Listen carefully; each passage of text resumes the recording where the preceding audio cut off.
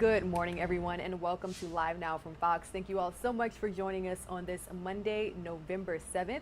I'm your host, Rain Augustine.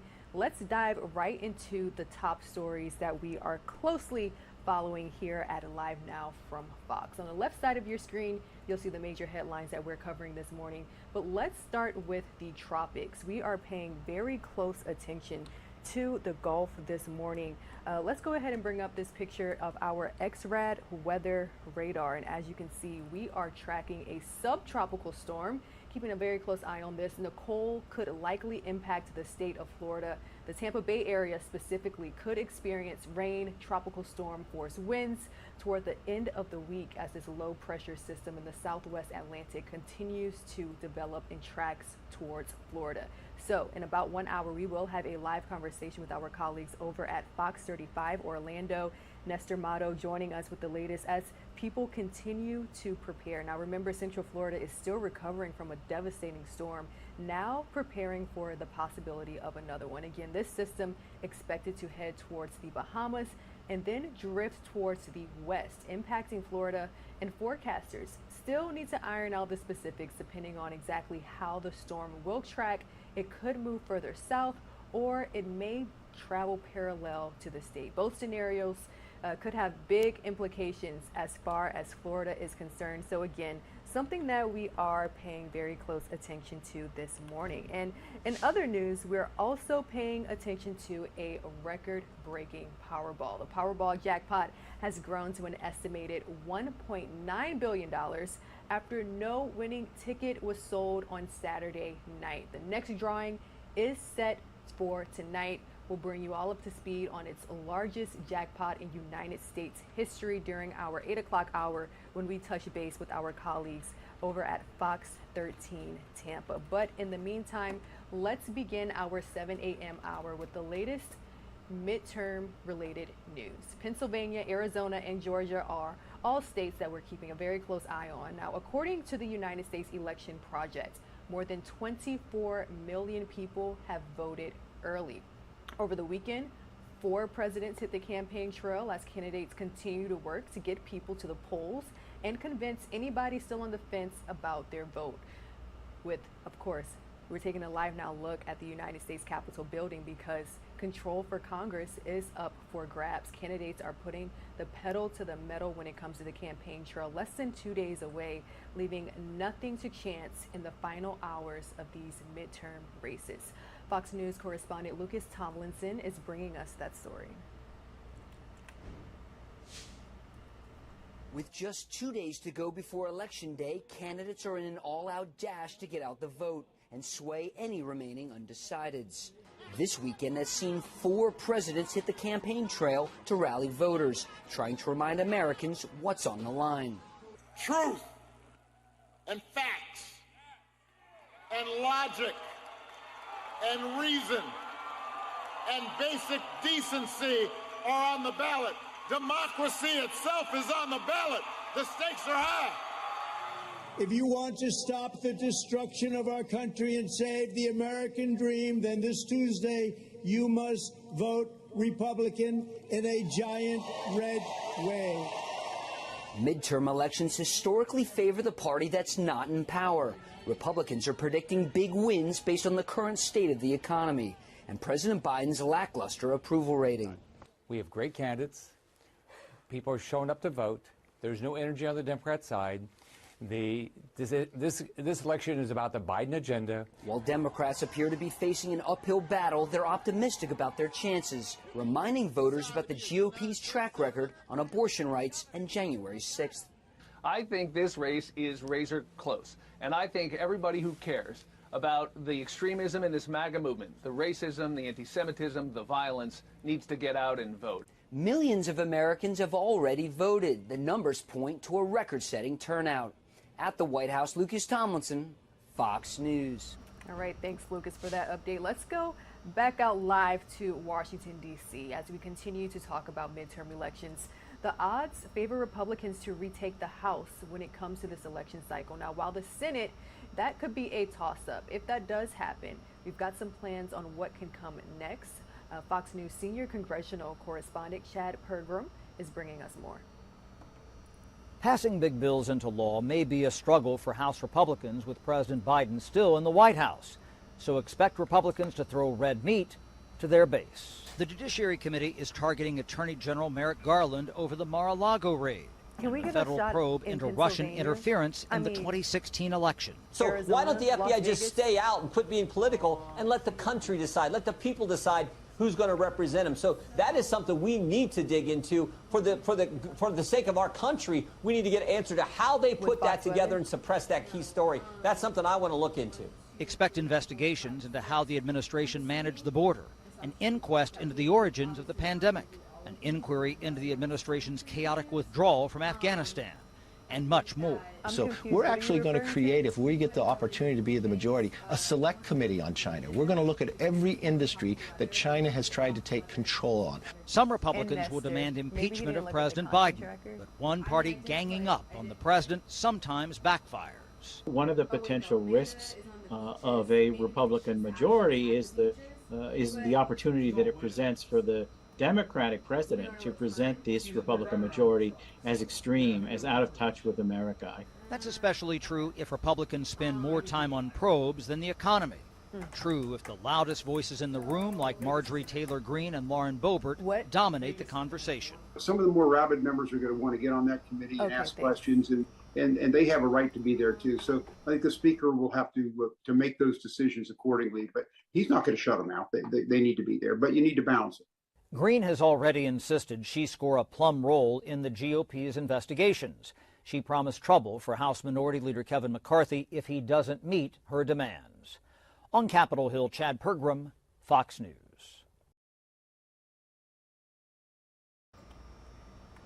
All right, a huge thank you to Chad for bringing us that report as we continue to discuss midterms. We are taking a live now look from Las Vegas, and that is where our next story is coming from. We know that the state of Arizona is also a state that we are paying very close attention to. Let's dive into that story. We stopped in 13 rural communities across Nevada before stopping in Las Vegas this afternoon. Some of those areas have a population as small as 100 people. What we're hearing from some of these voters we spoke with is that they often feel overlooked in elections. Raise the bus, everybody! Candidates are squeezing in last-minute campaign events to target every voter. This week, U.S. Senate candidate Adam Laxalt drove 1,100 miles across the state in just 4 days. Fox News followed behind. One of the stops was Eureka, Nevada, a population of about 400 people. Our vote is just as important as anybody else's vote.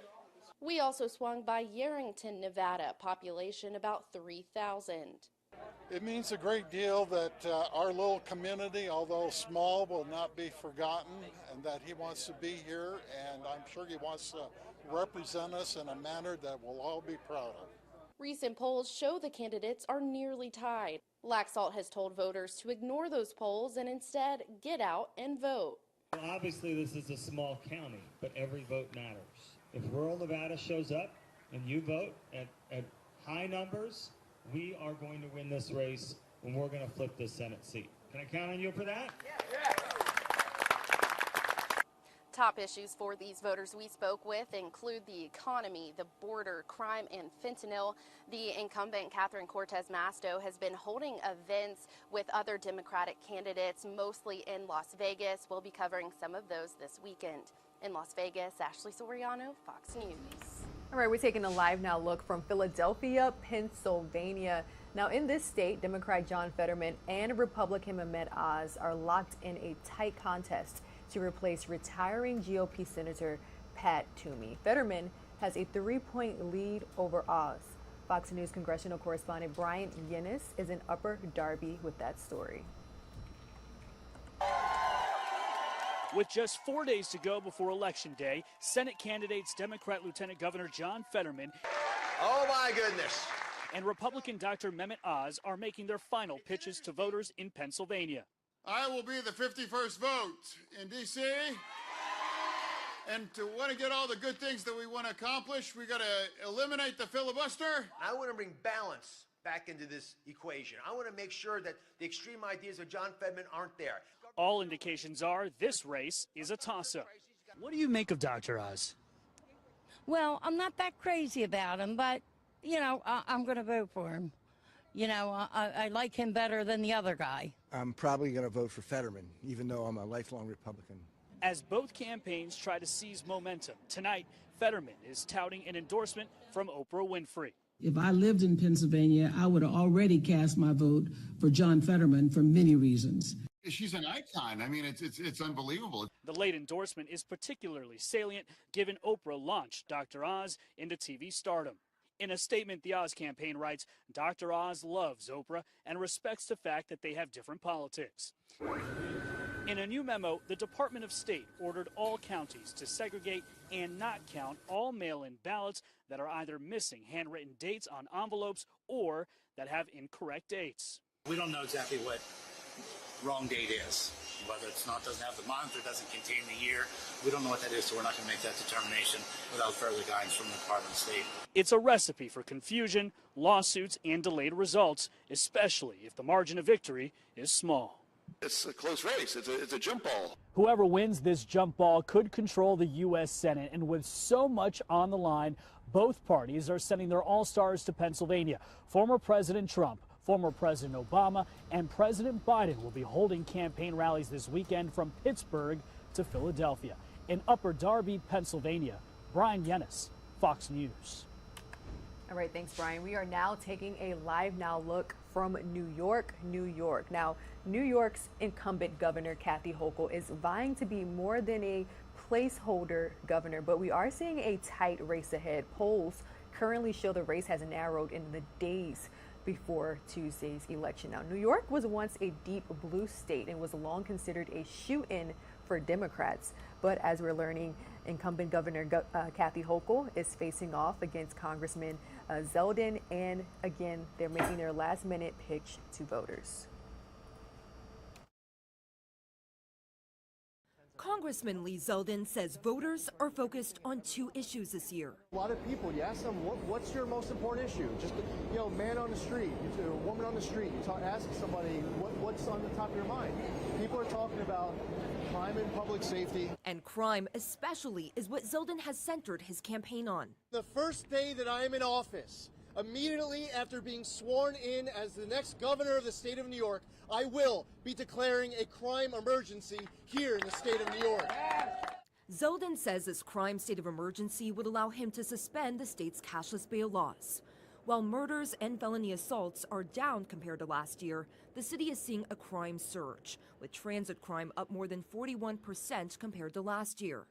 And according to Zeldin, the leading causes are bail reform and Manhattan District Attorney Alvin Bragg, who Zeldin says he would fire immediately. We asked Zeldin how he would tackle crime on the subway. I think that it's really important to have more law enforcement. I think it's important to enforce fare jumping. Day one memo of Alvin Bragg, he said that he wasn't going to enforce that at all. Some people, when they ride the subway, they're Jewish, they take their yarmulke off because they're afraid of being attacked. Zeldin says part of cleaning up the subway is also clearing out homeless individuals who are at times camped out next to or on the trains. You shouldn't be able to loiter and do that. The people, they're not clothed, they're laying down. This is not a place for people to be participating in activities other than moving from point A to point B. Zeldin has also focused his campaign on across-the-board tax cuts, saying he would get rid of the state's personal income tax and the estate tax. He also wants to make the state friendlier to businesses and have home ownership in reach for most New Yorkers. They want a good paying job. They want to be able to afford to pay their bills. What is the American dream for that New Yorker? Often includes home ownership, wanting to have a family, wanting to be independent. Zeldin has been clear that he is pro-life, a position that his opponent, Governor Kathy Hochul, has criticized him for. But he also says he won't mess with New York's abortion laws already on the books. Would you use any sort of executive action to roll back any abortion protections in New York? My commitment is that the law that was passed a few years ago that codified far more than Roe, I will not change. While Zeldin was serving as a congressman, he did vote against certifying the 2020 presidential election. But when it comes to elections here in New York, Zeldin says he believes they are fair and free. New York actually has a lot of laws that are on the books to ensure election integrity. Now, I'm someone who does support voter ID, and even regardless of that conversation, if you just look at the laws that are on the books, there are actually a lot of laws to ensure election integrity that don't even exist in a bunch of other states. Hochul's campaign has also criticized Zeldin on his alleged ties to far-right groups. Zeldin took a meeting with the Long Island chapter of the Oath Keepers in 2015. Also volunteering for his campaign is a Long Island Loud Majority, which has been labeled an anti-government group by the Southern Poverty Law Center. We asked Zeldin about the Long Island Loud Majority and if he condemns right-wing extremism. I would just say it's important to meet some of these people, ask them 1,000 questions. And I'll tell you what, I've met a whole lot of people when your takeaway, Morgan's takeaway will not be that that person is a right-wing extremist. Zeldin has momentum on his side. While still trailing Hochul in the polls, Real Clear Politics has now labeled the race as a toss-up. We can be in charge of our own government. We need to take control of our own future as voters in these final days. Make sure we all come out and vote. I'd be honored to serve as New York's next governor, and I believe that I would do a great job. We're keeping key states top of mind as we are just one day out ahead of midterm elections. Let's continue to bring you all some news from Washington, D.C. We're taking a live now look from the White House. And the White House is on defense after President Biden's comments on coal plants on Friday. Even a senator in the Democratic Party is criticizing the statement. Fox News correspondent Lucas Tomlinson is at the White House with more.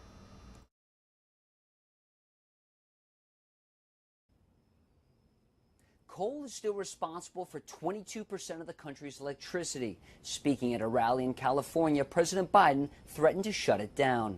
It's also now cheaper to generate electricity from wind and solar than it is from coal and oil, literally cheaper. We're going to be shutting these plants down all across America and having wind and solar.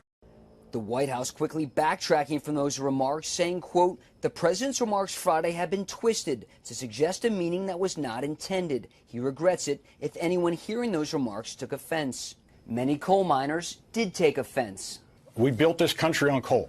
We won 2 world wars on coal, and now all of a sudden it's a bad word, and I don't understand why a complete party in the United States can't understand that. Also taking offense, West Virginia's Democratic Senator Joe Manchin saying, quote, comments like these are the reason the American people are losing trust in President Biden. It seems his positions change depending on the audience and the politics of the day. Here's North Carolina GOP Senate candidate Ted Budd. You know, that's shoving more of that agenda down people's throats, and that's not where they are. Look, if you want to produce energy, then you produce it here in the United States. If you produce or manufacture here, we're twice as clean as anywhere else around the world. You know, China's not going to comply with this. President Biden will spend the last day before the midterm elections campaigning in Maryland. At the White House, Lucas Tomlinson, Fox News. Turning our attention to international headlines, more Russian attacks are hitting Ukraine amid new warnings about the energy situation in the country after recent Russian assaults on the power grid. Officials this weekend are warning that the stepped-up emergency and blackouts of power. Fox News correspondent Greg Palcock is in Kyiv, Ukraine, with the latest. When night falls here in Kyiv, the latest front in the Ukraine war is revealed. Amid Russian attacks on the electric grid here, energy conservation, power outages, blackouts, darkness. 500,000 people without power in Ukraine's capital this past week, 5 million nationwide. More shutdowns announced. Civilian infrastructure hit by Russian missiles and drones as Moscow's battlefield progress slows. Militarily, it is absolute nothing. But yes, that can cause a lot of suffering for civilians. Most of the power plants of Ukraine's biggest private utility damaged nearly half of its power lines, which workers race to repair. A sign of dangerous times, the company's CEO has to speak with us in a bomb shelter during an air raid alert. We have no choice to defend our country and to find a solution to keep lighting on, keep this country being heated, and keep our people in the country to fight. Utility CEO Tim Chenko warns us of a humanitarian catastrophe if Ukraine can't get a handle on these Russian attacks. They have their hands full. In Kyiv, Greg Palcock, Fox News.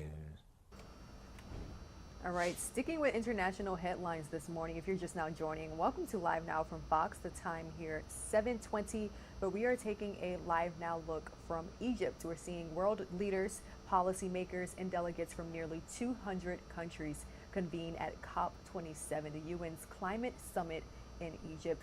Let's listen in for a few here, live, raw, and unfiltered. Contribute at least 10 cents in every dollar of profit to a loss and damage fund. This is what our people expect.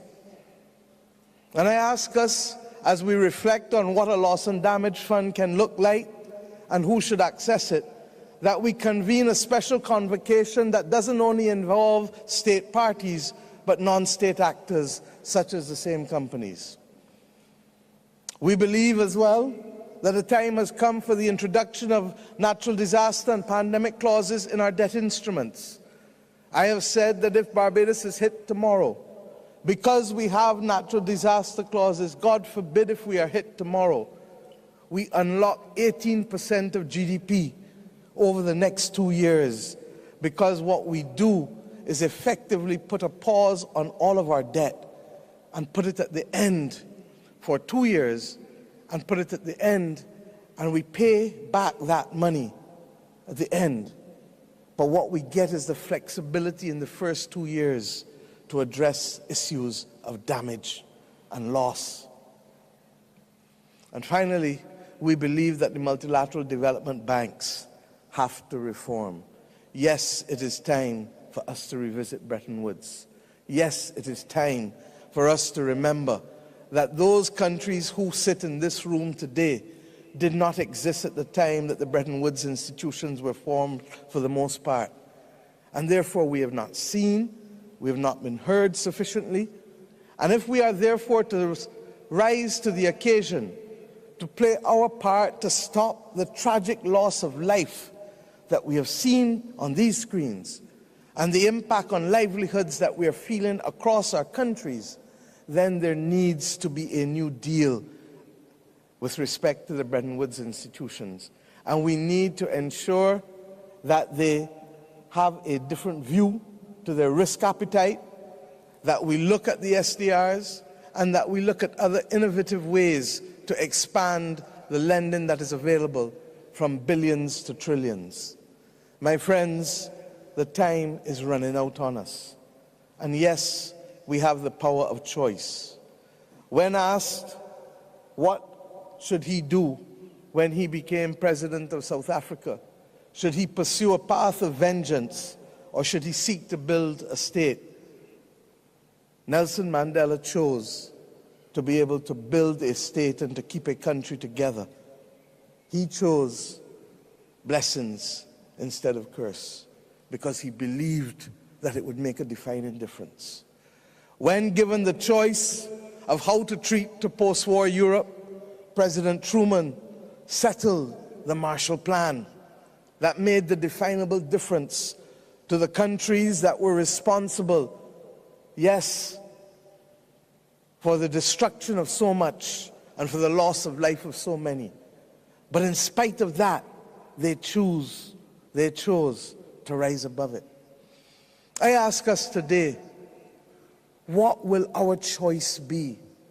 We have the power to act or the power to remain passive and do nothing. I pray that we will leave Egypt with a clear understanding that the things that are facing us today are all interconnected. I thank President El-Sisi for his comments that there needs to be peace, because countries like ours continue to suffer as a result of a war that we have no part of, and a war that we want to see come to an end.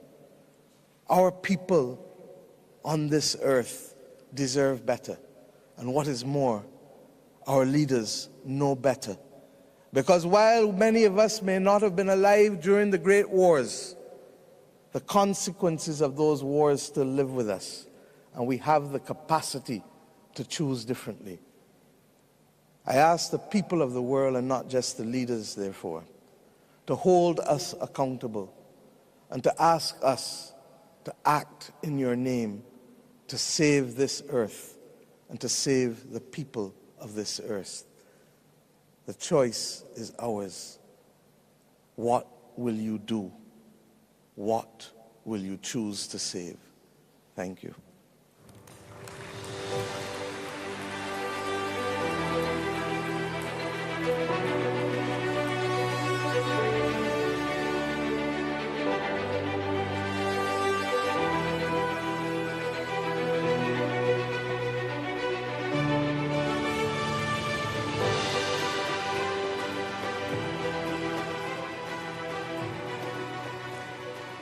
شكراً للسيدة ميا موتلي رئيسة وزراء دولة بربيدوس. هناك العديد من الطرق للتعبير عن هذه الظاهرة التي تهدد العالم أجمع. البعض يسعى بفكرة أو مبادرة، والبعض الآخر يستخدم تطبيقاً عملياً للتغيير، وهناك أيضاً من يعبر عنه بالفن والإبداع.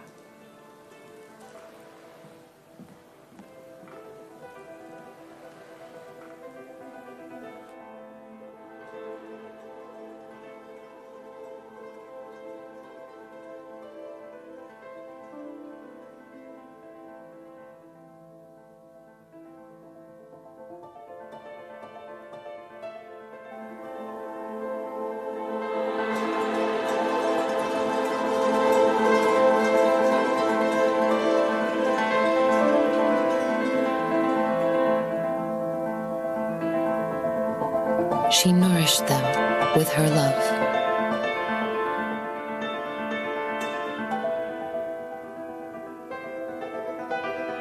They were hungry for more.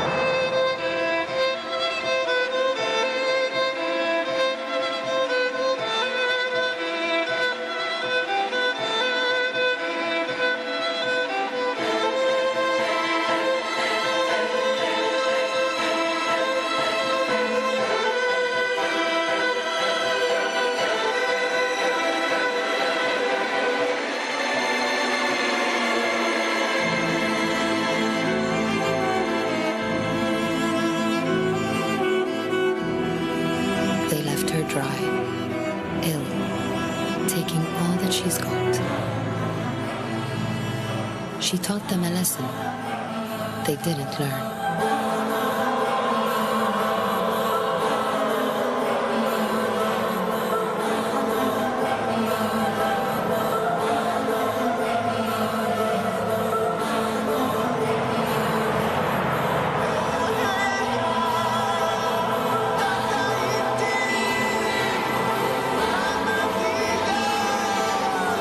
Instead of loving her, they flood her with hurt.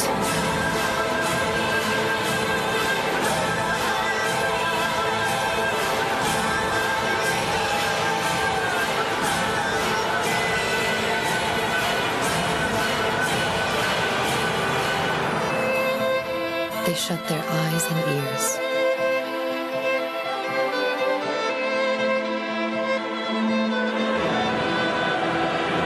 They sit back and watch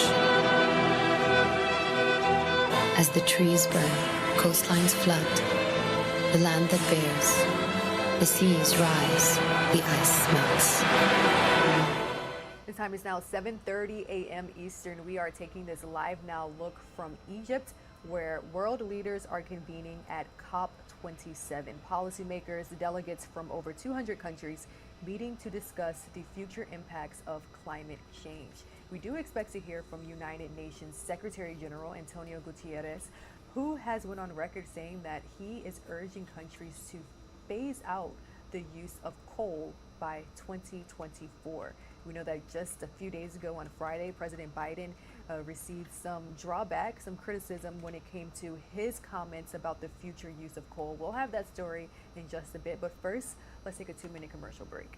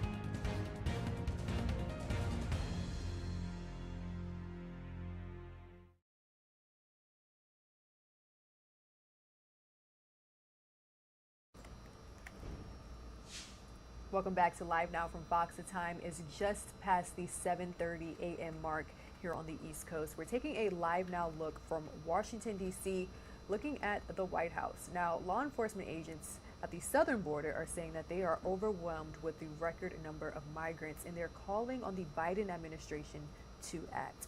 Fox News correspondent Bill Malusian has the latest from Eagle Pass, Texas.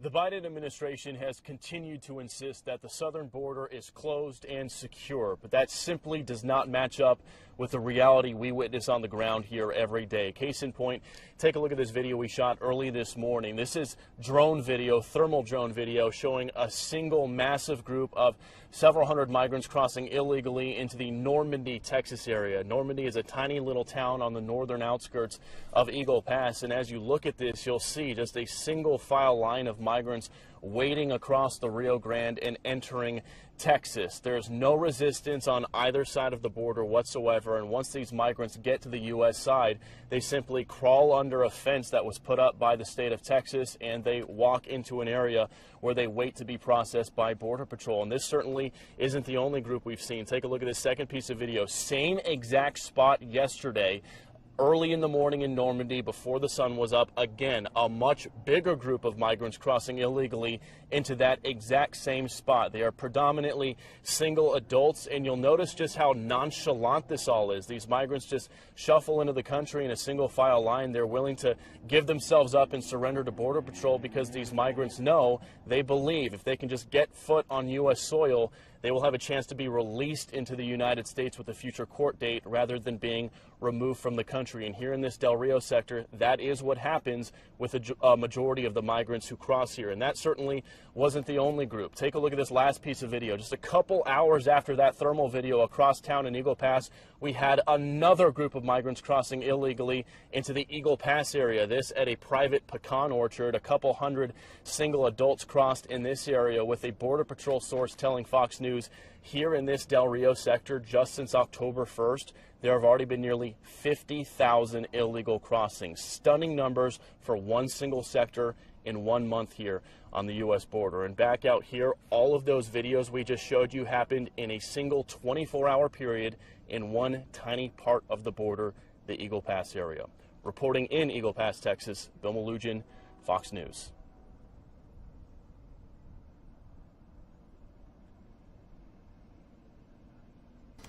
All right, a huge thank you to Bill Malusian bringing us that update.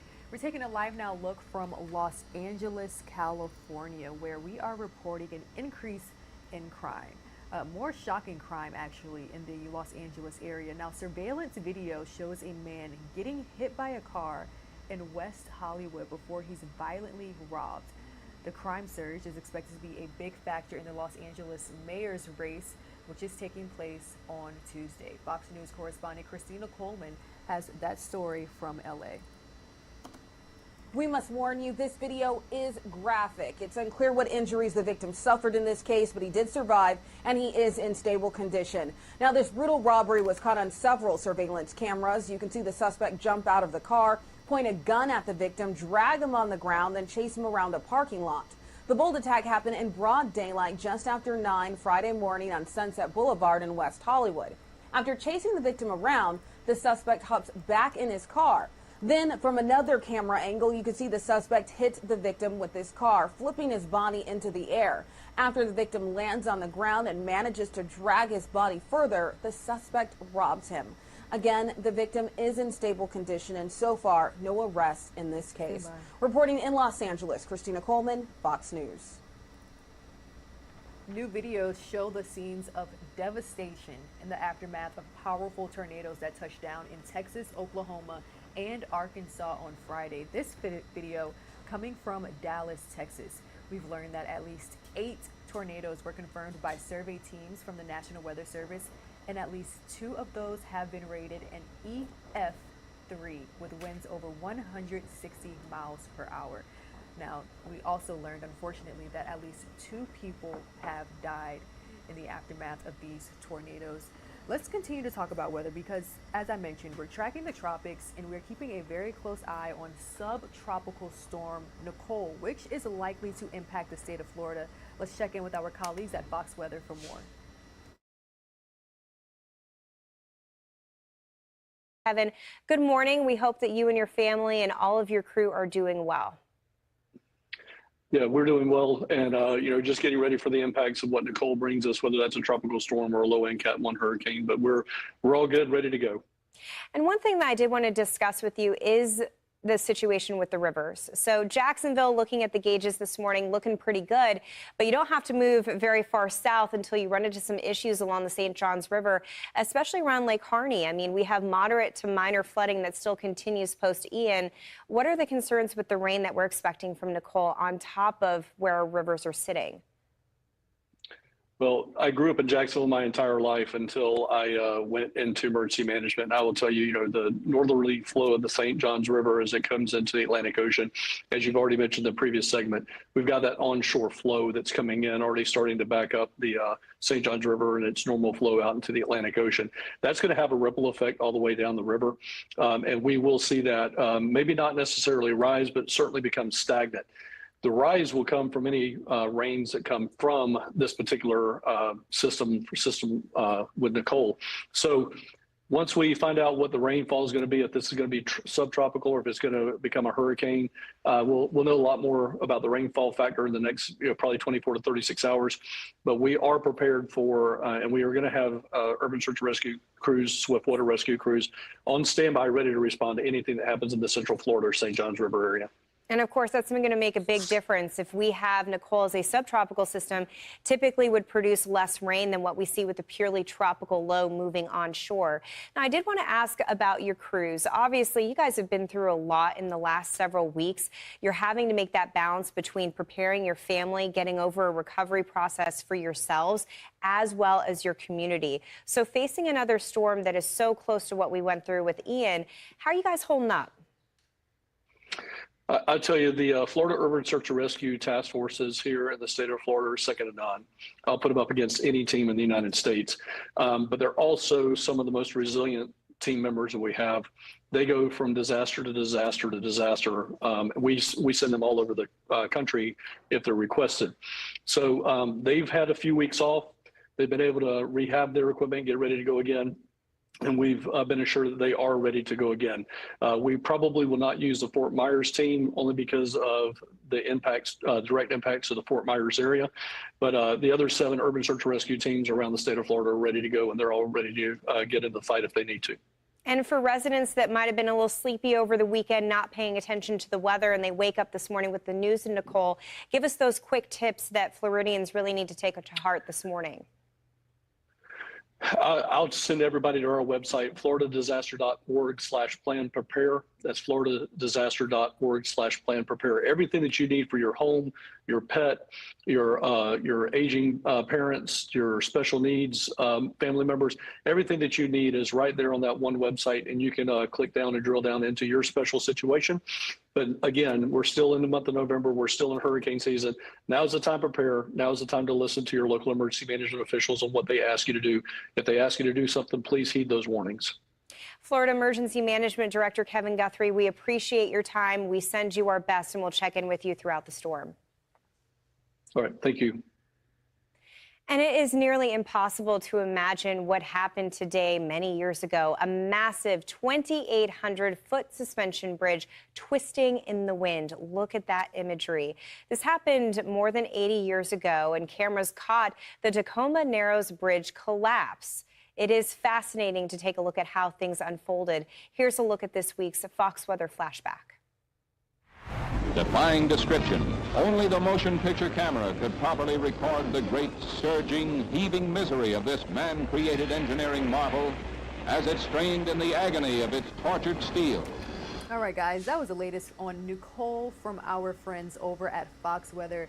Again, in about at 8:15 Eastern Standard Time, we will have a live conversation with our colleagues at Fox 35 Orlando. They're bringing us the latest on how Central Florida is bracing for this potential tropical storm. We know that Central Florida is still in recovery mode following Hurricane Ian. So, of course, we'll ask how communities and residents are doing in that area when we have that live conversation with Fox 35 Orlando's Nestor Mato. The time is now 8:42 a.m. Eastern. We'll have more top stories in just 2 minutes.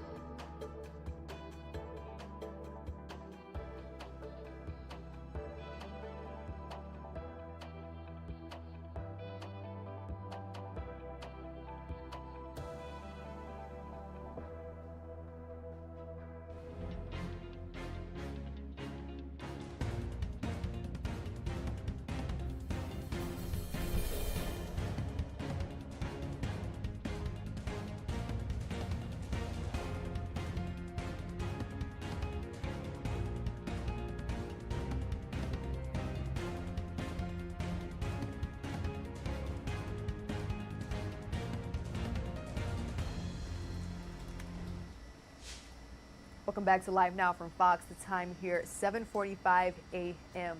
Let's talk about Twitter. New Twitter CEO Elon Musk is walking a tightrope in his first days at the helm as he tries to balance concerns from advertisers with his promises to protect free speech.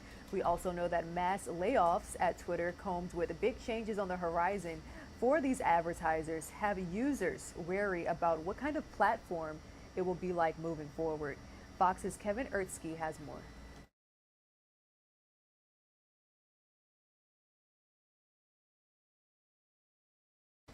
Just over a week into Elon Musk's tenure at Twitter, it's still unclear what kind of platform it will be under his watch. Friday saw the biggest changes yet at the social media giant after the company laid off nearly half of its workforce. Employees learning of the development via a mass email. I found that my work laptop was remotely wiped and access to Slack and Gmail revoked. Musk has vowed to loosen the platform's restrictions on speech, but it's still unclear exactly what that will look like. More than a dozen advocacy groups have written an open letter to Twitter's top 20 advertisers, asking them to put their deals on hold or pause until Musk clarifies what changes he plans to make. This doesn't seem right because we've made no change in our operations at all. Moderation rules and hateful conduct rules have not changed, and we're continuing to enforce them. The New York Times reports that Musk's planned changes to verified users won't come until after the midterms. Musk wants to charge those users a monthly fee for the privilege of that blue check mark, an idea that's gotten a mixed reception. These famous people, they could still just use it and not have the check mark. Buying a verification seems absurd to me because it is like against the point of a verification. It's possible that Twitter could fail if Musk makes the kinds of changes that pushes a lot of people away. Kevin Uretsky, Fox News. There was a brief hearing for the man accused of attacking Speaker of the House Nancy Pelosi's husband a little more than a week ago. As the investigation continues, there are calls for lowering the heated political rhetoric. Fox News correspondent Lauren Blanchard has more on where the investigation stands from Washington. The man accused of attacking Speaker of the House Nancy Pelosi's husband with a hammer waived his right to appear in a San Francisco courtroom Friday. This is an extremely dangerous individual who we want to make sure goes to prison. 42-year-old suspect David DePape is facing both state and federal charges, which, if convicted, could mean a decade or more behind bars. He has pled not guilty to the state charges and has not yet appeared in federal court. 82-year-old Paul Pelosi left the hospital on Thursday and is recovering from a fractured skull and injuries to his arm and hands. Thank you for your kind words, your prayers, and your good wishes for Paul. It's going to be a long haul, but he will be well. The Capitol Police say the cameras at the Pelosi's home were not being monitored during the attack because Speaker Pelosi was in Washington, D.C. at the time. They said they are fast-tracking efforts to further protect members of Congress, adding a significant change that will have an immediate impact will be for people across our country to lower the temperature on political rhetoric before it's too late. There's no doubt the temperature is way too high. People take every issue incredibly personally, and some issues can be personal, but not to the level of I disagree with you, I don't like your politics, so I'm going to physically attack you. A preliminary hearing for DePape is set for December 14th when witnesses could have the chance to testify. In Washington, Lauren Blanchard, Fox News. The investigation continues into the death of pop star Aaron Carter, found dead in his bathtub in California. Fox News correspondent Christina Coleman has the latest. Authorities reportedly received a 911 call Saturday morning from a house sitter who said a man drowned in a bathtub. Officers then responded to the home in Lancaster, a city about 70 miles north of Los Angeles. Multiple sources report the individual found in the bathtub was 34-year-old singer-turned-rapper Aaron Carter. Authorities do not suspect foul play, and the cause of death is under investigation. The music world and Carter's family and friends now coming to terms with his death. The singer's brother, member of the famed Backstreet Boys, Nick Carter, writing on Instagram this morning, quote, "My heart is broken. Even though my brother and I have had a complicated relationship, my love for him has never ever faded. The truth is that addiction and mental illness is the real villain here. I will miss my brother more than anyone will ever know." Aaron Carter started his career at just 9 years old and rose to fame in the early 2000s with smash hits like I Want Candy and Aaron's Party. Despite his success, Aaron Carter did have some tough times. He was open about his struggles with substance abuse, addiction, and mental health. He had some legal troubles and strained relationships in the past with several family members, including older brother Nick, who filed a restraining order against him in 2019. Aaron Carter leaves behind a young son named Prince, who was born just last year. Reporting in Los Angeles, Christina Coleman, Fox News. Continuing our coverage of the death of Migos rapper Takeoff, who was killed last Tuesday morning in downtown Houston. We're hearing a first-hand account from a nurse who heard the gunshots the night that Takeoff was killed, and she's now sharing more about what happened and her fast action to help. And I heard pow, pow, pow, pow, pow, and it stopped, and I went, that's so weird. So I got up in my pajamas, go over to the balcony. My neighbors were underneath me. I said, did y'all hear that? A little after 2:30 a.m. on Tuesday morning, a local nurse we'll refer to as Jane heard the gunshots from the Green Street entertainment area. She lives nearby. She says her faith and her 30 years of nursing experience compelled her to run towards the scene. She heard Takeoff's uncle and Migos bandmate Quavo screaming for help and seeing the 28-year-old on the ground with a gunshot wound to the head. I looked at him. His head was this way and up, and his eyes were rolled back and fixed. The uncle was very distraught. I mean, after I told him, I said, no. And I started crying, and he grabbed me, and he's like, please, please. And I started bawling. Many social media comments from fans questioned her decision, wondering why she didn't perform CPR. That would not be appropriate, especially with a gunshot wound. You would never do CPR because you would be circulating the blood, and the blood would go right out of the hole. So the first thing to do is to put pressure on the wound. We also have more information on the male victim who was shot and then left the scene. We're told TMZ confirms it with police that it was Quavo's longtime assistant who was shot. He's suffering non-life-threatening injuries, but as of last night, still remains in the hospital. Reporting from Houston, Sherman DeSalle, Fox 26 News.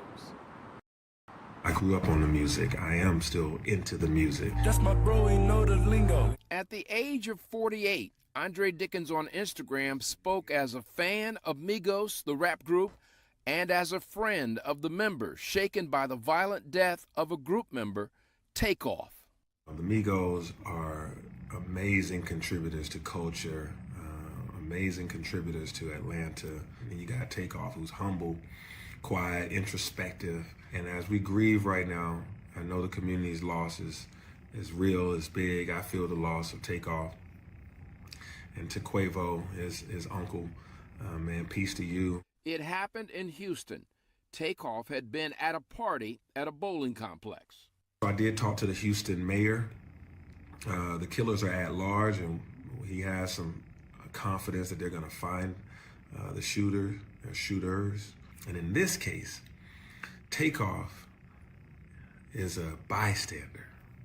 This was unintended. He was not the target. This is innocent bystander's life is lost. That's devastating. The mayor revealed he's frequently in contact with Takeoff's uncle, group member Quavo. Mayor Dickens then spoke broadly on the topic of senseless violence.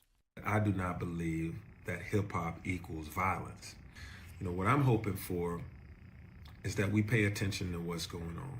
There's too many guns out here in our communities, and guns plus mad, people being mad, equals bad outcomes. So I'm asking us to focus on stopping the violence. I'm Morris Diggs, Fox 5 News.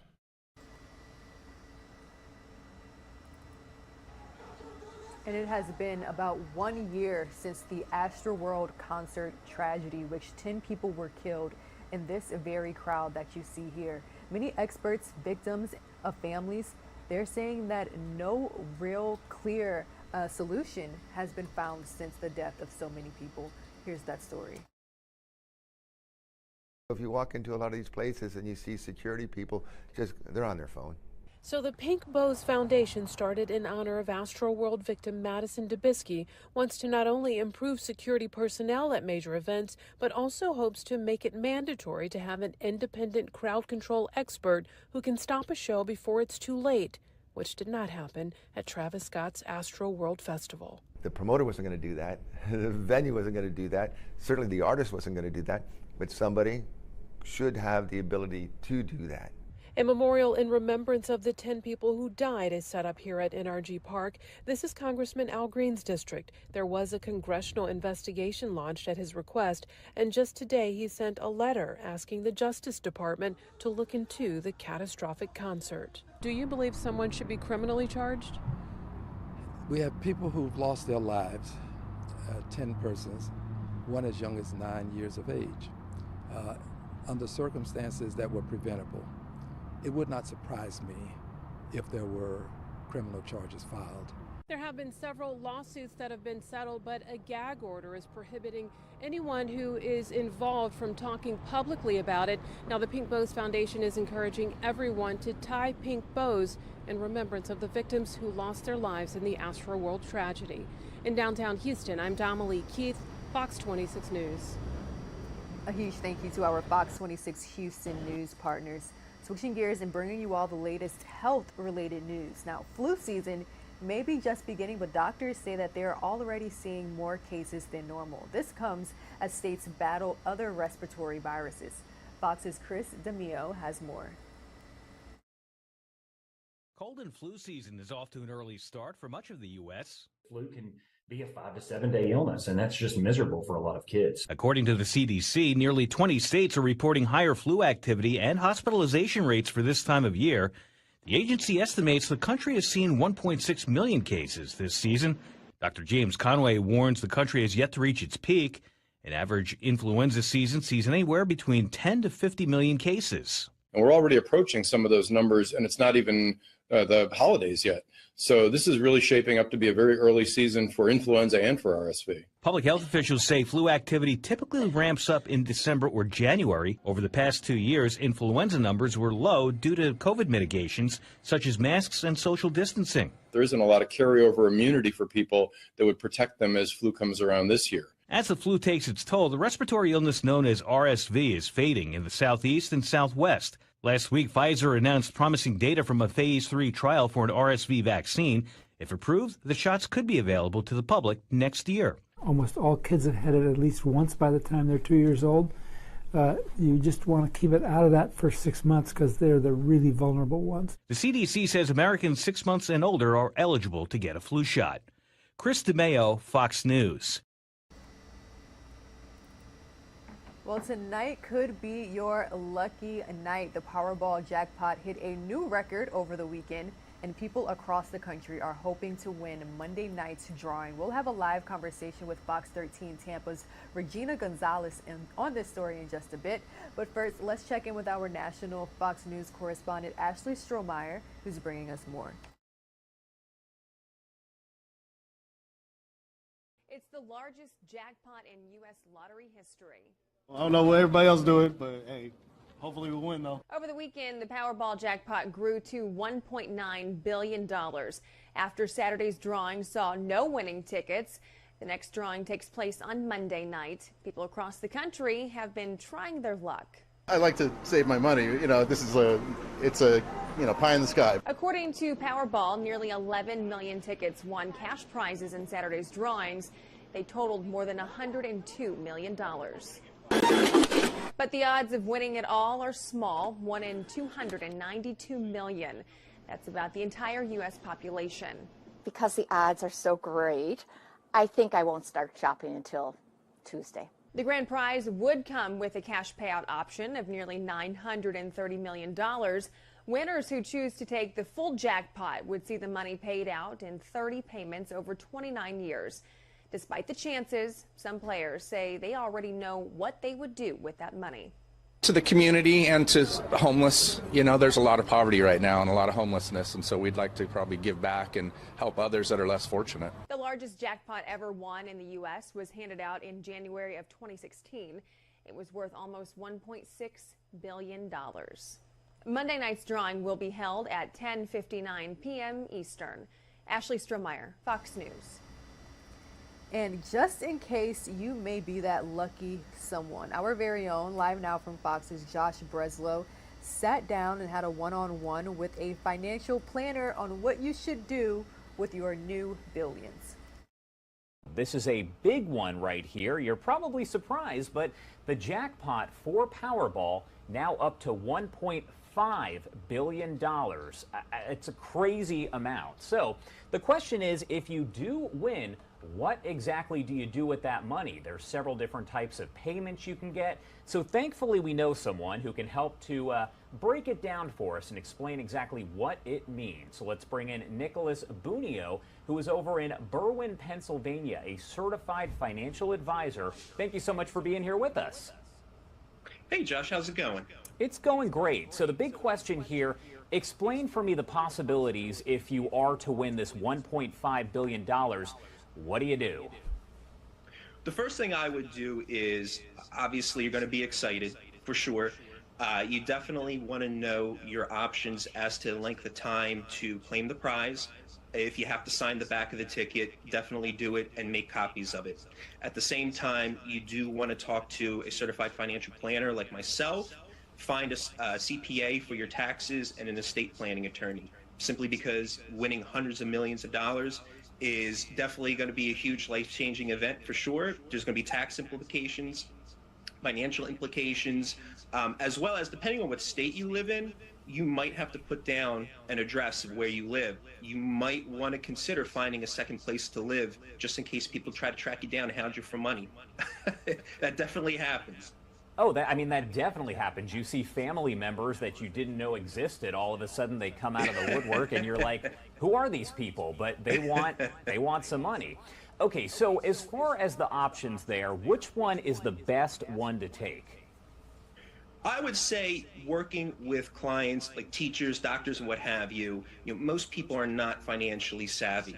And also, unfortunately, whether you're a lottery winner, an entertainer, NFL, NBA player, people making a lot of money, falling into hundreds of millions of dollars, they do have the potential to be taken advantage of. People do make mistakes. I'm sure whoever wins this, $1.5 billion is going to want to buy a nice house, maybe some Ferraris or what have you. They might make financial mistakes, and if it were me, I would take the annuity option. You get it paid out over 30 years, but you've got 30 years of potentially making financial mistakes that you can overcome. Taking the cash option, which is that lump sum option for whatever that number ends up being, it's going to be a couple $100 million. You could spend it all, and there's a lot of lottery winners who take the cash option and they just overspend it, and within a few years, it's all gone. And you hear those horror stories from people who say, I won the lottery and I'm actually worse off than I was before. What is it that actually leads to that? First of all, it's overspending for sure. They're buying 10 cars, multiple homes, what have you. And to be perfectly honest with you, it's also not just bad investment decisions. It's also, as you said, people are coming out of woodwork, friends and family who you never even thought of, were there, are asking for money. Maybe you want to do the right thing and try to help out a friend or a family member, save their failing business, but millions of dollars later, it still goes bankrupt or what have you. It's overspending, making bad financial decisions, and honestly, we've all made bad financial decisions here and there. So I'd rather hedge my bet and say take the annuity option. You're still going to be a very wealthy person, bringing in millions of dollars every single year. So I win all this money. What do I do first? I would definitely talk to a certified financial planner, a CPA, and an estate planner. You're going to have taxes to pay regardless of what options that you do. There's going to be income taxes, both federal and state. You might also have a tax to pay, depending on your state, for just winning the money, like a lottery tax. And you also might have an estate planning tax to worry about. If you do one day pass away, who's going to inherit that money? Your kids, grandkids. I'm sure you don't want them to spend hundreds of millions of dollars either. I would definitely talk to those three type of people, and certainly work with someone that you trust. It's not just the designation or the title. Go with your gut instinct. If you feel like that person's just trying to work with you for your money, that's probably a bad sign. So I need a financial planner. Do you know a guy? Right here. That's good advice, for anyone out there. If you need one, there's one right there on your screen. Okay, so anything else that you want to add about this before I let you go? No, like I said, you're going to be excited, whoever wins it. But, take your time with it. Don't rush out to do something. And personally, if it were me, I would not make it public. You don't want to fall into that trap of, like I said, stars, entertainers, they're very susceptible to people taking advantage of you. I would not make it public. I would keep it as quiet as possible. All right, Nick, thank you so much. I appreciate you joining us to kind of break it down for us. Have a great day. You too. This is a big one right here. All right, You're probably and in other news, as COVID assistance to renters runs out, more people are being evicted from their homes. A federally funded legal aid group says that there has been a surge in eviction filings across the country. Housing advocates say that the problem will worsen as federal rental assistance comes to an end. As more families have trouble keeping up with inflation, we do expect this to increase. So evictions are plummeting during the pandemic as moratoriums kept renters from being evicted. They're now expiring. So the Treasury Department says that less than $7 billion out of $46.5 billion remains on renters' assistance. And to stay on the topic of consumer news, we know that the holidays are approaching, but inflation keeps hurting Americans. In a recent survey that shows more people are changing their plans this holiday season. The poll by the insurance company Mass Mutual found that the most Americans continue to adjust their lifestyle due to the ongoing inflation. The report also shows that 63% of people don't have plans to travel during this holiday season. 59% of respondents admitted that they are delaying important purchases as well. The data also shows that close to 2/4 of responses are taking money from their savings and using it in everyday spending. The time is now 8:06 a.m. Let's take a 2-minute commercial break and we'll have a recap of your top stories in 2 minutes.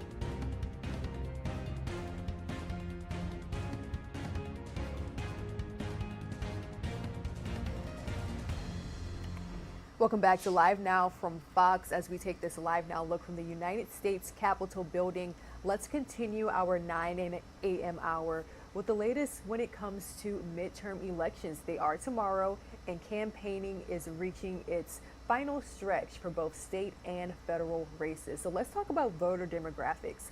Live Now from Fox's Shirley Desker-Beth is bringing us the impact of the Black vote. You're watching Live Now from Fox. Well, candidates are out on the campaign trail for that final push ahead of the midterm elections. They want your vote, but how are Black voters feeling about all of this? Well, for more on this, we're joined by Cameron Trimble. He's a former digital engagement director for the Biden administration and the founder of Hip Politics. Hey, Cameron, thanks so much for joining us. So let's dig right into this. Tell us, what are some of the issues that Black voters are most concerned with right now?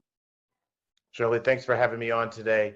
Number one is it's still the economy. Pocketbook issues affect us all, including Black voters, and folks are really starting to feel the squeeze this year. So pocketbook issues always lead. In addition to that, definitely racial justice, climate justice, and also economic justice are top of the list and top of the mind for Black voters around the country. All right, and we have seen President Biden and former President Barack Obama out on the campaign trail to garner support for members of the Democratic Party. Tell us, has the Democratic Party delivered on their promises for Black voters? They actually have. The Biden-Harris administration, if you really dig into it, has been one of the most successful legislative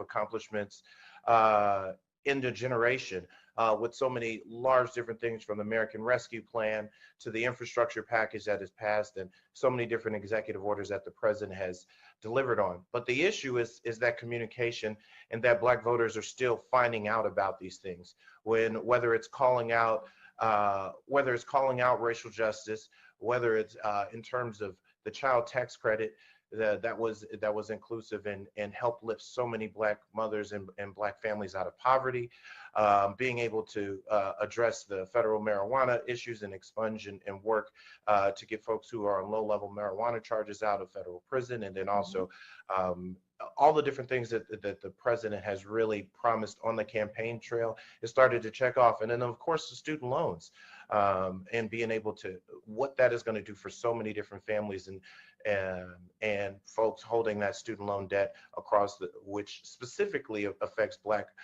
voters and Black folks, and even definitely Black women. For sure. All right, Cameron. So let's go a little deeper here. What's at stake this midterm elections for Black voters and even Latino voters? I would take what's going a little deeper. What's really at stake is, and not to understate this, is our democracy. What we've seen in this whiplash over these last 2 years, if you really think about the bookend of the start of this administration, started with the former president whipping all these folks up in January 6th, an attack on our democracy, attack on our Capitol, literally attack on the then sitting vice president, and a threat there.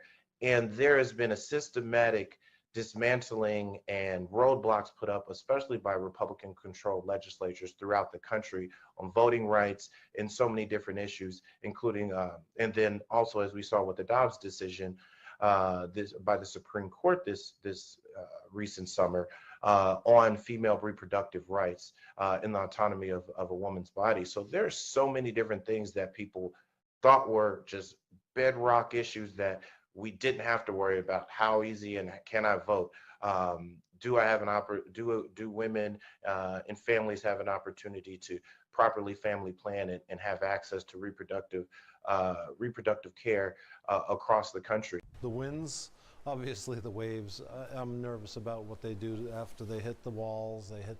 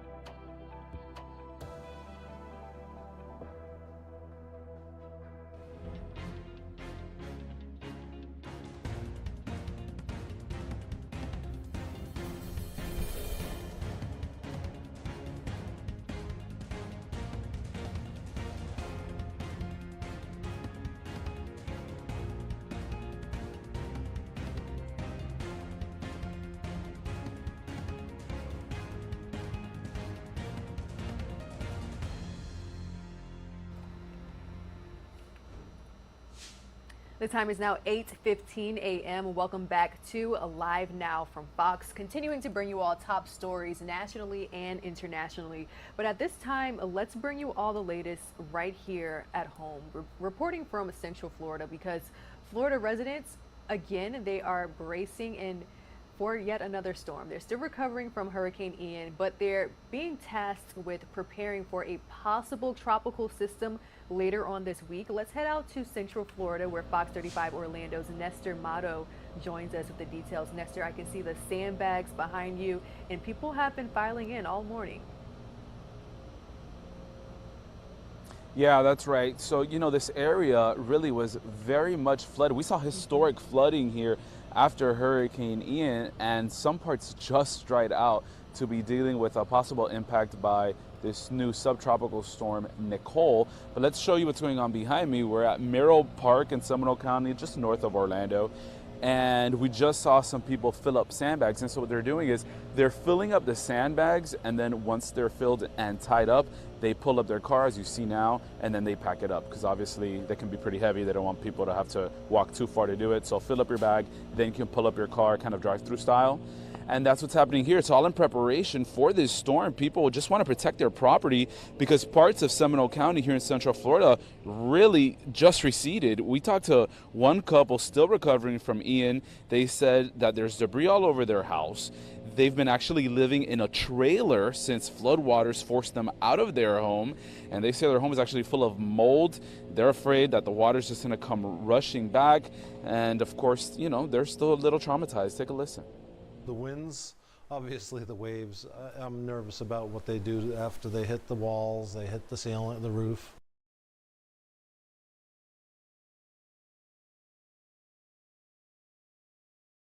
And then right before the Thanksgiving holiday too, that's the other thing to remember. But as you can see, folks here are really trying to prepare. Nestor, so as you know, Live Now from Fox is broadcasting from Orlando, Florida, and you're not too far away from where we live. I remember last week driving by Crane's Roost in Altamont Springs, and the pier, I noticed the water, as you mentioned, was finally receding. It was covering the walkway. Have you spoken to any community members that are pulling up once again, filling their bags with sand, preparing for the worst? What's the sentiment like? Yeah, so their fear is that because so many of these lakes have been, you know, over their banks and they just now receded, they're still really full though. So they're afraid of what the water can do just because the ground is still so saturated, still so wet from Hurricane Ian. So really what they're trying to do is prepare for the worst, but hope for the best. All right, Fox 35 Orlando's Nestor Mato, thank you so much for joining us. If you're just now tuning in, we are taking a live now look from our X-Rad weather radar, and we are tracking the tropics yet again, keeping a very close eye on Nicole. As you see this forecast on your screen, we are tracking Subtropical Storm Nicole, which could possibly impact the state of Florida. The Tampa Bay area, as well as areas throughout Central Florida, really will likely experience rain and tropical storm force winds towards the end of the week. So we are in touch with all of our Central Florida residents and our colleagues over at Fox Weather, who are continuing to bring us the latest. We also want to touch on a story that we first broke for you all over the weekend. Much of central United States completely devastated by very powerful tornadoes.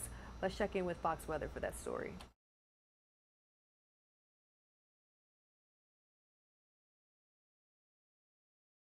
Into the mid-70s, and let's show you a look at some of those record temperatures all across the Northeast. New York, 75 degrees. That beat the old record of 74 degrees. Beantown, Buffalo, as well as Caribou, Maine, and even Burlington, Vermont, all hit the 70s yesterday. It was making it feel as though it was September rather than the first week of November. So hopefully you had a chance to get outside. A live look this morning at some of the temperatures here. We're pretty much in the 60s all up and down the I-95 corridor. So those of you in New York, 69 degrees right now. Baltimore checking in at 66 degrees. In Norfolk, Virginia, we're checking in at 67 degrees. But take a look at all of the cities that have the potential at hitting record high temperature for today. That includes Baltimore as well as Raleigh, Washington, D.C., and even the city of brotherly love. So part of the reason why we're seeing this is all because we got high pressure that is in control. And you see where all of the orange is? That means that we got abnormally warm temperatures across the region. So places like Hartford, Connecticut, Springfield, Massachusetts, even extending all the way down into Alexandria, Virginia.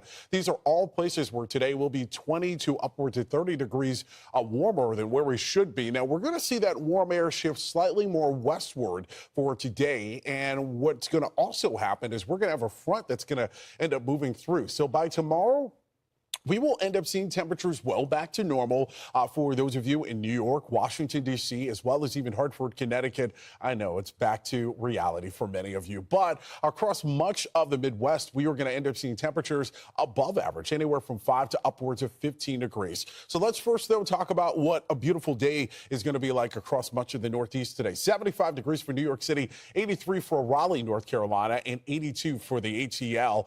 Mid-60s for those of you across central Ohio. Ohio, going down to 60 degrees for tomorrow, and then 57 for New York City, 49 degrees over in Portland. It's kind of like Mother Nature saw a state trooper there right on I-95, right? Oops, got to slow down there. 77 for those of you in Memphis, and then the middle part of this week, 55 for the Big Apple, 67 degrees for Columbus, Ohio, and Chi-Town will top out your 68 degrees there. Jane, I'm enjoying the beautiful weather. I don't know about you. You know, I enjoy it too, but 75 to 57, that puffer coat is going to be coming out tomorrow morning, that's for sure. Well, tomorrow's a big day across the country. It's election day. So let's break out what our forecast looks like. Northeast, absolutely beautiful. I mean, of course, we're going to see those temperatures fall. New York, we're talking the 50s. Washington, D.C., we're in the 60s. But otherwise, Mother Nature giving us a great day to head out to the polls. But we head a little bit further down to the southeast. Of course, we're keeping our eyes very closely on the forecast in places like Florida, where we could see a few scattered showers begin to move in. But otherwise, much of the region, we're warm, temperatures in the 80s. We have sunshine overall, looking very nice. Charleston up into Charlotte, 68 degrees, beautiful, crisp blue skies. I'd love to start that way, our beginning of the week. Now we head up to the northern plains where... All right, that was the most recent update from our news partners at Fox Weather. We are continuing to pay very close attention to Nicole, which could possibly impact the state of Florida yet again towards the end of the week as it approaches Florida as a subtropical storm. Fox 35 Orlando's Amanda McKenzie is bringing us more.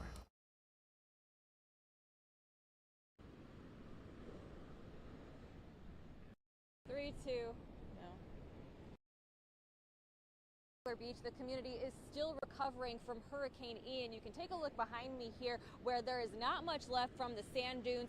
Signs saying Flagler strong, and this sidewalk roped off with yellow tape to prevent anyone from walking over here. This is what puts residents of Flagler Beach at most risk because of the storm surge that could wipe out the rest of the sand dunes, which act as a barrier. Last month, FDOT crews got to work pouring sand on what was left of the sand dunes along a 6-mile stretch to help build them back. Some areas were also reinforced with coquina rocks, but officials call it a Band-Aid fix and need more support than that.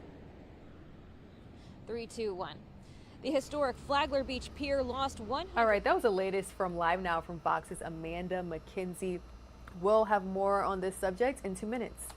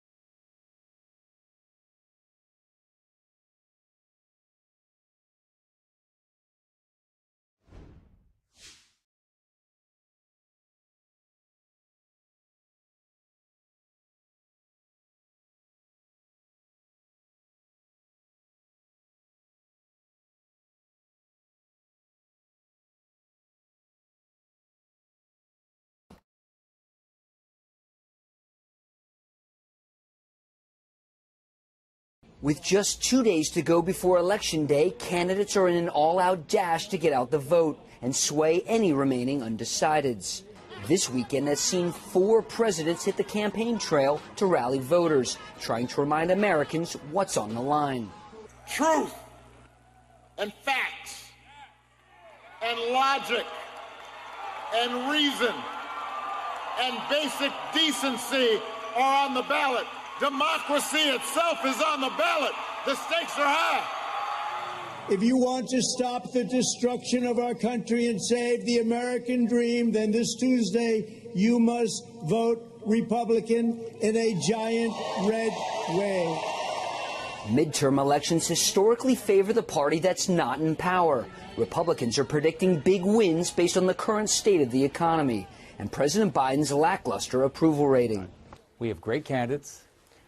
People are showing up to vote. There's no energy on the Democrat side. This election is about the Biden agenda. While Democrats appear to be facing an uphill battle, they're optimistic about their chances, reminding voters about the GOP's track record on abortion rights and January 6th. I think this race is razor close, and I think everybody who cares about the extremism in this MAGA movement, the racism, the anti-Semitism, the violence, needs to get out and vote. Millions of Americans have already voted. The numbers point to a record-setting turnout. At the White House, Lucas Tomlinson, Fox News. Just 1 day to go. Midterm elections are tomorrow, and the campaigning is reaching a fever pitch for both state and federal races. Fox News correspondent Doug Luzader has more from Washington this morning on where control of Congress could go down to just a handful of contests. President Biden campaigns today in Maryland, and he's likely to drive home the message he has repeated over and over again through the weekend. This election isn't a referendum on him. Pennsylvania, this isn't a referendum this year. It's a choice. Look, this election isn't a referendum, it's a choice. President Biden trying to establish a narrative on the campaign trail, but midterms are usually seen, at least in part, as a referendum on the party that controls the White House. Also on the trail, 2 former presidents, Obama and Trump, both of whom know firsthand how bruising midterms can be. And right now, our power rankings show Republicans are almost certain to win control of the House. The Senate, though, is still coming down to 4 toss-up races. Of course, all of this assumes that the polls are correct. And one pollster argues that Republicans often don't respond to surveys. I've said from the very beginning, I think that the Republican turnout will exceed anything even we have predicted. So how big that wave is will yet to be seen because we just can't measure them. But whatever the ultimate outcome, we may still be searching for answers on election night. You might be able to know pretty quickly that the House, what that is going to look like. But on the Senate side, if we don't have results from Pennsylvania, and if Georgia's going to a runoff, you still might not know, possibly until early December, who's going to control the chamber. Also making predictions more difficult. While the polls in many races are tightening, more than 40 million Americans have already cast their ballots. In Washington, Doug Luzader, Fox News. So it's possible we may not know until December, but reports are saying that the odds are in favor for Republicans to retake the House in midterm elections. Now, if that happens, here's what we can expect. Here's Fox News senior congressional correspondent Chad Pergam. Passing big bills into law may be a struggle for House Republicans with President Biden still in the White House.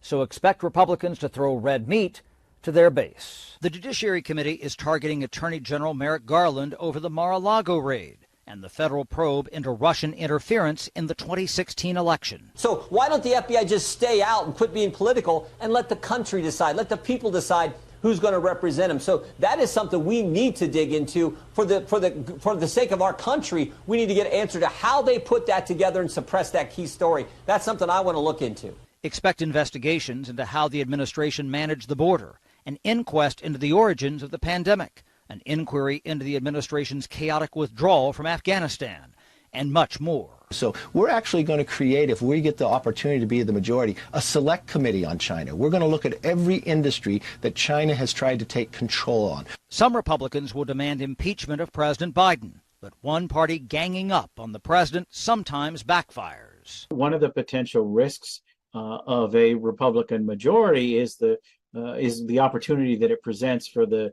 Democratic president to present this Republican majority as extreme, as out of touch with America. That's especially true if Republicans spend more time on probes than the economy, and true if the loudest voices in the room, like Marjorie Taylor Greene and Lauren Boebert, dominate the conversation. Some of the more rabid members are going to want to get on that committee and ask questions, and they have a right to be there too. So I think the speaker will have to make those decisions accordingly, but he's not going to shut them out. They need to be there, but you need to balance it.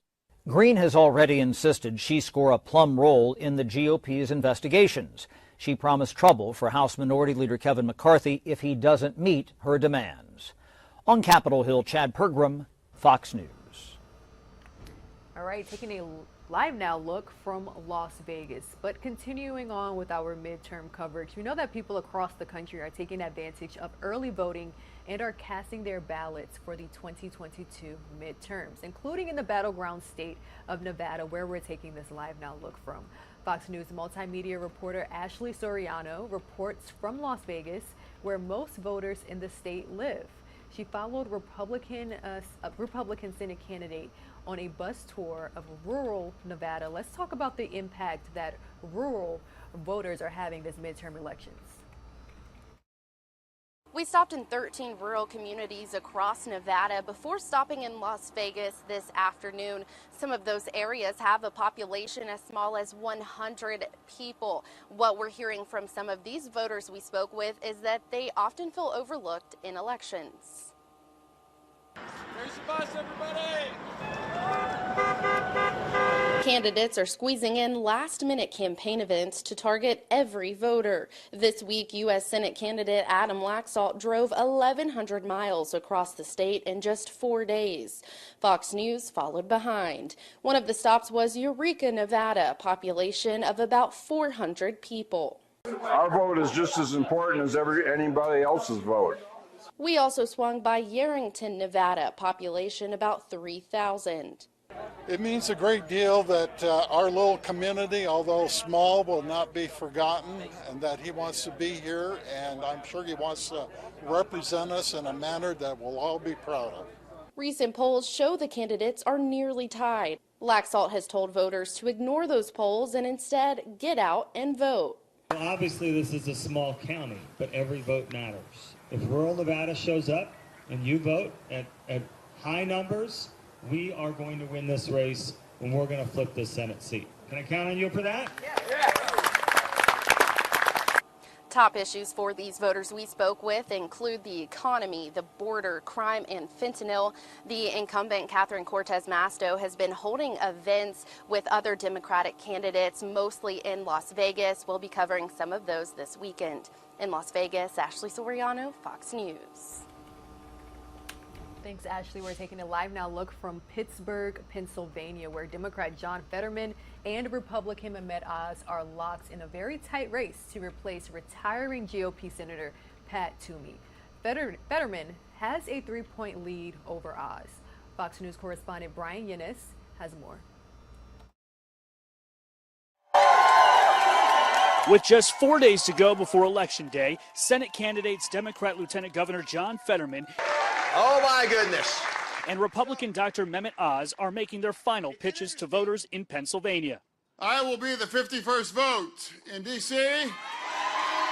And to want to get all the good things that we want to accomplish, we got to eliminate the filibuster. I want to bring balance back into this equation. I want to make sure that the extreme ideas of John Fetterman aren't there. All indications are this race is a toss-up. What do you make of Dr. Oz? Well, I'm not that crazy about him, but, you know, I'm going to vote for him. You know, I like him better than the other guy. I'm probably going to vote for Fetterman, even though I'm a lifelong Republican. As both campaigns try to seize momentum, tonight, Fetterman is touting an endorsement from Oprah Winfrey. If I lived in Pennsylvania, I would have already cast my vote for John Fetterman for many reasons. She's an icon. I mean, it's unbelievable. The late endorsement is particularly salient given Oprah launched Dr. Oz into TV stardom.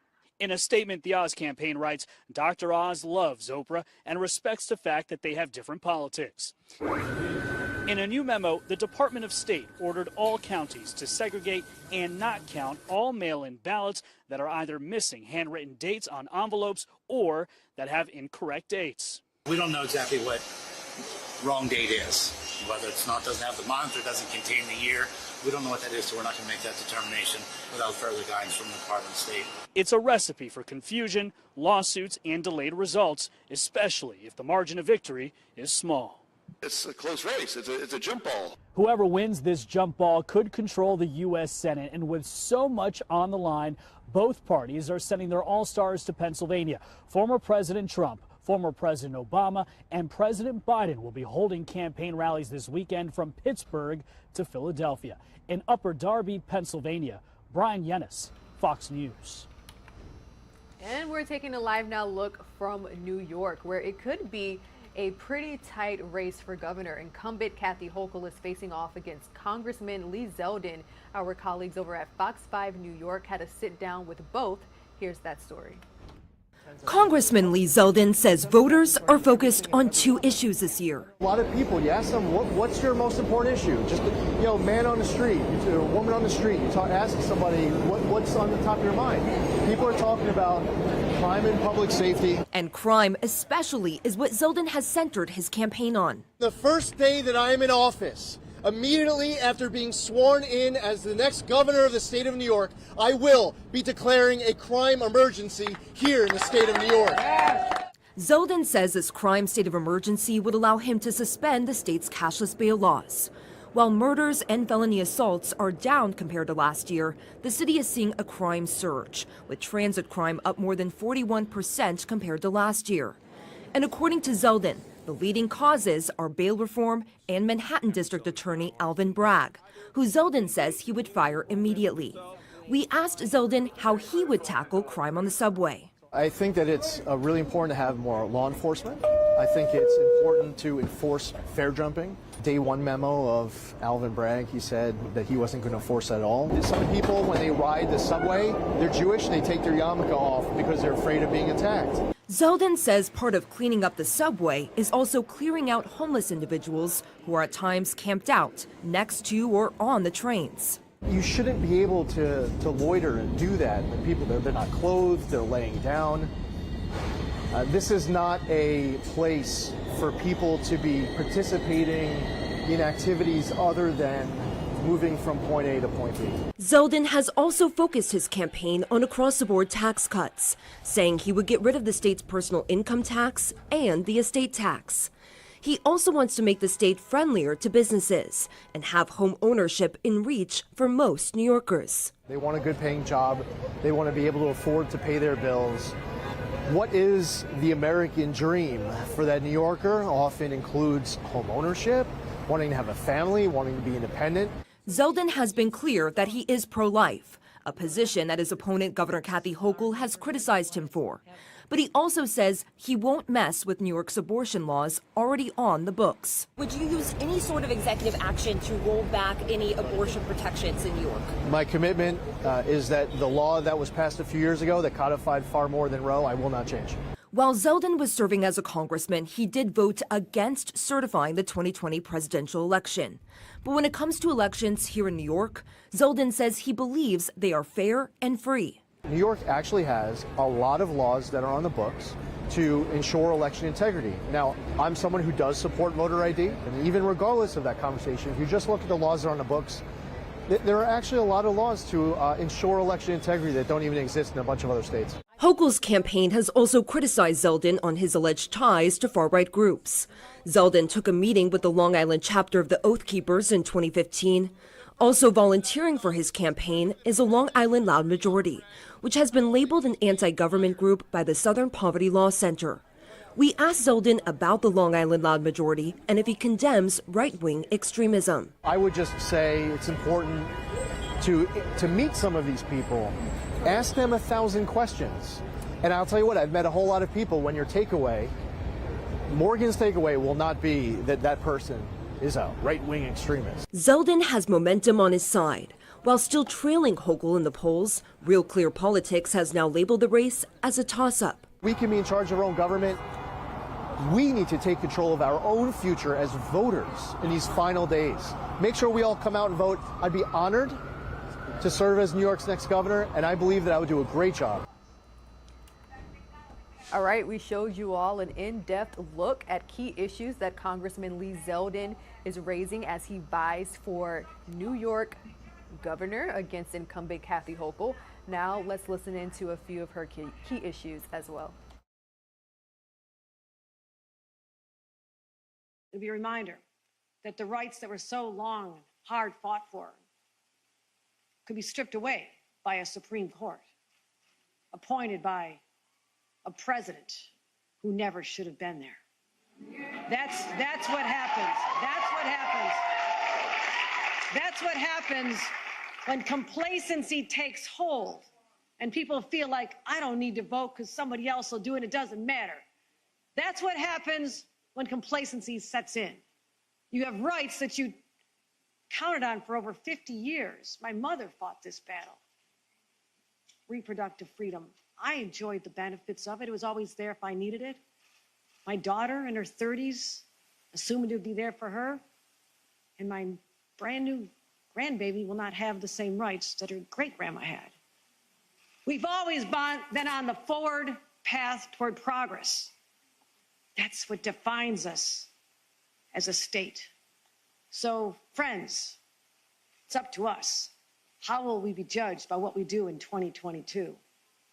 We march to the polls. We say we honor those women of the past, those fighters, and those who shed blood to secure the right to vote. But also we will stand up for future generations and say, we will protect the right to an abortion in this state right here, right now, and forever.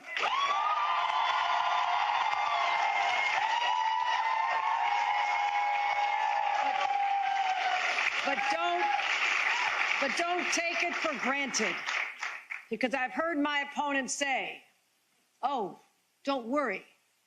The day after the Dobbs decision, nothing changed in the state of New York, so don't worry.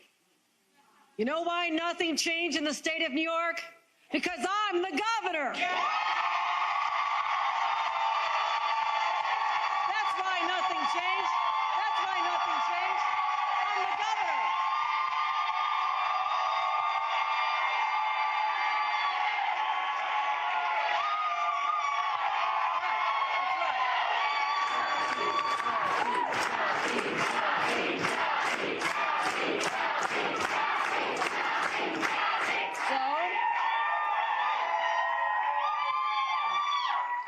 So you want to protect that right. You want to continue having gun safety laws on the books and don't agree that every teacher should be armed and we should have people with guns on the subways. You believe that we should have common sense laws to protect our citizens from being killed in our streets. If you believe that, if you believe that we should continue investing in our people, investing in education, your education, making sure that you have this shot at the New York dream that we cherish, then you need to make sure that I'm still the governor on Wednesday.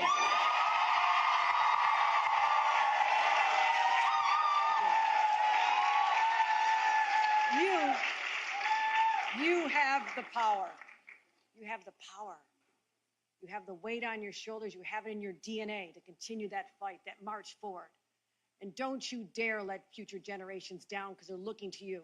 Just like we stand on the shoulders of people like Hillary Clinton and Kamala Harris, who both made history being the first. Our first female vice president of the United States. You have witnessed history, my friends, but don't just watch it. Go out forth and make history yourselves. Make history yourselves. And people have pointed the fact, and so many moms and dads come up to me with their little daughters, and they want me to bend down and talk to them. And I've heard so many say this, and it touches my soul. Look, daughter, the first woman governor of the state of New York, you can be anything now. You can be anything. And I won't let them down. I want all those little girls to know that, yes, they can be anything. And yes, a woman has what it takes to govern a rough and tumble place like the state of New York, because I'm a fighter. I'm a fighter. I say, bring it on. I love a good fight. Bring it on. Bring it on.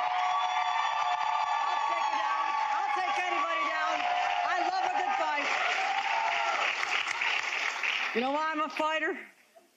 Because my dad and my grandpa made steel. Okay? I have steel running through my veins because of who I am and where I come from. I come from Buffalo, New York. I am a fighter. So, I leave you with this. Are you ready? Are you ready? Are you ready to take it to the streets? Are you ready to get out people to vote? All right, that was the latest from incumbent Governor Kathy Hochul, who is facing off against Congressman Lee Zeldin. We're continuing to bring you all every angle of the midterm elections right here on Live Now from Fox. But in the meantime, let's go ahead and switch gears to bring you all an update on another top story that we are paying very close attention to, something that may help a lot of people out who are feeling the pinch of inflation. So tonight, the Powerball is growing to a record $1.9 billion. I mean, just a massive jackpot. And joining us now live is Fox 13 Tampa's Regina Gonzalez, joining us from Tampa, Florida. So Regina, you're standing outside of a Publix, and I'm hearing that this is a very lucky Publix. Yeah, I think I might have to go get my tickets from inside there too. Yeah, so basically over the weekend, this person didn't hit the jackpot, but a ticket here, $1 million winning ticket, was purchased inside this Publix here in Apollo Beach, which is, 20 minutes outside of the Tampa Bay area. So yeah, if you're feeling lucky and you're joining us from Florida, may want to head out to this location. But basically that $1.9 billion jackpot that is going to be drawn on tonight, that's because no winning tickets match the numbers from Saturday. That was $1.6 billion. So when you talk about money and when you talk about how much a winner could take home, well, that's kind of what's up in the air here. So we did speak to some financial experts, and that's what I want to talk about right now. So the IRS automatically takes 24% of it, and you'll still owe more at tax time. Now, taxes, record inflation, and spiking interest rates will all have a major impact as well on how much a winner takes home. You'll most likely get that $1.9 billion if you take something called the annuity, which is a payment plan that stretches over 29 years. If you take the cash, which most people do, you're looking at $929 million, so not a bad chunk of change. No jackpot winner has actually chosen the annuity option since 2014. They all want the cash. This prize has continued to grow tremendously for players since August 3rd, which was the last time anyone matched all 5 winning numbers and the Powerball, though there's actually been 40 drawings since. Now, I mentioned that financial expert we spoke to. She says that you should have a plan in place if you win. She understands the winner might be tempted to cash in their ticket right away, but thinks the best thing to do is wait, make a plan, and keep that ticket safe by signing the front and back of it, scanning it, taking pictures of it, and not leaving the house with it for a minute. So sign and secure that ticket, make sure it's yours. A lottery winner should also plan on how to stay quiet. So something interesting here in the state of Florida, after 90 days, a lottery ticket winner who wins an amount of more than $250,000 will have to give up their information, their name, where they live, where that ticket was purchased. So that's something that this winner here at Publix is going to have to take into consideration. But Rain, those numbers are going to be drawn tonight at 10:59 p.m. Eastern time. So yeah, it's the next opportunity for someone to get lucky. Yes, a lot of people pride themselves on remaining anonymous, so that's interesting that the law recently changed. So I have an interesting question for you, Regina. What would you do if you won? Oh, so we've thought about this. We have. I'm a huge travel bug, so I think I'd have to get a private jet. You'd catch me in maybe a different country every other week. I can take multiple people with me, so that's an option. It sounds like but also I do a lot of volunteering. Oh yeah, and that's my selfish thought. I do a lot of volunteer work. I would love to give back to certain organizations. You know me and my love for animals, so I think a couple of pet charities will be seeing a nice chunk of change too. What would you do? Oh gosh. Well, I have a heart for service as well, so I would probably give back to a few organizations. And travel? I don't know. I have not thought about that one, but because you asked me, I'm gonna make sure that I buy a Powerball tonight. Yes, yes, you definitely should. Why not, right? The chances of winning, I should mention, so the chances of winning are 1 in 292 million. But you have to have hope, right? Hey, it's worth a shot. All right, Fox 13 Tampa's Regina Gonzalez. Such a pleasure to have you back on the show. Until next time. Thanks, Rain. And just in case you are lucky enough to win that mega billion-dollar Powerball, live now from Fox's Josh Breslow also sat down with an expert, and he has a few tips on how you should spend your cash responsibly. This is a big one right here. You're probably surprised, but the jackpot for Powerball now up to $1.5 billion. It's a crazy amount. So the question is, if you do win, what exactly do you do with that money? There's several different types of payments you can get. So thankfully we know someone who can help to break it down for us and explain exactly what it means. So let's bring in Nicholas Bunio, who is over in Berwyn, Pennsylvania, a certified financial advisor. Thank you so much for being here with us. Hey Josh, how's it going? It's going great. So the big question here, explain for me the possibilities if you are to win this $1.5 billion. What do you do? The first thing I would do is, obviously you're going to be excited, for sure. You definitely want to know your options as to length of time to claim the prize. If you have to sign the back of the ticket, definitely do it and make copies of it. At the same time, you do want to talk to a certified financial planner like myself.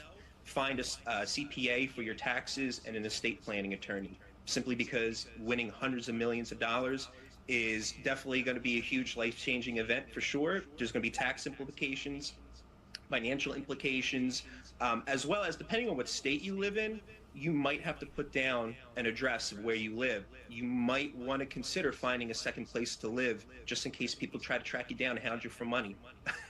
That definitely happens. Oh, that definitely happens. You see family members that you didn't know existed. All of a sudden, they come out of the woodwork, and you're like, "Who are these people?" But they want some money. Okay, so as far as the options there, which one is the best one to take? I would say working with clients like teachers, doctors, and what have you. Most people are not financially savvy. And also, unfortunately, whether you're a lottery winner, an entertainer, NFL, NBA player, people making a lot of money, falling into hundreds of millions of dollars, they do have the potential to be taken advantage of.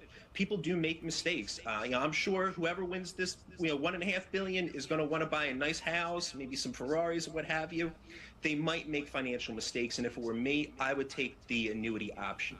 You get it paid out over 30 years.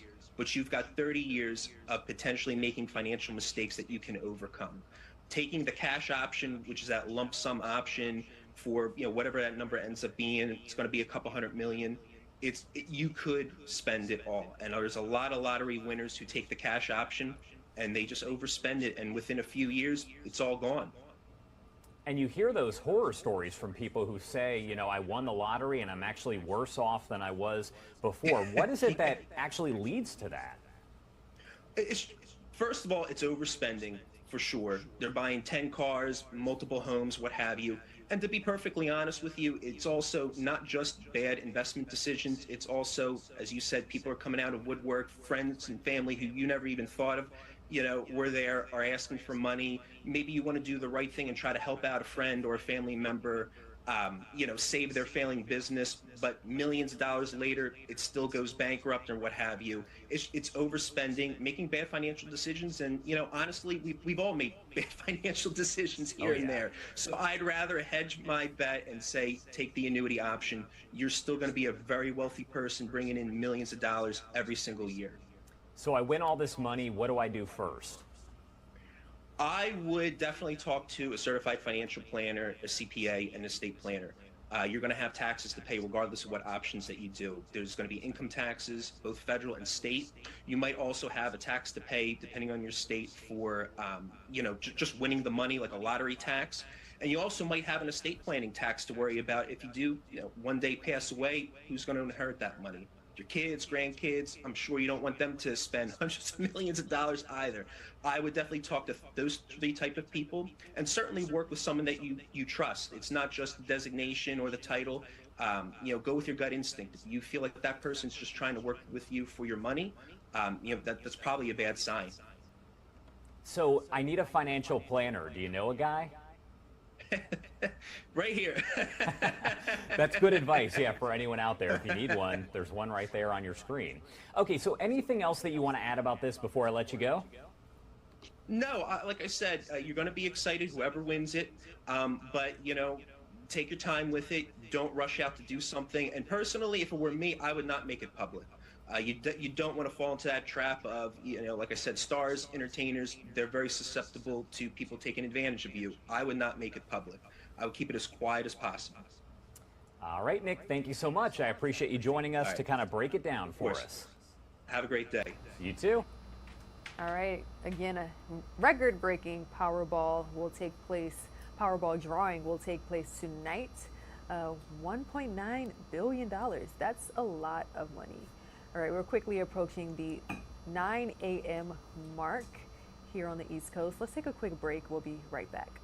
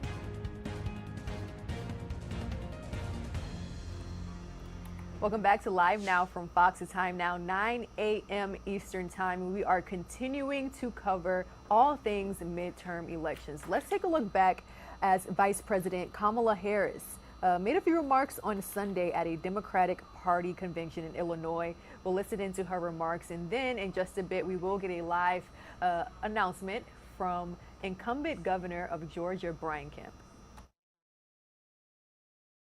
Ask them to vote. And every time they ask a righteous question, why should I vote? Well, here's the thing, Chicago. We got a lot of good material.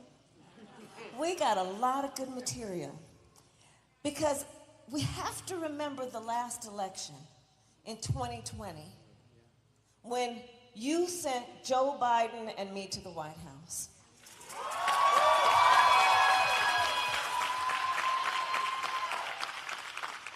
But let's remember, in 2020, we were in the height of a pandemic. An extraordinary amount of loss of life. Right. Folks lost their jobs. Right. The loss of normalcy. Parents were trying to figure out how to educate their kids. Right. And in the midst of all of that, because of your work, we had an historic turnout of voters. Right. That's right.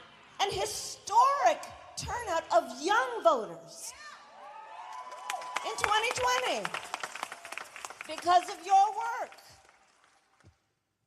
And so when we go up to folks over the next 2 days by text, email, phone call, knocking on their door, we got a lot of good material. And the first thing we're going to say to folks is, thank you for the last time you voted. We're going to say, we understand that when you vote, it's kind of like putting in your order. This is what I want from my country. This is what I want from my leaders, my elected leaders. And so in 2020, in the midst of that all, people stood in line for hours. They took time to fill out their ballot. They made such an effort to vote. They put in their order. And these are the things they told us. I want that my country will deal with the issue of child poverty in America. And so because they put in their order, we extended the child tax cut that reduced child poverty in America by over 40% in the first year. Because they voted.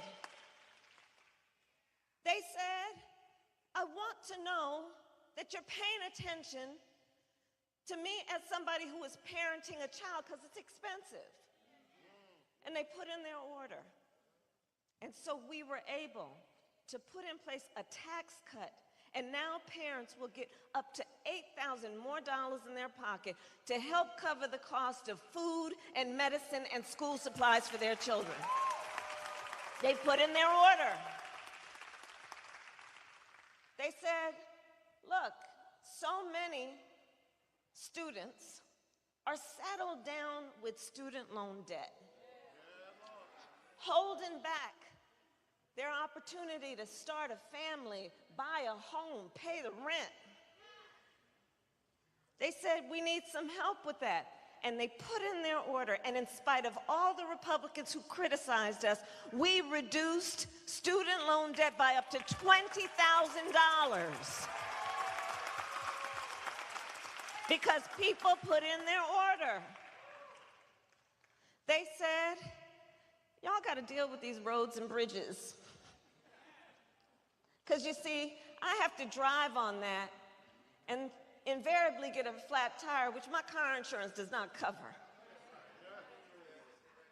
And so we passed an infrastructure law, and I will tell you right here in Illinois, at O'Hare and Midway is going to get $94 million more because of that.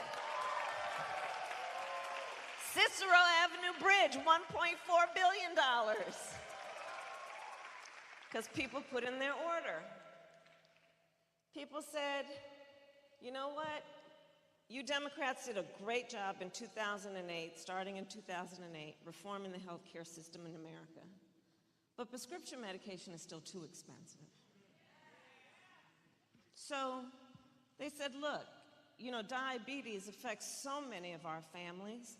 Black folks are 60% more likely to be diagnosed with diabetes.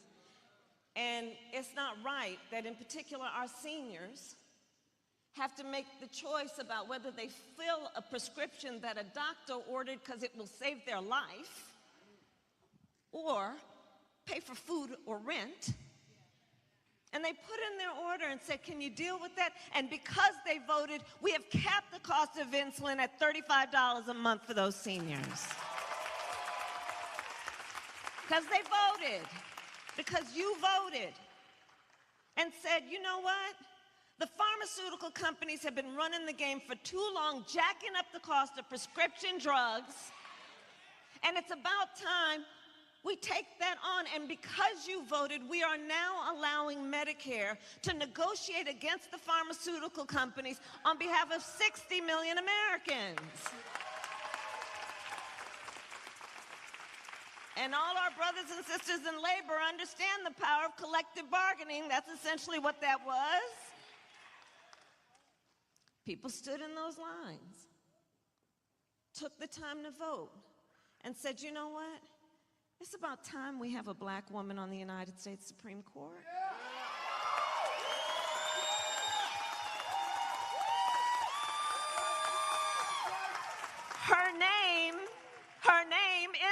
Justice Ketanji Brown Jackson. People put in their order. Pastor, you're going to forgive me for the next one. People put in their order. They said, folks shouldn't have to go to jail just for smoking weed.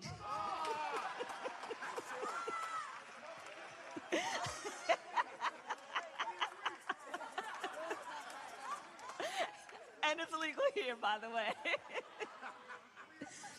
People put in their order. They voted. All of these things because people took the time and because you took the time in your role of leadership to remind folks of their power and what is at stake. And so let's think about this moment and what is at stake. The highest court in our land, the United States Supreme Court, the court of Thurgood, just took a constitutional right that had been recognized from the people of America, from the women of America. And on this point, I think it's really important to be clear. One does not have to abandon their faith or deeply held beliefs to agree the government should not be telling her what to do.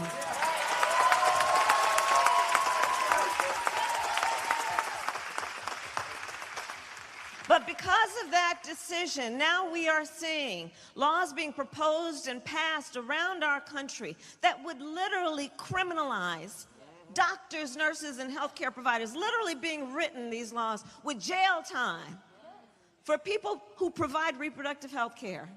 Laws being passed that would punish women, that would make no exception for some of the most violent, violative acts that one could commit against another person's body, and then saying, after you have survived that act, we will deprive you of the authority and ability to decide what happens to your body next. Immoral. There's so much at stake. And on that point, by the way, our president has been very clear. We just need 2 more senators, and he will not let the filibuster get in the way of passing the Women's Health Protection Act. 2 more senators.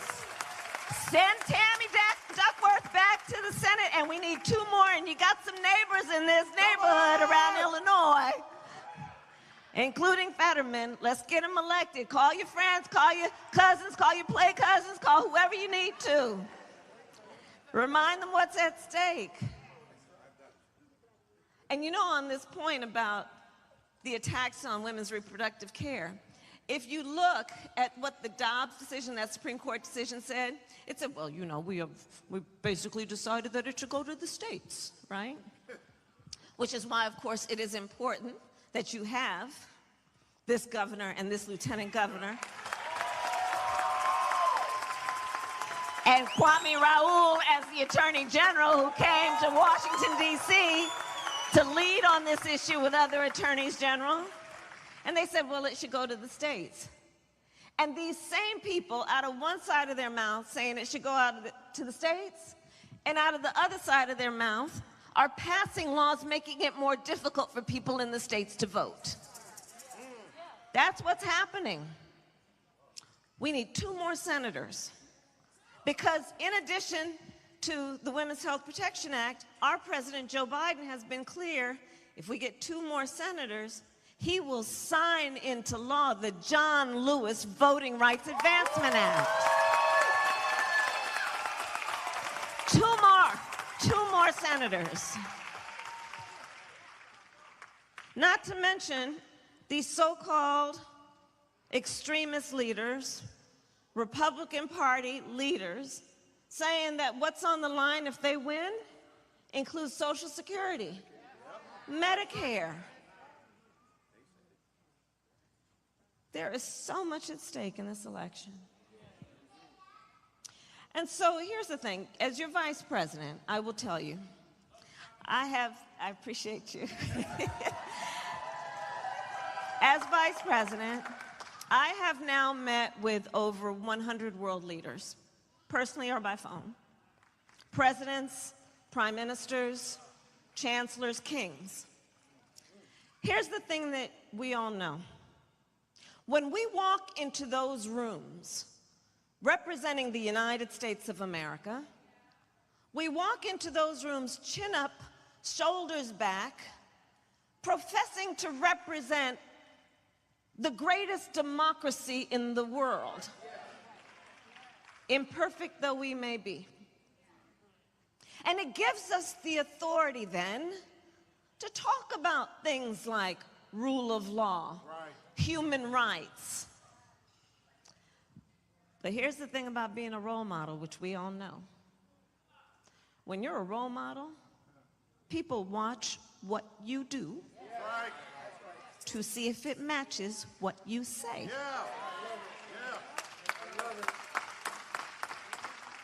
And in that way, then, my greatest fear is that dictators and autocrats around the world will say to their people who are in the struggle for rights, you want to talk about America?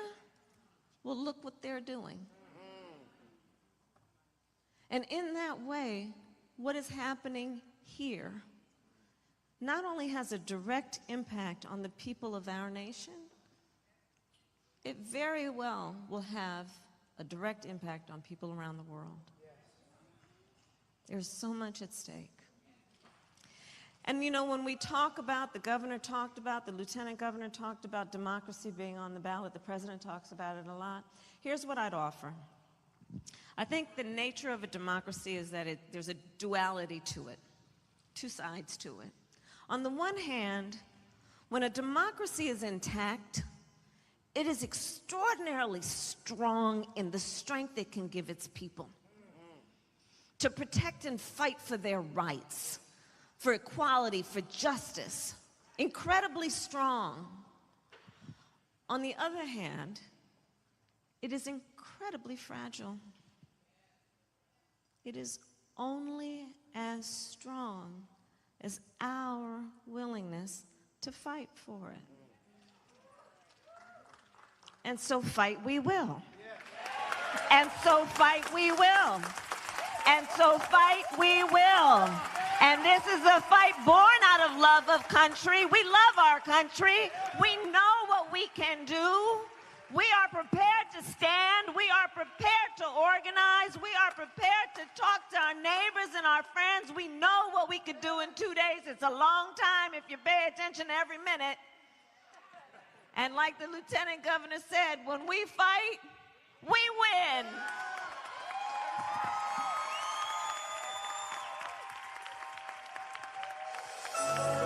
Talking about winning. All right, that was the latest from Vice President Kamala Harris as she was campaigning on behalf of Democrats in Illinois on Sunday. So let's go ahead and bring you all yet another live update that we are getting from the state of Georgia. We have incumbent Governor Brian Kemp also making a few remarks ahead of Election Day. We know that he has a very popular opponent, Democrat Stacey Abrams. And again, Georgia is breaking records when it comes to early voting. So let's listen into his remarks live, raw, and unfiltered. The defund the police movement. We are going to continue to stand with our men and women in law enforcement. But we're also fighting to keep Georgia moving in the right direction despite what President Biden's been doing, creating 40-year high inflation and a disaster at the gas pump. This team behind me and the rest of the members of the General Assembly have been working hard to help Georgia families fight through that 40-year high inflation by returning their tax dollars to them, by passing the largest state income tax cut in state history, while Joe Biden, who promised not to raise taxes on hard-working Georgians and Americans, has now done so while continuing to spend more money when we already have 40-year high inflation. We have suspended the gas tax since March in this state, saving Georgia families and businesses over $800 million and counting to help them fight through Joe Biden's disastrous domestic energy policy. because we know how tough it is on working families out there. And listen, we would not have been able to do that if Stacey Abrams had been your governor for the last 4 years, because she wanted us to be shut down, and we wouldn't have excess revenues where we could have done those kind of things. But if Georgians will go to the polls tomorrow and send a big statement and keep this great team together and keep us working for the betterment of our citizens, we're going to go back in January and we're going to do another tax rebate and send taxpayers another $1 billion of their money back to them, because we've had another record year on revenues. But we're also going to help do a one-time property tax relief grant, because we know Georgia's economy has been very strong despite 2 years of a global pandemic, with the most people ever working in the state, the lowest unemployment rate in the history of our state, and 2 record years in a row with the jobs and investments that are literally going in all parts of our state, so that citizens have economic opportunity and prosperity no matter their neighborhood or their zip code. And that is what this election is about, because those revenues that we're doing all that with and what we're going to do, if we're fortunate enough to continue serving after tomorrow night, they wouldn't be there if Stacey Abrams had been our governor, because we would have been shut down and our economy would not be near what it is today. And that's what this fight is all about. But we have got to have our folks turn out, and those Georgians that appreciate us taking strong stances and not wavering for our values and pushing ahead in tough times. Georgians have been so resilient, and we want to continue fighting for you. So I would ask for your vote for this whole team and your support, and let's get out to the polls and get this thing done tomorrow, and then we'll get back to work and keep our state moving in the right direction. So thank you, guys, and we'll open it up to everybody for any questions you might have.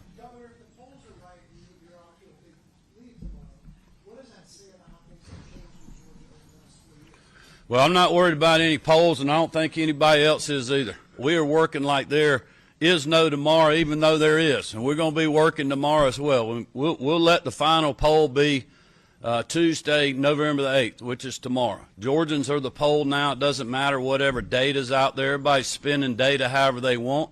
I haven't been talking about polls this whole race. I've been talking about getting out and having people voting to keep our state moving in the right direction, fighting for our values and what we believe in, and empowering our people to have economic opportunity and prosperity no matter their neighborhood. Is Herschel Walker part of your team, and was he invited to the flag hall? Well, Herschel's definitely part of the team. As y'all know, I've been working hard to help get the whole statewide ticket elected. I believe if we have a big turnout from our folks tomorrow and folks that are concerned about the direction of Washington, D.C., it's going to be a good night for us. I was going to ask the same question about Herschel Walker, so let me just ask, what is your 11th hour strategy to get people out to the polls, and how important is it to avoid a runoff for your campaign? Well, look, I'm not worried about runoffs. I'm worried about the election tomorrow. You know, we'll let the vote be counted and see where we go from there. I'm confident that we can win outright. The whole ticket can tomorrow if people get out and vote. And that's what we're going to remind them of today. But quite honestly, that's what we've been doing for the last 2 or 3 weeks. And I think it's been a good strategy by our whole ticket, including Herschel. You know, we spent before last week, we spent the last 2 weeks working all of South Georgia. We were on the southwest side 1 week, southeast side the other week. And this week we've been really I-20 north. All these candidates have been doing that. We've seen everybody standing behind me at multiple events in multiple places. But I know this past week when we were out on the trail with our bus tour, with some of these folks being mixed in when they could get with us, you know, Herschel was working up in the 9th Congressional District, up in the 14th District. He was working yesterday with, I think, Lindsey Graham or Nikki Haley and some other folks that with him. We've had folks coming in to campaign for us. You know, we are targeting every voter in the state, including the suburbs and a lot of other voters that traditionally haven't voted Republican in the last cycle or two, because we have a good message for all Georgians, you know, no matter what your neighborhood is. And so I think our strategy from the whole tickets perspective has been a good one.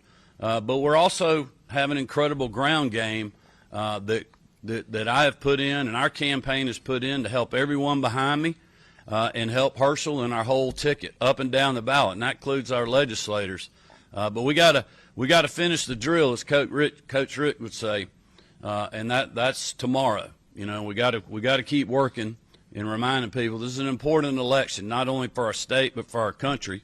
And you know, you know, from a federal perspective, I mean, people got to ask the question: are you going to vote for a United States senator that's voted with Joe Biden 96% of the time? Or are you going to go and vote for somebody that's going to focus on ending 40-year high inflation, getting better domestic energy policy, fixing the disaster at the border that we're having to deal with, all the fentanyl and human trafficking and other things that are coming across? That's what this fight is all about. And Georgians have the opportunity to answer that question tomorrow, and I'm very optimistic about the way they're going to answer it. Do I? That would be a great question for Stacey Abrams, because she's been the one that's been destroying trust in the voting system for 10 years, and she has profited personally from that. And she's cost Georgia taxpayers $6 million and counting on legal fees to defend a bogus lawsuit after 2018, the 2018 election that a Obama appointed federal judge threw out on every single count.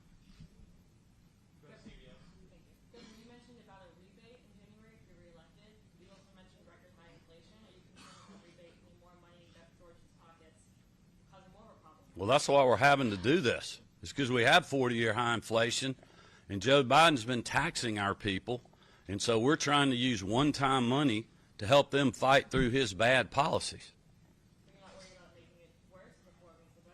Worse than 40-year high inflation?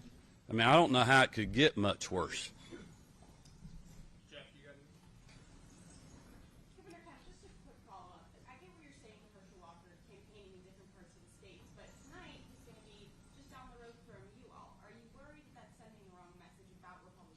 No, not at all. I mean, listen, we were planning on going by Herschel and Senator Jones's event before the game Saturday, but we didn't get back from Columbia County where we had a rally in time to do that before they broke up. Herschel was invited to our event tonight, but he had a prior scheduled event. So, I mean, I don't think people should read anything to that. You know, we're dividing and conquering. You know, the other question would be, you know, why hasn't Raphael Warnock campaigned with Joe Biden? You know, why did Barack Obama come but not Joe Biden?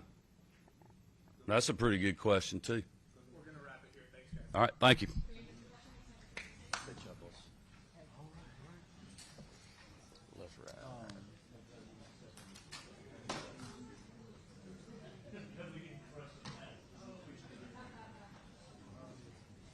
All right, and that was a few live remarks from Georgia's Republican governor, as you see right there, Brian Kemp, speaking on a few key issues that are important to his campaign in a last-minute pitch to voters. Now, Kemp is facing off against Democrat Stacey Abrams in the race for governor, and he also took questions from reporters during this live campaign event. One of the many questions he was asked was about Herschel Walker. And rightfully so, because just 2 years ago, control of the United States Senate came down to this state, came down to Georgia. So it's also possible that this fall, this battleground state could play yet again a major role in how the Senate shakes out. We know that Republican candidate Herschel Walker is facing off against incumbent Senator Reverend Raphael Warnock, and it's a high-profile situation there in the state of Georgia. So it could possibly be that we may not know who wins the Senate race in Georgia until a runoff that would take place in December. So again, a lot of attention in the state of Georgia, focusing on incumbent Democratic Senator Raphael Warnock and Republican nominee Herschel Walker. So again, we're paying very close attention to midterm elections as we are just 1 day away. Let's take a quick break. We'll have more top stories in 2 minutes.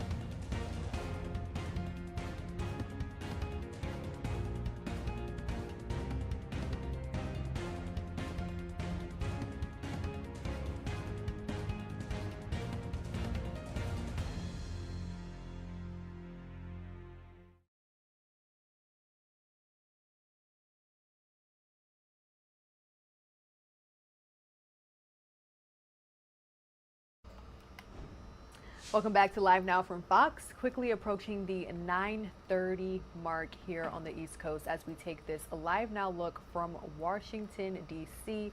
Let's stay on the topic of midterm elections, which are tomorrow, and campaigning is reaching its near end for both state and federal races. Fox correspondent Doug Luzader has more from Washington, D.C., where control of Congress could come down to just a handful of contests. President Biden campaigns today in Maryland, and he's likely to drive home the message he has repeated over and over again through the weekend. This election isn't a referendum on him. Pennsylvania, this isn't a referendum this year. It's a choice. Look, this election isn't a referendum, it's a choice. President Biden trying to establish a narrative on the campaign trail, but midterms are usually seen, at least in part, as a referendum on the party that controls the White House. Also on the trail, two former presidents, Obama and Trump, both of whom know firsthand how bruising midterms can be. And right now, our power rankings show Republicans are almost certain to win control of the House. The Senate, though, is still coming down to 4 toss-up races. Of course, all of this assumes that the polls are correct. And one pollster argues that Republicans often don't respond to surveys. I've said from the very beginning, I think that the Republican turnout will exceed anything even we have predicted. So how big that wave is will yet to be seen because we just can't measure them. But whatever the ultimate outcome, we may still be searching for answers on election night. You might be able to know pretty quickly that the House, what that is going to look like. But on the Senate side, if we don't have results from Pennsylvania, and if Georgia's going to a runoff, you still might not know, possibly until early December, who's going to control the chamber. Also making predictions more difficult. While the polls in many races are tightening, more than 40 million Americans have already cast their ballots. In Washington, Doug Luzader, Fox News. Passing big bills into law may be a struggle for House Republicans with President Biden still in the White House. So expect Republicans to throw red meat to their base. The Judiciary Committee is targeting Attorney General Merrick Garland over the Mar-a-Lago raid and the federal probe into Russian interference in the 2016 election. So why don't the FBI just stay out and quit being political and let the country decide, let the people decide who's going to represent them? So that is something we need to dig into for the sake of our country. We need to get an answer to how they put that together and suppress that key story. That's something I want to look into. Expect investigations into how the administration managed the border, an inquest into the origins of the pandemic, an inquiry into the administration's chaotic withdrawal from Afghanistan, and much more. So we're actually going to create, if we get the opportunity to be the majority, a select committee on China. We're going to look at every industry that China has tried to take control on. Some Republicans will demand impeachment of President Biden, but one party ganging up on the president sometimes backfires. One of the potential risks of a Republican majority is the opportunity that it presents for the Democratic president to present this Republican majority as extreme, as out of touch with America. That's especially true if Republicans spend more time on probes than the economy, and true if the loudest voices in the room, like Marjorie Taylor Greene and Lauren Boebert, dominate the conversation. Some of the more rabid members are going to want to get on that committee and ask questions, and they have a right to be there too. So I think the speaker will have to make those decisions accordingly, but he's not going to shut them out. They need to be there, but you need to balance it. Greene has already insisted she score a plum role in the GOP's investigations. She promised trouble for House Minority Leader Kevin McCarthy if he doesn't meet her demands. On Capitol Hill, Chad Pergram, Fox News. And in Pennsylvania, Democrat John Fetterman and Republican Mehmet Oz are locked in a very tight contest. They're vying to replace retiring GOP Senator Pat Toomey. Fetterman has a 3-point lead over Oz. Fox News correspondent Brian Yennis brings us more. We stopped in 13 rooms. With just 4 days to go before Election Day, Senate candidates Democrat Lieutenant Governor John Fetterman Oh, my goodness. and Republican Dr. Mehmet Oz are making their final pitches to voters in Pennsylvania. I will be the 51st vote in D.C. And to want to get all the good things that we want to accomplish, we got to eliminate the filibuster. I want to bring balance back into this equation. I want to make sure that the extreme ideas of John Fetterman aren't there. All indications are this race is a toss-up. What do you make of Dr. Oz? Well, I'm not that crazy about him, but, you know, I'm going to vote for him. You know, I like him better than the other guy. I'm probably going to vote for Fetterman, even though I'm a lifelong Republican. As both campaigns try to seize momentum, tonight, Fetterman is touting an endorsement from Oprah Winfrey. If I lived in Pennsylvania, I would have already cast my vote for John Fetterman for many reasons. She's an icon. I mean, it's unbelievable. The late endorsement is particularly salient given Oprah launched Dr. Oz into TV stardom. In a statement, the Oz campaign writes, Dr. Oz loves Oprah and respects the fact that they have different politics. In a new memo, the Department of State ordered all counties to segregate and not count all mail-in ballots that are either missing handwritten dates on envelopes or that have incorrect dates. We don't know exactly what wrong date is, whether doesn't have the month or doesn't contain the year. We don't know what that is, so we're not going to make that determination without further guidance from the Department of State. It's a recipe for confusion, lawsuits, and delayed results, especially if the margin of victory is small.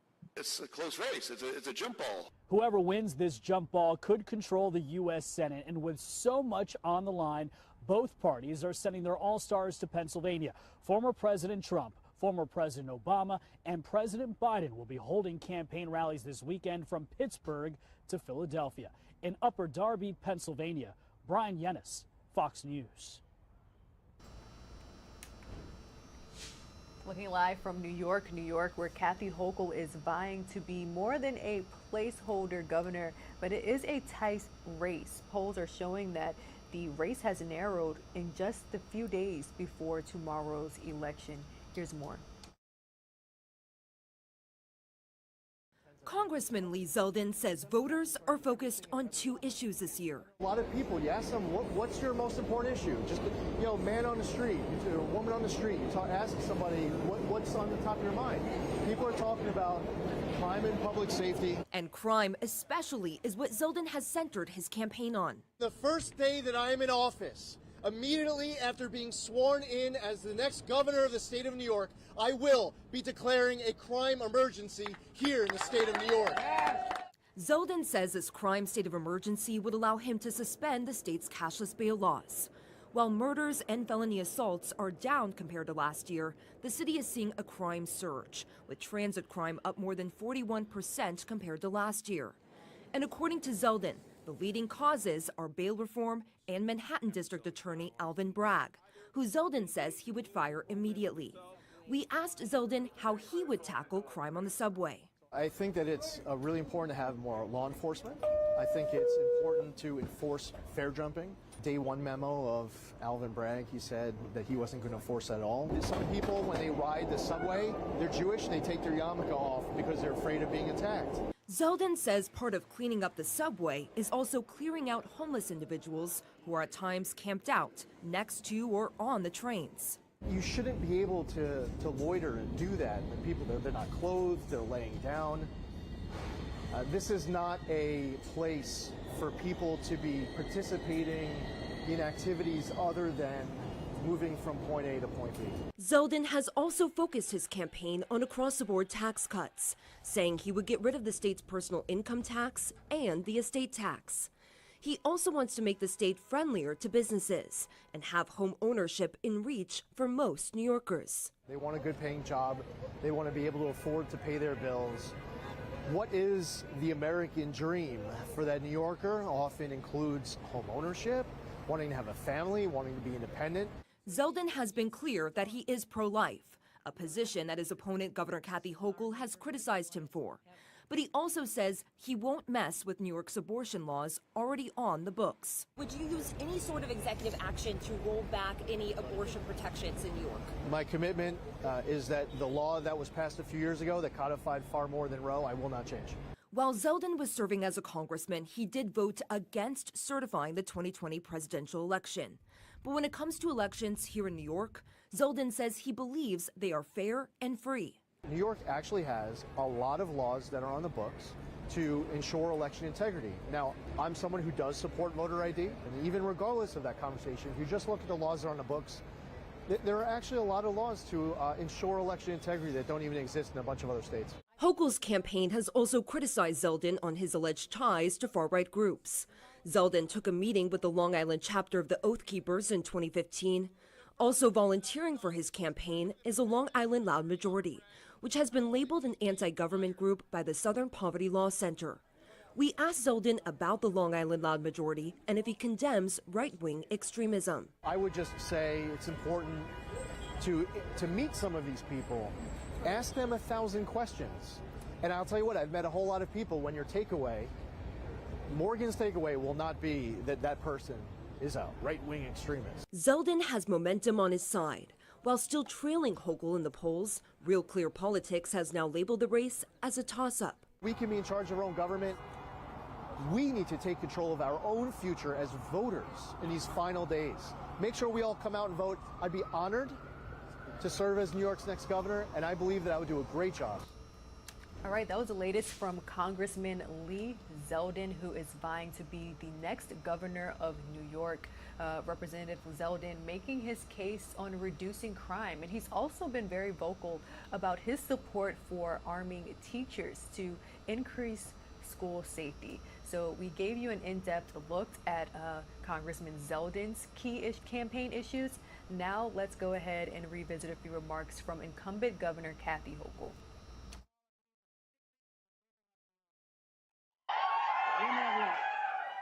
This is our moment.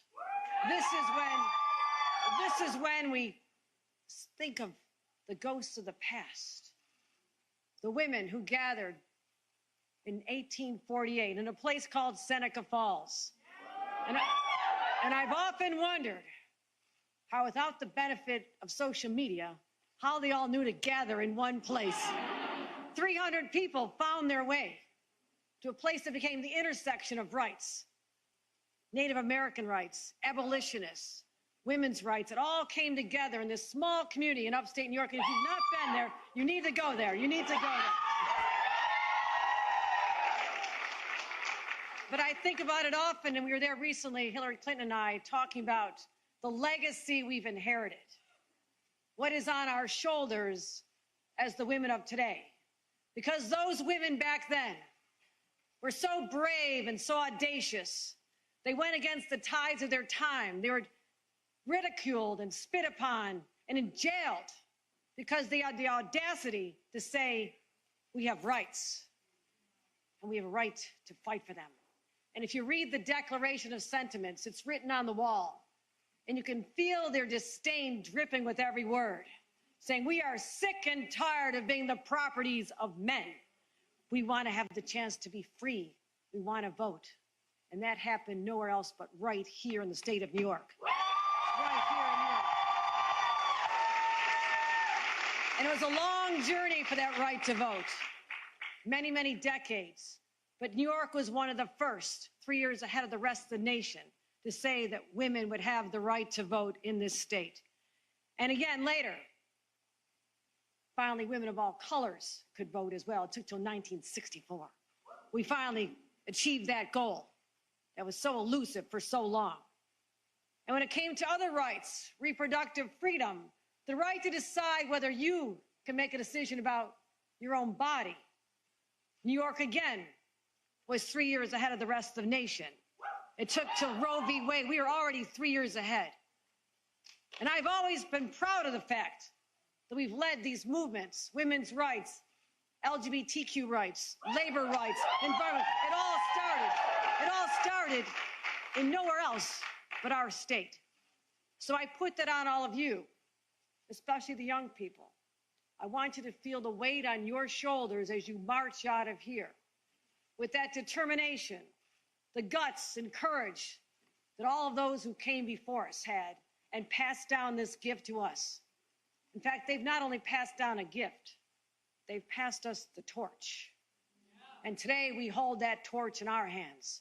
And it's up to us. And we'll be judged by generations years from now. They'll look back at this time and say, what happened in 2022? For some, it'll be a reminder that the rights that were so long, hard fought for, could be stripped away by a Supreme Court. appointed by a president who never should have been there. That's what happens. That's what happens. That's what happens when complacency takes hold and people feel like, I don't need to vote because somebody else will do it. It doesn't matter. That's what happens when complacency sets in. You have rights that you counted on for over 50 years. My mother fought this battle. Reproductive freedom. I enjoyed the benefits of it. It was always there if I needed it. My daughter in her 30s, assuming it would be there for her, and my brand new grandbaby will not have the same rights that her great-grandma had. We've always been on the forward path toward progress. That's what defines us as a state. So, friends, it's up to us. How will we be judged by what we do in 2022? We march to the polls.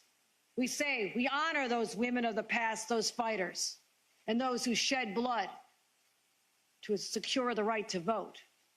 But also we will stand up for future generations and say, we will protect the right to an abortion in this state right here, right now, and forever.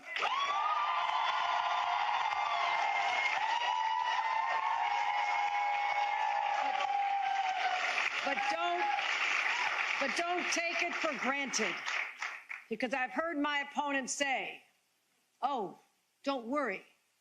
The day after the Dobbs decision, nothing changed in the state of New York, so don't worry. You know why nothing changed in the state of New York? Because I'm the governor. That's why nothing changed. That's why nothing changed. I'm the governor.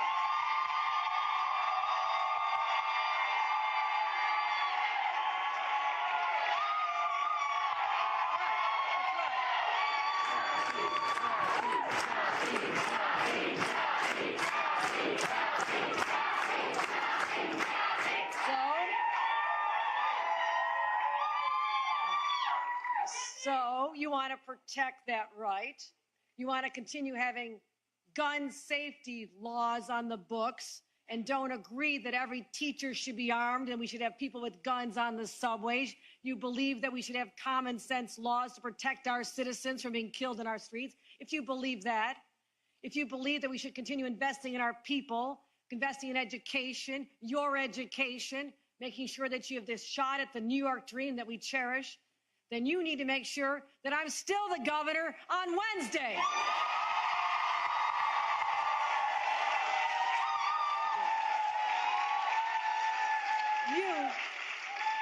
You have the power. You have the power. You have the weight on your shoulders. You have it in your DNA to continue that fight, that march forward. And don't you dare let future generations down because they're looking to you. Just like we stand on the shoulders of people like Hillary Clinton and Kamala Harris, who both made history being the first, our first female vice president of the United States. You have witnessed history, my friends, but don't just watch it. Go out forth and make history yourselves. Make history yourselves.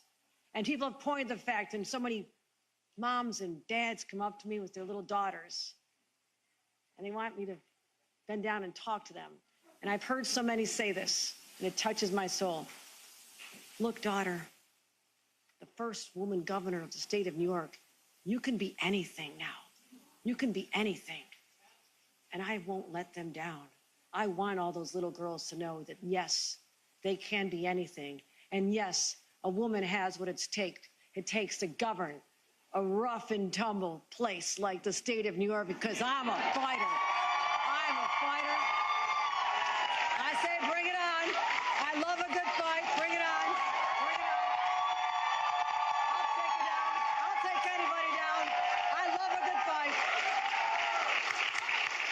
You know why I'm a fighter? Because my dad and my grandpa made steel. Okay? I have steel running through my veins because of who I am and where I come from. I come from Buffalo, New York. I am a fighter. So I leave you with this. Are you ready? Are you ready? Are you ready to take it to the streets? Are you ready to get out people to vote? Are you ready to save the state of New York? Are counting on you. And with that, let me welcome a woman who has such compassion.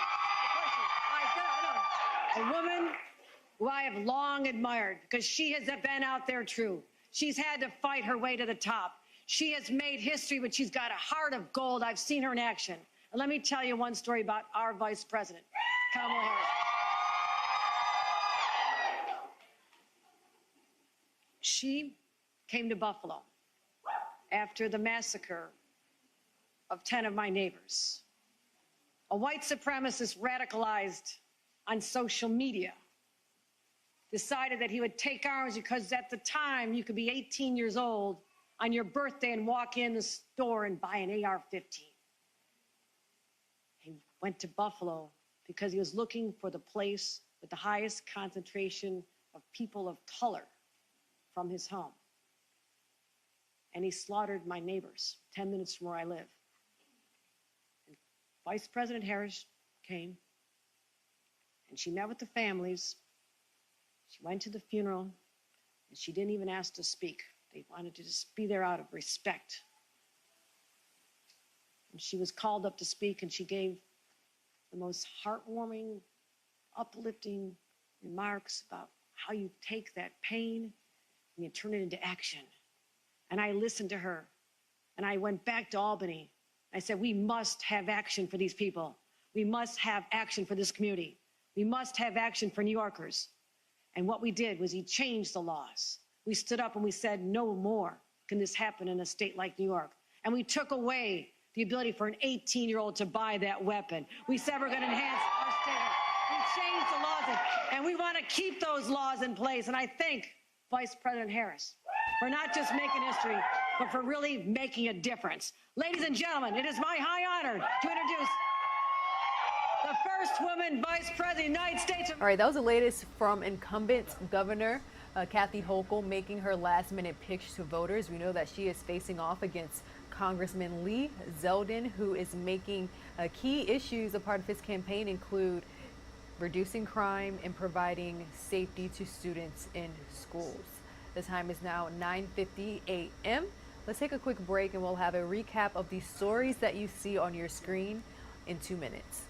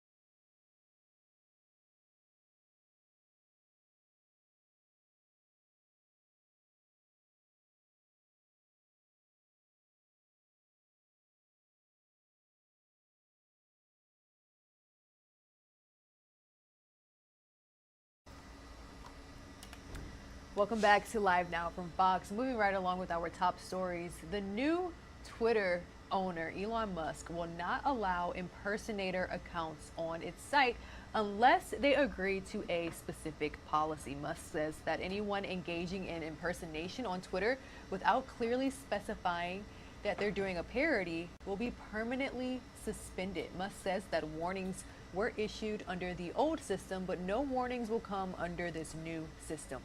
Those waiting on a blue checkmark verification will have to pay $7.99 a month.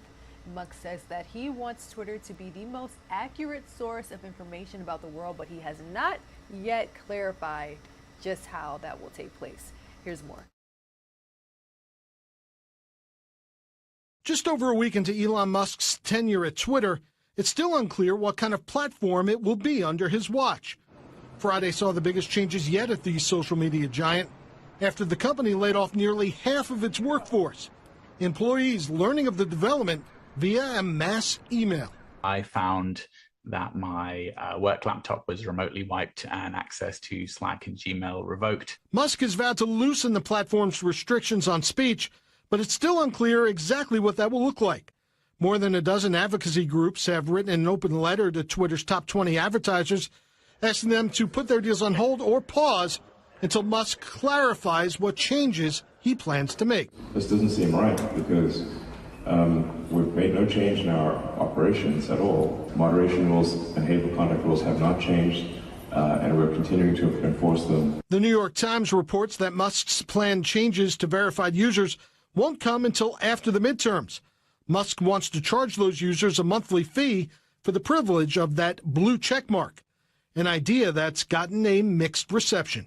These famous people, they could still just use it and not have the check mark. Buying a verification seems absurd to me because it is like against the point of a verification. It's possible that Twitter could fail if Musk makes the kinds of changes that pushes a lot of people away. Kevin Uretsky, Fox News.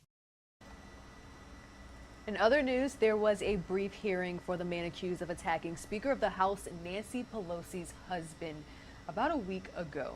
As the investigation continues, there are still calls for lowering heated political rhetoric. Fox News correspondent Lauren Blanchard has more on where the investigation stands from Washington. The man accused of attacking Speaker of the House Nancy Pelosi's husband with a hammer waived his right to appear in a San Francisco courtroom Friday. This is an extremely dangerous individual who we want to make sure it goes to prison. 42-year-old suspect David DePape is facing both state and federal charges, which, if convicted, could mean a decade or more behind bars. He has pled not guilty to the state charges and has not yet appeared in federal court. 82-year-old Paul Pelosi left the hospital on Thursday and is recovering from a fractured skull and injuries to his arm and hands. Thank you for your kind words, your prayers, and your good wishes for Paul. It's going to be a long haul, but he will be well. The Capitol Police say the cameras at the Pelosi's home were not being monitored during the attack because Speaker Pelosi was in Washington, D.C. at the time. They said they are fast-tracking efforts to further protect members of Congress, adding a significant change that will have an immediate impact will be for people across our country to lower the temperature on political rhetoric before it's too late. There's no doubt the temperature is way too high. People take every issue incredibly personally, and some issues can be personal, but not to the level of I disagree with you, I don't like your politics, so I'm going to physically attack you. A preliminary hearing for DePape is set for December 14th when witnesses could have the chance to testify. In Washington, Lauren Blanchard, Fox News. The investigation continues into the death of pop star Aaron Carter, found dead in his bathtub in California. Fox News correspondent Christina Coleman brings us the latest. Authorities reportedly received a 911 call Saturday morning from a house sitter who said a man drowned in a bathtub. Officers then responded to the home in Lancaster, a city about 70 miles north of Los Angeles. Multiple sources report the individual found in the bathtub has never ever faded. The truth is that addiction and mental illness is the real villain here. I will miss my brother more than anyone will ever know. Aaron Carter started his career at just 9 years old and rose to fame in the early 2000s with smash hits like I Want Candy and Aaron's Party. Despite his success, Aaron Carter did have some tough times. He was open about his struggles with substance abuse, addiction, and mental health. He had some legal troubles and strained relationships in the past with several family members, including older brother Nick, who filed a restraining order against him in 2019. Aaron Carter leaves behind a young son named Prince, who was born just last year. Reporting in Los Angeles, Christina Coleman, Fox News. And the world continues to mourn the death of Amigos rapper Takeoff, who was gunned down in a downtown Houston bowling alley. Here's more on the investigation. Fox 26 Houston actually caught up with a nurse who just so happened to be on the scene the night of that homicide. And I heard pow, pow, pow, pow, pow, and it stopped, and I went, that's so weird. So I got up in my pajamas, go over to the balcony.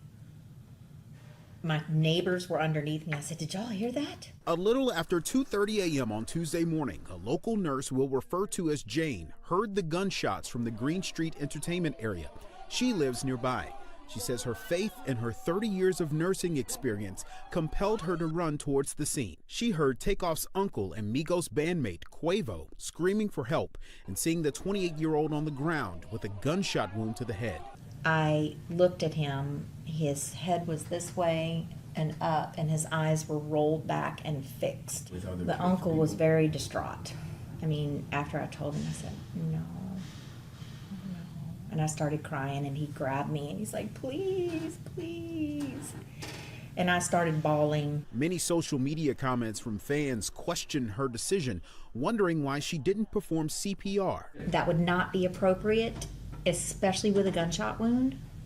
You would never do CPR because you would be circulating the blood, and the blood would go right out of the hole. So the first thing to do is to put pressure on the wound. We also have more information on the male victim who was shot and then left the scene. We're told TMZ confirms it with police that it was Quavo's longtime assistant who was shot. He's suffering non-life-threatening injuries, but as of last night, still remains in the hospital. Reporting from Houston, Sherman DeSalle, Fox 26 News.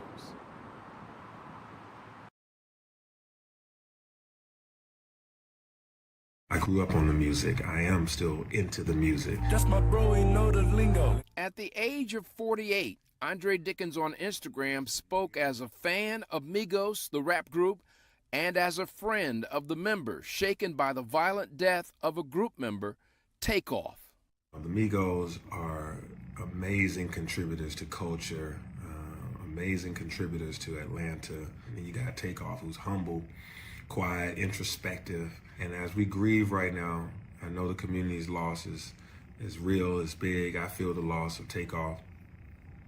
And to Quavo, his uncle, man, peace to you. It happened in Houston. Takeoff had been at a party at a bowling complex. I did talk to the Houston mayor. The killers are at large, and he has some confidence that they're going to find the shooters. And in this case, Takeoff is a bystander. This was unintended. He was not the target. This is innocent bystander's life is lost. That's devastating. The mayor revealed he's frequently in contact with Takeoff's uncle, group member Quavo. Mayor Dickens then spoke broadly on the topic of senseless violence. I do not believe that hip-hop equals violence. You know, what I'm hoping for is that we pay attention to what's going on. There's too many guns out here in our communities, and guns plus mad, people being mad, equals bad outcomes. So I'm asking us to focus on stopping the violence. I'm Morris Diggs, Fox 5 News.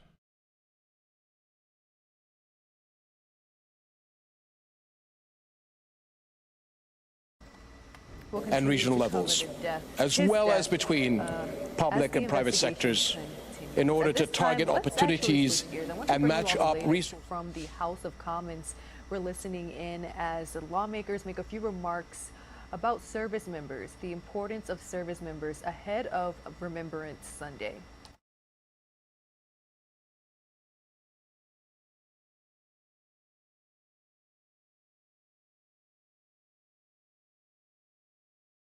Speaker, Putin's criminal invasion of Ukraine has led many NATO members to reboot their defence plans. The Defence Secretary now agrees with Labour that the integrated review needs updating. Mr. Speaker, wouldn't it be absurd to continue to cut the army any further when Ukraine and our NATO allies are facing such clear and rising hostility? So can the Minister tell us which cuts he wants to reverse? And can he tell us whether further army cuts will finally be halted, as Labour has consistently argued for? Well, Mr. Speaker, the integrated review is indeed being refreshed, quite right, because in the last 9 months we have seen war in Europe and a growing belligerence by China in the Far East. Exactly what the shape of our nation's armed forces must look like, therefore, must be a consequence of those new threats. And I'm not going to rule in, out or out anything at the dispatch box today, because what we need to do is look at what those competitions with Russia in the immediate term and China in the longer term look like, and what our armed forces need to look like, therefore. Wendy Chamberlain. Mr. Speaker. The Department through Veterans UK provides information and advice to our veterans on statutory benefits, pensions and jobs, one-to-one welfare support and ministers' service pensions. Under the Veterans Strategy Action Plan, the UK aims to be the best place in the world to be a veteran by 2080. Wendy Chamberlain.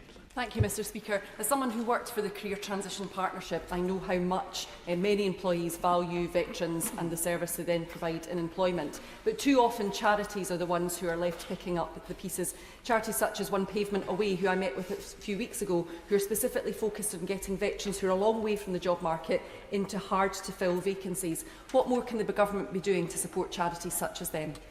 I'm very grateful to the Honourable Lady for that question. She will be aware, given her background, the efforts that government is putting into getting people into jobs in the public sector. We start in those departments which perhaps we have some control over, so in particular the health care sector, the prison service notably are good examples of that, but there are others, including the civil service. So the government will certainly work with charities and others to ensure, and particularly the Office for Veterans Affairs has primacy in this, to ensure across government we're doing our very best in terms of getting people who actually have a great skill set into jobs. Alex Cunningham. Please. Mr. Speaker, the contracts for future support ship or the initial phase of awarding the contract is due very, very soon, and as it is market sensitive, I shall limit the response to this question other than to say what I expect from this contract, or whoever is successful, and is an investment in our yards, an investment in British jobs and an investment in British supply chains.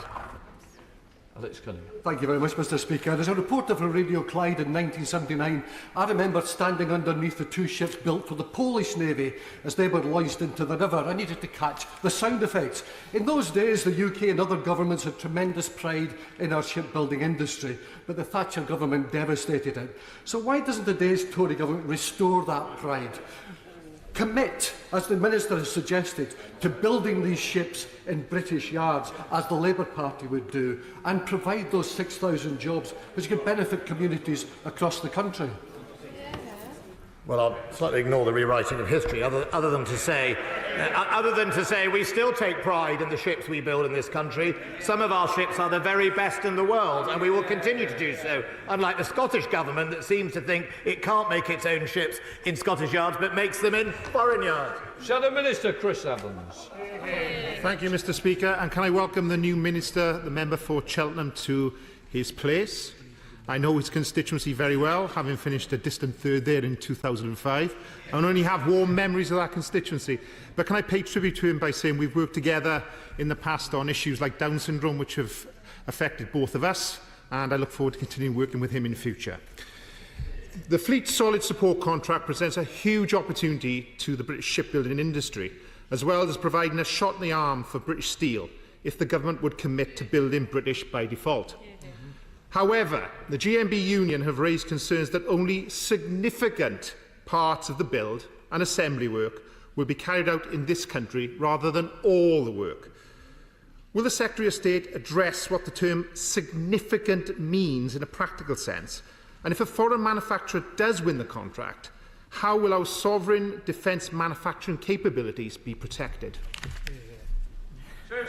if the honourable gentleman can point to a single complex military contract, whether in air, land or sea, that does not use international or partner supply chains, I will be amazed. Typhoon, made in Lancashire, uses partners from Italy, Spain, Germany to create one of the most successful fighter programmes in the world. Our aircraft carrier, while entirely assembled in Rosyth in Fife, will have involved the use of foreign components.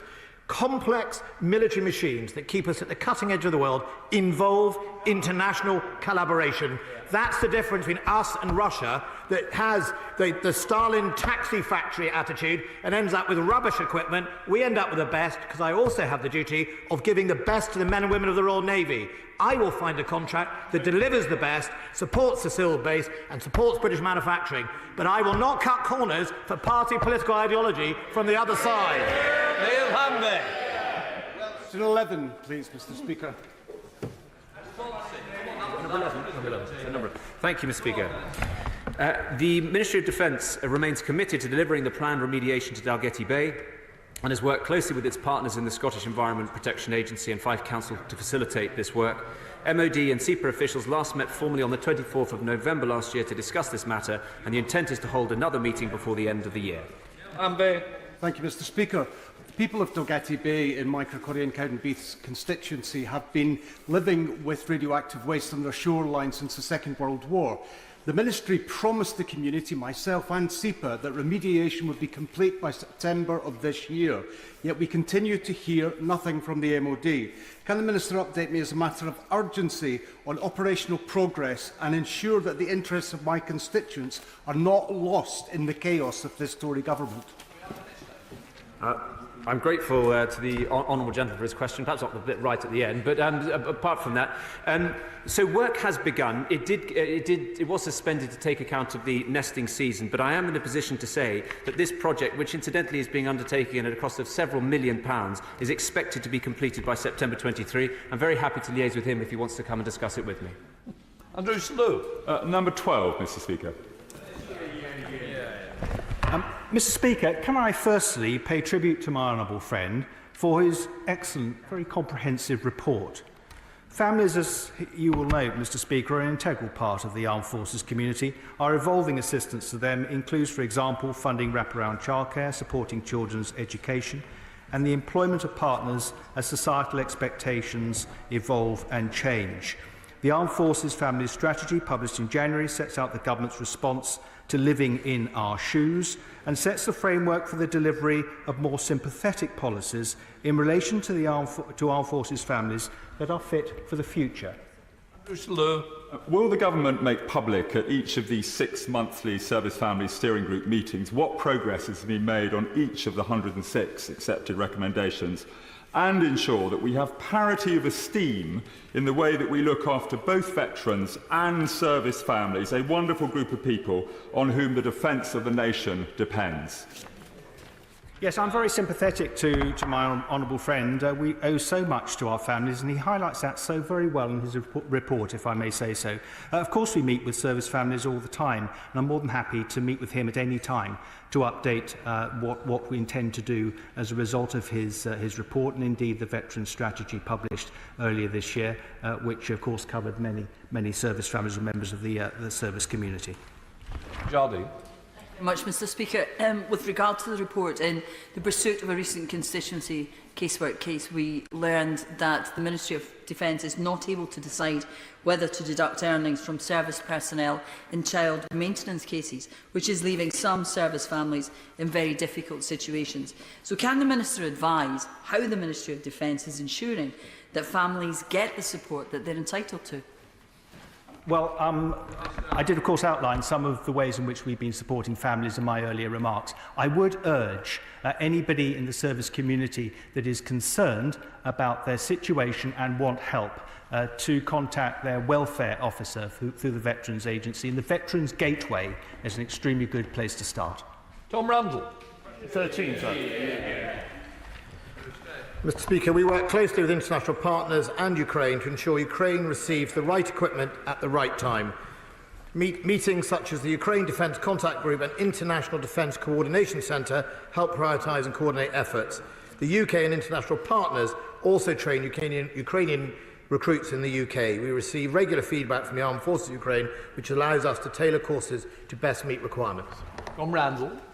Mr. Speaker, I know the whole House will have been deeply moved by the heroic bravery of the tens of thousands of Ukrainians who have stepped up to defend their homeland. But they all need the right kit to defeat the Russians, and I know that the supply of Western weapons has been plentiful.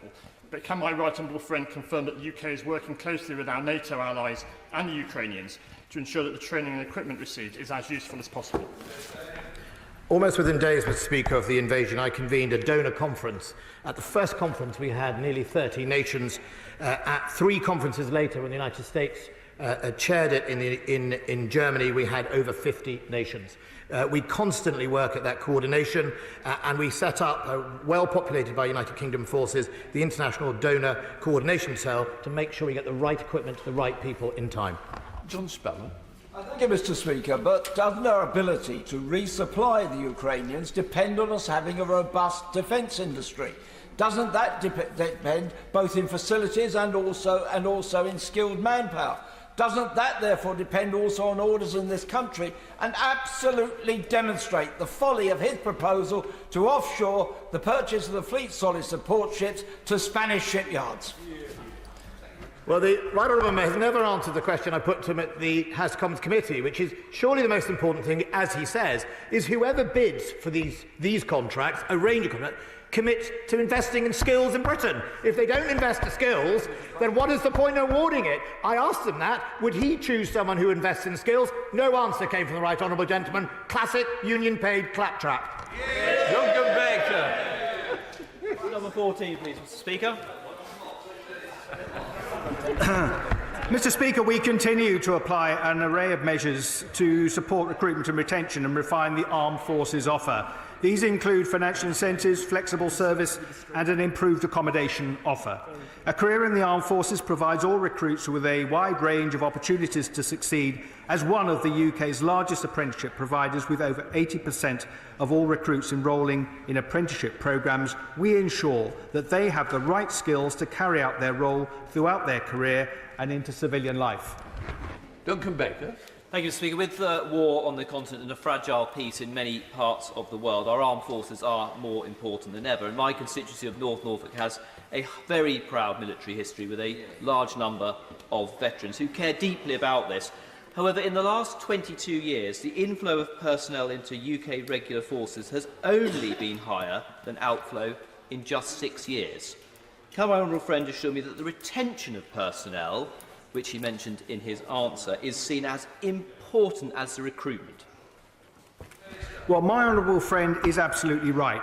Not recruiting is bad, but recruiting and then not retaining is even worse for very obvious reasons. I think Defence recognises the need to improve matters both for regulars and reserves, where the issue is pretty much the same in terms of inflow and outflow. I have already this afternoon, Mr. Speaker, outlined a range of measures that are being put in place to improve matters and improve retention, and I look forward very much to the Haythornthwaite review for incentivisation that we expect in the spring.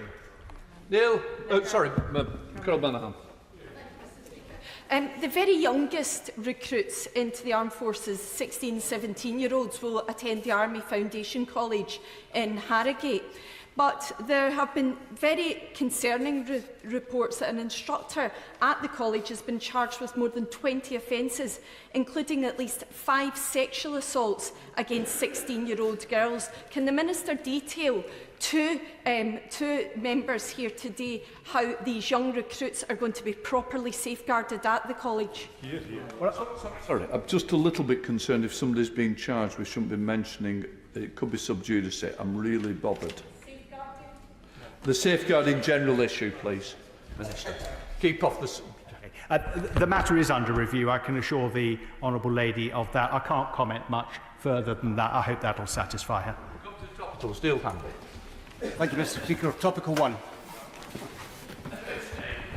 Mr. Speaker, I would like to briefly pay tribute to my honourable friends, the member for Elmet, Rothwell and Wrexham, who served time on the Treasury front bench for the department. They will be greatly missed.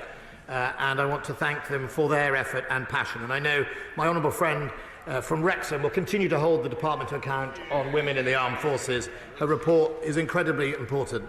I wish to announce to the House the decision to accelerate, Mr Speaker, the procurement of the multi-role ocean surveillance ship, the Emros. In the face of a Russian illegal and unprovoked invasion of Ukraine and Putin's reckless disregard of international arrangements designed to keep world order, it is right that we prioritise delivering capabilities which safeguard our national infrastructure.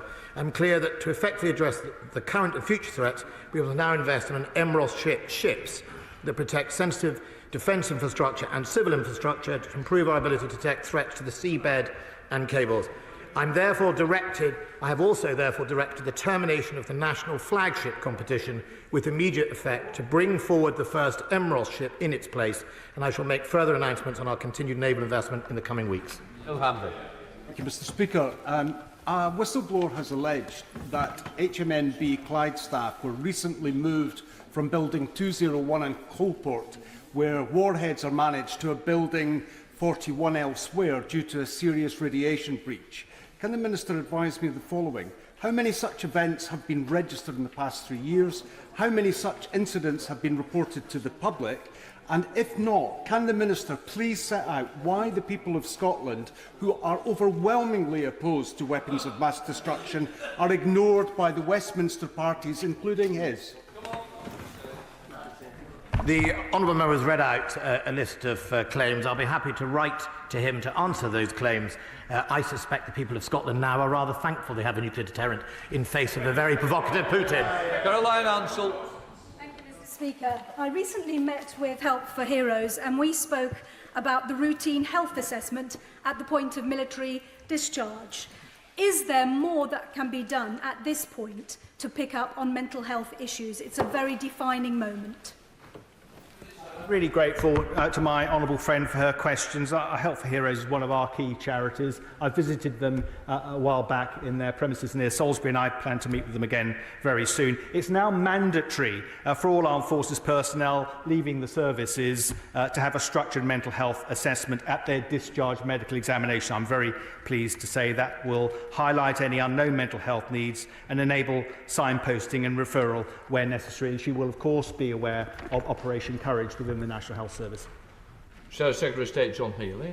Thank you, Mr Speaker. I welcome the Defence Secretary's news that the previous Prime Minister's vanity project of the flagship will be scrapped and the switch spending to purposes that will help defend the country has been made. Ahead of the Chancellor's autumn statement, the Defence Secretary told the Select Committee last week, "I need to seek money to protect me from inflation." Yet, in the current spending settlement, Defence is the only department with a real terms cut in its revenue budget. Why did he ever agree to this? Well, first of all, on that particular question, the right honourable gentleman will know that when I got my defence review a year earlier than everyone else in spending review, the GDP inflator used by the Treasury was a different figure than now, and he will be entirely aware that the inflation has gone up since the basis of that calculation has happened, which is why I said at the Select Committee I'd like to be insulated from that inflation. I will have my discussions with the Chancellor and the Prime Minister this week, and then we'll see where we get to. Well, when he agreed that budget, it was a 1.7 billion real cut in the revenue budget. But now he says inflationary pressures on my budget for the next 2 years is about £8 billion. How much does Defence actually need from the Chancellor on the 17th to plug this budget black hole which has opened up on his watch? Well, Mr Speaker, firstly, I don't agree with the premise of the opening question about I agreed to £1.6 billion of Ardell reduction. If at the time it would have reduced in its fourth year of its profile, it was a 4-year profile. If you remember, a £24 billion increase, nothing that the Labour Party had ever committed to, it would have shown in the last year, yes, a reduction, but a real-term freeze. However, inflation is significantly higher than it was all those years ago, and that's why I'm going to see the Treasury and the Chancellor, the Prime Minister, to see what I can get to make sure we protect our armed forces and our current plans from inflation. Thank you, Mr Speaker. The recently announced defence accommodation strategy is worth £1.6 billion of investment, which will bring, of course, better facilities for our servicemen and women, and equally create thousands of jobs across the United Kingdom.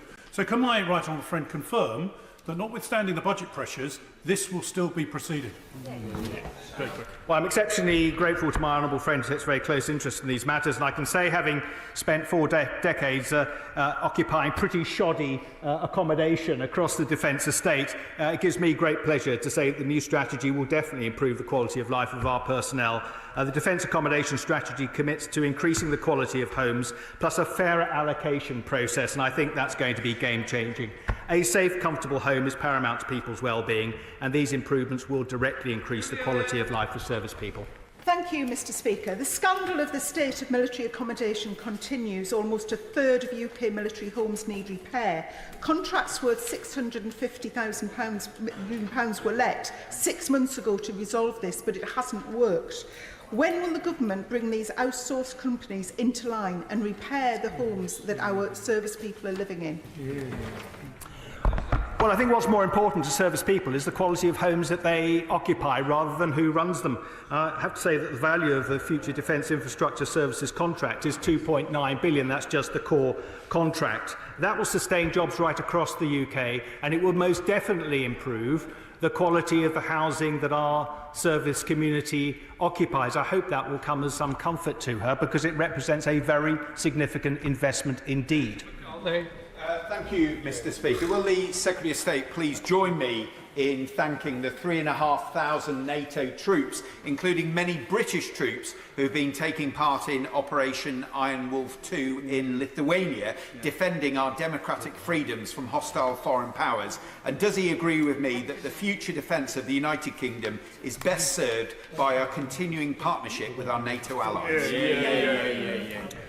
Mr Speaker, my honourable friend is absolutely right. I do join him in congratulating all of the UK troops and those from around NATO who participated in Exercise Iron Wolf in Lithuania. It's been fantastic over the last few months to see how much British soldiers, sailors, aviators are enjoying being a part of the NATO alliance and getting to know other NATO countries. That alliance remains the cornerstone of UK and European security. Thank you, Mr Speaker. What progress has been made to replicate the Office for National Statistics' new method for recording and reporting cases of suicide within the veteran community in Scotland and Northern Ireland?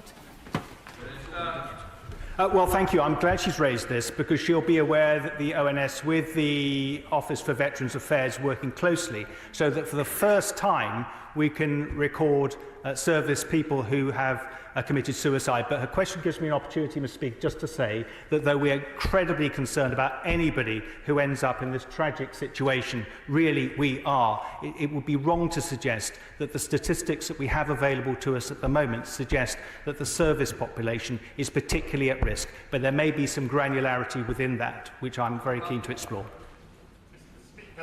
Poland is one of our oldest allies, and we'll never forget the support of Polish fighter pilots who saved so many British lives during the Second World War. Can my right honourable friend update the House on the steps he has taken to strengthen that alliance with Poland and help modernise their armed forces? Poland is one of our oldest allies. We've been an ally for over 150 years. Currently, we have a squadron of Challenger 2 tanks based there, and indeed a squadron of light dragoons, light recce, in that country. I've worked incredibly closely over the last 3 years with my Polish counterparts, including sending a squadron of Royal Engineers to help at the time of the Belarusian migrant crisis, and only recently I visited again to sign a multi-billion-pound deal of medium-range air defence that we have signed with Poland, and also the beginnings of agreement on the Arrowhead Type 31 shipbuilding. Figures from the MOD show that over half of veterans would rate their experience of the Armed Forces Compensation Scheme as 1 out of 10. Last week, alongside the members for Midlothian, Bracknell and Tiverton, as co-chairs of the Veterans All-Party Group, we launched a survey for those affected to share their experiences of the compensation scheme. When that survey concludes, will the Minister agree to meet with us? I'd be most happy to meet with the honourable lady. I'll leave it at that. Dr. Luke Evans. Thank you, Mr Speaker. Last week, the Russian ambassador to the UK toured the studios, saying the UK was involved in various nefarious plans. He also purported to have a report that he handed in to the embassy, saying the UK had been up to no good. What is his comments on regarding to this? Has he seen that information? And what does that evidence show from the Russians? Mr. Speaker, yes, in recent days, obviously, Russia has made a range of allegations against the UK and other international partners, clearly designed to distract from the attention of Russia's illegal invasion of Ukraine. I did indeed receive a letter from the Russians which seemed to demonstrate everything that has been announced either in this House or in the media by the government, going way back to the times of Orbital. So as yet I still await the groundbreaking evidence, but I don't expect it to come because simply what we know is for sure that Russia is involved in misinformation. It's the right thing to do to refresh the integrated review. Earlier the Minister said he wasn't ruling anything in or anything out from a capability point of view, but I wonder if he agrees with me that it would be wise not to make any cuts to capability until the integrated review refresh reports, hopefully before Christmas. The honourable gentleman knows there are lots of types of capabilities. There's numbers, there's equipment that is going out of service to be replaced by other, there is modernisation. We'll look at all of that in the round, but I know the honourable member takes a particular interest in the A400 C-130 fleet. I'm glad to tell you that I have brought forward over 2 years by time the ability for people to parachute from the A400 at significant scale, both at high altitude and low altitude, and I hope we'll have good news by next year, and indeed the availability of the A400 fleet is now increasing. Sarah Atherton. Campaigns and equipment rely on people, and people need to be at the centre of future defence planning. But we've already heard of the urgent question last week entitled The Behaviour of Women in the Royal Navy. The urgent priority to address unacceptable behaviour and culture has been stretched to a 5-year vision. So will the Minister give further reassurances that service personnel will be at the heart of the integrated review and defence command paper refresh? My honourable friend, first of all, I am very grateful for her time and effort even before she entered the department, and she will be a loss to the department. If I had more ministers, I would desperately like her to have remained to work on the work she did on women of the armed forces. I know, like her, there is an urgency. We are working with it at pace. We've already introduced some secondary legislation. We're going to set up soon all the things promised from her report, and she is delighted to accompany me on any of those steps. Ian Paisley. Thank you, Mr. Speaker. In March 2020, the Secretary of State will be aware that Russian reconnaissance bombers entered UK airspace over airspace sector Rathlin. 6 Typhoons had to be scrambled in order to escort those reconnaissance bombers out of our airspace. In the likelihood of an anti-NATO government being elected in the Republic of Ireland. The time is now 10:30 a.m. here on the East Coast. We are taking this live now look from London, United Kingdom. We are listening in live, raw, and unfiltered as questions to the Ministry of Defense continued. We heard questions about the Russia war on Ukraine and other major topics there in the United Kingdom. At this time, let's regroup and bring things back home because we do have a live event coming to our desk. We have incumbent Governor Brian Kemp, who is vying for re-election, holding a last-minute pitch to voters. We'll have his live remarks in just 2 minutes.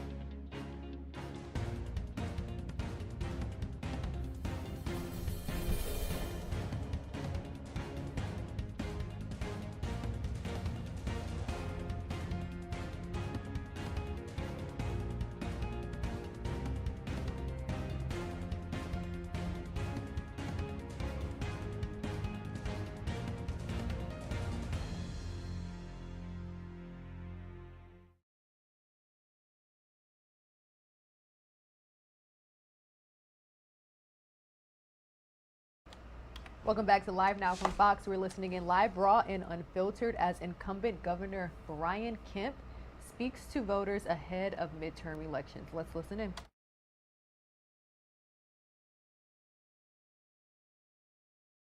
Yeah, Greg Markley from the Opelika, Auburn area. I'm wondering the border now. We don't want to go. You've got like 5 borders with other states or something like that. So what now? Borders with other states. You do work with Tennessee, and but Governor Ivey is just over here, and a lot of people. Like for a long time, I worked on the base here. So I'm going to ask you about like the water wars, which has been going on forever, and or a hurricane or some way. You got what your relationship is to us over there.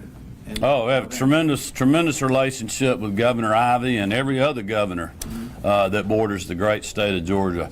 We've been working, obviously, General King, myself, a lot of other folks in state government, our Georgia Emergency Management Agency and Homeland Security Agency have been working with the hurricane relief down in Florida. We've had some of our National Guard folks down there. And we've done that. We've had great conversations with Governor Ivey and the Florida team on the water wars. Obviously, sometimes we're fighting over those issues for, what our citizens' wants and needs are and the legal issues that affect our state. But regardless, listen, the Southeast is doing tremendous because we have great Republican leaders. We're competing, even though we're friends and we work together in times of need, we're also competing economically. Against those states, which really rises up all our states. And you look around anywhere in the country, in Georgia specifically, we've got the best economy I've ever seen in my lifetime. 2 record years in a row during the middle of a pandemic, lowest unemployment rate in the history of the state, most people ever working in the history of our state. And we're literally seeing economic development opportunities in all parts of our state, giving Georgians that opportunity no matter their zip code. And that certainly goes for the Columbus area. Chuck. This is for the governor and the secretary of state. 4 years ago, we're standing here. Both of y'all are standing here, not sure what was going to happen. We're in a very different time now. How does what is going on heading into the last day of this election feel different from 4 years ago for both of y'all? I'll start with you, Governor. Well, I think for me is, look, 4 years ago, I didn't have a record I was running on. A lot of Georgians didn't know me, but they do now. They know I've made tough choices, even when I was criticized from people on both sides of the aisle, and I think a lot of Georgians appreciate the fact that I've stood up and fought for them, even when the political winds may have been blowing in my face. So I'm very confident about tomorrow. I'm very confident about the process that's going to be going on tomorrow. But what's happened during early voting, Stacey Abrams' narrative is falling apart. We're seeing record turnout in our state. Georgians are letting their voice be heard, and I think that's going to be cause for celebration for us tomorrow. But we cannot count on that. We got to keep working and ask Georgians to support us and make those last-minute phone calls and get people to the polls and turn the vote out. If we do that, we'll have a good night, but if we don't, it may be a long night. Well, 4 years ago, the governor beat Stacey Abrams by 55,000 votes. And I was in a runoff, so I was kind of busy for a month. But then on the first day I took office, I already had multiple lawsuits from Stacey Abrams and all of her allied organizations. And the big lie started back in 2018 when she lost by 55,000 votes. And we pushed back, and just a week ago, Fair Fight decided not to appeal the case anymore. But that cost the Georgia taxpayers $6 million to push back against that myth that she had about voter suppression. If you look at where we are today, right today we have 2.5 million people have already voted early in the state of Georgia. That's 20% more than we've ever had before. We have record registration. And some of that is House Bill 316 and SB 202, but also we had a Secretary of State before I took office that was there for 8 years, and he did great things for the state of Georgia, and that was our Secretary of State, now our Governor, Brian Kemp. And that's why we stand here a little bit different than we were 4 years ago. We pushed back against Stacey Abrams. We have honest and fair elections in Georgia. All right. I would just note for the record that was a Obama-appointed federal judge that ruled against every single count on that lawsuit. All right. I think we'll wrap it up. All right. Thank you, guys.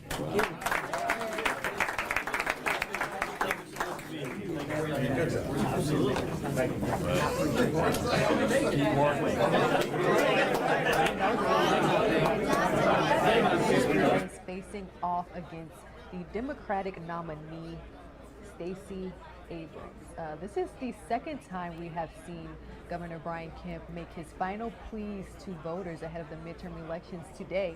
Midterms, again, are tomorrow, but we have witnessed him address live crowds for the second time this morning. He, along with other candidates across the country, again, making their final pushes, and rightfully so. Control of Congress is up for grabs in tomorrow's elections. Here's more.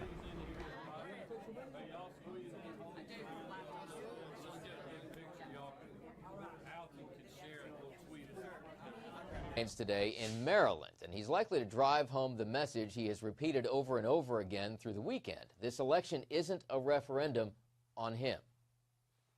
Pennsylvania, this isn't a referendum this year. It's a choice. Look, this election isn't a referendum, it's a choice. President Biden trying to establish a narrative on the campaign trail, but midterms are usually seen, at least in part, as a referendum on the party that controls the White House. Also on the trail, two former presidents, Obama and Trump, both of whom know firsthand how bruising midterms can be. And right now, our power rankings show Republicans are almost certain to win control of the House. The Senate, though, is still coming down to 4 toss-up races. Of course, all of this assumes that the polls are correct. And one pollster argues that Republicans often don't respond to surveys. I've said from the very beginning, I think that the Republican turnout will be exceed anything even we have predicted. So how big that wave is will yet to be seen because we just can't measure them. But whatever the ultimate outcome, we may still be searching for answers on election night. You might be able to know pretty quickly that the House, what that is going to look like. But on the Senate side, if we don't have results from Pennsylvania, and if Georgia's going to a runoff, you still might not know, possibly until early December, who's going to control the chamber. Also making predictions more difficult. While the polls in many races are tightening, more than 40 million Americans have already cast their ballots. In Washington, Doug Luzader, Fox News. Turning our attention to the latest international news, more Russian attacks are hitting Ukraine amid new warnings about the energy situation in the country after recent Russian assaults on the power grid. Officials last weekend are warning that stepped-up emergency and indefinite blackouts of power are possible. Fox News correspondent Greg Palcock is in Kyiv, Ukraine, with more. When night falls here in Kyiv, the latest front in the Ukraine war is revealed. Amid Russian attacks on the electric grid here, energy conservation, power outages, blackouts, darkness. 500,000 people without power in Ukraine's capital this past week, 5 million nationwide. More shutdowns announced. Civilian infrastructure hit by Russian missiles and drones as Moscow's battlefield progress slows. Militarily, it is absolute nothing. But yes, that can cause a lot of suffering for civilians. Most of the power plants of Ukraine's biggest private utility damaged nearly half of its power lines, which workers race to repair. A sign of dangerous times, the company's CEO has to speak with us in a bomb shelter during an air raid alert. We have no choice to defend our country and to find a solution to keep lighting on, keep this country being heated, and keep our people in the country to fight. Utility CEO Tim Janko warns us of a humanitarian catastrophe if Ukraine can't get a handle on these Russian attacks. They have their hands full. In Kyiv, Greg Palka, Fox News. Thank you, Greg, for that update. Let's take a 2-minute commercial break. We'll have more top stories after these commercials.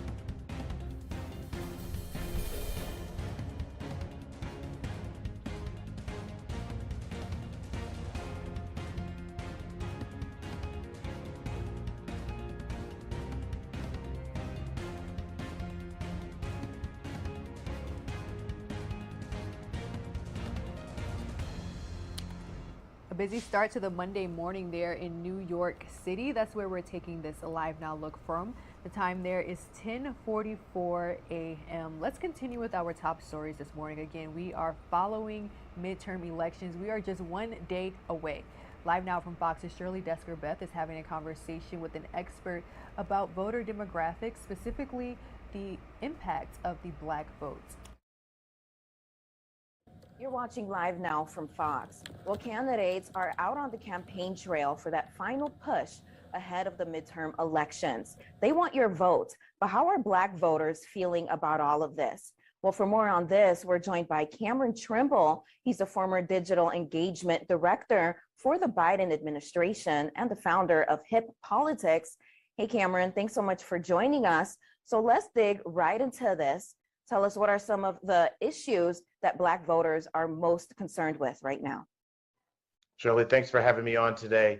Number one is it's still the economy. Pocketbook issues affect us all, including black voters, and folks are really starting to feel the squeeze this year. So pocketbook issues always lead. In addition to that, definitely racial justice, climate justice, and also economic justice are top of the list and top of the mind for black voters around the country. All right, and we have seen President Biden and former President Barack Obama out on the campaign trail to garner support for members of the Democratic Party. Tell us, has the Democratic Party delivered on their promises for black voters? They actually have. The Biden-Harris administration, if you really dig into it, has been one of the most successful legislative accomplishments in the generation, with so many large different things, from the American Rescue Plan to the infrastructure package that has passed, and so many different executive orders that the president has delivered on. But the issue is that communication, and that black voters are still finding out about these things, whether it's calling out racial justice, whether it's in terms of the child tax credit that was inclusive and helped lift so many black mothers and black families out of poverty, being able to address the federal marijuana issues and expunge and work to get folks who are on low-level marijuana charges out of federal prison, and then also all the different things that the president has really promised on the campaign trail is started to check off. And then, of course, the student loans, and being able to, what that is going to do for so many different families and folks holding that student loan debt across which specifically affects black voters and black folks, and even definitely black women.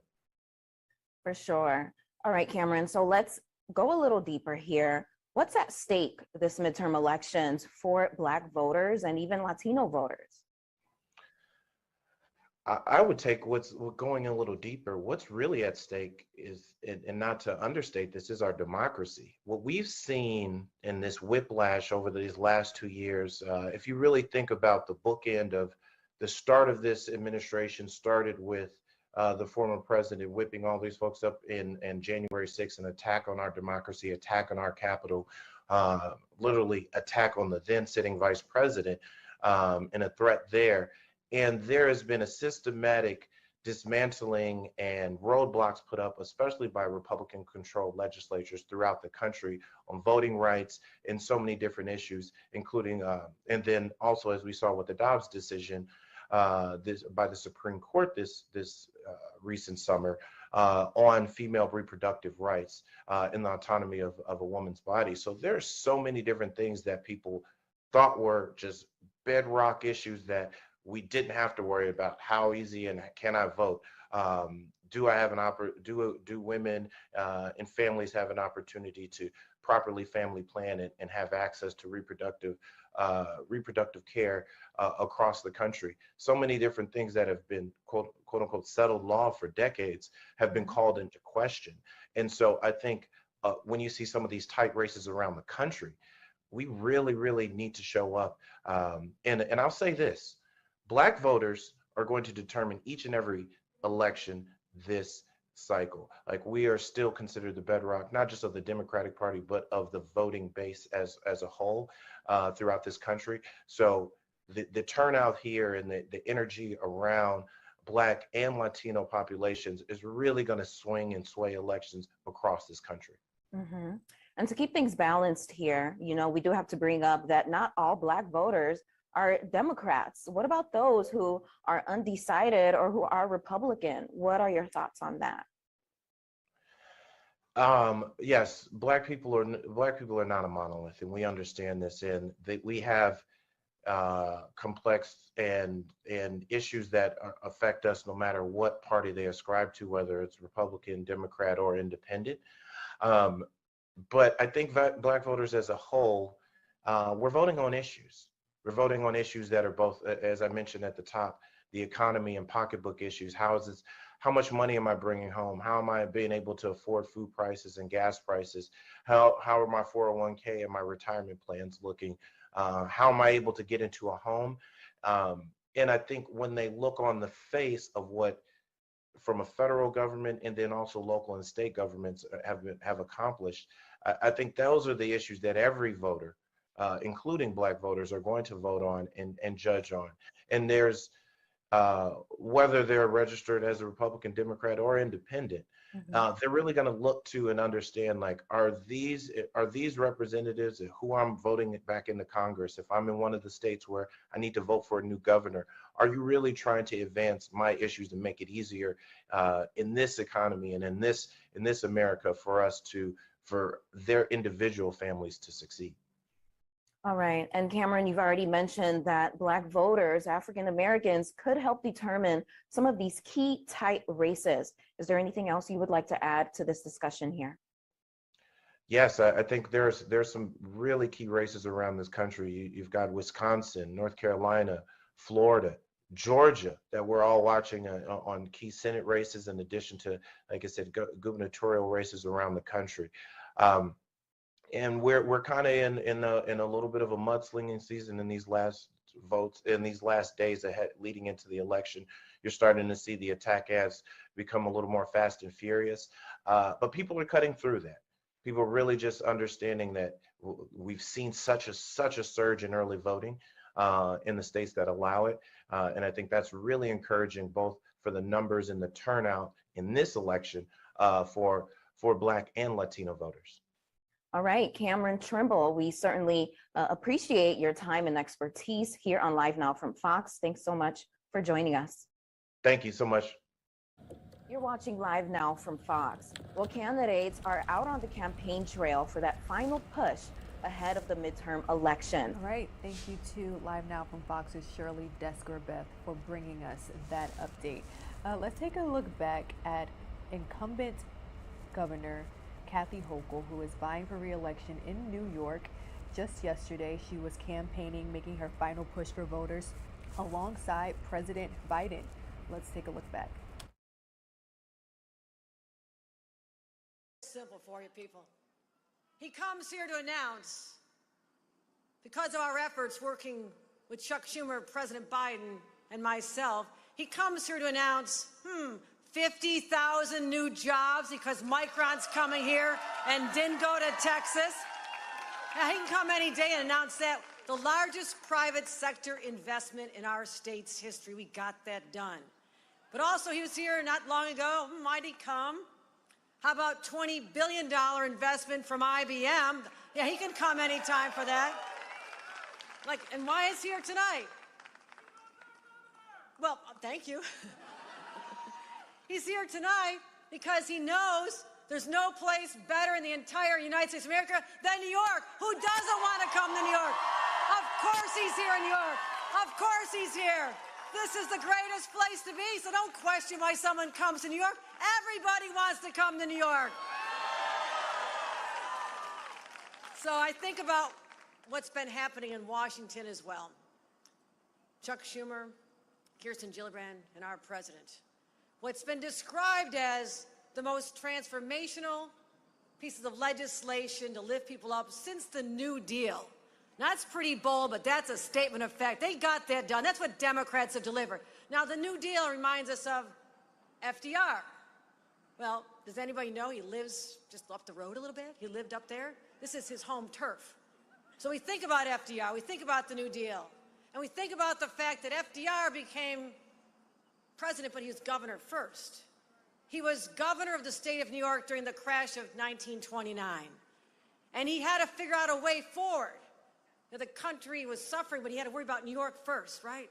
And he brought together some of the brightest minds, Francis Perkins. Everybody from labor know the name Francis Perkins.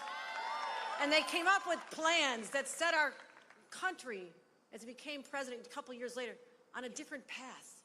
So I'm proud to have in my DNA as a Democrat all the accomplishments that started back in this state with our then governor, who became a president, FDR, and the New Deal. So let's think about what we got. Support for workers. How about that? We support our workers. We make sure that nobody falls between the cracks. We make sure they have Social Security and Medicare and other programs as well, similar programs. So I'm proud to be an FDR-style Democrat, because that means things are getting done. But I'm also taking note, people are saying, you know, the problem with Democrats, they're doing all this good stuff, right? We have a lot of accomplishments, but they just don't message the right way. You know, the Republicans are better at the messaging. Well, I'm going to make it real simple for everybody, okay? I can come up with a real simple message. Do you want to have good-paying jobs? Then vote Democrat. You want to protect our environment for generations to come? Then just vote Democrat. Do you want to make sure that we invest in education, have the highest quality education, support our teachers of anywhere in this country? Yeah? Then just vote Democrat. You want to make sure that we get guns off the streets and start saving lives? Then you vote Democrat. And you want to protect a woman's right to determine what she wants to do with her own body? Protect her right to her... Then vote Democrat. And you want to protect the sanctity of the ballot box and fight against voter suppression and protect the essence of our democracy? Then you do what? Okay. Is that simple enough message for everybody? Okay. I think we figured it out here. We figured it out. Well, I am so proud to be the governor of the state of New York. We have had some interesting times. I took office unexpectedly. We had to deal with hurricanes, and the pandemic got worse, and we had a mass shooting in my hometown of Buffalo. We had to deal with the Supreme Court overturning my right as the governor of New York to protect citizens under a law that was there for 100 years to say you shouldn't be able to carry a gun in your classroom here at Sarah Lawrence or on a subway or in our churches or our synagogues. I had to deal with that. I had to deal with the fact that they tried to take away rights to an abortion by overturning Roe v. Wade. And you know what my opponent says? Well, guess what he says? He goes, oh, no. Nothing changed in New York. No, I voted against women's rights. I've always been against abortion. I'm against all that. But nothing really changed. All right, you're streaming live now from Fox. We'll have a recap of our top stories in just 2 minutes.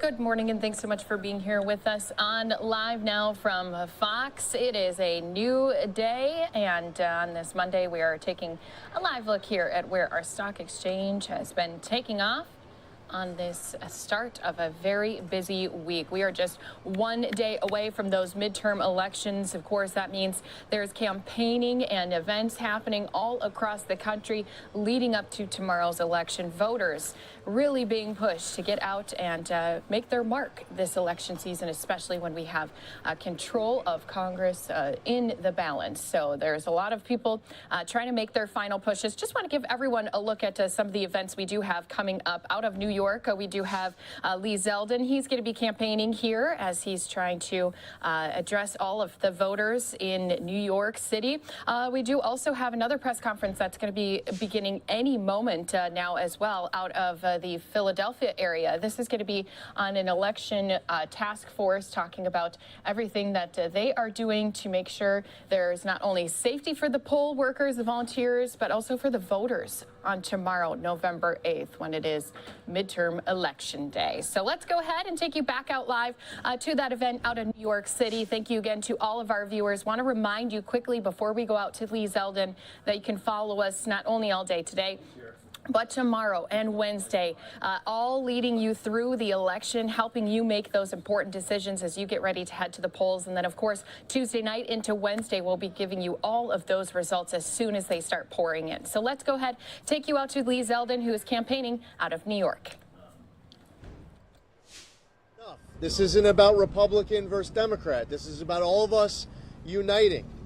You know, we've been in this situation decades past, where people who are in government were trying to lecture the public that this is perception. There's nothing to see here. Look away.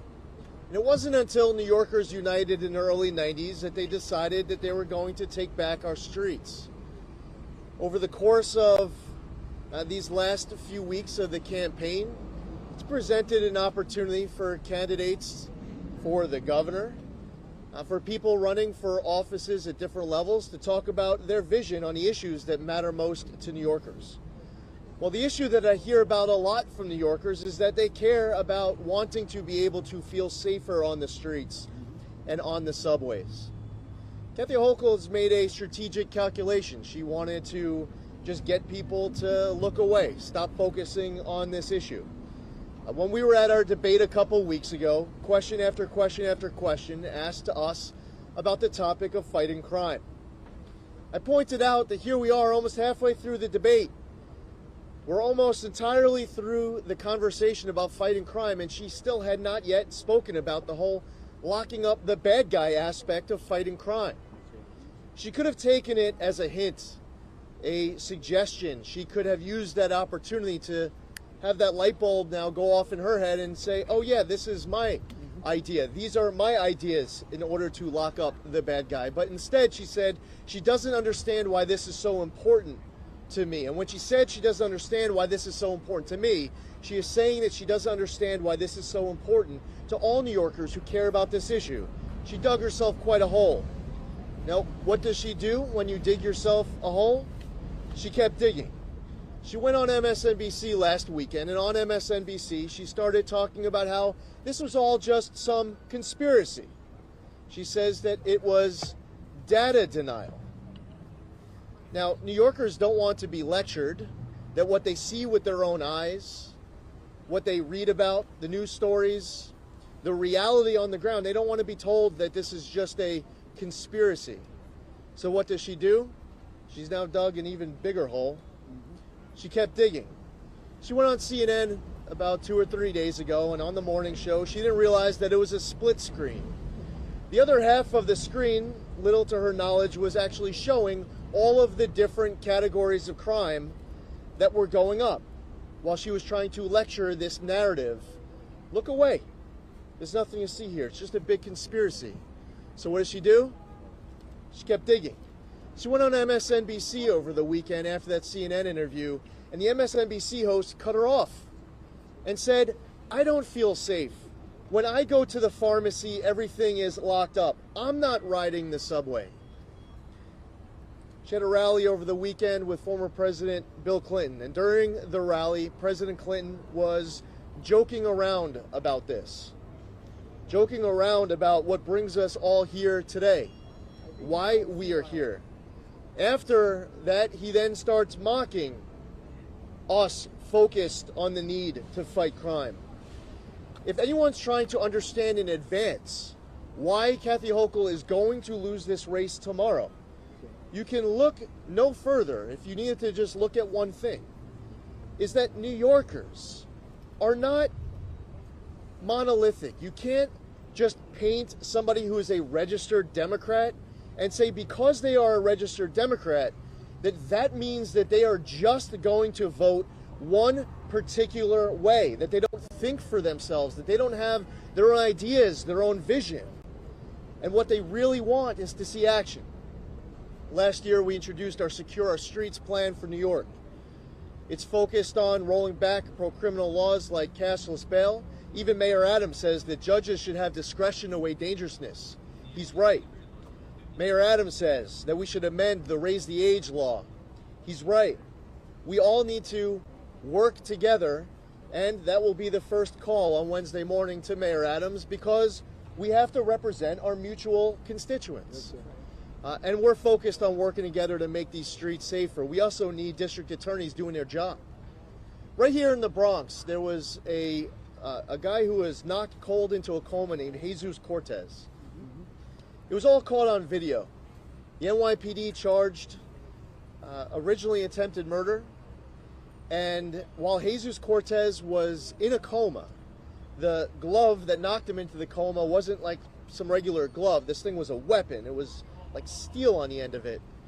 The district attorney reduced that charge to misdemeanor assault and harassment, and then due to New York's cashless bail laws and the fact that you can't weigh discretion, you can't weigh dangerousness, as a result, this person ends up back out on the street, even though he's a convicted sex offender out on parole.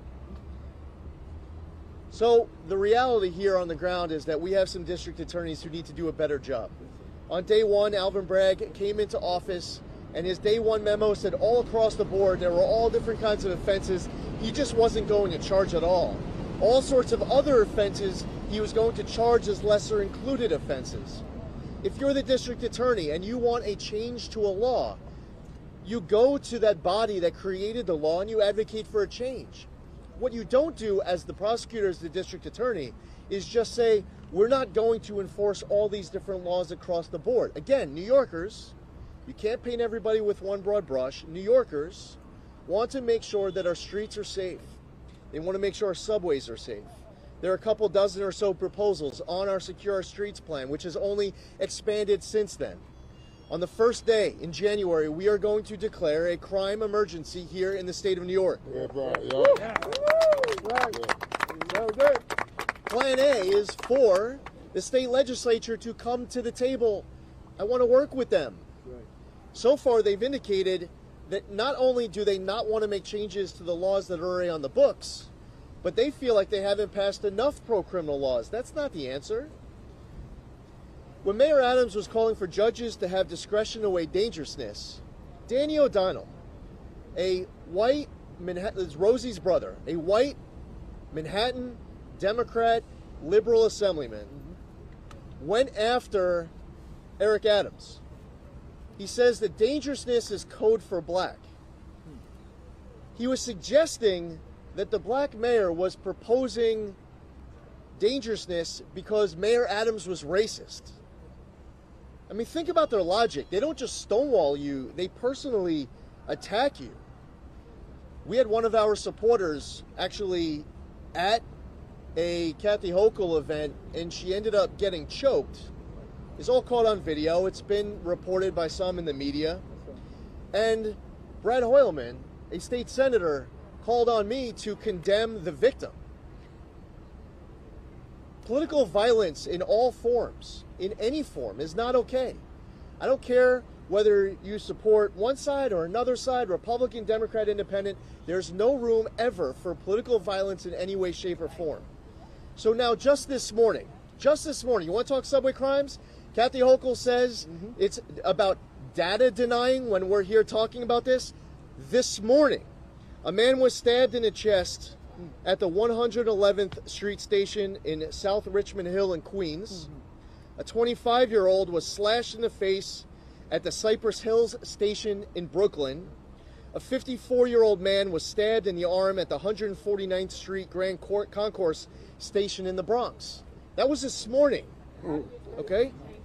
Yesterday, there was a stabbing that took place right here. A 44-year-old was stabbed in the neck by somebody half of his age, standing on the number 6 platform by a 24-year-old, Jared Johnson, fled from the station, but was later arrested on assault and harassment charges. Now, some people want to talk about these crimes as if the only crimes that are taking place are crimes with guns. And by the way, we should be talking about crimes committed with these illegal firearms. That's a real issue. But what we can't ignore is the reality that there are all different kinds of crimes that are being committed across this city. When you heard that MSNBC host talking about how when she goes to the pharmacy that her stuff is locked up, this is a crime that has an impact. And people are emboldened. Go talk to the bodega workers, the owners, the supermarkets. Their product is getting stolen, sometimes by the same person, just coming in and out frequently, and they just take it off the shelves. They don't care if you're filming them. There are people who are afraid of being pushed in front of an oncoming subway car. There are people who are concerned about getting stabbed and the other crimes that are taking place. We need to hire more law enforcement. Okay, the NYPD is having a year where they are bleeding out their ranks, more than we have seen in a very long time. Kathy Hochul said that part of her solution, it was primarily twofold, a couple weeks before the election, no coincidence, day after a bad poll. She says that she was going to have more cops in the subways. Okay, you have my attention. We've been talking about this for a long time. She's talking about mandatory overtime from NYPD already stretched thin. We have to hire more law enforcement. And you're taking people off of other beats to monitor this one. Secondly, she said that we have people who are emotionally disturbed people on the street, and they need to be removed from the street. Okay, you have my attention. We've been talking about this for a while. Her grand solution was 50 beds. She was missing a zero, 2 zeros. We could debate that, but she just doesn't get it. There are people on the street and they're causing confrontation. It's affecting behavior. People either aren't riding the subway. If they are riding the subway, they're doing it at different hours. If they're Sikh, they're taking off their turban. If they're Jewish, I hear from people who are taking off their yarmulke. There are people who are hugging poles and grabbing guardrails. What we should have happen right now, every elected official at every level of government should all be talking about how they understand the crisis that exists, that they are committed to doing absolutely everything in their power to fix it. They'll work with absolutely anyone to be able to get this done. But unfortunately, you only have some people willing to talk about these issues, while other people are trying to mock us for being here talking about these issues. Other people trying to tell us that we should look away, that you all are denying data by even doing the reporting that you're doing. And it is only until, and history has proven, when we all stand up together to work together on solutions, that we will be able to turn this around. Tomorrow, voters go to the polls. And all across this state, New Yorkers of all walks of life with a breaking point in this state and a passion and a desire to save this state head to the polls to be able to change the course of New York. This current direction does not work. Kathy Hochul is not getting this job done. I look forward to doing everything I can to make the streets of New York safer, to make our subways safer, to make sure we are rolling back pro-criminal laws, we are firing weak district attorneys who refuse to enforce the law, and make sure that we are backing our men and women in blue. Without any further ado, I'd like to introduce my running mate, Alison Esposito. 25 years in the NYPD. She was the Deputy Inspector Commanding Officer of the 70th Precinct in Brooklyn. If Allison stayed on the force, she would have soon become a chief, but she retired to be my running mate, to be our state's next lieutenant governor. And as I bring Allison up, I just want to say thank you to everyone else who's here joining us, joined by my former colleague in the state Senate, Ruben Diaz, our former New York City councilman, Ruben Diaz. He's a Democrat. Bob Holden, sitting New York City councilman, Democrat. Steve Kaufman, former state assemblyman, supporting us, Democrat. Dov Hiken, former state assemblyman, Democrat. He's supporting us. This is, Steve Kaufman. This is about all of us together, united. Forget the party labels. We have to get this done. Allison.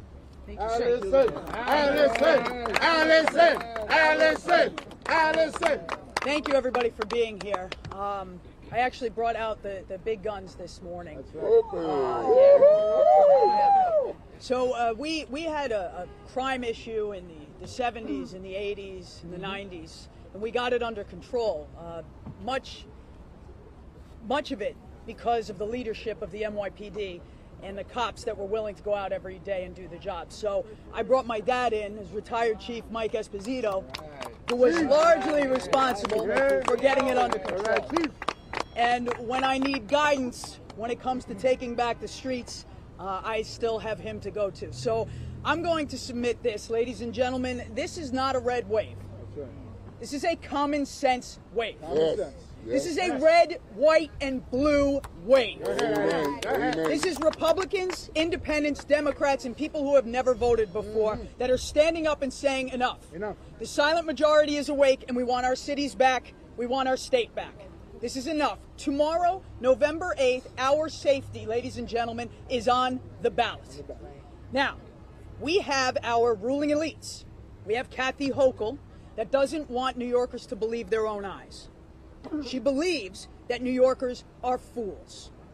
She actually stood on the debate stage, and while Congressman Zeldin was talking about the priorities that mattered most to New Yorkers, all up and down the state, crime, law and order, public safety, the economy, and our children's education, and as he was imploring her to talk about holding criminals accountable for their actions and protecting the decent, hard-working people of New York State, she stood there, an out-of-touch elitist, with a smug look on her face, and she looked at Congressman Zeldin, and she was like, I don't know why this matters so much to you. I don't know why this means so much to you. Well, potentially because you had a gang drive-by shooting on his front lawn with his daughters inside doing homework. Why doesn't it mean so much, or why does it mean so much to us? How about the rape victim on the west side just the other day? Or the gentleman yesterday just at the train station behind me that was stabbed in the neck? What about Connie Torrey from Syracuse, a 93-year-old who was tortured and murdered by someone who was released without bail after committing a robbery in the same building? What about Kiara Benningfield, who begged people to listen to her, begged people to listen to her, and her husband was let out the same day after committing a slew of domestic violence crimes, and she was wearing a bulletproof vest driving her children to school after telling her mom, he's going to kill me. And he shows up and blows her head off with a shotgun in front of her 3 children. This is data. Statistics are victims. And she wants to say we're data deniers. It's convenient when you're trying to crawl across the finish line of an election. Smug, out-of-touch elitists, and they believe New Yorkers are fools. And then the supreme elite, Bill Clinton, arrogant, standing in front of this crowd of people with a smirk on his face like this is a joke, surrounded by his own security. This is a joke. They're acting like Kathy Hochul is standing at the platform handing out billy clubs and bats. No, Bill. That's right. She's not handing them out. It's her lack of action, her reckless policies, and her failure to hold criminals accountable for their actions. That's what's doing it, Bill. That's what's doing it. New Yorkers are not stupid. Stop treating us like we are. Tomorrow you are going to see. The silent majority is awake. New Yorkers are one. We are concentrating more on what unites us and not what divides us, which is what you want. We are united, we are together, and we are coming to save our state. So I look forward, Governor Hochul, to your concession speech tomorrow night. Work on it all day. Save our state! Save our state! Save our state! Save our state! Save our state. You can work on it all day today. Your last day as governor. That's right. That's right. Enjoy. Thank you very much. Thank you very much. All right, so you can see here Lee Zeldin again out campaigning. This is the last full day for all of those candidates. Looks like he is going to take some reporter questions and answers. We'll pick up from this point right here to you on Live Now from Fox after we return from this 2-minute break.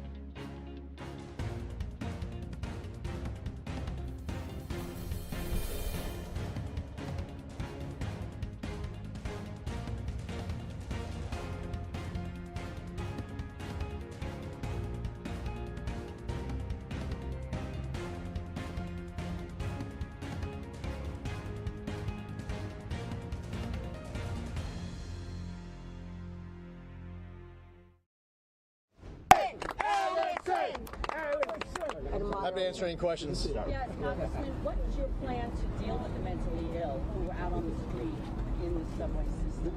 So first off, it's going to require a lot more than 50 beds. It's going to have to involve involuntary removal from the street. There needs to be a process to protect civil rights. We need to ensure that these individuals who are being removed from the streets are immediately in front of a panel, possibly of 3 people, of experts to be able to hear the case. You know, it's one thing when the initial tactical decision has to be made on the ground, but as quickly as possible when you're talking about an involuntary removal from the street, they need to get in front of experts to be able to assess the case on its merits. These individuals need help. This isn't just about the people they're causing confrontation against, but it's also important for them too. And we're also not talking about sending them off to prison. If somebody commits a crime, they're in the criminal justice system, that's a different story. There are individuals who need help, who maybe haven't committed that crime where it's appropriate to send them off to prison. So we have to ensure that people look at this entire process as one that has the best interest of everybody involved, especially the person who's being involuntarily removed from the process. I look from the streets. I look forward to working with the state legislature to get this crafted and implemented. It's not involuntary now. We need to have an involuntary removal. There needs to ensure that there's criteria to do this, that there's a process that protects civil rights, that they are actually getting help. We don't want people to just be removed from the street and then they're never able to be given their best chance to live an independent life, to be back out with society. There are different stories we have to understand from the different people who qualify as mentally ill. Understand that some of these crimes that are committed are not committed by people who are mentally ill. The crime that took place Pier 45 a couple mornings ago, that person was, I mean, you can make an argument, by the way, that anybody who commits any of these crimes, they're mentally ill. But sometimes it requires the crime to be able to get that person into custody. There are other individuals who are forcing changes of behavior of New Yorkers. Individuals don't know how to interact with these emotionally disturbed people when they come in contact. There are ways to be able to deal with that conflict, but people aren't trained up on it. They don't know. That's certainly information that we can help to get out. But we do need involuntary removal from the streets of a lot of people who unfortunately are causing a lot of pain, heartburn, and conflict. Congressman, former Governor Cuomo was on the radio on Saturday. This is what he said about you. To run a candidate that is pro-life, Zeldin, who is against gun control, against marriage equality, who is an election denier. He's against 75% of New Yorkers on these issues. What do you have to say to that assessment from former Governor? Well, the great news is I could absolutely care less about who Andrew Cuomo is voting for. Well, to the degree that he still has folks who are loyal to him, like Ruben Diaz Sr., who's next to you, and to some of the folks who support him, how do you reassure undecided voters that you're not too far to the right for them to comfortably... Listen, we're here united as New Yorkers. Why is that? Because New Yorkers are hitting a breaking point in this state. New York leads the entire country in out-migration. Why is that? Why are they hitting their breaking point? Their wallet, their safety, their freedom, the quality of their kids' education are under attack. We have to reverse those attacks in order to get these New Yorkers to stay here. We're here talking a lot about crime this morning. People will complain to you about the implementation of congestion pricing. They might reference COVID mandates. Maybe they were put out of work because they didn't get the COVID shot. I don't support COVID vaccine mandates. That's my personal view. If you want to get it, get it. If you don't want to get it, don't get it. But don't do it because I, as the governor, called on you to be my apostle. There should be no COVID vaccine mandate on anyone for employment, for higher ed, or otherwise. Thank you. All across the board, there are all different kinds of issues that New Yorkers care most about. So you can ask me the question over the course of the 19 months of this campaign, Lee, what's the most important issue of this race? What are the most important issues of this race? And I would answer your question based off of what the voters tell me are the most important issues in this race. What Kathy Hochul would do is that she would answer the question based off of the question that you just asked. But here's the problem, is that if you ask New Yorkers all across the state, what's the most important issue to you? Verbatim question. What is the most important issue to decide your vote for governor? Crime. I guarantee you a very large majority of New Yorkers will tell you either related to the economy, inflation, jobs, or it's going to be related to crime and public safety. That's it. There are people who understand, you know my position, for example, on abortion. And as I've stated in the past, and I'll state it again right here. New York a few years ago codified far more than Roe. When we woke up the day after the Dobbs decision, the law in New York was exactly the same as it was the day before. That's right. And I can't change it. That's right. Now, Ruben Diaz, he can have whatever positions he wants to have on the economy, on crime. He can have whatever positions he wants on economy, on crime, on freedom, on education.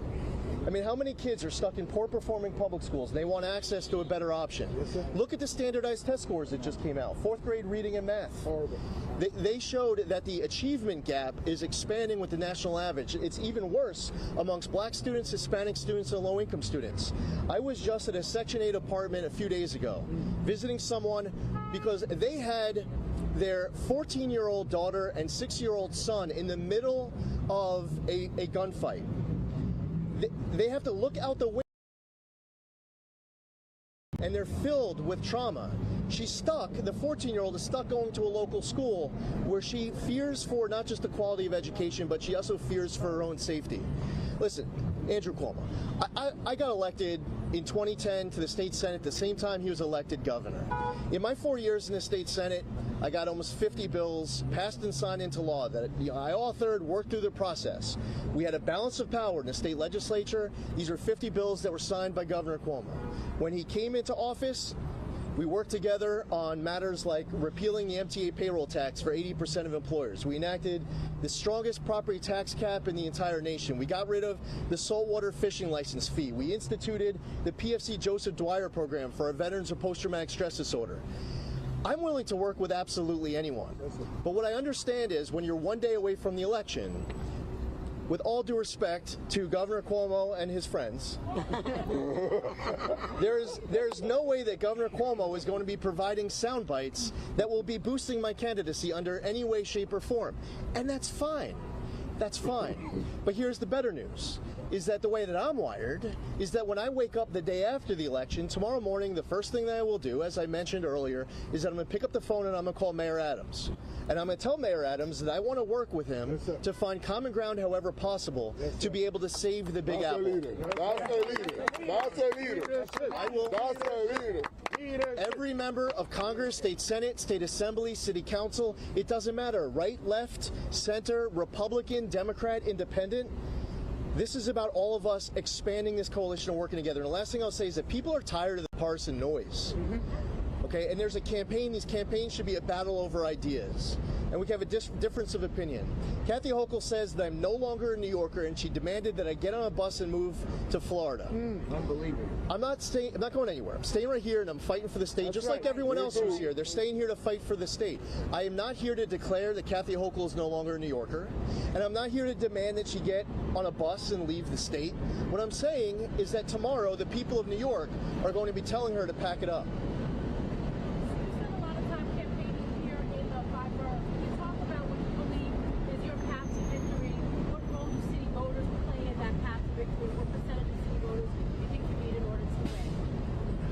So we've long said that if we get less than 30% of the vote in New York City, we can't win the race. If we get 35% or more, it's really difficult for us to lose the race. Especially if you're getting 36 or 37%. You have a little bit of a delta there between 30 and 35, where it really depends on how your performance is all across the entire country.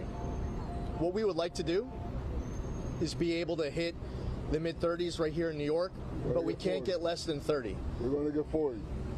If you start getting past the mid-30s, we're not going to lose this race. I'll say as far as turnout goes, my position is absolutely everybody needs to get out and vote tomorrow. Okay? I'm not saying this isn't a message that you have to be red or blue. You have to lean one way or the other way of whether or not you should come out and vote. I'm in my 20th year in the Army right now. There are a lot of people who have fought and died for this country, for this right to vote. For everybody out there who is a proud American, if you're a proud American, understand that this is your obligation, this is your responsibility, this is your duty. Whoever you are, wherever you are, whatever party you belong to, whoever you're going to vote for, come out and vote. And as far as the 62 counties go, listen, we are in one of the bluest counties on the planet. And I'm here. Yes, sir. Okay, I get it. Maybe it defies conventional wisdom. Maybe they would say you should spend the day before the election in the reddest areas to make sure you're driving out the vote. But actually, for people who really want to understand what this entire campaign has been about since the very beginning, is that this wasn't about red counties versus blue counties. This wasn't about Republicans versus Democrats. This is about all of us everywhere participating in this process and changing the course of our state. That's why I'm here in the Bronx today. That's why I've been here a lot, and that's why I'll keep coming back. Thank you. Yes, yes.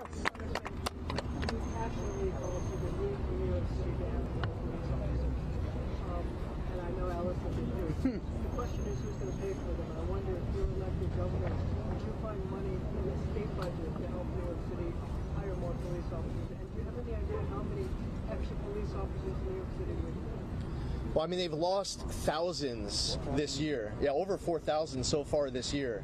That already is a record going back a very, very, very long time since the last time you saw that take place. These hires are hires that primarily come out of the city. Now, as far as state support goes, we have New York State Troopers, we have National Guard, we have other assets. But as Chief Esposito knows from his experience, and Deputy Inspector and ex-Lieutenant Governor Allison Esposito knows, the NYPD is the greatest law enforcement in the world. That's right. Okay, there's no better law enforcement unit that you'll find anywhere else in this country. Yes, sir. The question that I would have in that initial conversation Wednesday morning with Mayor Adams is, what do you need? You know what? You know how long Mayor Adams, I mean, he might not be willing to admit this to you today, but maybe you can ask him this question on Wednesday and get a most candid answer. When was the last time, with regards to fighting crime and public safety, Eric Adams was able to call up Albany, and Albany's response is, what do you need? Because whatever you need to fight crime and make our streets and our subways safer, we need to figure this out. Now, if this is about plussing up NYPD, we'll hear that ask. If it has something to do with MTA and Port Authority and state troopers and National Guard, maybe it won't. But that's something for the city to be communicating to the state. What I'm committed to do is absolutely everything in my power to make sure that these streets and subways belong to law-abiding New Yorkers and not criminals. And if that requires additional financial support, we will do whatever needs to be done in order to keep the people in New York safe. Yes, sir. Yes, sir. Is it also possible that you might have to do some kind of a public safety bond issue in order to come up with the kinds of money that you may need not only here in New York City, but No, I do not believe that at all. I do not believe that New York needs to create a bond in order to support the city with this effort. I also believe that the state has lost out on a lot of opportunity to generate more revenue with the way they cut off different industries and opportunity, economic opportunity. We've reached a point in this state that the only way you're getting businesses to come is by offering them billions of dollars worth of tax breaks, instead of what you see in other states where you have businesses that are moving to the state just because they want to move to the state. They'll cite their low taxes, their regulatory environment, their state agencies that don't prosecute businesses but instead support businesses. We have to improve the business climate in the state. We have to create more jobs. Generating revenue is key. The other piece of it is making the state budget operate more efficiently. There are plenty of ways to be able to save money across the board. I'd be happy to bore you to death if you want me to go through some of the specifics. So, but it wouldn't require a bond. This is about being smart with the way that we spend money on both the revenue side and the expenditure side. We will ask Mayor Adams what support he needs, but if it's about the NYPD plussing up the NYPD's ranks, this has historically been something that the city has done, not something that they're requiring on the other levels of government to do for them. We hate the cops till we love the cops? Absolutely. First off, a lot of New Yorkers love the cops. Yes. We have to understand that Cops are quitting because they don't feel valuable. they're not feeling the love right now from elected officials. There was the attack in the city council against qualified immunity. We saw it with the new diaphragm law that was getting pushed. Right now they want to attack qualified immunity for law enforcement statewide. We have to build the relationships. You have to keep your ear to the ground. The community aspect of policing is key, building trust. This is something that the NYPD has been working on for a very long time, absolutely. But what we should also understand, that if you were to try to figure out why did Eric Adams win that Democratic primary, I would say that it was because people want to do more to support law enforcement, not less. The noisiest people in the room are the ones who say, let's elect DAs who don't enforce the law. The noisiest people in the room will say, no, Eric Adams, you cannot give judges discretion to weigh dangerousness. As a matter of fact, we have to pass more pro-criminal laws. I would say that a majority of New Yorkers absolutely are ready for strengthening that relationship as much as possible to make sure that law enforcement has all the tools and resources they need to do their job safely and effectively. So is the diaphragm law one of the laws that you would think is... It's a city council law, but I don't support the city council law. Right. But there's also a state law to deal with that. There's a push that some of the stuff that's passing out of the city should pass up in Albany. But here's the thing, when you're passing laws like this, you have to think through what the actual consequences are. And when you play out the policies that are being implemented with the reality on the ground, when a 16-year-old violent felon gets released in 72 hours and tries to jump a turnstile, and an officer tries to stop him because you're not allowed to do that, the 16-year-old then got into a fight with the officer. If you watch the video, he's using moves on the officer that the officer was to use on the 16-year-old. Everybody would be calling for the law enforcement officer to get thrown in jail. You know, he had to be careful. Don't put him in a chokehold. He has to be worried about getting sued. But here's the thing, as far as entitlement goes, when that 16-year-old got back in front of the judge, he was asking whether or not he could press charges against the officer. And then he got instantly released. The 16-year-old did. This is following the entire process start to finish. There's so much to unwind to improve this process. Whatever we can do to possibly help. It is a total commitment to do absolutely everything in my power from the first moment I am sworn in to work with anybody, anywhere, in order to be able to make our streets and our subways safer. By the way, that includes... Back the blue! Back the blue! Back the blue! Back the blue! Back the blue! How do you realistically expect to pass your agenda for a legislature controlled by Democrats? You yourself said Carl Hastie would probably never send you a bill that would change the state's abortion laws. Doesn't that go for the same for crime, climate, taxes? How do you realistically expect to approach, legislature controlled by Democrats? Is it through the state budget process? What are you expecting to do in the next legislative session? When I was in the state legislature as a Republican, I was able to work with Democrats to get all sorts of bills passed. It was really easy. You go across the chamber and go talk to Ruben Diaz. Ruben's a Democrat, I'm a Republican, but just because he's a Democrat, don't put him into one box, because he'll do whatever Ruben Diaz believes is right. There are other state legislators, Republicans and Democrats, who are sacrificing time away from their family. They're definitely not doing it for the pay. By the way, some are. There are some state legislators who run for the state legislature because they're not qualified for any other job in life. That's right. That's a whole other topic, okay? There are a whole lot of other good state legislators in both chambers, and they could go out and do more. They can make more money. It's a sacrifice spending that time away. They want to get good things done. Eric Adams can pick up the phone and call fellow Democrats. You know, he says that he wants to amend raise the age. I want to amend raise the age. Maybe Eric knows a few state legislators where we could put together a coalition to get these bills passed. So tomorrow when people go to the polls, they're not just electing a new governor, they're also electing their state assembly and state senate. What I believe is that tomorrow the supermajority that exists in the state assembly and the state senate will get broken. I do not believe in January that there will be a supermajority assembly and senate. Now, the interesting thing to watch tomorrow night that no one's talking about, and some people say it's impossible. It's not impossible. It's uphill. It's a long shot, but it's not impossible. Is that the way I see it, if the state senate Republicans hold what they have, they'll have 18 seats.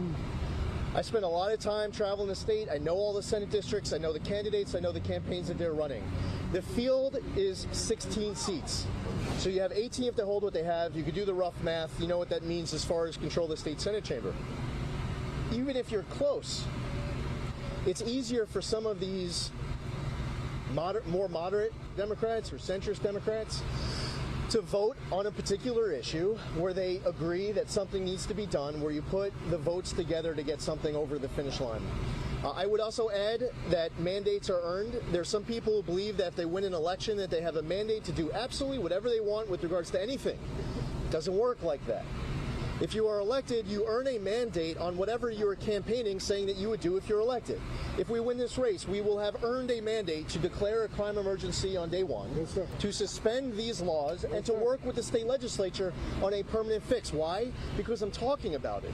If I didn't talk about it and I waited until tomorrow and be like, hey, by the way, this is what I'm going to do on day one, I have a mandate.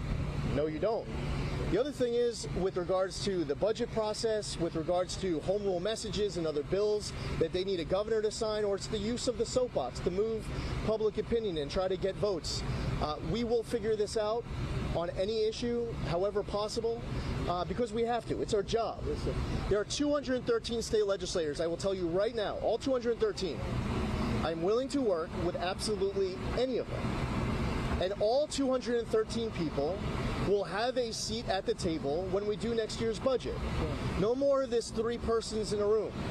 We will force the process to involve all of the rank and file by sending our budget director and others in that second half of March especially in front of the legislature, and the majority will be able to ask questions, the minority will be able to ask questions, and there will be clarity, and there will be transparency, and there will be sunlight. And then when you get to the end of the process, you all will be able to ask me questions, as opposed to what happens now, is that you might be able to, if you have a good enough connection, get a little bit of a leak at 2 a.m. And when you are able to tweet out that tidbit that you just got, The rest of the state legislature is now figuring out what was just agreed to. Not from their leadership, they figured it out from you because you had a good contact who shared a little bit of information at 2 a.m. We are listening in here to this campaign event for Lee Zeldin, going to be continuing here out of New York City, as some viewers are going to be going out to a quick 2-minute break. To the state government, none of that's going to happen. I'm expanding executive order. I will not accept any donations from political appointees or their spouses. I will not take donor meetings with anyone who is trying to solicit state contracts. I don't want to meet with you. Don't even try to schedule a meeting. Please don't put me in that situation. I support term limits. I will term limit myself. I will call on the state legislature to term limit me. But even if they don't, I still would not run for a 3rd term. It's about leading by example.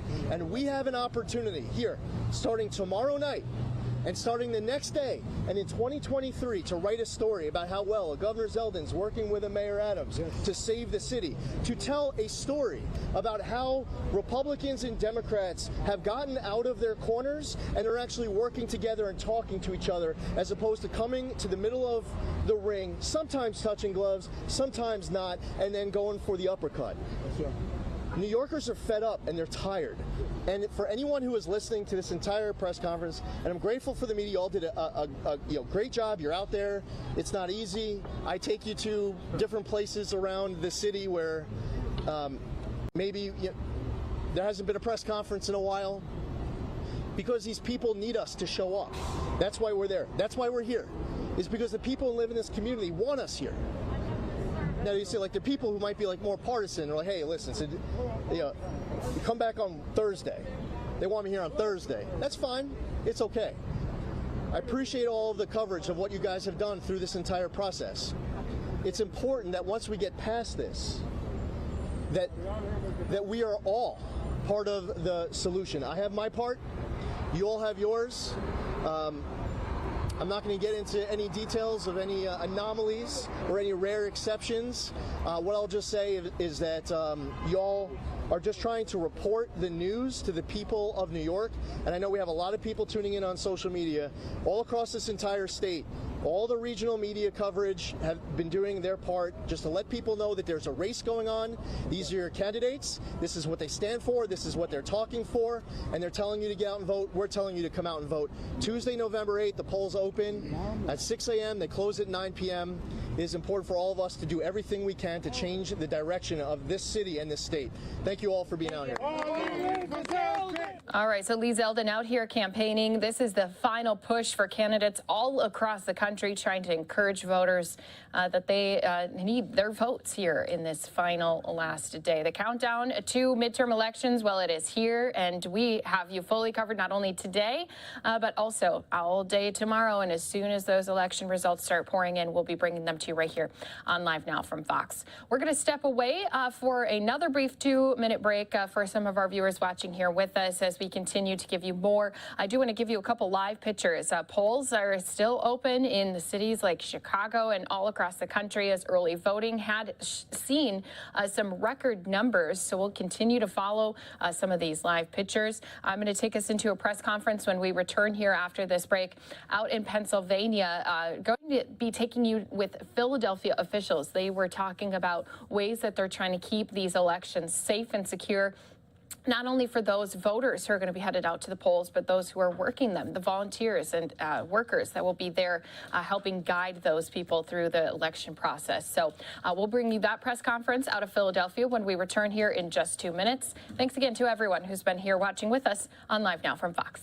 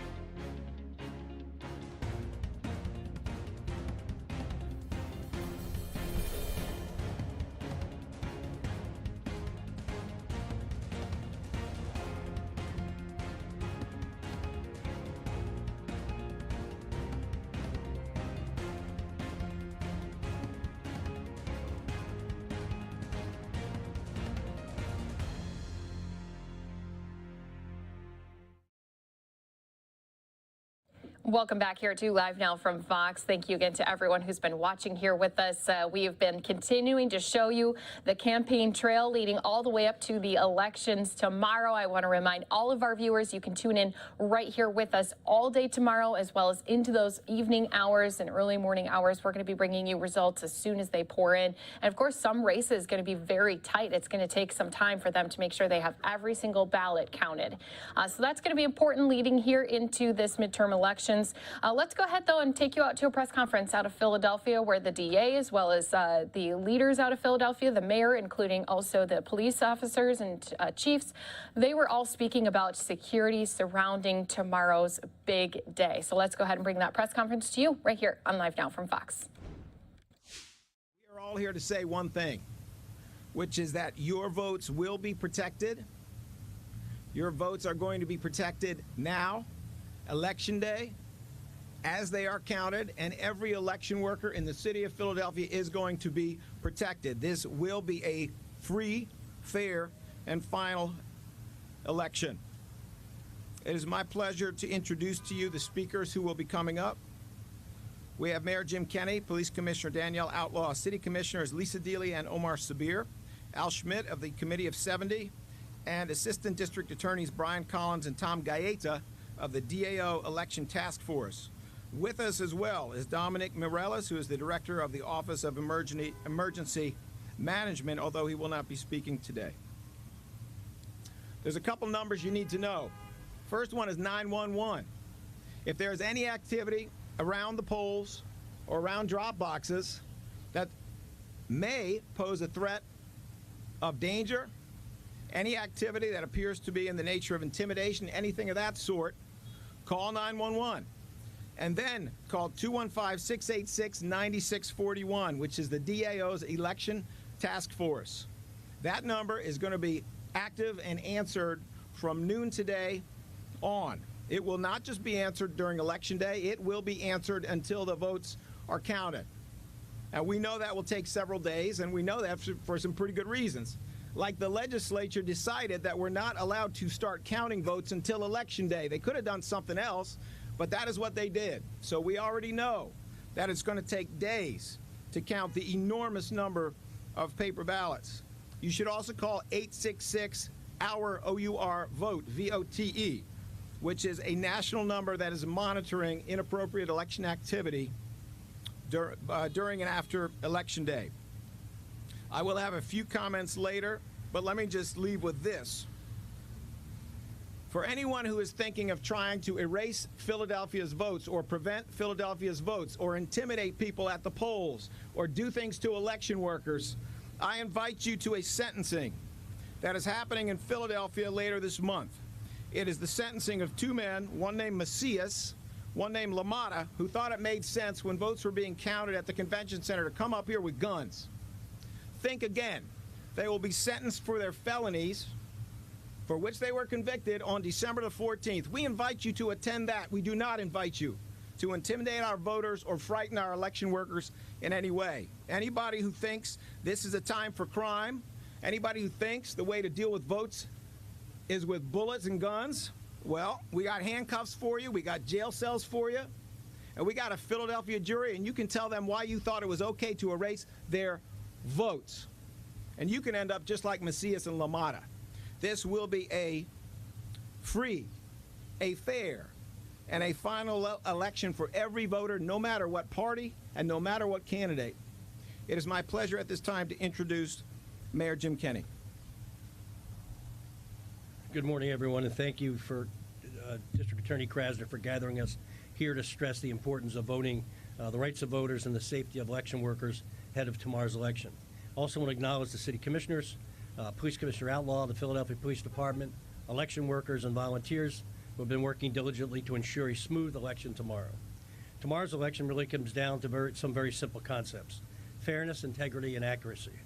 Fairness to choose how you vote and who you vote for, regardless of your political affiliation or party. Integrity to ensure that the foundational component of political freedom, the administration of free and fair elections, remains strong. And accuracy to ensure that every vote is counted correctly. None of these are achievable, however, if there are people out on the streets and near polling centers who are intimidating or interfering with Philadelphians' right to vote. Interfering in the election or intimidating voters is illegal and something we take very seriously. The city is working closely with the DA's office and state and federal partners to ensure everyone, no matter their party or beliefs, feels safe casting their ballot tomorrow. We're here today to assure Philadelphians that voters will be able to access their polling places and vote. No one will be permitted to unlawfully interfere with their right to vote, and all ballots properly cast will be counted. Also joining us today is Police Commissioner Danielle Outlaw, who you will hear from momentarily on PPD's plan for tomorrow. And I want to make it clear to anyone thinking of messing with the election process in our city that they will be held accountable. But we need the public's help. If you see or experience someone loitering in polling places or at drop boxes trying to hinder or delay the election process, threatening or harassing poll workers, tampering with or destroying ballots or voting machines, please report these incidents by calling the District Attorney's Office Election Task Force at 215-686-9641. That's 215-686-9641. I'd also like to reinforce something we talked a lot about in 2020. After the polls closed and in the ensuing days, we asked for everyone's patience. With tens of thousands of people voting by mail, it will take some time to count all the ballots. And remember, by law, staffers are not allowed to start opening and counting these ballots until Election Day is over. So again, please be patient as we count all our votes. Now, before I go, I know this is a very, as you make final plans for Election Day tomorrow, remember, if you are visiting a polling location, as long as you're in line by the time the polls close at 8 p.m., you will be able to vote. Mail-in ballots can also be placed in the designated drop boxes across the city until 8 p.m. tomorrow. And of course, please be patient. The people working your voting station are waiting with you are your neighbors. They are doing their absolute best. And on that note, I want to take a moment to thank all the workers and volunteers that make our elections run smoothly, from the poll workers to translators to election administrators. With your help, we are confident that just like the 2020 election, our city will shine as an example of how to run an election correctly. So thank you for being here, and I'd like to now introduce Commissioner Outlaw. Good morning. Thank you, Mary Kinney, and good morning again to everyone. Before I get started on the election, I know that's not why we're here today. I just want to remind the public that we continue to vigorously investigate Saturday night's tragic mass casualty shooting incident in our Kensington community. Along with our law enforcement partners, we're chasing down each and every lead that we have, and we've bolstered our resources in the affected area. If you have any information on this or any other crime, we ask that you reach out to our tip line by calling or texting 215-686-TIPS, 215-686-8477. As you can see behind me, I have also with me Deputies Dale and Venor here with me to answer any questions after this, but we're going to make sure that we are available for any questions specifically about that incident after this. Turning back to tomorrow, I will keep my remarks brief because there are a lot of folks here that have important information to share with you. I want to make it known that the Philadelphia Police Department stands ready to assist our fellow stakeholders in ensuring a safe and fair election experience for voters and poll workers tomorrow. To that end, we're working very closely with the city commissioners, the managing director's office, and others to ensure that all lines of communications are open before, during, and after Election Day. Maintaining open lines of communication, including sharing of intelligence, for example, is a key to election preparedness. For the PPD, that means coordinating closely with the DIVIC, which is the Delaware Valley Intelligence Center, the District Attorney's Election Task Force, the State Police, the FBI, and other federal partners that are also gathering security data so that we can be ready in advance of any potential efforts to disrupt an orderly and safe election. The PPD is a member of the DA's Election Day Task Force, and our command staff will remain in direct communication with that task force tomorrow. All of our patrol districts will be having roving teams of police officers specifically assigned to quickly respond to calls for assistance at polling locations, and these officers will be wearing body-worn cameras and will also be joined by a police department supervisor when they're responding. Of course, we have worked to ensure that we have ample resources available during and after Election Day. As always, public safety remains our #1 priority of the city of Philadelphia, and we're looking forward to joining the community in a safe and free Election Day tomorrow. So thanks again for having me, and now I'm going to turn it over to our city commissioners.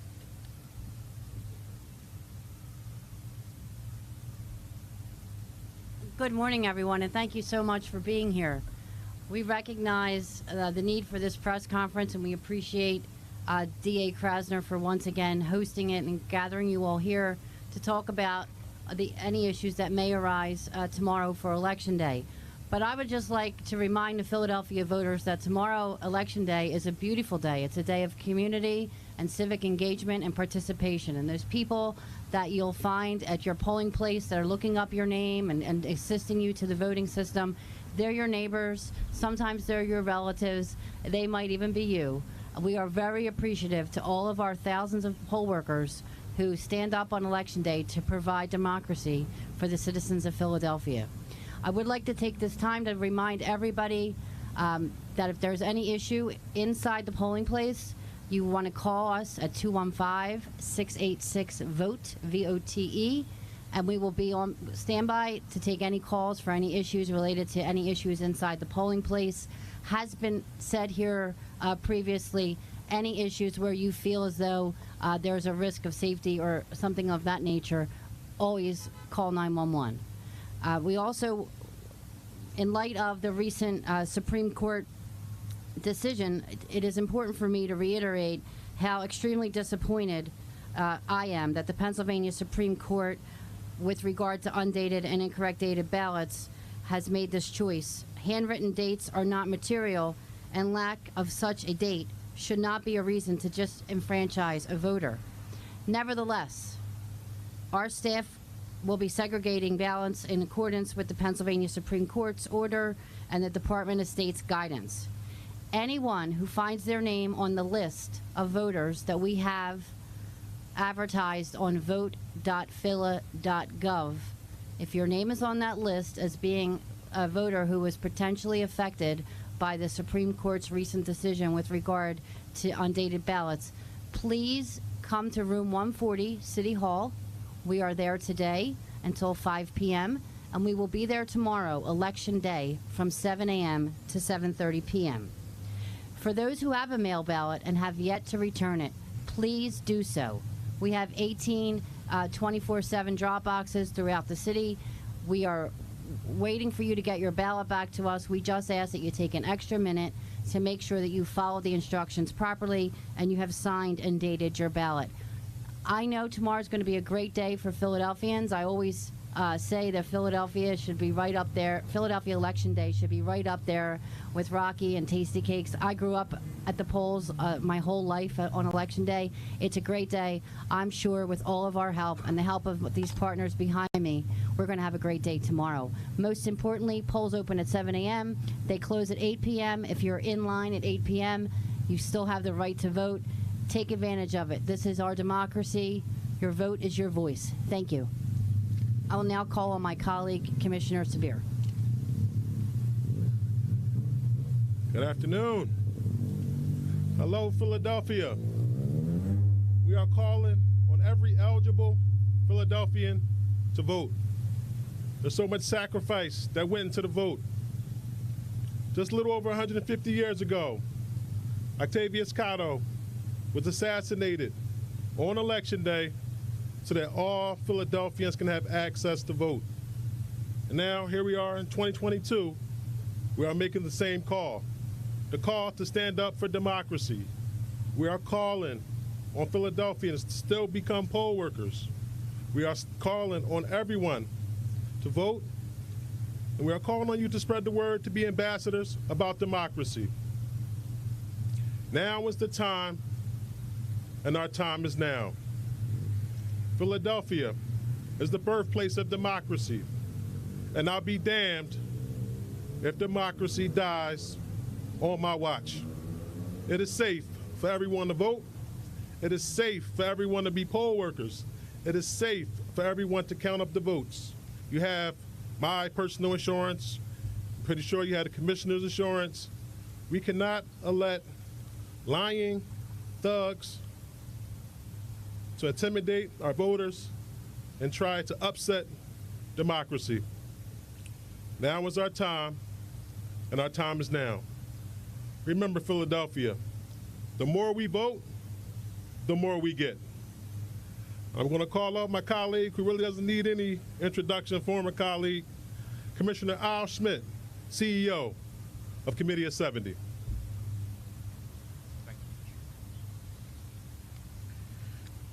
It is just as important that our voters be safe as that they feel safe on Election Day in casting their votes. And the city of Philadelphia has clearly made this a priority and dedicated resources to it to make sure that our voters can vote with confidence and not be concerned about disruptions on Election Day. If they should occur, I know you've all heard what you should do as a result. I'd ask our voters in the hours and days ahead to be patient as every voter's vote is counted. And I'd also call on campaigns to be responsible with their rhetoric. That rhetoric has real consequences. Consequences resulting in election board workers and election officials receiving threats, consequences in voters being afraid to cast their votes. There's a lot of noise out there, and really it'd be better if people tune out that noise and just focus on exercising their right to vote and not let any campaigns or any rhetoric get in the way of that. I also want to introduce next Assistant District Attorneys Brian Collins and Tom Gaeta of the Election Task Force.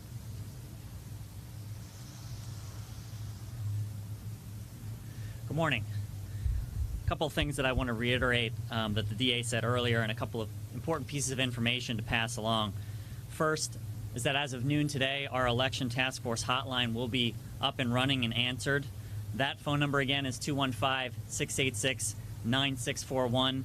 That number will remain active while the vote is being counted, which we anticipate will continue after Election Day. We obviously, if you see anything that is a threat to safety or a threat of violence, please call 911. But we also want you to contact our Election Task Force hotline if you see anything that you believe is an incident that requires our attention. Most importantly, the things to take note of are that there's a law that prohibits solicitation or electioneering inside of the poll place within 10 feet of the polling location. What that means is that nobody can come inside to the polling location and advocate for a specific candidate.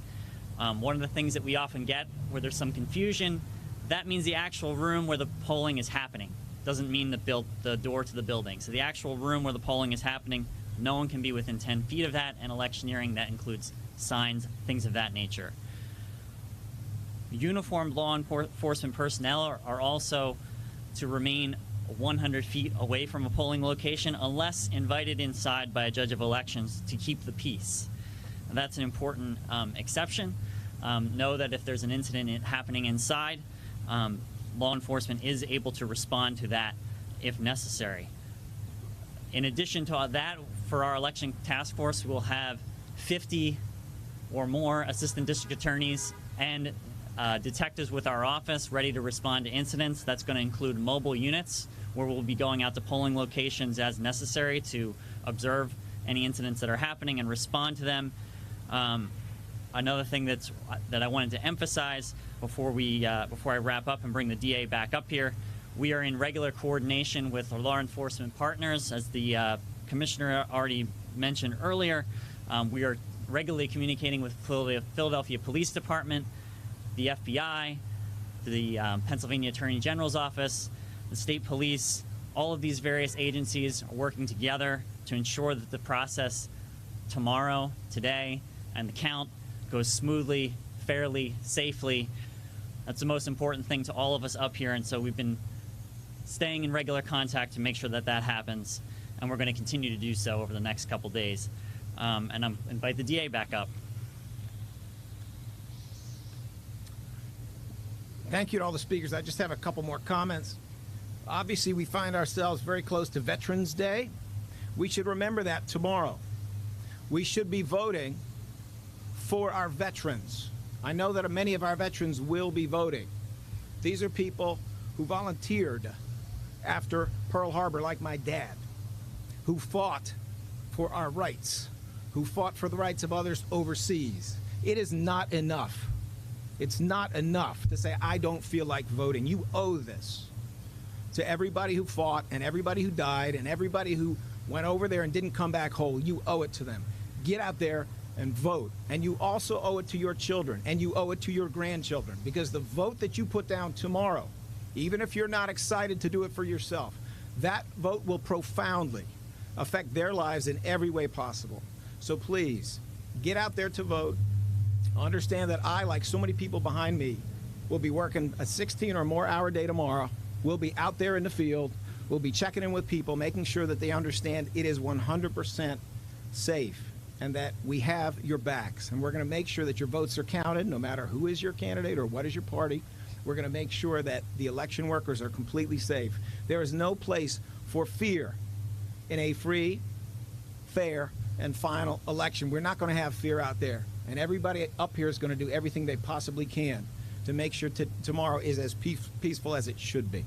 Are there any questions on the topic of this press conference? Yes, please.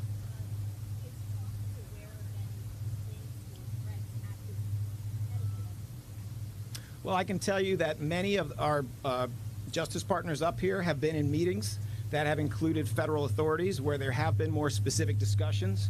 Just because you do not see the FBI and the U.S. Attorney's Office out here does not mean they're uninterested. In fact, they are deeply engaged, as they always are. There are very, very significant preparations underway, and there are ongoing threat assessments. No, we don't give them out at this point. But obviously, we view, at any point post-January 6th, you have to view an election as being a time when there should be a heightened level of security and attention.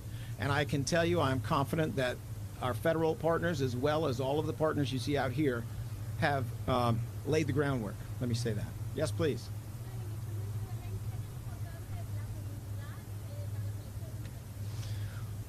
Estamos aquí juntos, los policías, además de la oficina del... All right, so leaders here in Philadelphia and all across the country trying to remind viewers and voters that tomorrow, when it comes to going to the election polls, they're going to try to keep everything as secure as possible, especially when it comes to your vote and your safety, but also those workers at the polls as well. We do have quite a few more events surrounding Election Day that I want to show to you. Here, we're going to have another event coming to us. This one, a live picture, as we're going to be having a Herschel Walker event out of Georgia.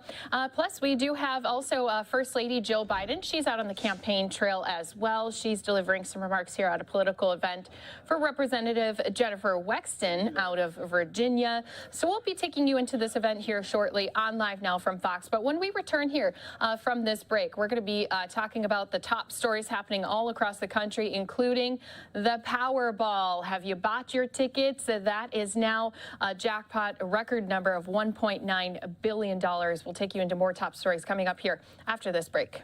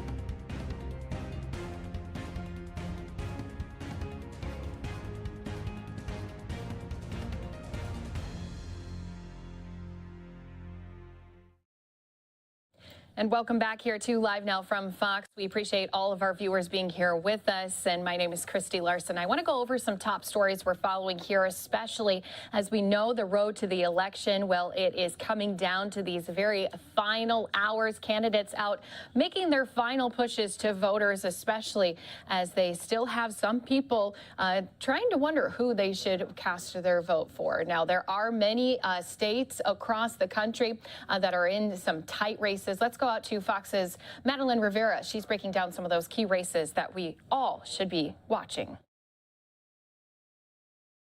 With just one day to go before Election Day, candidates in several battleground states are making a final push to rally voters. While Republicans are heavily favored to take back the House, the Senate is a toss-up. There could be several surprises, even in Ohio. We have to fight the extremist movement in this country. In a state that's become increasingly red, Democratic Congressman Tim Ryan is putting up a tough fight against Republican businessman J.D. Vance. But in other states like Nevada, Arizona, and Georgia, incumbent Democratic senators are struggling to play defense against their Republican opponents, who have blamed Democrats for high inflation. We have 16% inflation in our state. We have almost $6 gas. Everything is going the wrong direction. And Pennsylvania, once again, could prove pivotal. Democratic Lieutenant Governor John Fetterman and Republican celebrity Dr. Mehmet Oz are vying for an open Senate seat. On Saturday, President Biden and former Presidents Obama and Trump held dueling rallies in the Keystone State. President Biden warned about ongoing threats to democracy, a message that many Republicans criticized. They never got to the core message that is animating and motivating Americans to the polls. People feel like they're drowning economically. Democrats are pushing back on that criticism. I've heard people show receipts of what we've accomplished in terms of helping to lower costs. Republicans need a net gain of 5 seats in the House and 1 seat in the Senate to take back control of Congress. In Washington, Madeline Rivera, Fox News.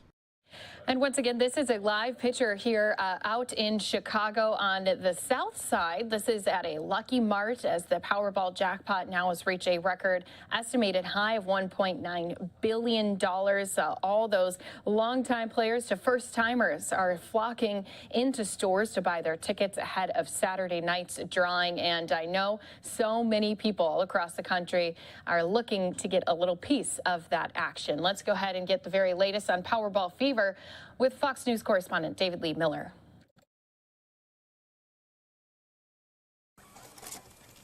With the Powerball jackpot swelling to nearly $2 billion, folks are dreaming about how they would spend the record-breaking winnings. I'm buying a house in North Carolina, and I'm going to live large. Go to Vegas, take the family around the world, buy a plane to do it in. With no jackpot winners in the 40 previous polls, the pot becoming the world's largest in history, prompting people to take another shot at becoming an instant billionaire when the numbers are polled Monday night. But only a sole winner would be eligible for the full $1.9 billion prize, and only if they take the annuity paid out over 29 years. Opting for the lump sum, they will get nearly $930 million before taxes. I'm going to be the winner. The odds of matching all 6 numbers and banking the nearly $2 billion windfall are not in your favor. 1 in 292 million, to be exact. So don't count your cash yet. You have a better chance of being struck by lightning or getting 2 holes in 1 during a single golf game. But if you are lucky enough to win, lottery officials recommend you put the ticket in a safe place and consult with a reputable financial planner before coming forward. Sign your ticket. That's the first and most important thing. Not only do you sign it, but I want you to take pictures of the front and the back, but don't leave the house with it. If you are the sole winner, that will make your net worth higher than Madonna, but not as high as Jerry Seinfeld or Kim Kardashian. Wishing you luck from New York, David Lee Miller, Fox News.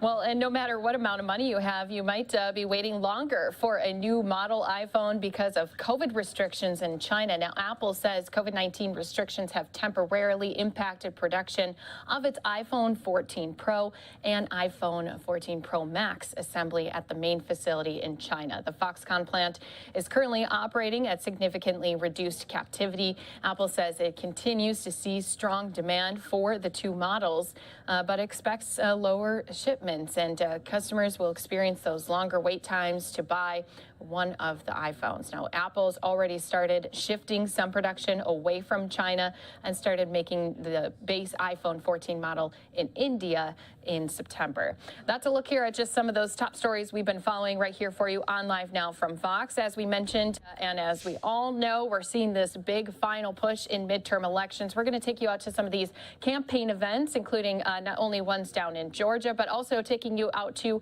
Virginia, where First Lady Jill Biden was just also delivering some remarks. We'll bring it all to you right here in just a moment on Live Now from Fox.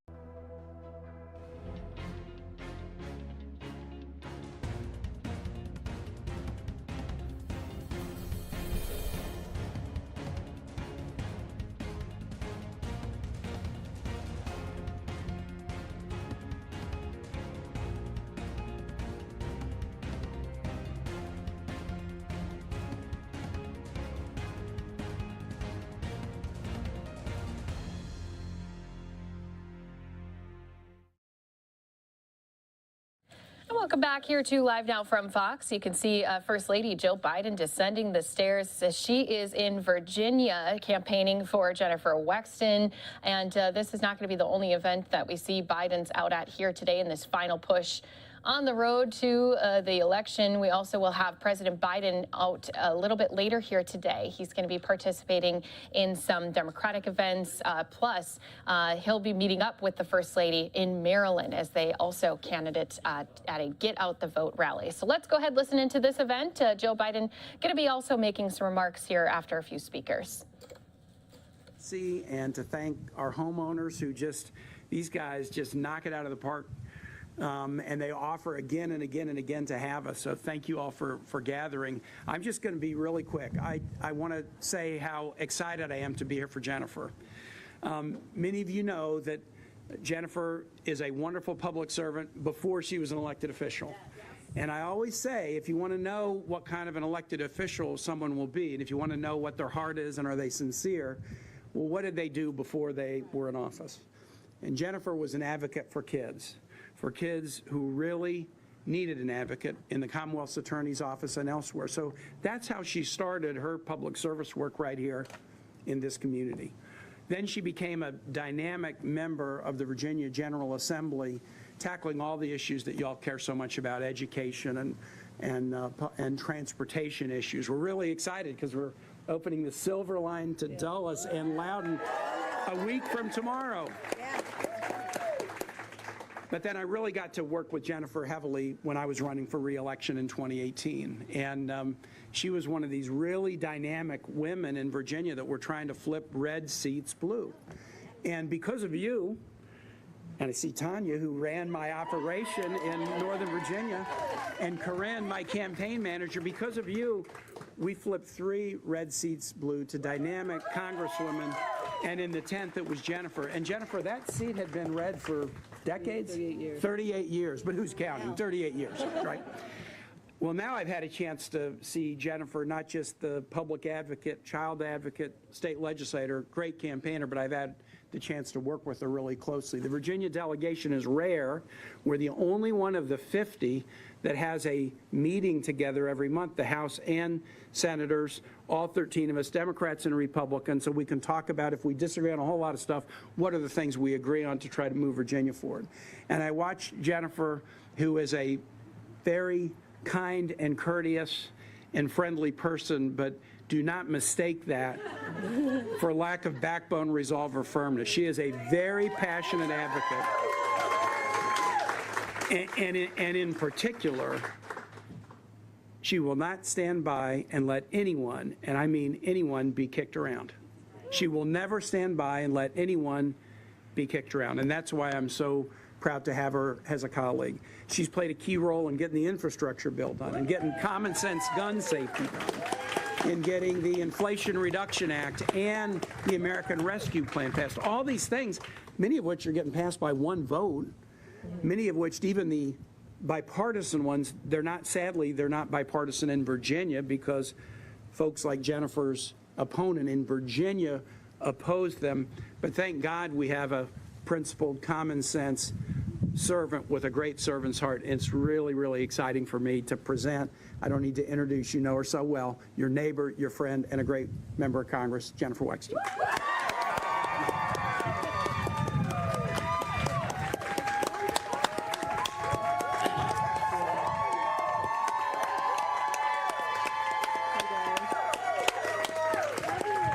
Well, hello, Ashburn. Who's fired up for Election Day tomorrow? Now, Tim, since you're dressed like a canvasser, you think you might stick around and knock a packet after this? Can't hurt to ask. Who's very excited to hear from our fabulous First Lady, Dr. Jill Biden? Thank you so much. Looking out and seeing so many wonderful faces, so many volunteers who have been here knocking doors for me for many years, I know that we're going to have a good day tomorrow. Thank you so much for all that you've done. We're so close to the end, but we cannot give up now. Now, I need to take a moment and just fangirl here for a moment, because I'm going to take Congresswoman's prerogative, if I may, because we're joined here today by Dr. Jill Biden, who's an absolute rock star. Yeah. Amen. Amen. She's an inspiration to so many women. She was a high school educator for more than a decade. She got her doctorate while she was working full time. As a daughter of people who did that, you know, I know that it's very, very difficult and a very stressful situation. But she teaches now at Northern Virginia Community College, one of the first first ladies to work a job outside of the White House. And those of you who may not know that she also is a runner, and she has run marathons, including an impressive 4-hour and 30-minute finish at the Marine Corps Marathon not too long ago. She did her research. In high heels, right? I'll talk a little bit more about her today. And yes, and she's wearing these amazing high heels too. So and I got my flats on, so that tells you a little bit about the difference between us. But anyway, good to see you. So I've been in public service my entire career. As Tim pointed out, I was a prosecutor, you know, where I protected kids who had been victims of domestic violence. As a guardian ad litem, where I worked with kids who had been taken away from their parents as a result of abuse and neglect, and as a state senator, where I amassed a bipartisan record of helping to pass legislation that helped kids and families. And the reason I've dedicated so much of my life to public service is because I believe that this is a way that I can truly better the lives of my people and my constituents around me and my community. And so I've been able to do that during my time in Washington, working with President Joe Biden. Democrats in Congress have delivered a rescue plan that saved jobs in our communities and powered our economy to historic growth, as well as basically eradicating COVID in our time. Once-in-a-generation bipartisan infrastructure bill, which will restore our crumbling roads, bridges, and transit. Finally making universal broadband a reality. And creating good-paying jobs all around the country. A bipartisan innovation and competition bill, which will boost American manufacturing, bring businesses back to the U.S. and step up our competitiveness globally now and in the future. Yep. And to tackle head-on the burdens of rising costs on families' budgets, we enacted the Inflation Reduction Act, major legislation which will lower health care prescription drug costs for families, capping the cost of insulin at $35 for American seniors. Fight inflation while making corporations and ultra-wealthy finally pay their fair share in taxes. Yep, that's right. And finally take meaningful action to combat climate change to ensure a healthy planet for our kids' future. We've made historic progress under President Biden. It's improving the lives of kids and families here in Virginia 10. I'm proud of our progress, and you should be too. We are. We are. We are. It's thanks to the hard work of volunteers like you that we flipped this seat in 2018 after 38 years in Republican hands. It's because of you that we restored the soul of America by electing Joe Biden in 2020. It's because of you that we're going to hold on to this seat and defend our majority in Congress, because we're not done yet. We're not done yet. We still have so much work to do. To ensure we need to continue with a strong, stable economic recovery, defend against rising discrimination and attempts to strip away fundamental rights, and to protect our very democracy. Because there's a lot of stake at this election. People are going to be faced with choices when they go to the polls tomorrow. Choices between fighting for a good future for our families or giving in to special interests. Fighting between protecting rights like abortion and women's freedom to make decisions about their own health care, or denying people rights that have been guaranteed for decades. Between defending our democracy or seeking to undermine it, between people or politics. And I've always put the families of Virginia first, and you know I'll keep fighting to do just that when I return to Congress. And there's no one better to talk about how important it is to fight for families than our First Lady, Dr. Jill Biden. She knows what it means to have our kids' best interests always at the top of mind, because she's dedicated her very life to that cause. Dr. Biden has been a champion for greater educational opportunities for our children for decades, from universal pre-K, which we're still working on here in this country, to free community college. And she's put those values to work right here in Northern Virginia, teaching classes at Northern Virginia Community College. She's fought to give help to those battling cancer in need, and the cancer moonshot that she and President Joe Biden have come up with was helping to save lives. You know, it's because of his leadership that we passed the PACT Act through Congress, which is huge. Finally, despite years of lip service from others, we passed this PACT Act, which will protect veterans and service members from burn pits and the terrible diseases that they got as a result of them. Also, I would be remiss if I didn't put in a plug for my own legislation, the Gabriella Miller Kids First Act 2.0, which Tim Kaine is helping to guide through the Senate. This would expand research funding for childhood cancer research. It has passed the House. We need to get it through the Senate and to the White House for Joe Biden's signature. So if you could, Dr. Biden, if you could put in a word with the President on that, we'd really appreciate it. And Dr. Biden has been a relentless advocate for military families like hers, supporting better health and wellness resources and opportunities for military spouses. I cannot imagine anyone better to join us today, the total rock star, the future of the Democratic Party and what's at stake for our kids and families tomorrow and in the future, Dr. Jill Biden.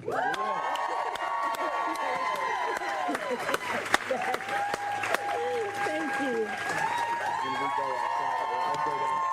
Thank you, Congresswoman. Thank you so much.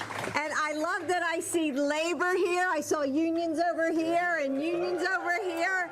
I love Moms Demand Action are here. Thank you. Thanks for coming. And Jennifer, you've been such a champion for the issues of the people of Northern Virginia and the Shenandoah Valley and what they care about most. But as a teacher and a military mom, I'm especially grateful for what you've done to support student veterans. Yeah. And thank you to Lisa and Joni for hosting us today. Apparently, they host all winners, so that's a good sign. And Tim, how many times have I told you and Ann, and how many times have we been together on the final days of an election? Here, there, and everywhere. So many. So as always, thank you for your leadership and your partnership and your friendship. So thank you. So I'm glad to be here to support Jennifer and Democrats up and down the ballot. And as all of you know, every election is important, but in these midterms, when the polls close tomorrow, aren't you like taking like a, you can't wait? You're probably like me, crossing off every day. More doors to knock. She said she has more doors to knock. It really could come down to a handful of votes. So I'm a teacher, as you know, and are there teachers here, like, why aren't you working? As well as a mom and a nana. And to stay organized, I use to-do lists. And I bet most of you do too, especially some of the teachers. I know how organized you are. Well, this election is going to be won or lost by where voting falls on your to-do list. So I want you to picture a mom right here in Ashburn. And you know her probably. Her list is long. She wakes up, she grabs her coffee, and she takes out the laundry, you know, that she did the night before, so she's taking it out of the dryer just as her daughter starts asking for clean socks. Yes, she spends her day jumping from meeting to meeting, and when 6 p.m. rolls around, she rushes to the store to pick up poster board for her son's project before making dinner. Look at all you shaking your heads, like we have all been there, right? So where does voting fall on her to-do list? Working parents, students who are juggling school and jobs like all my students that I teach, seniors who might need a little more help. Will they be able to turn in their ballot? And will they be able to get to the polls? Or will voting be that one thing that just doesn't get crossed off on their to-do list? What happens here tomorrow won't just set the course for the future of Virginia. You'll help decide the future of our country as well. And that's why we're all here today, to get out the vote. In only 2 years. And honestly, this morning, like all these people were sending me emails because I didn't even realize today is the 2-year anniversary of our election, of when we won. And in those 2 years, Joe and Tim and Jennifer have gotten so much done. They rescued us from the chaos of the pandemic. So if you can, go back in your head 2 years to where you were, sitting with that mask on, washing your groceries outside on your porch because you didn't want to bring them in, remember? That's where we were. Look at how far we've come. They created millions of jobs, and they're working to bring down costs for families. And we cannot keep that momentum going without Jennifer. So right now, voters have a choice to make between two drastically different visions for our future. In one, we send Jennifer back to Congress to keep building on the progress we've made. And in the other, extremists are putting Social Security and Medicare on the chopping block. A Republican majority will attack women's rights and affordable health care. They will once again give more tax cuts to large corporations and the wealthy. That is just not fair. Now, this race is going to be close, and the only way we can win is by voting. So put voting first on your to-do list. And make sure that your friends and your neighbors and your family and the people in your book club or at your church or at your schools, they do the same thing. We will win, and this is how we're going to do it. With one ballot cast, your ballot, one phone call to a neighbor who maybe might forget to vote, but, God forbid, that they would, with all the commercials, that they could forget to vote. One ride offer to a polling place. Again and again, these small actions keep adding up to something so much bigger than anything we could do alone. It starts with you. You guys don't realize it. You are the ones who take us to victory. It starts with all of us digging a little bit deeper, working a little bit harder, and believing that, yes, we will send Jennifer Wexton back to Capitol Hill. Thank you. Thanks for being here. Let's go down and say hello. Now I'll take your hand.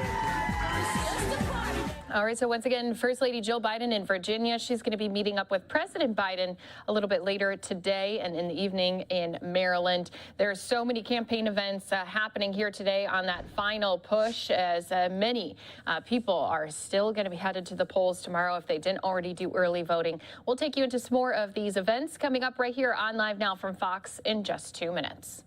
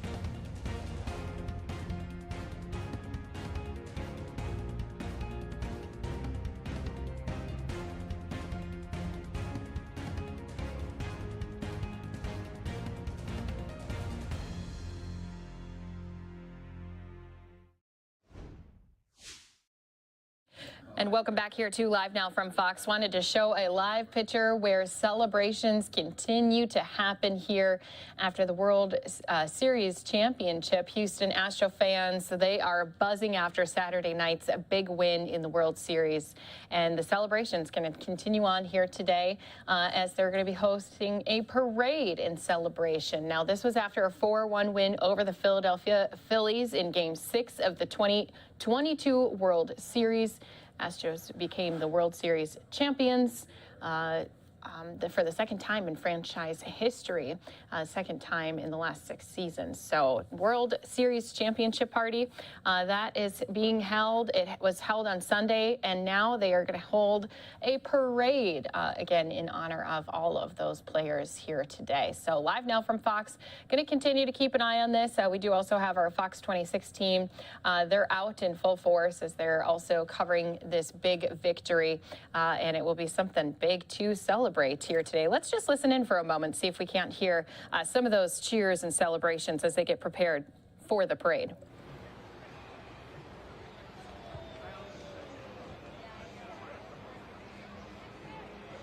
All right, so once again, this parade not underway quite yet. As soon as we do see some more of those aerials, as well as some other shots coming to us from this victory parade, it's being held in downtown. Of course, there's going to be so many people out here as several schools have closed for this event. So students and faculty and staff, they can join in on the celebration as well.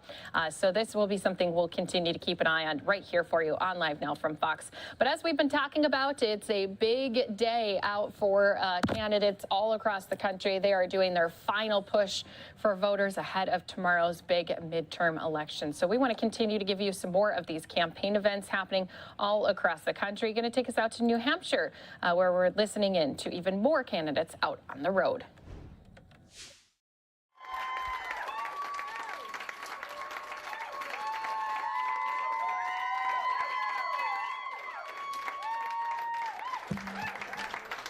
Thank you, everyone. Thank you for being here. This is very loud. Okay. Thank you, everyone. Thank you for being here. We are here to launch a canvas, probably the last canvas, the last major one before tomorrow. And tomorrow is Election Day. So this is so critically important. That's why we're all here together. And I have to tell you, all the people who are canvassing today, when Democrats go door to door, as I've learned, this is my 6th election, when Democrats go door to door and they listen and they talk about the issues, we win. That's what we're going to do tomorrow. We are going to go door to door and we are going to talk about the issues and we are going to win.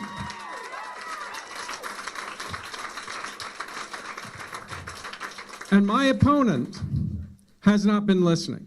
When I go door to door and I listen, I hear people are really concerned about costs, housing, property taxes.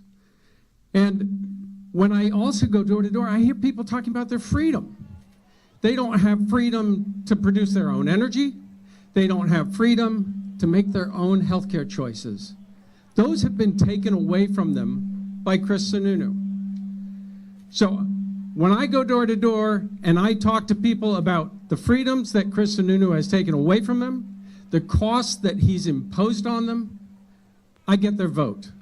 And that's what we need you to do at the doors. You need to go door to door, talk, listen, make sure that people understand that we have to elect people like Chris Pappas, Annie Custer, Maggie Hassan, and Tom Sherman for governor, because that's how we get New Hampshire back on track.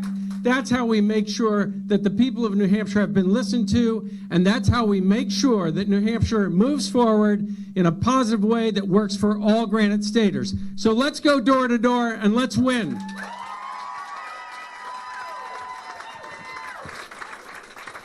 And it's my honor to be able to introduce Congresswoman Annie Custer, who is here really standing for the Granite State. She has done such amazing work in Congress and across the state. And her opponent, like Sununu, like the others running, is so extreme. We have to make sure New Hampshire stays on track. We have to make sure the government stays on track. We have to make sure the nation stays on track. So let's go and elect Annie Custer. Thank you, Tom Sherman. What a great new governor you will be for New Hampshire. Thank you. So we're here, last day. Thank you, all of you, for doing the door-to-door. We brought out Senator Shaheen. We've got the big guns with us. Chris Pappas and I are going to hold the House for Democrats tomorrow. And Maggie Hassan is going to hold the United States Senate for America, for Democrats, and for families all across this country. Ladies and gentlemen, make no mistake, our freedom, our security, our safety is on the ballot. The freedom to send our children to school knowing that they will come home safe at the end of the day. The freedom of lower cost, clean energy, creating great jobs, and a better future for our planet. And the freedom to retire with security and with dignity. Our opponents want to cut Social Security and Medicare and strip away the dignity of seniors who have worked so hard for their benefits. Our opponents do not care about the future of our planet. They're driving up the cost of energy here in New Hampshire. We are woefully behind. 1% solar when Vermont is 17% and Massachusetts is 20%, and consumers right here are paying way too much. $750 more per year than our neighbors in Rhode Island, over $500 more than Vermont. We can do better, and we will, with Tom Sherman in the State House and with the rest of us in Congress, believing in our planet, believing in good jobs.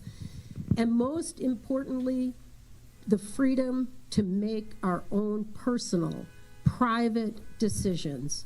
Who we love, who we marry, when to have a family, without the government interfering in our private, personal lives. That's what's at stake.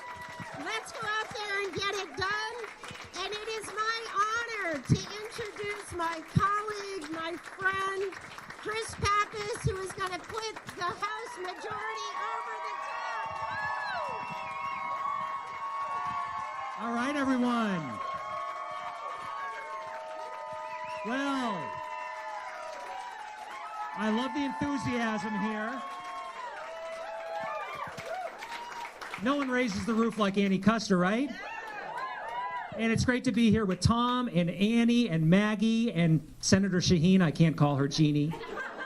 But we've got a great team working for New Hampshire. And look, there is a lot at stake in this election. You all know it. That's why you're here. Many of these races, including ours, is going to come down to the wire. And so what we do the next few hours to talk to friends and neighbors, to talk to people on their doorsteps is really important so that the voters here in New Hampshire know what's at stake. And here's what's at stake. We've got extreme opponents running on the other side. My opponent is the most extreme candidate we've seen running for Congress in this district. She's an ultra-MAGA candidate who thinks the last election still was stolen and would have voted to overturn election results. She wants to privatize Social Security. She opposed our efforts to lower the cost of prescription drugs and health care for Americans, to provide energy rebates so that people can lower their energy costs. And she can't name one thing that she differs from Donald Trump on. Not one thing. And so this is about our ability as Granite Staters to put New Hampshire first and to find common sense solutions to the problems that we face. You know, we know that costs are too high when it comes to energy and health care and housing. We're working on it, and we still have more work to do to lower those costs. But what we need is not political attacks and an extreme agenda that's going to gut Social Security and Medicare. What we need are common sense solutions to secure our supply chains, to invest in our infrastructure, to support the needs of working families. We've been doing that. We have more work to do with your help. We're going to win these elections so that we can continue our work for the families and small businesses here in New Hampshire that are counting on us. So we also know in this race that the right to choose is on the ballot. Now, my opponent said she would always be a pro-life vote in Congress. She cheered when the Supreme Court overturned Roe v. Wade. There aren't too many Granite Staters that look at that Supreme Court decision and think that that somehow was good for women here in New Hampshire or across the country. It is chilling that after 50 years of precedent, we've seen the court overturn that decision and now put it in the hands of politicians in Washington and in Concord. Well, I think we have a message to send on Tuesday, and that's New Hampshire's a pro-choice state, and the government has no business meddling in people's private, personal health care decisions. So, that's right. That's right.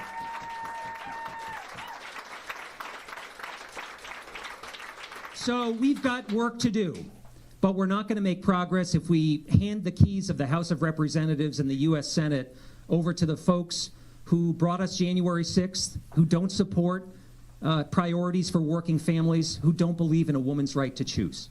So that is all at stake and on the ballot, and I'm just grateful to be out there as your candidate for Congress in this district. We're going to fight hard. We're going to win this race because we know that folks are going to be looking at this election years and years from now, wondering what we did in November of 2022. And we're going to say that we showed up, that we fought to protect reproductive rights, that we fought to get an economy that works for everyone and take on the corporate special interests that have way too much power in Washington, D.C., that we fought for safe and strong communities, that we fought for a future that includes everyone. So thanks for being out there. Thanks for standing with us. Let's go fight and win.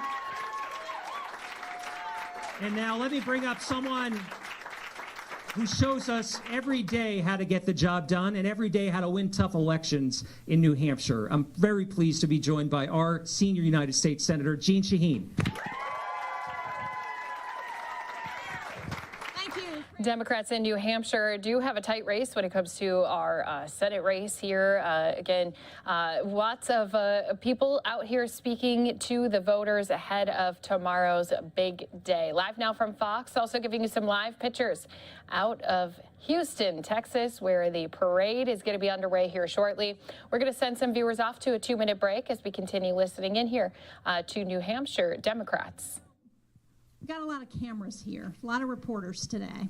And one of the things we've heard the commentators say over and over again is that there's an enthusiasm gap between Democrats and Republicans. So I say to all of you, is there an enthusiasm gap between Democrats and Republicans? No, no enthusiasm gap.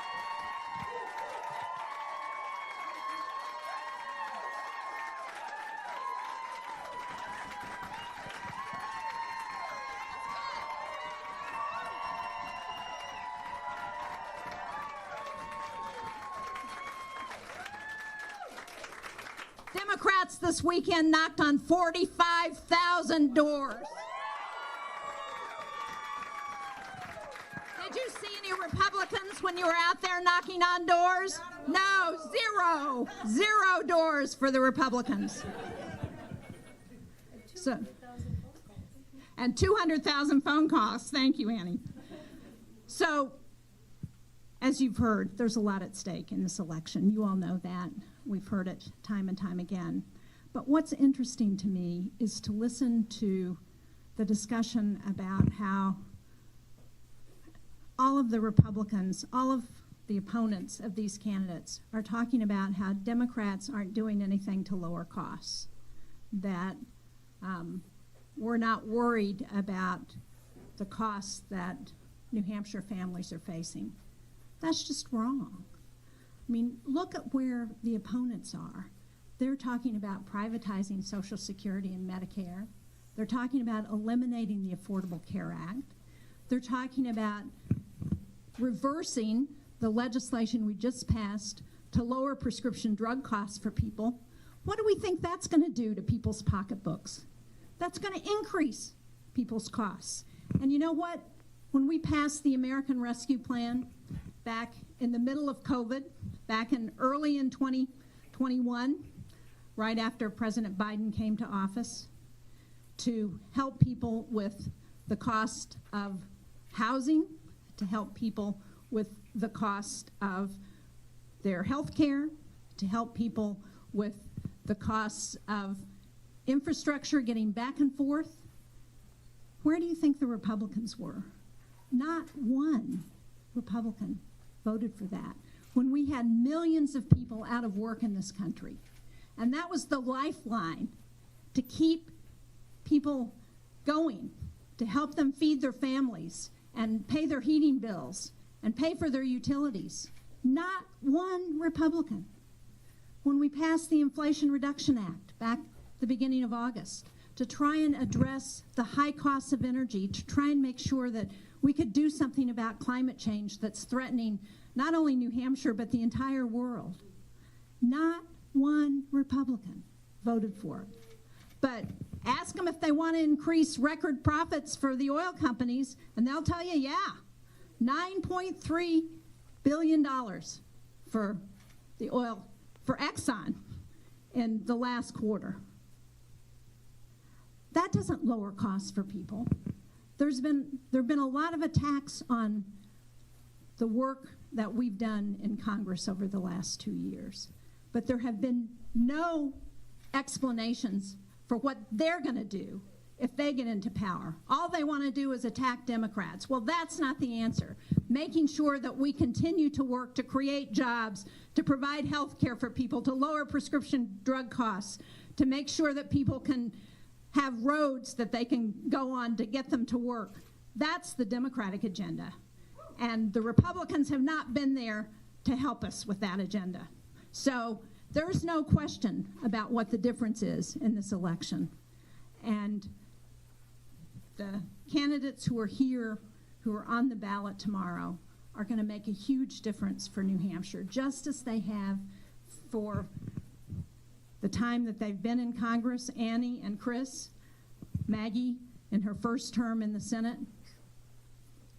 they understand the challenges that are facing the people of New Hampshire.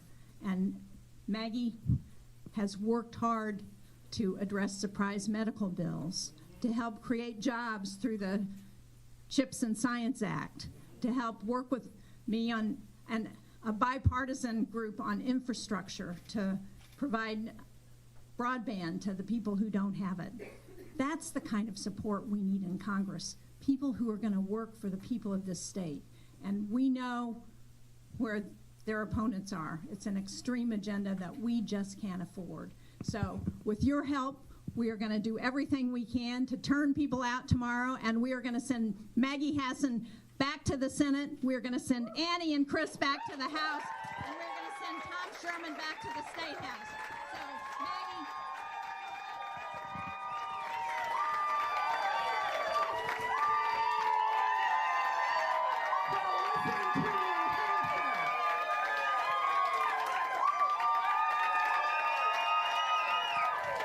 There's a little bit of enthusiasm for you. Hey, so that's what enthusiasm sounds like. That's the energy you get when you're out knocking on doors and talking to voters wherever they are, meeting them where they are, listening to them about what matters. I just want to thank all of my colleagues here. Jean Shaheen, as you all know, has touched people in every single corner of this state with her extraordinary work. I got to see it firsthand. We were doing retail the other day, and somebody came right up to her, remembering how she had reached out to his wife when she first had breast cancer.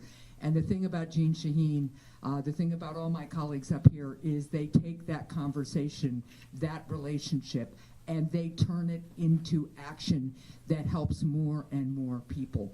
And so thank you, Jean Shaheen, for listening to the people of New Hampshire, fighting for the people of New Hampshire, and fighting for democracy, not only here at home, but abroad as well. Thank you for all your service.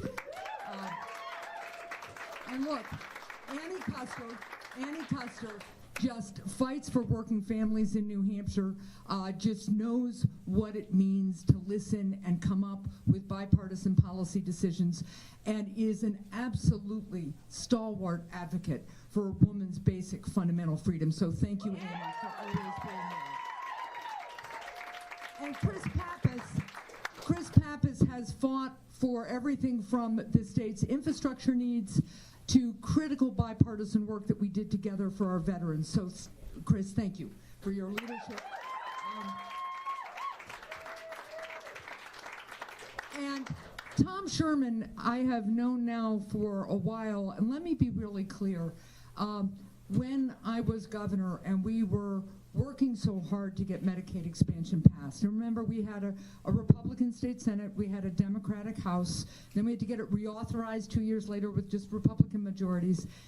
Tom Sherman was the prime negotiator to make sure that we got over the finish line and got Medicaid expansion done in the state of New Hampshire. And because of that, over 50,000 Granite Staters who wouldn't have had health care had health care. Because of that, we finally had the kind of coverage for people who were suffering from either mental health challenges or substance use disorder. So Tom Sherman, thank you for your leadership, and I am looking forward to having a pro-choice governor in the corner office again. Now, you know, we are all trying to cover as much ground as we can, talking to the people of New Hampshire about what matters to them. That is, of course, what the job is during election season, but also when there aren't any cameras around, right? And so what I've always focused on is listening to people in New Hampshire and following their example, because as everybody up here knows, in New Hampshire, we put aside differences. And we roll up our sleeves and we work together and we solve problems.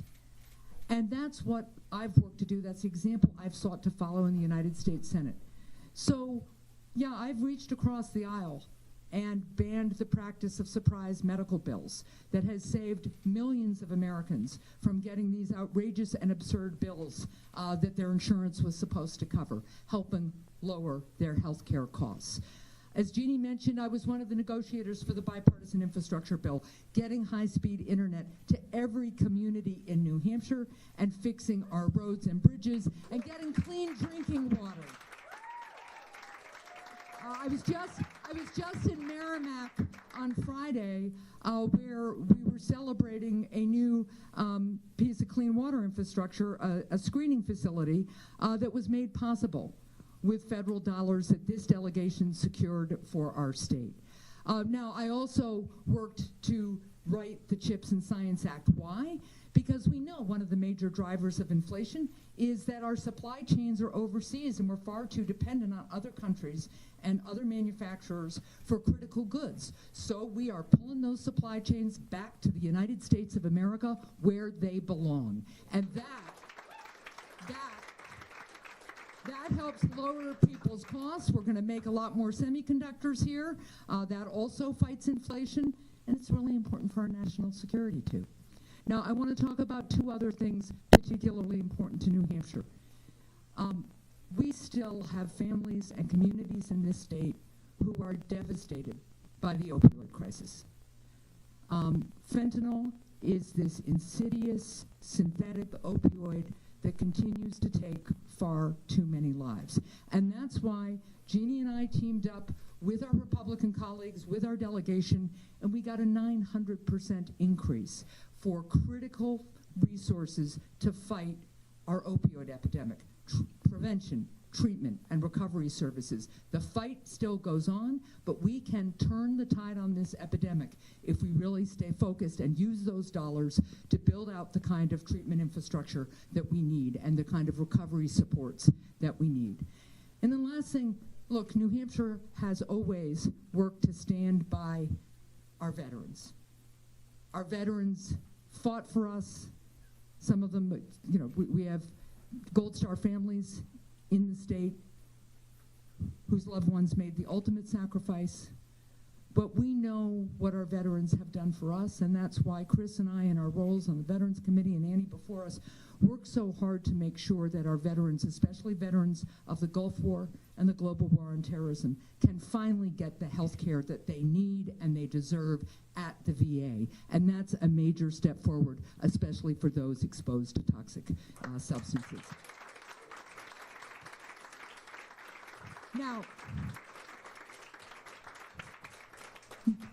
Now, that's some of my record of delivering results to New Hampshire by working with other people and bringing people together. And I'm proud to have been named the most bipartisan senator in the country. But Granite Staters are also very independent.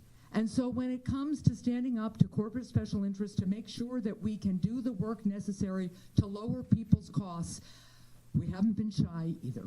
So we have stood up to Big Pharma to allow Medicare finally to negotiate prescription drug prices. Seniors on insulin will begin to see the impact of that in January when their insulin is capped at $35 a month. That is a way we can help people save money right now. I am leading a push, a bipartisan push, to get the administration to release more home heating fuel from a reserve the federal government runs, increase the supply of that fuel, lower people's costs. We have a bipartisan success in increasing the amount of home heating assistance for this winter, right? So we are focused on lowering people's costs in the short term while we are going after the causes of inflation in the long term. Now, that's very different than where my opponent is, right? My opponent is the most extreme nominee for the U.S. Senate in modern New Hampshire history. Like you've heard described about the other opponents that we're running against, Don Bolduc would eliminate Social Security. He also has denied the 2020 election. He is trying to cast doubt on Tuesday's election in a state that runs some of the best elections in the country. And he has said that if 2024 doesn't go for his preferred presidential candidate, he's going to work to overturn that election too. Now, what that tells you about Don Bolduc is because he thinks he doesn't have to accept election results. He thinks he doesn't have to listen to you. Don Bolduc also isn't listening to Granite State women. Remember his famous comment when the Dobbs decision came down? He said women should rejoice. And when we said we are not rejoicing, he told us to get over it. And most recently has said that gentlemen in the legislature should make these decisions for women. This is the live free or die state. We mean it. Freedom is worth fighting for. And that also is what this election is about. If you're running for office, if you're running to represent the state of New Hampshire, but you are trying to rip the rights away from half of the population, that should tell everybody what they need to know about my opponent.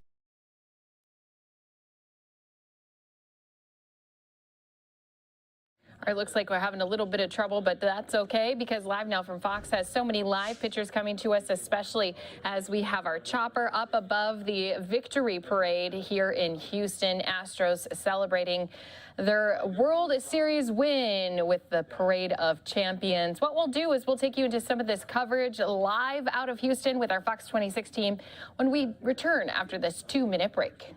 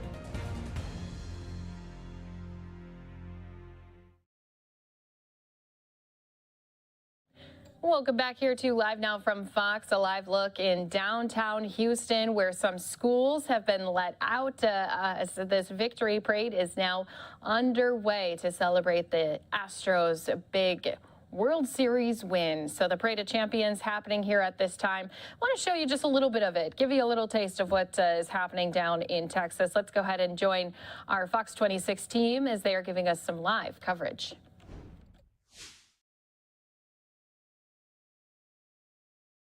Same from Jeremy Pena. No marriage proposal from him yet. Let's give him a little time to just enjoy this World Series before we try to play matchmaker. You know, I think he just needs a break. He just needs a breather. But what are the chances we go from Carlos Correa to Jeremy Pena, literally lightning striking twice? Only the Astros would replace Carlos Correa with Carlos Correa, right? Yep. There were such high expectations going into the season for him, and it's safe to say that he exceeded fans and the Astros' expectations for how he performed. And Carlos Correa, by the way, such a class act. He congratulated Pena on Instagram and congratulated the Astros, and I just think that shows his character as well.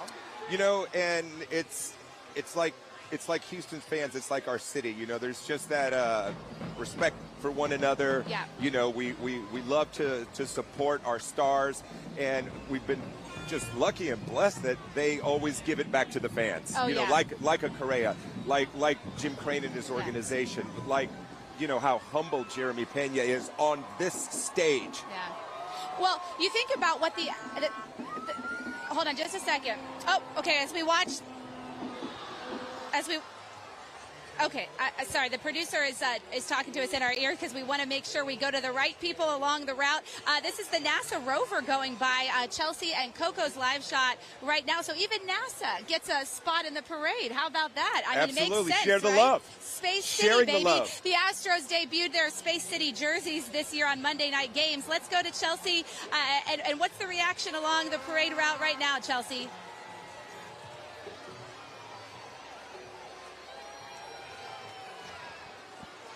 I have nothing. Okay, I don't believe Chelsea can hear us right now, understandably. But again, we're looking at the NASA Mars rover making its way through the parade route right now. How cool that they decided to bring the rover to the parade, Ruben. You know, I love watching, you know, the fans kind of go crazy when these different floats and these different folks are coming by, because they're just getting kind of warmed up to when we actually start seeing some fans. I think I see Orbit. Oh, Orbit has made Doing his a little first dance. appearance. Yes, indeed.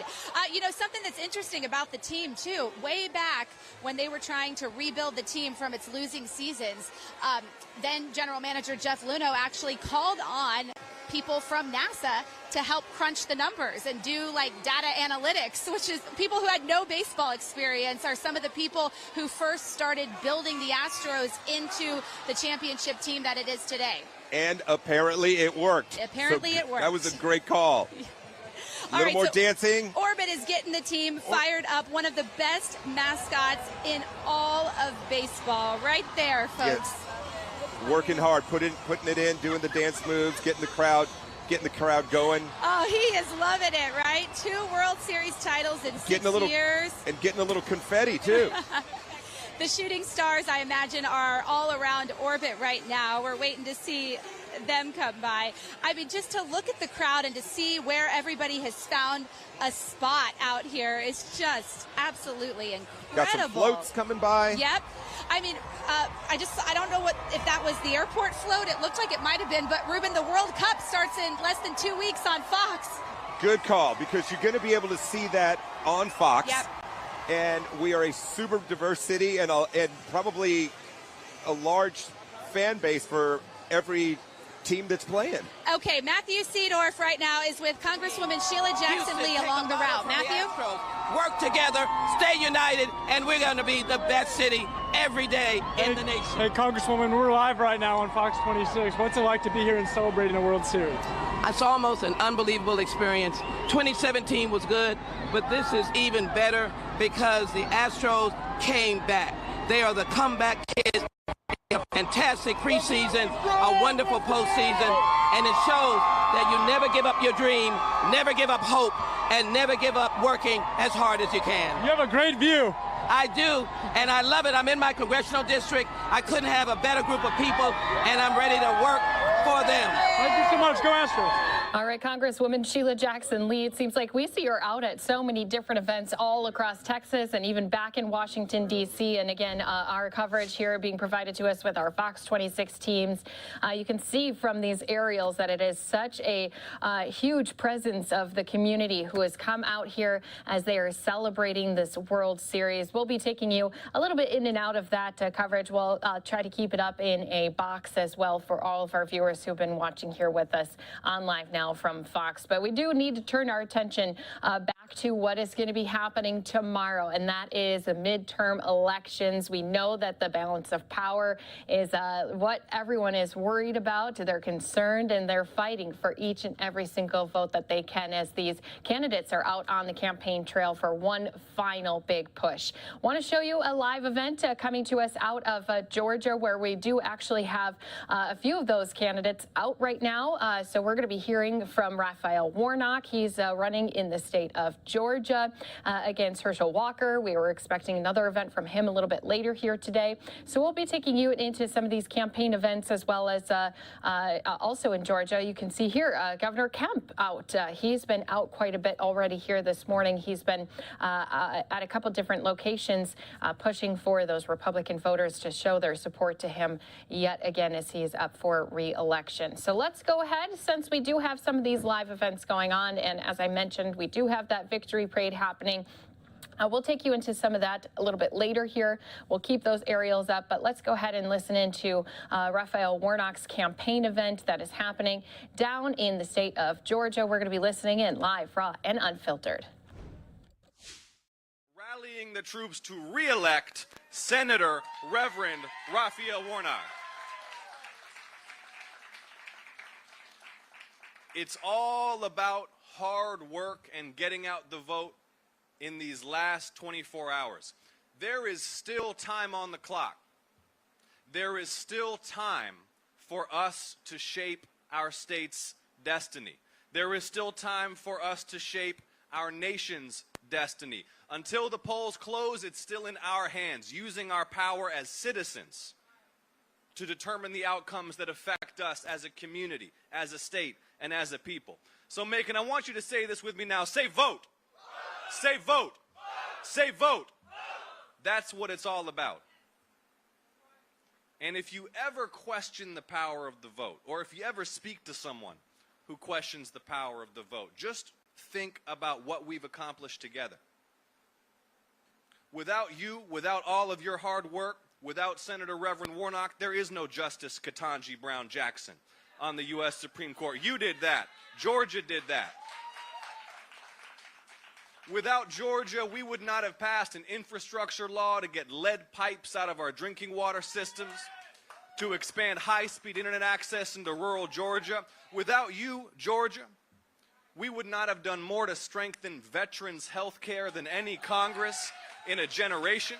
And I want to ask all of the veterans and active duty service members here, please to rise and be honored and thanked by this crowd. Thank you for your service.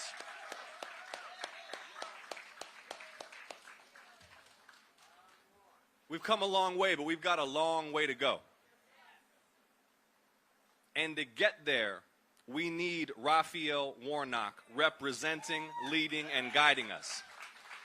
This is a man who has won universal respect in the Senate across party lines. This is a man who is a voice of moral clarity and vision for our state and the nation and the world. This is a man who gets up every day not to put one political party over the other, not to put himself over anybody else, but to do what's right for the people he represents here in the state of Georgia. It has been such a pleasure to work alongside Raphael Warnock for these last 2 years, and we are ready to continue serving you together. So say it with me again now, Macon. Say vote. Vote. Say vote. Vote. Say vote. Now, please join me on your feet and put your hands together for the great senator from the great state of Georgia, your senator, the Reverend Raphael G. Warnock. Come on, Raphael. There we go.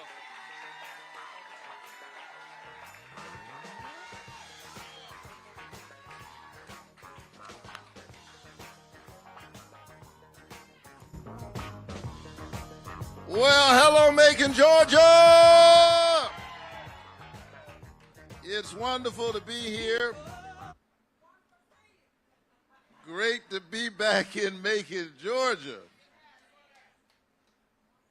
I always enjoy coming to Macon.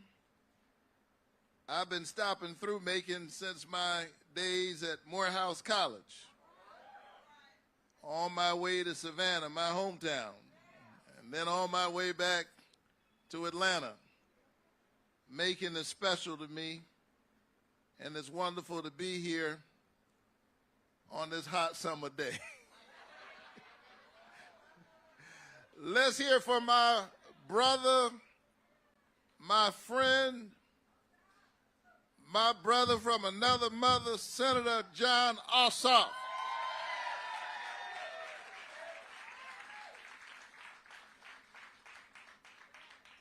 I'm so deeply honored, really, to work alongside him in the Senate.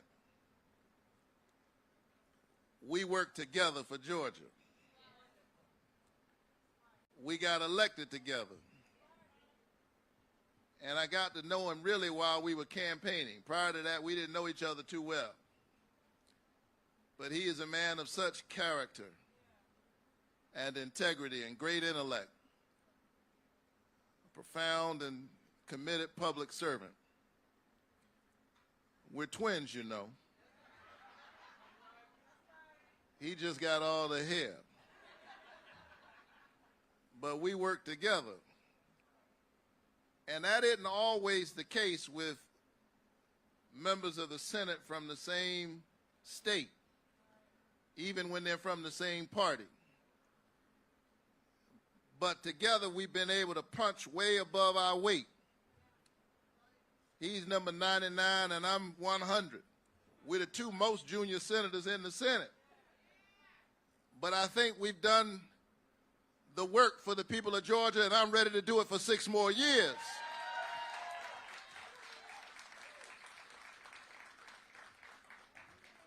I'm grateful to Dr. Tom Ellington, Vice Chair of the BIB Democrats. Let's hear it for Tom Ellington. Good to see you, brother. Dr. Mary Whipple Lou, former Mayor of Gordon. Madam Mayor. Representative Miriam Paris.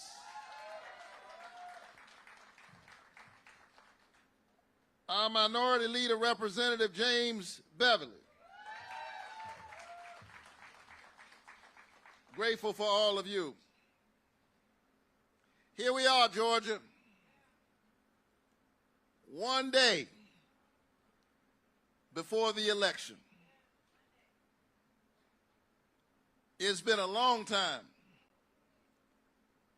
I've been engaged in this work on your behalf now for nearly 2 years. We started this journey together of making the case about 3 years ago. And now we're down to 1 day. And I've got a feeling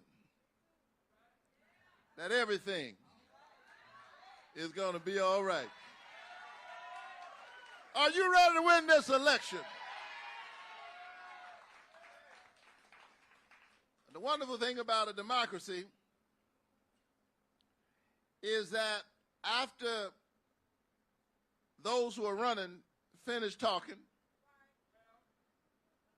and after the pundits and the analysts and the talking heads finish talking, the only words that really matter are the words of the people. The 4 most powerful words in a democracy are "the people have spoken." And so I want you to know that I have every faith, I really do, in the people of Georgia, and I know the people of Georgia are going to get this right.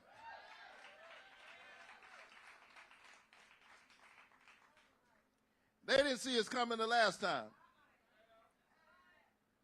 Who would have thought that Georgia, a state in the old Confederacy and the cradle of the Civil Rights Movement, would send its first African-American senator and its first Jewish senator to the United States Senate in one fell swoop?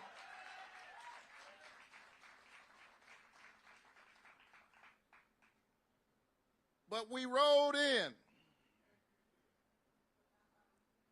on the wave of a multiracial, multi-ethnic, multi-religious coalition of conscience, committed to the best in Georgia values. And we worked really hard. I've worked really hard to make good on the trust that you placed in me. It's a special thing for the people in your state to say that as we take stock of our lives, as we think about our families and our children, as we try to figure out how to take care of our mothers and our fathers, our grandmothers and our grandfathers, we want you to represent us in high office. I want you to know that that's special to me. It's something I take seriously because I am a dad. The only job I love more than being your senator and more than being Ebenezer's pastor is being Chloe and Caleb's dad. She's 6 and he's almost 4. And then I left early this morning, Savannah, Georgia, and I told the team they had my schedule filled with a whole bunch of stops and things that I need to do. But I told them before we do all of that, we got one more stop to make. And I went by to see my 84-year-old mother this morning. I just wanted to give her a hug. I just wanted to give her a hug and a kiss, and we had a moment together. And we took the time to pray together. And it made me think about my mother and the arc of our history together as a state and a nation. I remember waking up in the wee hours of the morning in that apartment that we lived in Caton Homes. A whole lot of kids, 4 bedrooms, 1 bathroom. And sometimes I'd be trying to get in that bathroom and I'd hear my mom and I was wondering who was she talking to. But she was praying. Deeply spiritual woman. Sometimes I'd hear her call her children's names one by one. She'd pray for us. She grew up in Waycross, Georgia in the 1950s, picking somebody else's cotton and somebody else's tobacco. But because this is America, the octogenarian hands that used to pick somebody else's tobacco and somebody else's cotton picked her youngest son to be a United States Senator.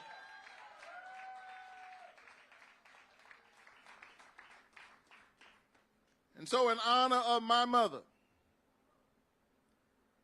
and so many like her, we have an obligation to vote tomorrow.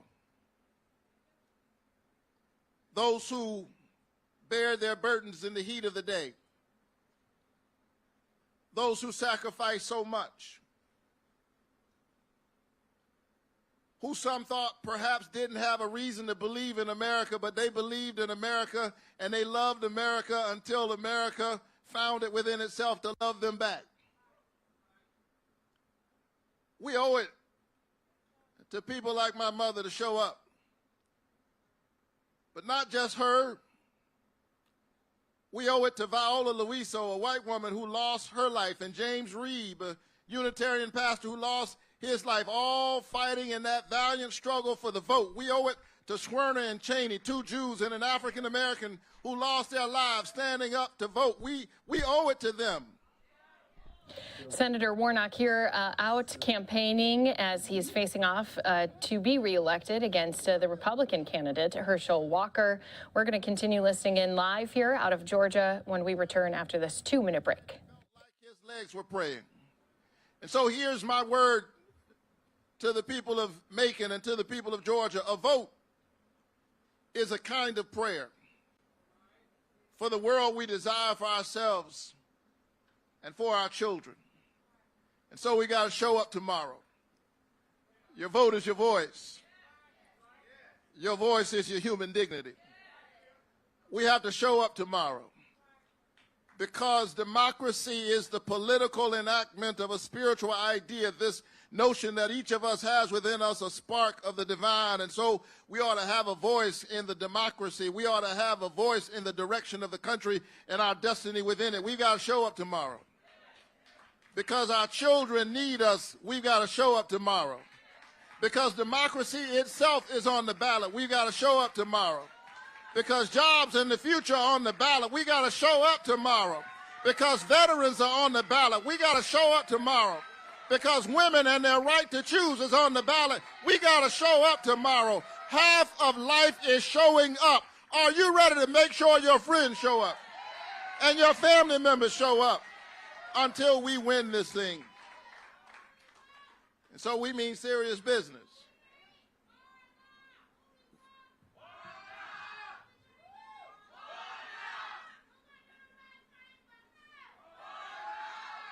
All right, thank you so much. Let's show up.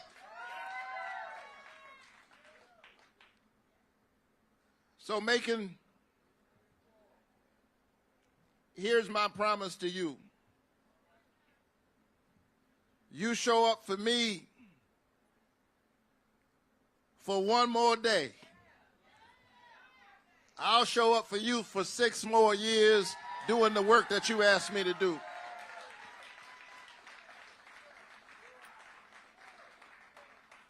And I've already demonstrated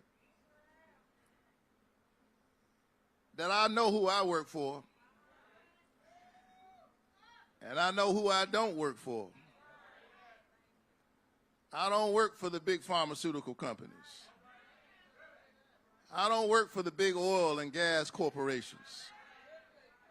I don't work for the lobbyists who are always crowding the doors of members of Congress.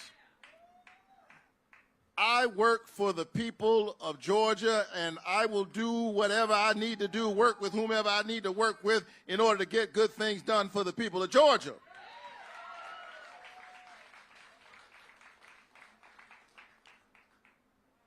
And so make sure all of your friends who are Democrats show up. And tell your Republican friends that Raphael Warnock is the 18th most bipartisan senator in the United States Senate. I know how to work on both sides of the aisle. Shucks, I worked with Ted Cruz.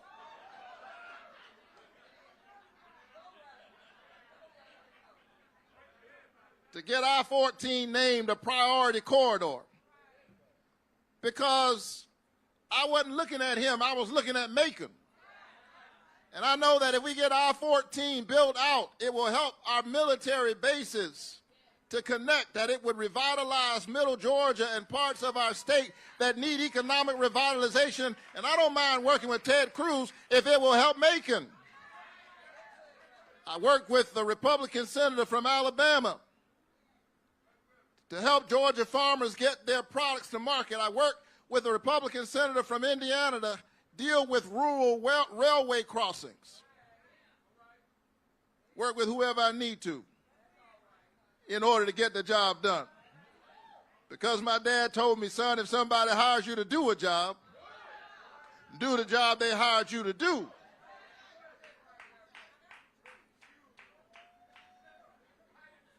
So I'm going to get the work done. You ready? Since you said to put your shoes on. I know we're ready to get this done. Thank you so much. I'm glad we got for Warner Robins Air Force Base $6 million for military housing for our service members over at Warner Robins. Our veterans have an ally and a friend in me. Because here's the thing, the folks who fight for us shouldn't have to fight with us to get the benefits that they deserve. Raise your hand if you're a veteran. Give our veterans a great big round of applause. Thank you for your service. You fight for us. You fought for us. I'll continue to fight for you. We've got to strengthen our military bases. We've got to stand with our service members. They are the best among us. And we've got to stand up for health care in this state. That's why I wrote the bill that capped the cost of insulin for folks on Medicare to no more than $35 of out-of-pocket costs per month. And when I pointed that out the other night on the debate stage, when I pointed out the fact that 1 million Georgians have diabetes, and that there are folk who are gouging insulin, do you know what my opponent said? He said they just need to eat right.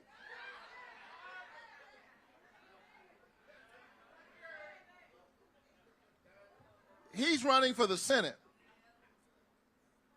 And he doesn't know that you can eat right and still have diabetes. And if you have diabetes, the issue is you need the medicine. I'm talking about price gouging, and he's telling me that people need to eat right. Well, I'm a pastor. I try to embrace healthy living, spirit, body, soul, mind. I believe in that. I try to embody it. I try to eat right pretty hard on the campaign trail. I dropped by my mama's house this morning. You know, mamas can, she told me I was getting the belly. So, but you should eat right, but that doesn't have a thing to do with price gouging. And often it doesn't have anything to do with diabetes. If Herschel Walker wants to give nutritional advice, maybe he should run for dietitian. I'm running for the United States Senate.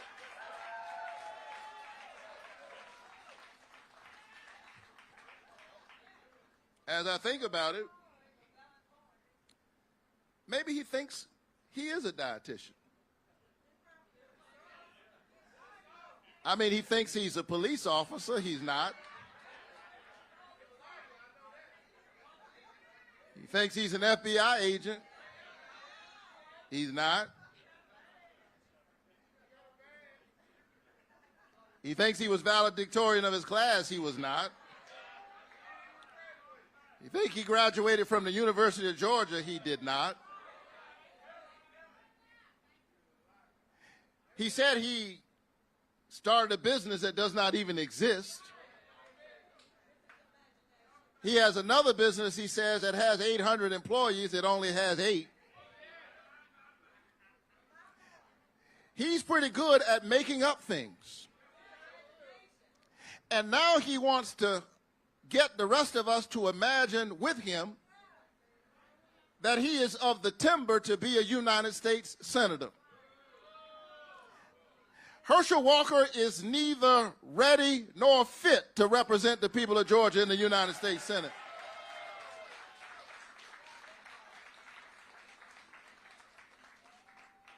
And he's demonstrating that in so many ways.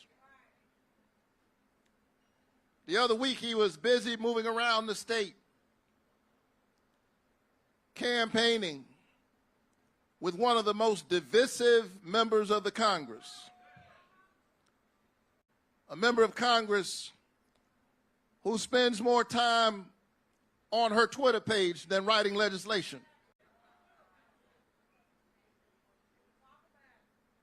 She's good at trolling,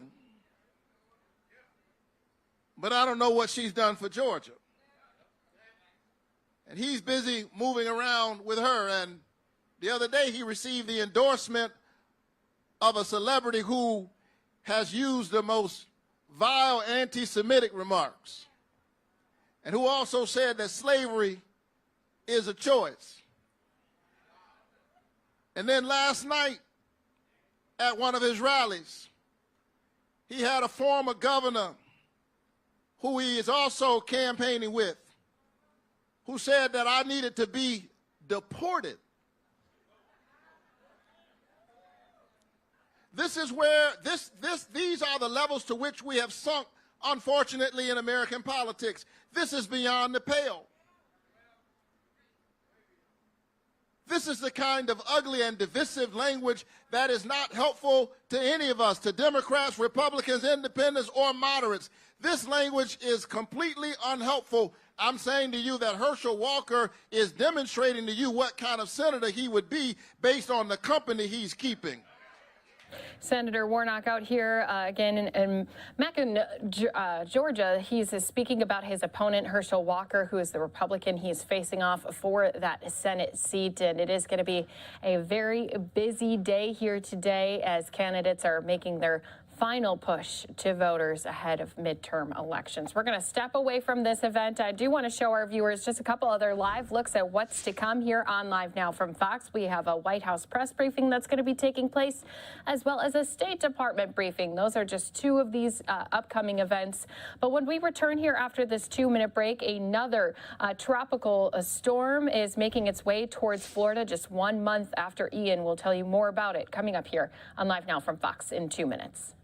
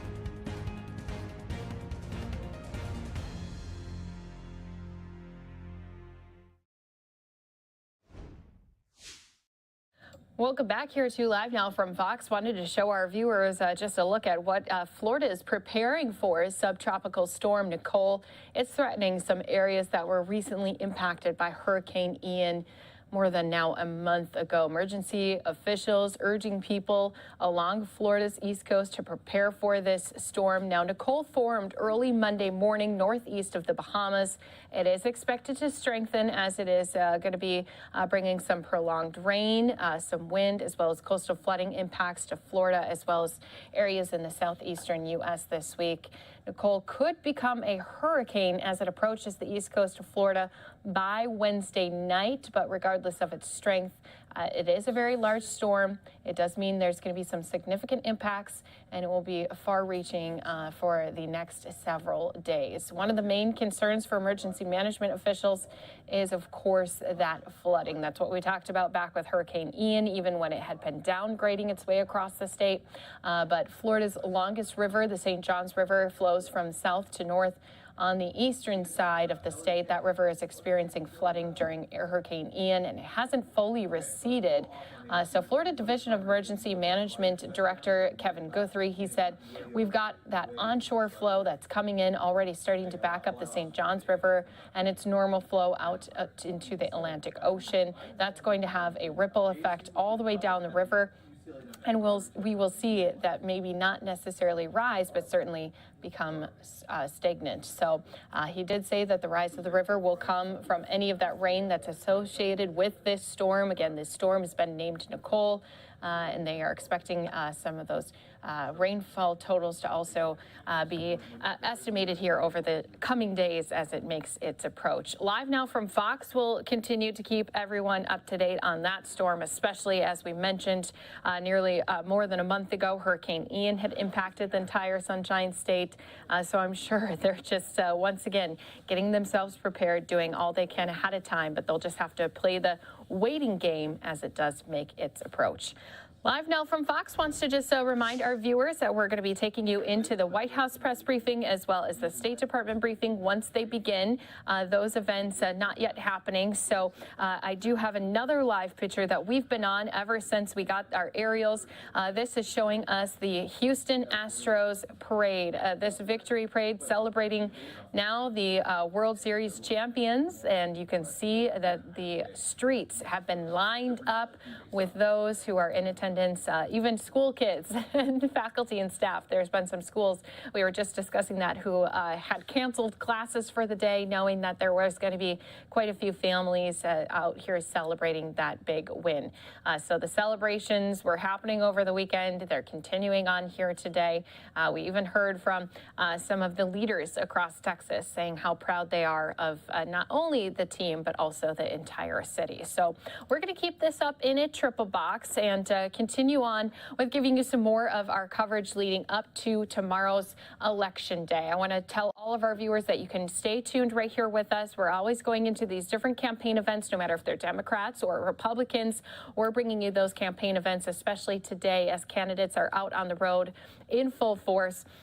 We were just down in Georgia listening in with Raphael Warnock. He is the current senator up for re-election, running against the Republican Herschel Walker. If we do see a Walker event coming up soon, we'll, of course, be playing that out for you as well.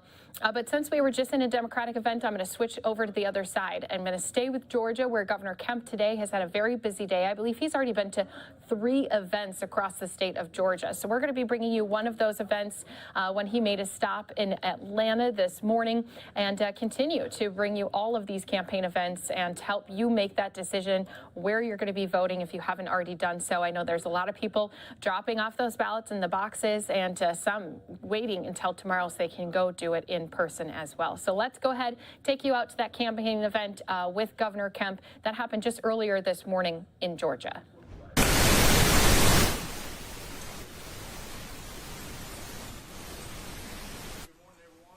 Appreciate everybody gathering here today, and I'm proud. I'm Burt Jones. I'm running for Lieutenant Governor, and I'm proud to stand with our team right here, representing the state of Georgia, all our constitutional officers. We're going to be going around the state today and talking about the message about better jobs here in Georgia, who's stronger on the economy, who's stronger on K through 12 education, as well as who's stronger on providing the best policies for the people of the great state of Georgia. And I'd just like to introduce the leader of the state, as well as somebody who has worked so hard for Georgia families. He and his entire family, quite frankly, have worked so hard the last 4 years, and they have earned the right to represent us 4 more years. And I'm excited about the opportunity of Governor Kemp and his administration leading the state, and I'm excited about campaigning with him as well today. So without further ado, I'd like to welcome our governor, Governor Brian Kemp. Thank you. Well, thank you guys for being here this morning. Thanks so much, Bert. Listen, we're so excited to be with the whole statewide ticket on this fly around today to continue talking about our message of keeping Georgia moving in the right direction. You know, my opponent, Stacey Abrams, said Georgia's the worst state in the country to live. We feel differently. We feel like it's the best state in the country to live, work, and raise our families. And it's that way, quite honestly, because we've been saying no to Stacey Abrams. You know, we didn't listen to her when we kept our economy going during the pandemic, and we're the first state to reopen even when powerful politicians and healthcare pundits and other people were criticizing us. This team and I, we weren't listening to them. We were listening to our citizens. We were fighting for them to keep them working and to get those that weren't at the time back in the workforce. And Stacey Abrams criticized those decisions. She just did that over the weekend. So that's her belief, and I couldn't disagree with her more. A lot of hard-working Georgians out there, they can't go to work if their kids are not in the classroom. And myself and this group standing behind me, we were pushing to get our kids back in the classroom because that's what the data said in the Trump administration, and it's what the data says today. And that's what we fought through and fought for, and we're better off for that. But also, this is a team right here that supports our men and women in law enforcement. And we passed the legislation to keep rogue local governments from defunding the police, and we couldn't disagree more with Stacey Abrams saying she would defund the police and reallocate resources. We couldn't disagree more that she wants to end cash bail, and we couldn't disagree more that she continues to serve on boards and organizations like the Margaret Casey Foundation that raises money and pushes grants out to people that fund the defund the police movement. We are going to continue to stand with our men and women in law enforcement. We're listening into this event with Governor Brian Kemp, who's up for re-election. Some viewers going out to their final 2-minute break of this hour. The gas pump. This team behind me and the rest of the members of the General Assembly have been working hard to help Georgia families fight through that 40-year high inflation by returning their tax dollars to them, by passing the largest state income tax cut in state history, while Joe Biden, who promised not to raise taxes on hard-working Georgians and Americans, has now done so while continuing to spend more money when we already have 40-year high inflation. We have suspended the gas tax since March in this state, saving Georgia families and businesses over $800 million and counting to help them fight through Joe Biden's disastrous domestic energy policy. Because we know how tough it is on working families out there. And listen, we would not have been able to do that if Stacey Abrams had been your governor for the last 4 years, because she wanted us to be shut down and we wouldn't have excess revenues where we could have done those kind of things. But if Georgians will go to the polls tomorrow and send a big statement and keep this great team together and keep us working for the betterment of our citizens, we're going to go back in January and we're going to do another tax rebate and send taxpayers another $1 billion of their money back to them because we've had another record year on revenues. But we're also going to help do a one-time property tax relief grant because we know Georgia's economy has been very strong despite 2 years of a global pandemic with the most people ever working in the state, the lowest unemployment rate in the history of our state, and 2 record years in a row with the jobs and investments that are literally going in all parts of our state so that citizens have economic opportunity and prosperity no matter their neighborhood or their zip code. And that is what this election is about, because those revenues that we're doing all that with and what we're going to do, if we're fortunate enough to continue serving after tomorrow night, they wouldn't be there if Stacey Abrams had been our governor, because we would have been shut down and our economy would not be near what it is today. And that's what this fight is all about. But we have got to have our folks turn out. And those Georgians that appreciate us taking strong stances and not wavering for our values and pushing ahead in tough times. Georgians have been so resilient, and we want to continue fighting for you. So I would ask for your vote for this whole team and your support, and let's get out to the polls and get this thing done tomorrow, and then we'll get back to work and keep our state moving in the right direction. So thank you, guys, and we'll open it up to everybody for any questions you might have. Governor, if the polls are right and you're off to a big lead tomorrow, what does that say about how things have changed in Georgia over the last 3 years? Well, I'm not worried about any polls, and I don't think anybody else is either. We are working like there is no tomorrow, even though there is, and we're going to be working tomorrow as well. We'll let the final poll be Tuesday, November the 8th, which is tomorrow. Georgians are the poll now. It doesn't matter whatever data's out there. Everybody's spending data however they want. I haven't been talking about polls this whole race. I've been talking about getting out and having people voting to keep our state moving in the right direction, fighting for our values and what we believe in, and empowering our people to have economic opportunity and prosperity no matter their neighborhood. Is Herschel Walker part of your team, and was he invited to the flag walk? Well, Herschel's definitely part of the team. As y'all know, I've been working hard to help get the whole statewide ticket elected. I believe if we have a big turnout from our folks tomorrow and folks that are concerned about the direction of Washington, D.C., it's going to be a good night for us. I was asked the same question about Herschel Walker, so let me just ask, what is your 11th hour strategy to get people out to the polls, and how important is it to avoid a runoff for your campaign?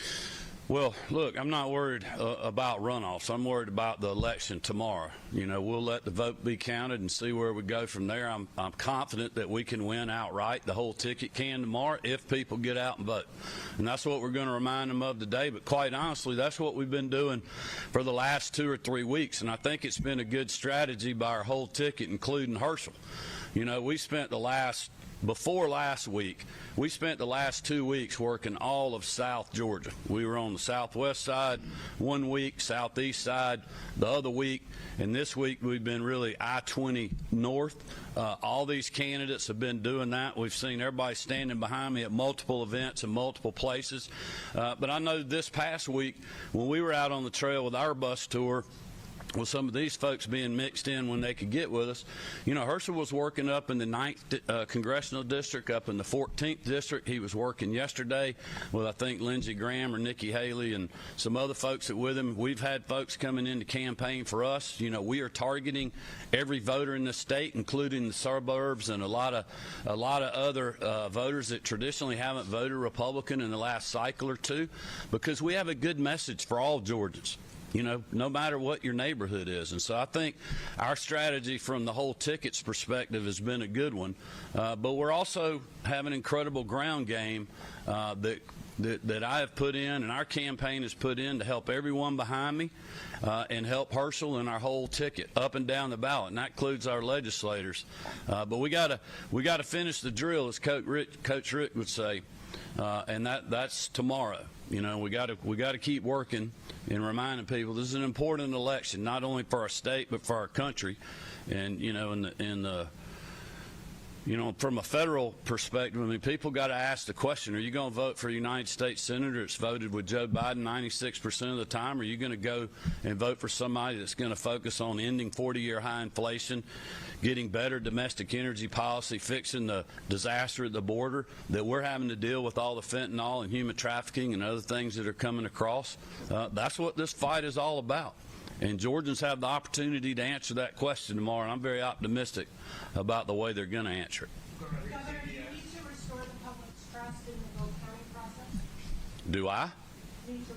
That'd be a great question for Stacey Abrams, because she's been the one that's been destroying trust in the voting system for 10 years, and she has profited personally from that. And she's cost Georgia taxpayers $6 million and counting on legal fees to defend a bogus lawsuit after 2018, the 2018 election that a Obama-appointed federal judge threw out on every single count.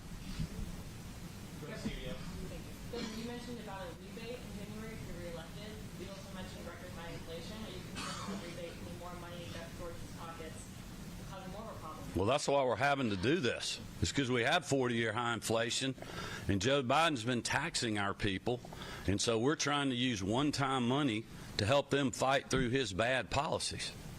You're not worried about making it worse before it makes it better? Worse than 40-year high inflation? I mean, I don't know how it could get much worse. Jeff, you got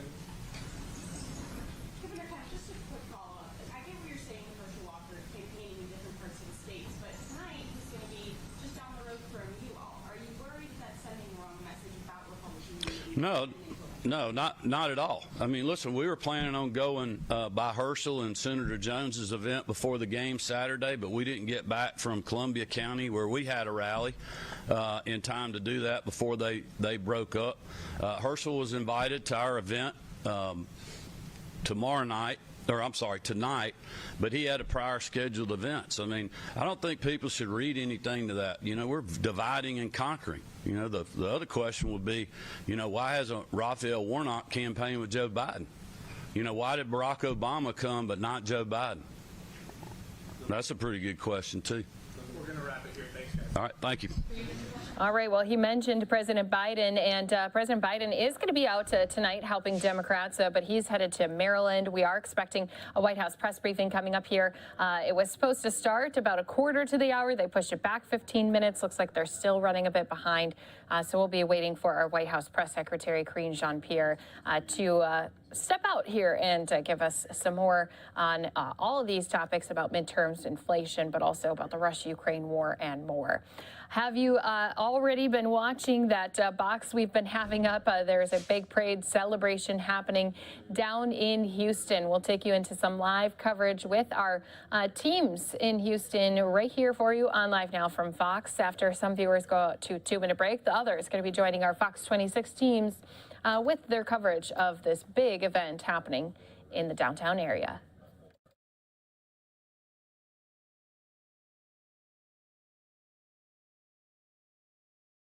You see people now running over to the route. Here comes the confetti, Sally. All right, get ready. I'm ready for it. Look at it.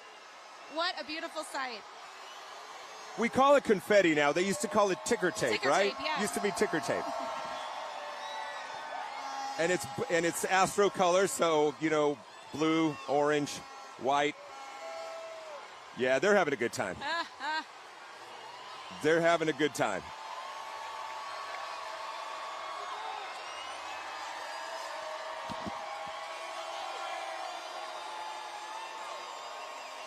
So, guys, again, we're set up right now. If you're wondering, if you're watching from home, this is the intersection of Smith and Clay. There is a lot of the parade route left to travel before they get down to Isaiah. So there's Phil Maton back there. Phil Maton, you'll remember, did not get to pitch in the World Series because he had an unfortunate incident, punching a locker, broke a finger. But he's one of our amazing pitchers in our bullpen who's going to be back next year. There is Mauricio everybody healthy, everyone healthy next year. That's scary. That's really scary for the rest of baseball.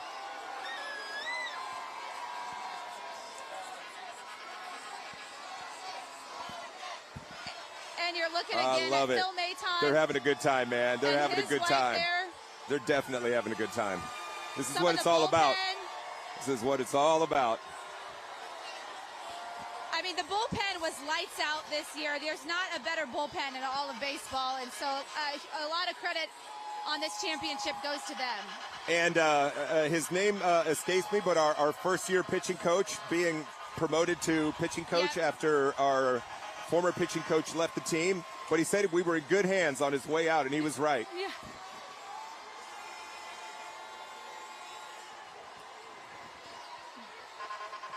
Yeah, they're getting closer.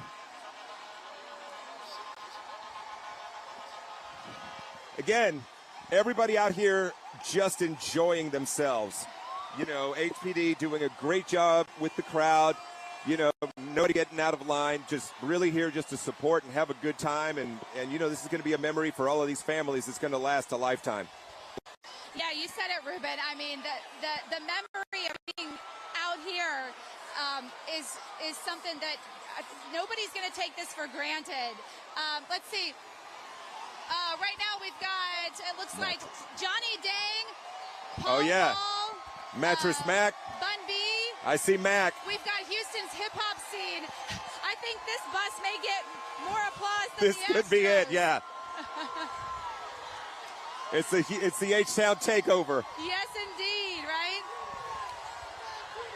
All right, so is Johnny Dang going to be giving out World Series grills? Did he I should have asked him for one when we interviewed him. You should have asked. Paul Wall, baby.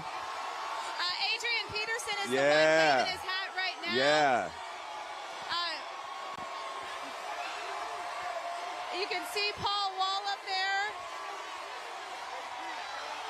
Johnny Dang, Diamond Boys representing.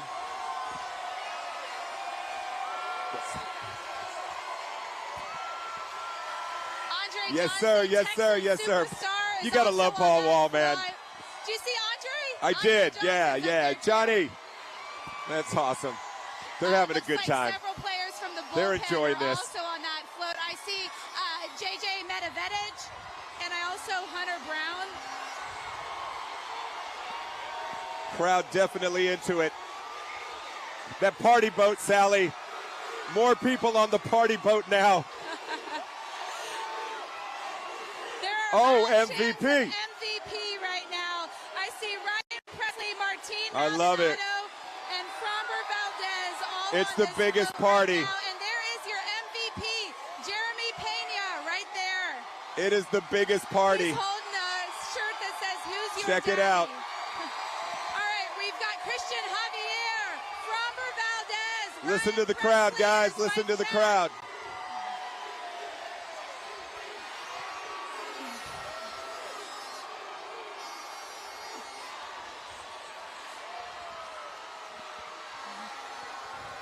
Now That is was some- a float. That was a float, Ruben. That was a float.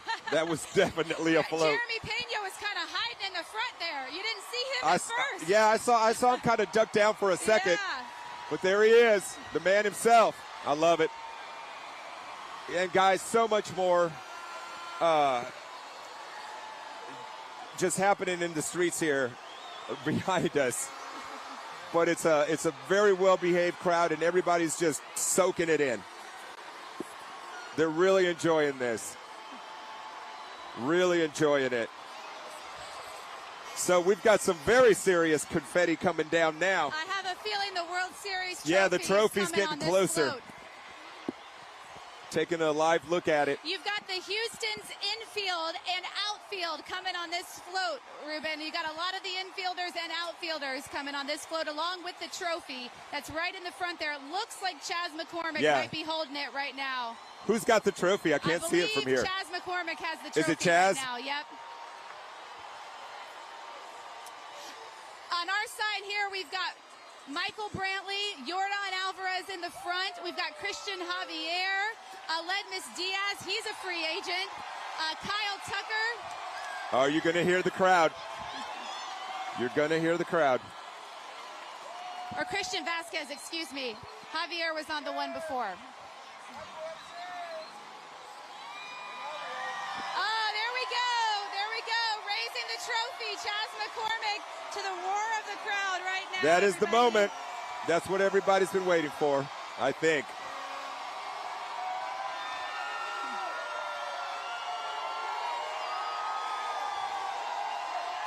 World champions. Ryan Stanek, part of the bullpen, also on this float. King Tuck. Oh, yeah. We're loving it. We're loving it. We're loving it.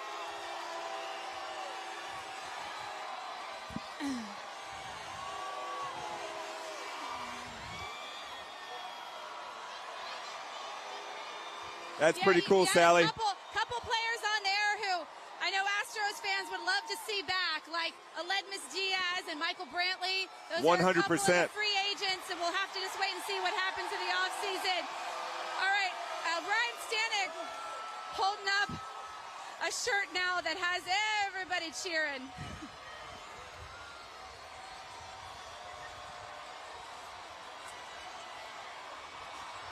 I can't say enough about Houston fans showing up to represent and everybody just having a good time.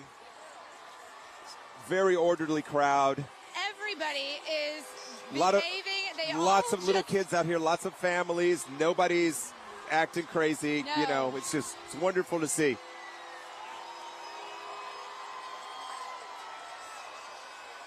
Now we got a Houston Astros flatbed coming through here. Right?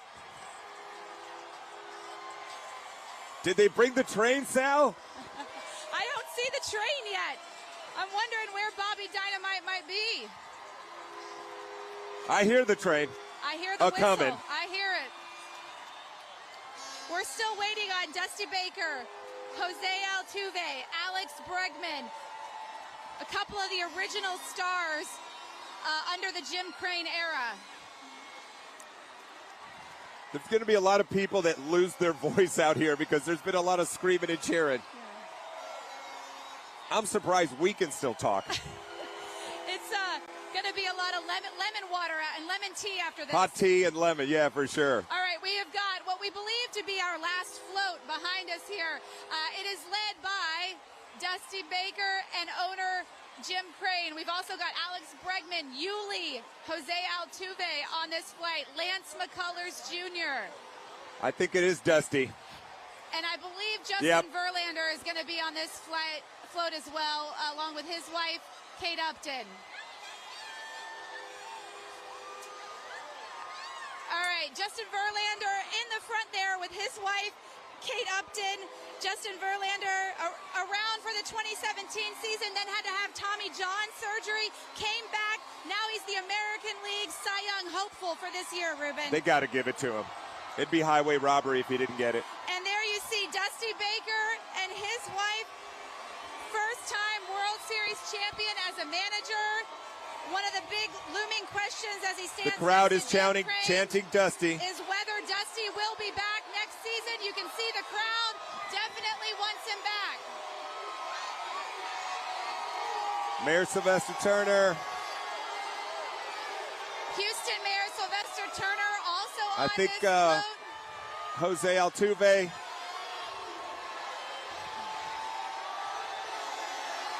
There he is.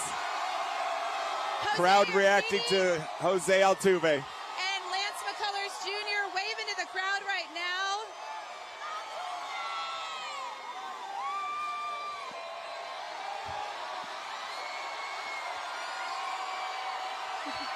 Oh, wait.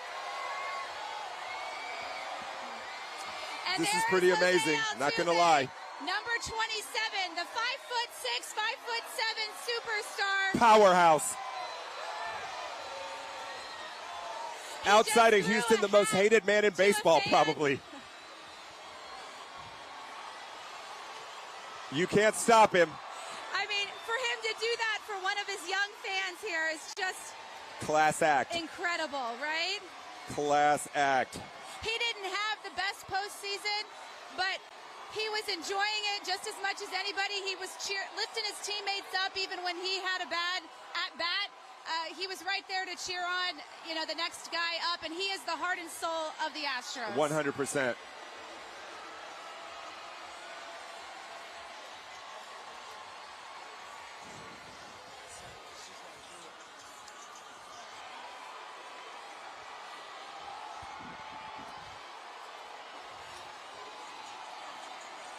Got another DJ here bringing up this part of the parade. Little music for the crowd. Not sure who it is, but it sounds really good.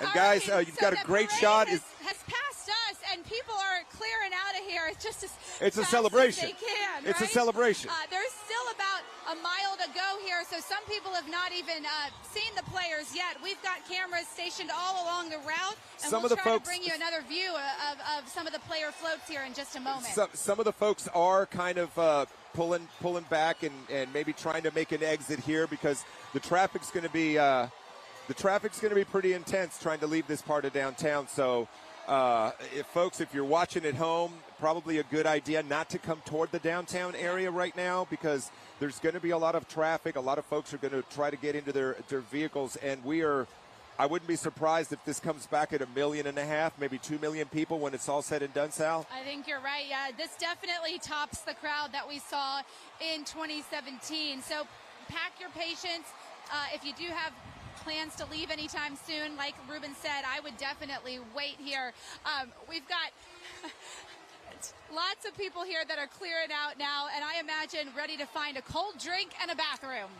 All right, so Houston here out to celebrating this big win. What a World Championship Series it was. Once again, they were able to bring home that trophy. You saw the players celebrating, and Live Now from Fox always taking you into events happening across the country. This time we were down in Houston, but we have so many other events we want to continue to get you out to here on Live Now from Fox, because while some people are out celebrating a big win for the city of Houston with the Astros, there's many others who are out campaigning, trying to get the very last minute voters to sway in their direction ahead of tomorrow's big midterm elections. Live Now from Fox, we're going to be in full coverage tomorrow for you and into Wednesday as well as those poll results start to come in.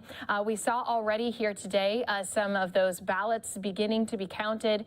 So they're going through the process already in Arizona. And speaking of Arizona, we do have Senator Mark Kelly. He is out campaigning in Phoenix. We'll be bringing you out to his event. Plus, we have our State Department briefing already underway with spokesperson Ned Price, and we're waiting on a White House press briefing. So a lot more to get to right here for you on Live Now from Fox. We're going to bring it all to you live, raw, and unfiltered when we return here in just 2 minutes.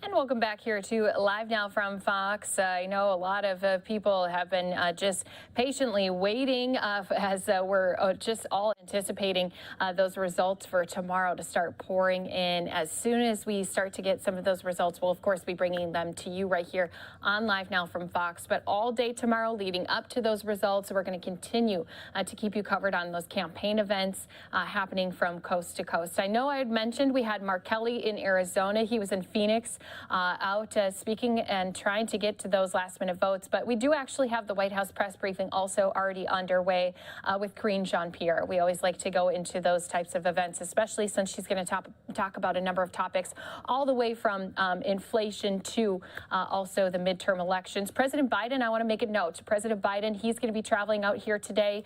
He's going to be participating in a couple different Democratic events today, a virtual one at the White House, but then later traveling to Maryland, where he'll be also meeting up with the First Lady. They were both out over the weekend, so they'll be ending up back together here this evening in Maryland. But as I mentioned, we're going to hear about all of this plus more topics that we all care about, all happening in those White House press briefing. Let's go ahead and bring it to you right here on Live Now from Fox. Good afternoon, everybody. So when the president visited Florida in the wake of Hurricane Ian, he said he would be there for the people of Florida as long as it takes to rebuild.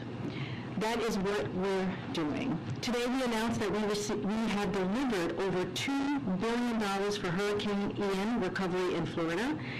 We've provided millions of dollars in low-interest disaster loans to homeowners, renters, and business owners. The U.S. Army Corps of Engineers has installed nearly 19,000 temporary blue roofs and installed generators at critical facilities.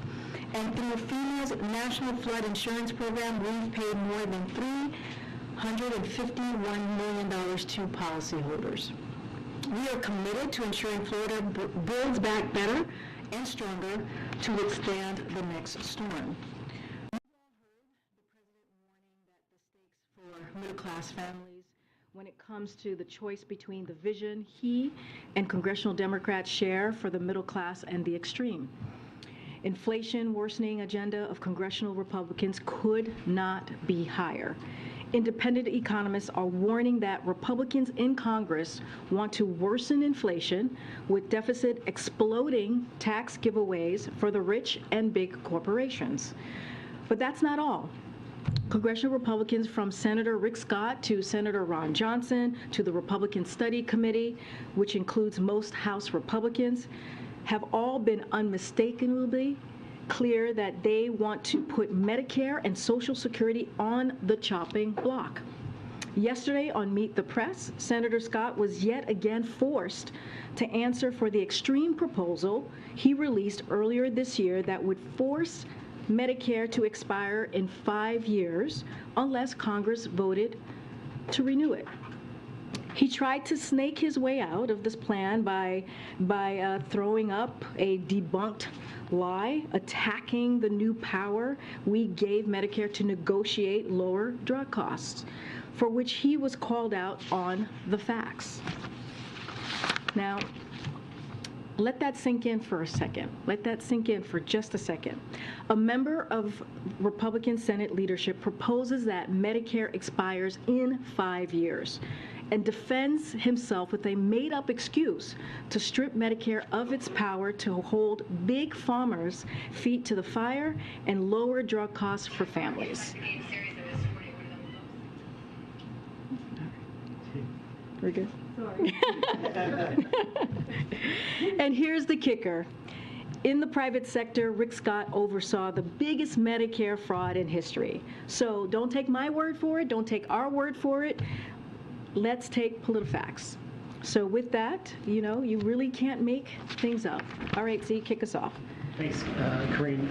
What if the White House has any response to an ally of Vladimir Putin saying that he was involved in election meddling, and if there are concerns here at the White House, or does the White House have assurances for the American people that the elections that are underway right now, that will conclude tomorrow, will be free and fair of any foreign interference? So a couple of things that we want to lay out here, because that's a very important question that you just asked, Lee. So with respect to any ongoing attempts by Russian actors to influence U.S. election. So I'm going to refer you to the Office of the Director of National Intelligence. These comments, though, I'll say this, do not tell us anything new or surprising, as we all know. It's well known and well documented in the public domain that entities associated with Yevgeny Prigozhin have sought to influence elections around the world, including the United States. The U.S. has worked to expose and counter Russia's malign influence efforts as we discover them. Yevgeny is a known bad actor who has been sanctioned by the United States, the United Kingdom, and also the European Union. We also know that part of Russia's efforts includes promoting narratives aimed at undermining democracy and sowing division and discord. It's not surprising that Russia would be highlighting their attempted efforts and fabricating a story about their successes on the eve of an election. But to your question, of what we are doing, I've spoken to at the podium about this quite a bit, about the administration's effort to protect the security and resilience of our elections and to safeguard our election infrastructure, including by combating malicious efforts by foreign adversaries to spread this information. That work began before this administration and has continued under the Biden-Harris administration as well. But specifically, actions we have taken to counter these types of malign influence include sanctions. As you all know, we've announced them from here, travel bans as well, exposure, information sharing, foreign investment screening, anti-money laundering, and expulsions. So we have also worked with our fellow democracies to expose and counter foreign malign influence abroad as well. So, but any specifics to this new revelation, I would refer you to DNI. And specifically to the question of what does the White House have a message to people who are casting their ballots now, early, or tomorrow in person, that their votes will be tabulated accurately and fairly in light of these comments? Should people have confidence in their election system? People should have confidence in their election system. As we have said many times before, having the right to vote is the most sacred right, and people should really exercise that right, and they should feel safe in their election process. And just on a different topic, Israeli media is reporting that the president spoke with incoming Israeli, or likely incoming Prime Minister of Israel, Benjamin Netanyahu, today. Can you confirm that, and do you have a readout of their discussion? Yes, I can confirm that. We'll have a more robust readout in a few. Oh, yes. I'm confirming a call with the president had with Benjamin Netanyahu. So yes, the president did speak with him today. So confirming that right now to congratulate him on his party's victory and commend Israel's free and fair elections. The president reaffirmed the strength of the bilateral partnership and underscored his unwavering support for Israeli security. We will continue to closely monitor the government formation process. As you know, that is the next process in this. We look forward to continuing to work with the Israeli government on our shared interests and values. We will have a more fuller readout for all of you, as we normally do. Okay. Thanks. Just some housekeeping to start. Can you give us a sense of what the president will be doing tomorrow on Election Day, tomorrow night, and if he has any plans to make an address on Wednesday after the results? So a couple of things there I'll lay out for you all tomorrow and also on Tuesday. So tomorrow and Tuesday, the president will have a full schedule here at the White House. As I previously said, we expect the president will address the elections the day afterwards. And when we have details on the timing of that, we of course will share it with all of you. But I also just want to note, as you all know, because you guys have covered these past couple of years, in 2022, it took 2 weeks to call every state. In modern elections, more and more ballots are being cast in early voting and also by mail. And many states don't start counting those ballots until after the after the polls close on November 8th.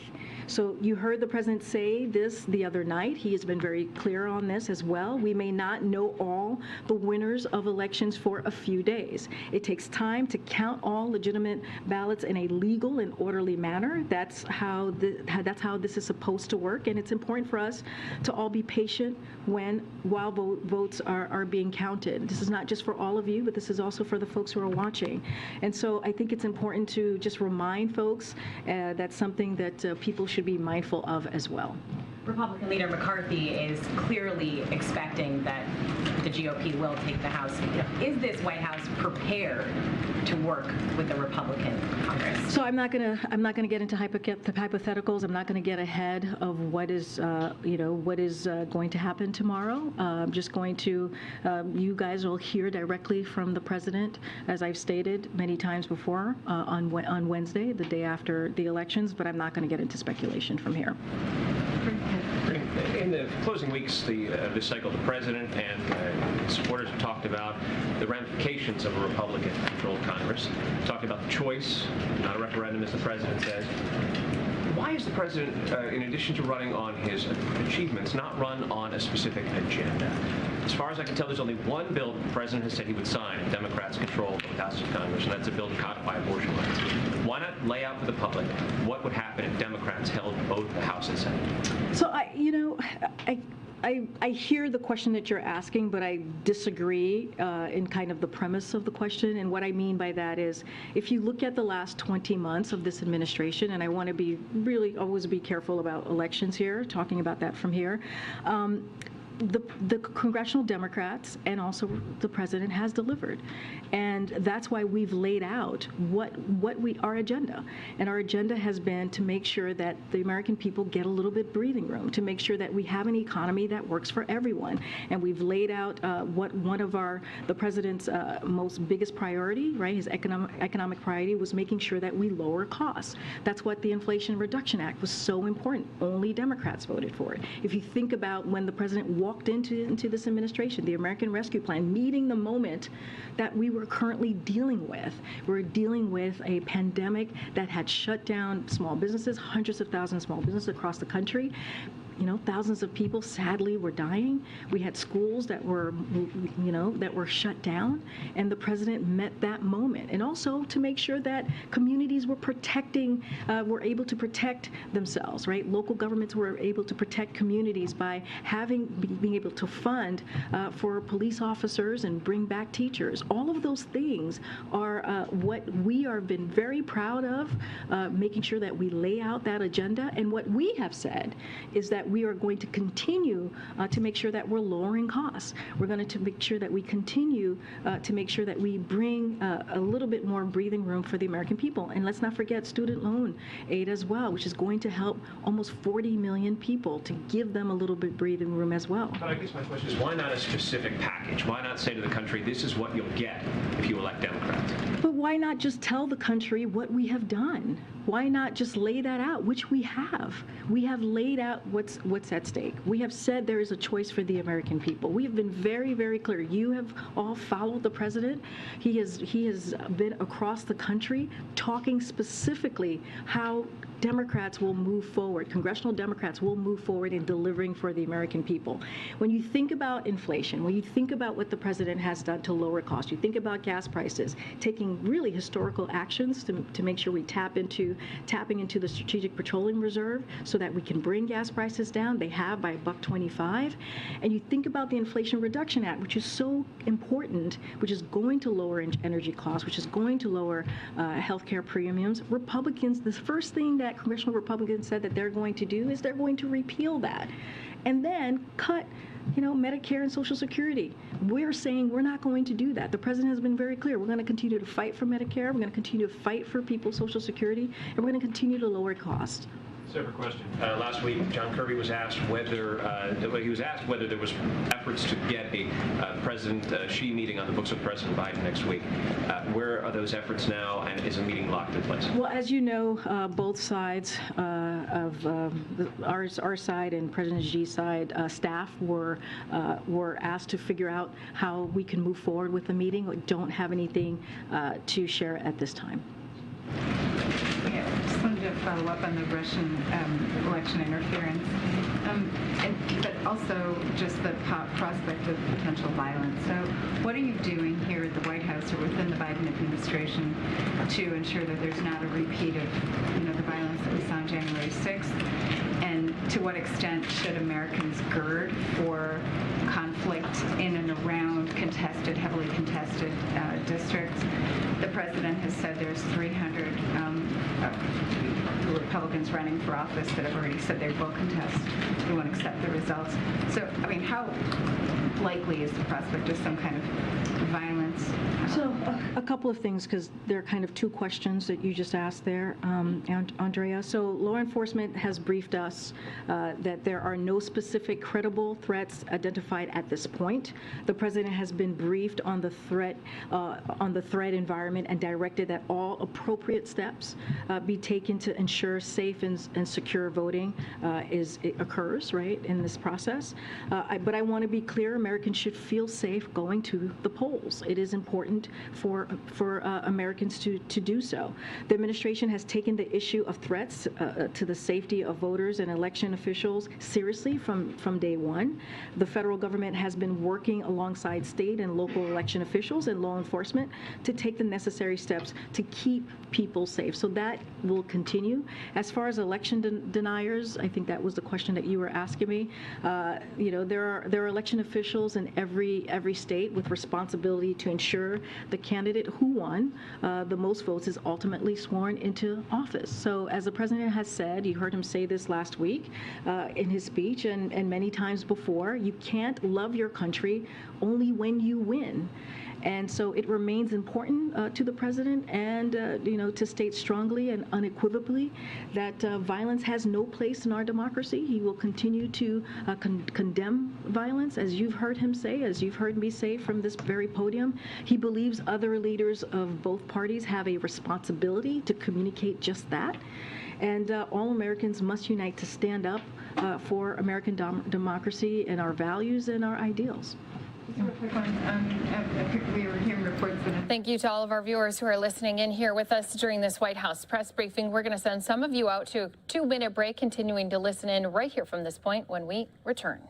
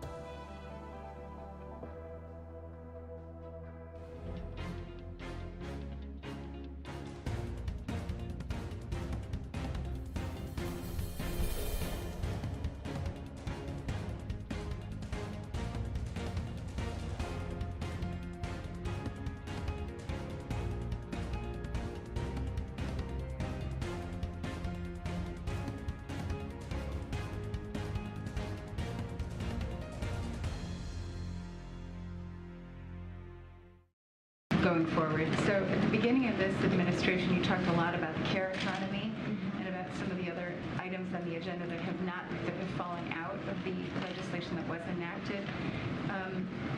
If Republicans do win both houses of Congress, are there actions that you can take to pursue that agenda even through executive action? So I'm thinking about universal pre-K, those kind of things. So I, again, don't want to get into hypotheticals here. But what I will say, the president has always said his care agenda is a priority to him that he will continue to work on throughout his administration. I don't have a vehicle in which he will choose to do that, but clearly those are, because he introduced it, because he talked about it very early on in his administration, clearly those are items, and also during the campaign, those are policies that he believes are important to the American people, to give them, again, a little bit more of a breathing room that he will continue to fight for. Thanks, Green. We don't often get a very lengthy Saturday statement from you clarifying the president's remarks from the day prior. Can you walk through what the genesis of that was and whether or not you guys thought that perhaps it would be politically problematic had those statements been allowed to stand? So we just wanted to be, you're talking about so we just wanted to be very clear on that, which is why we put out a statement. It seemed like there was some confusion on that, and so, I want to say this: it was, some of you were there. It was loud and hard to hear, I think, or maybe not exactly what was being said, but I currently don't want to get into punditry from here and why we did it or do it or paid or did it on TV. But I spoke to this over the weekend. The president's words, we believe, were twisted, and we were very clear about that. And anyone who knows Joe Biden knows he comes from a coal country, from Scranton, Pennsylvania. His great-grandfather was a mining engineer, as you all know. President Biden knows that the men and women of coal country built this nation, and he has spent his presidency fighting for coal communities so that they too can benefit from the energy transition we're in right now. Again, the reason why we put out that statement to you asked me about the genesis. We believe his words were twisted, and we just wanted to make sure there was some clarity. Okay, and then I think this week marks the 50th anniversary since the president's first election victory. Might have another hold off it. He's clearly been through a number of these. I know he's a congenital optimist, as he likes to say. But he said that yesterday. Can you give a sense in your meetings with him right now, kind of how he's feeling right now, his sense of things, not from a political perspective, Patch Act perspective, but just generally in this moment in time, given both the election, but also the myriad of other issues that are on his plate?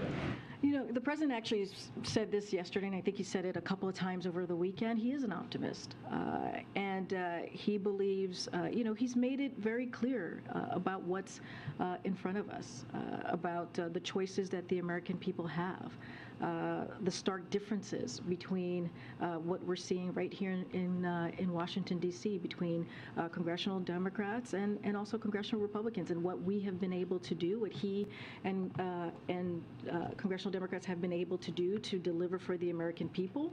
And so, he believes that going out there, speaking directly to the American public, laying out what he is seeing and how he sees the future of this country, that it's important.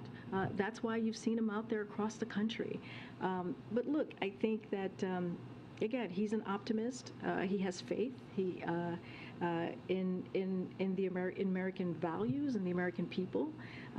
He believes that we can reach our best expectations, and so we should continue to do that. And he's going to continue to talk about that as well, the way forward and how we can get there, and make sure we just don't leave anyone behind. Thank you so much. I want to ask you about some of the other comments that Leader McCarthy made over the weekend. He said, I'm very supportive of Ukraine. I think there has to be accountability going forward. You always need not a blank check, but to make sure the resources are going to where it is needed. Regardless of who wins control of the House, what is your message to Ukraine? What assurances can you give Ukraine that this administration, Congress will be able to continue to provide the funding that's needed? Because, of course, President Zelensky continues to say they need more weapons, they need more aid. So we are confident that the United States support for Ukraine will be unflinching and unwavering. That's what we believe, and that's how we see this going forward. You saw Jake Sullivan say the very same thing while he was in Kiev on Monday and reiterated the United States will continue to support Ukraine across a range of areas, whether it's security assistance, economic assistance, or human rights assistance. Members of Congress, Republicans and Democrat, have been clear about our enduring support for Ukraine, and under any scenario, to your point, to your question, President Biden is committed to work in a bipartisan fashion, as he has been doing to support Ukraine, and we are appreciative of the bipartisanship that we have seen over the last several months for Ukraine, and we're going to continue to work towards that. I think, for the Ukrainians, when they hear not a blank check, the message is that this aid will dry up, or at least not be as forthcoming as it has been. Why should they have confidence that it will continue to be unflinching and unwavering? Well, because the president has been very clear. Jake Sullivan was in Ukraine just a couple of days ago to reiterate that very message to President Zelensky and his team. We are in regular contact, as you've heard from us, with President Zelensky and his team on everything that we can do to be helpful to them as they fight for their freedom. Again, I understand the question, but we are going to continue to work very hard to make sure that there's a bipartisan effort as we continue to support Ukraine in their efforts. Since you bring up Jake Sullivan, can I ask you to respond to this reporting that he has been engaged in confidential conversations in recent months with top aides to Russia's President Vladimir Putin, to try to de-escalate the crisis in Ukraine, to try to make sure that it doesn't go in a direction? Yeah, I've seen those reportings. And look, people claim a lot of things about conversations that the United States has or doesn't have. I don't have any specific conversations to read out to you, but I do want to say a couple of things. We reserve the right to speak directly at senior levels about issues of concern to the United States. That has happened over the course of the past few months. Our conversations have focused only on risk reduction in the U.S.-Russia relationship. We continue to adhere to our basic principle of nothing about Ukraine without Ukraine. You've heard the president talk about this. You've heard he's written about this in an op-ed. But we have been careful to protect the timing and the content of the conversation so that we have the continuing ability to reach Russia, and these lines of communication are not cut off. And that's how we have moved forward over the last several months here. And just finally, Karine, as I'm sure you have seen, there's a lot of speculation that former President Trump could announce he's running for president again in 2024 in the coming days, in the coming weeks, sometime this month. How is the White House, how is the president preparing for that announcement? What type of a reaction or response? Again, I was asked this question the other day, and that's not our focus. Our focus is making sure that we lay out the choice in front of the American people. You've heard directly from the president. We're just not, it is just what the former president does or doesn't do. It's not something that we are focused on from here. And I know you've been asked this, but how much pressure does President Biden, since we are now 24 hours out, feel to make that final decision about whether he's going to run again? Again, I'm going to say what he has said many times, and what I have said from here many times is that the president intends to run, and I will just leave those words there. Thanks, Karine. On Friday, the president, in his statement on the jobs report, said, quote, "We're going to do what it takes to bring inflation down, but as long as I'm president, I'm not going to accept an argument that the problem is that too many Americans are finding good jobs." Was that statement directed at the Federal Reserve, which anticipates unemployment will go up as they raise interest rates? Or if not, who was the target of that clause? Absolutely not. That was not targeted at the Federal Reserve. The president has been very clear to not interfere. He will not interfere in their independence. He was, I think, speaking to the critics about the number of jobs that were created. And he was very clear that, people should be, the 261,000 jobs, an unemployment rate still near a historic low at 3.7%. He was laying out how the jobs recovery remains very strong. And so he wanted to say that, hey, look, 260,000 jobs, 261,000 jobs is something that we should be praising, and we should be saying it's good that people are seeing their wages go up. It's good that people are seeing good paying jobs out there. And so I think it was more so to that, certainly not a message to the Federal Reserve. Again, we respect their independence, and we certainly do not interfere in any policy decisions that they make.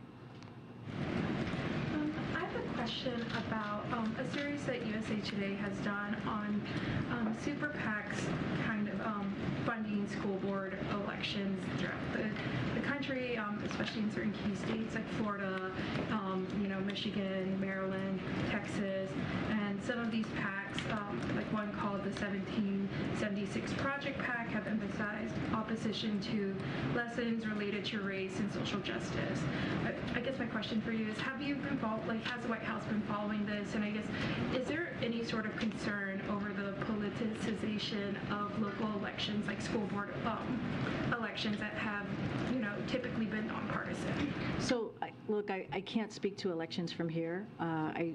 We do try very hard in this administration to respect the Hatch Act, as we have been for the past several months here.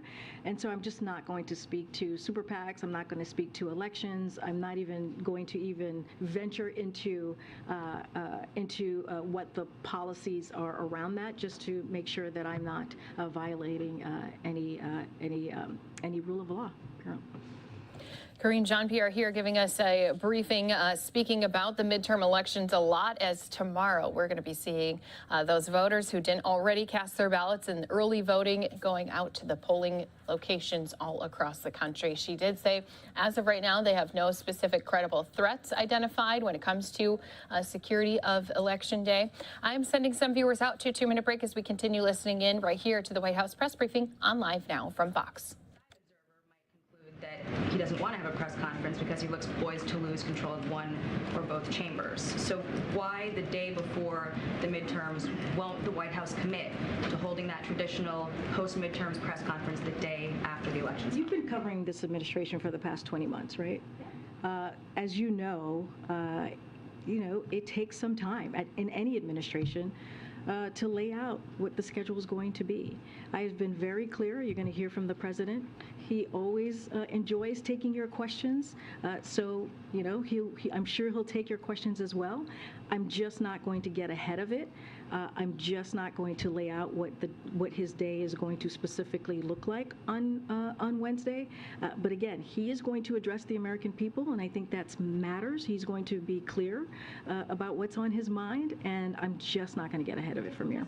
The president's own warning, though, that democracy is on the ballot, plus this potential for unrest, make it that much more important that the president avail himself to the free and open press that he has lauded as indispensable to the functioning of democracy.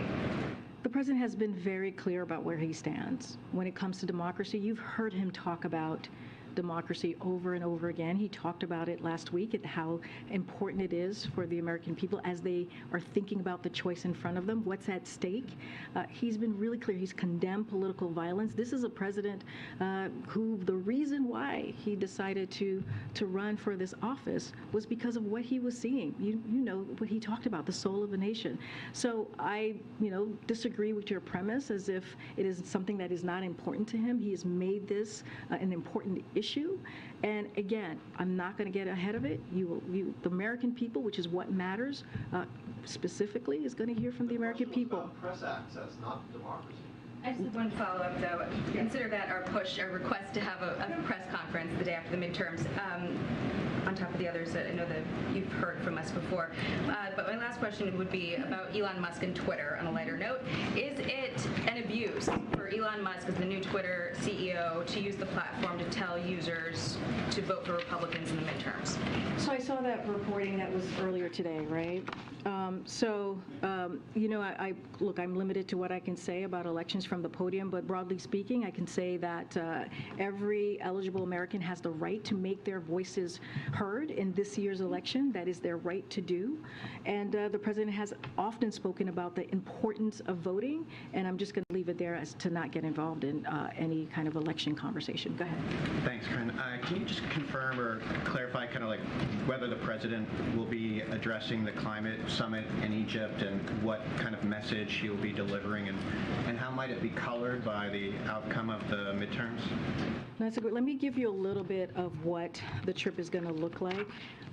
So on Thursday, the president will depart for Egypt, Cambodia, and Indonesia to advance U.S. national security interests and deliver for families at home. On Friday, President Biden will attend the 27th Conference of the Parties to the UN Framework Convention on Climate Change, COP27.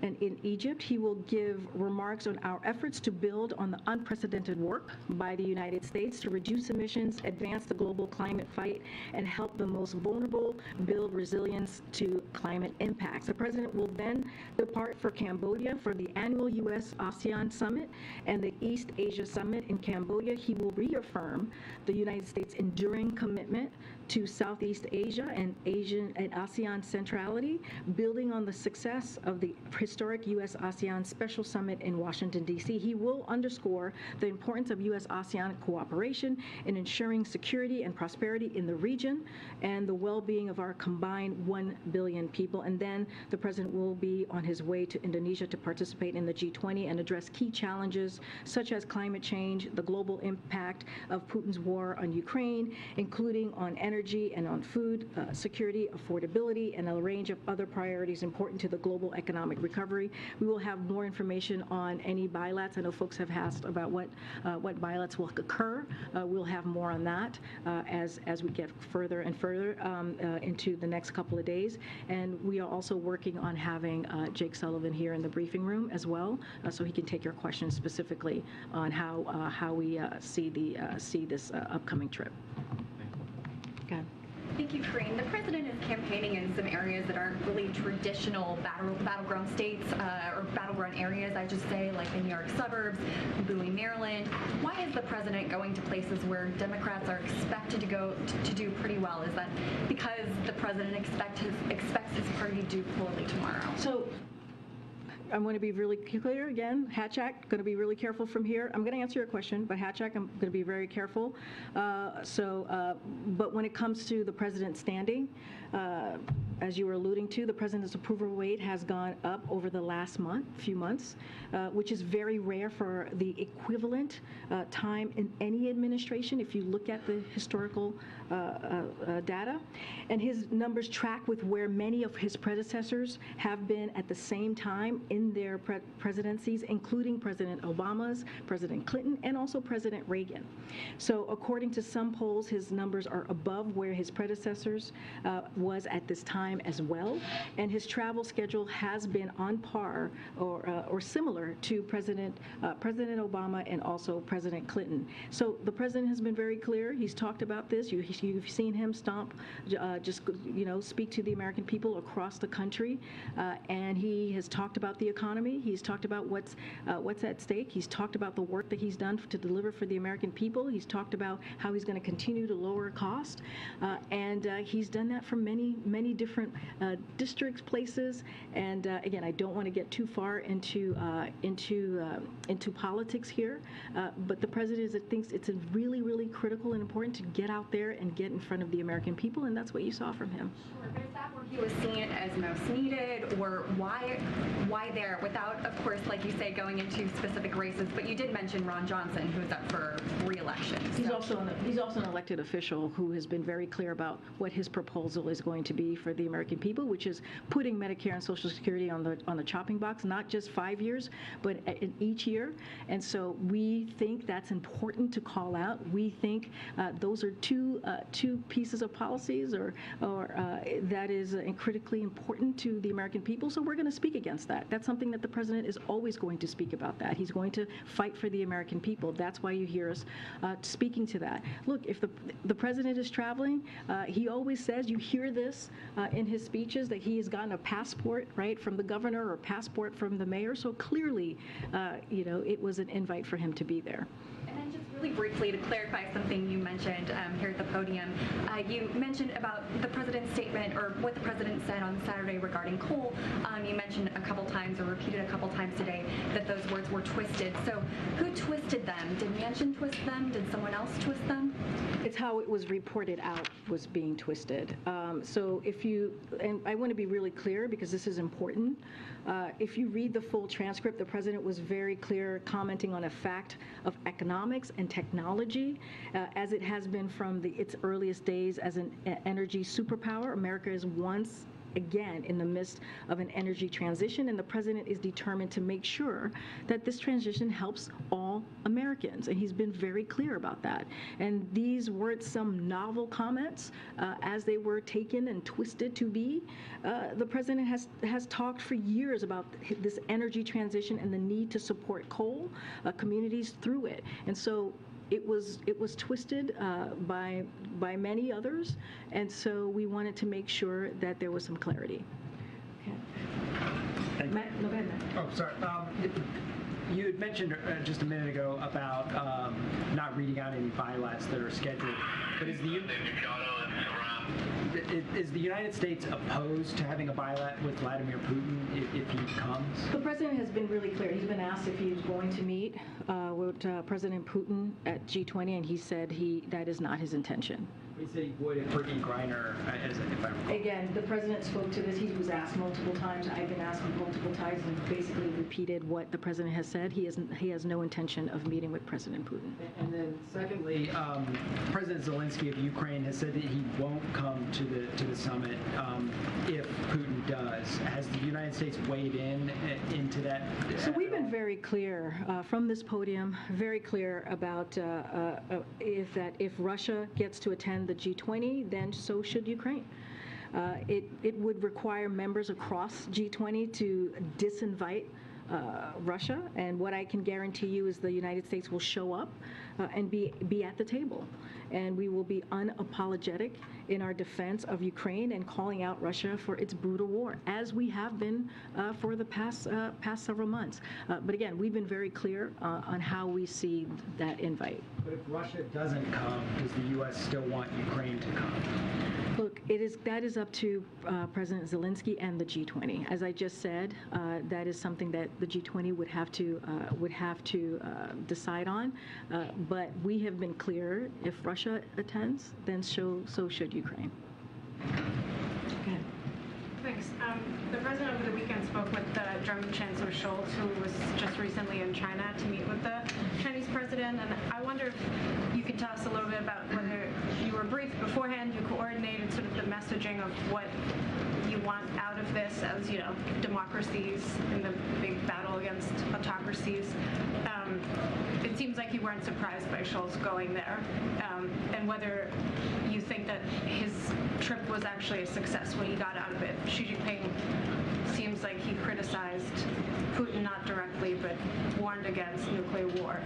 Do you think that was a successful trip? Again, we're just not going to go into what a trip that one of our allies undertakes. Like, that is for them to decide and for their own reasoning to take these types of trips. We certainly are not going to comment about that from here.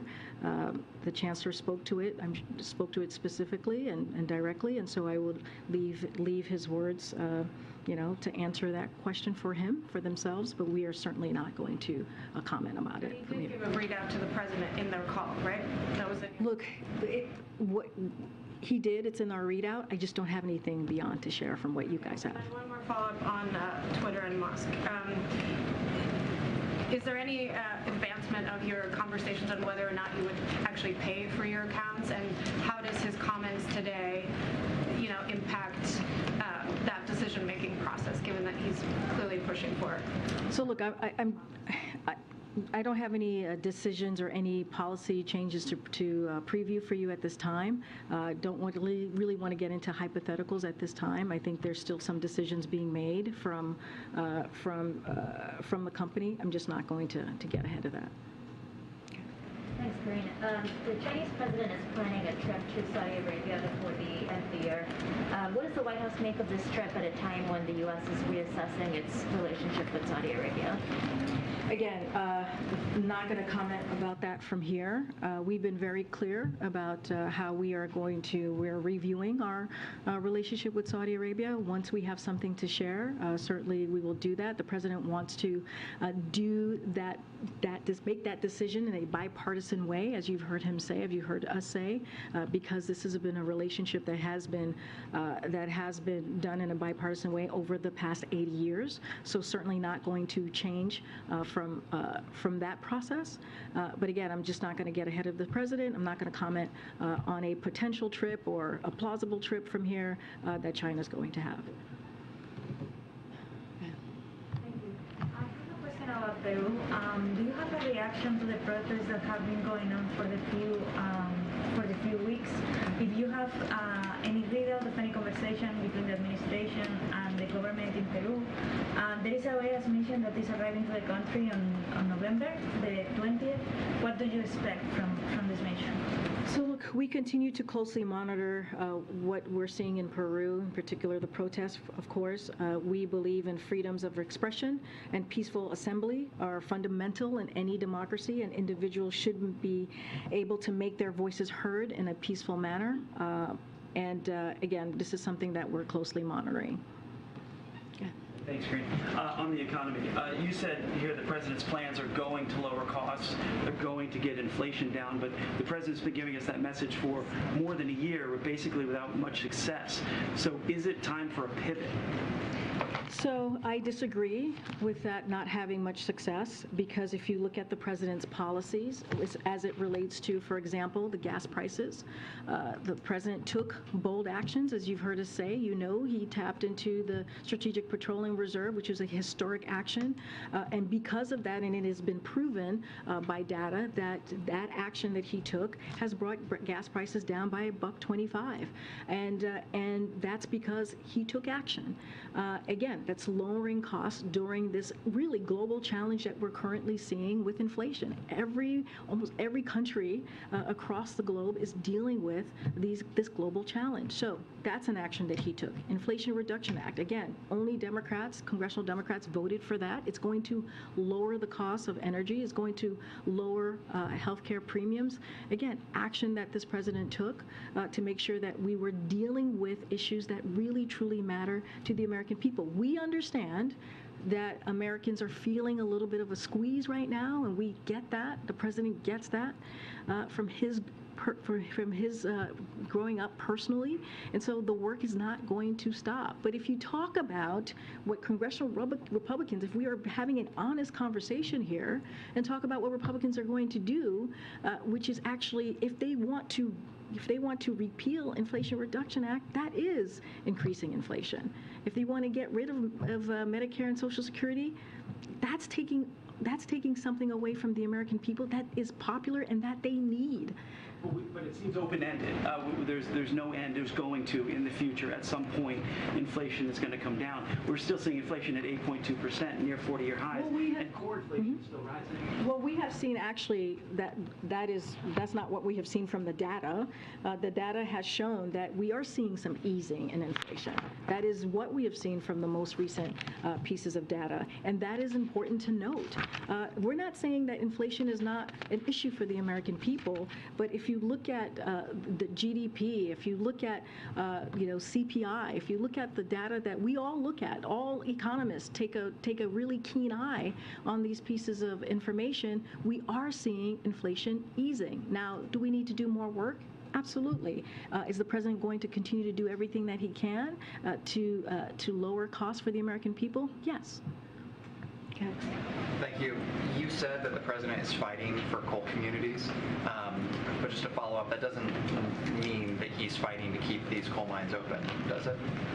Look, the president, I laid out very clearly about how the president sees his part in this and what he has done.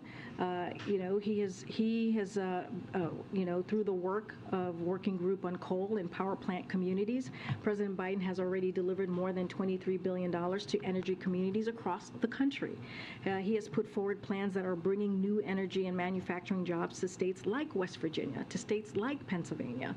And he has secured critical investment through the Inflation Reduction Act to support coal communities as well, which he believes is incredibly important, which is why it was included in the Inflation Reduction Act. And that's from funding for coal miners suffering from respiratory challenges to billions of dollars in loans to help them seize new energy opportunities. So again, I mentioned this, I just laid this out. While we're trying to help coal communities, while we're trying to do everything that we can to make sure that they have the funding that they need, Republicans, that very same policy, same monies that I just laid out, Inflation Reduction Act, which is where it's coming from, Republicans want to repeal that, taking away the efforts that we're trying to provide for coal communities. So that sounds like you're helping them as the market through economic transition is moving away from coal. That doesn't sound like you're taking any deregulatory efforts or any steps to help the mines themselves stay open. Is that correct? Look, I've been very clear. The president's been very clear on this.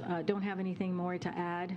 Again, we believe what he was trying to say was twisted, and we've laid that down very clearly. You heard from my statement. You heard from what I just said here today. How can you twist those words? He said we're shutting those plants down. Go ahead. Go ahead. Go ahead, Phil. Different question. Marco Rubio, the ranking member of the Senate Intelligence Committee, criticized the administration by saying, quote, by giving TikTok influencers the platform of White House visits and creating content, Biden is signaling to the world he believes it is safe to use an app that is beholden to Beijing. This comes after TikTok admitted that some European data was accessed in China. Is the president signaling to the American public that TikTok is safe? Wait, can you say that one more time? Because that was a lot. There's a lot, sorry. So the gist of it is that Rubio argues that by hosting some of these TikTok influencers here at the White House, that the president is essentially, quote, signaling to the world he believes it is safe to use an app that is beholden to Beijing.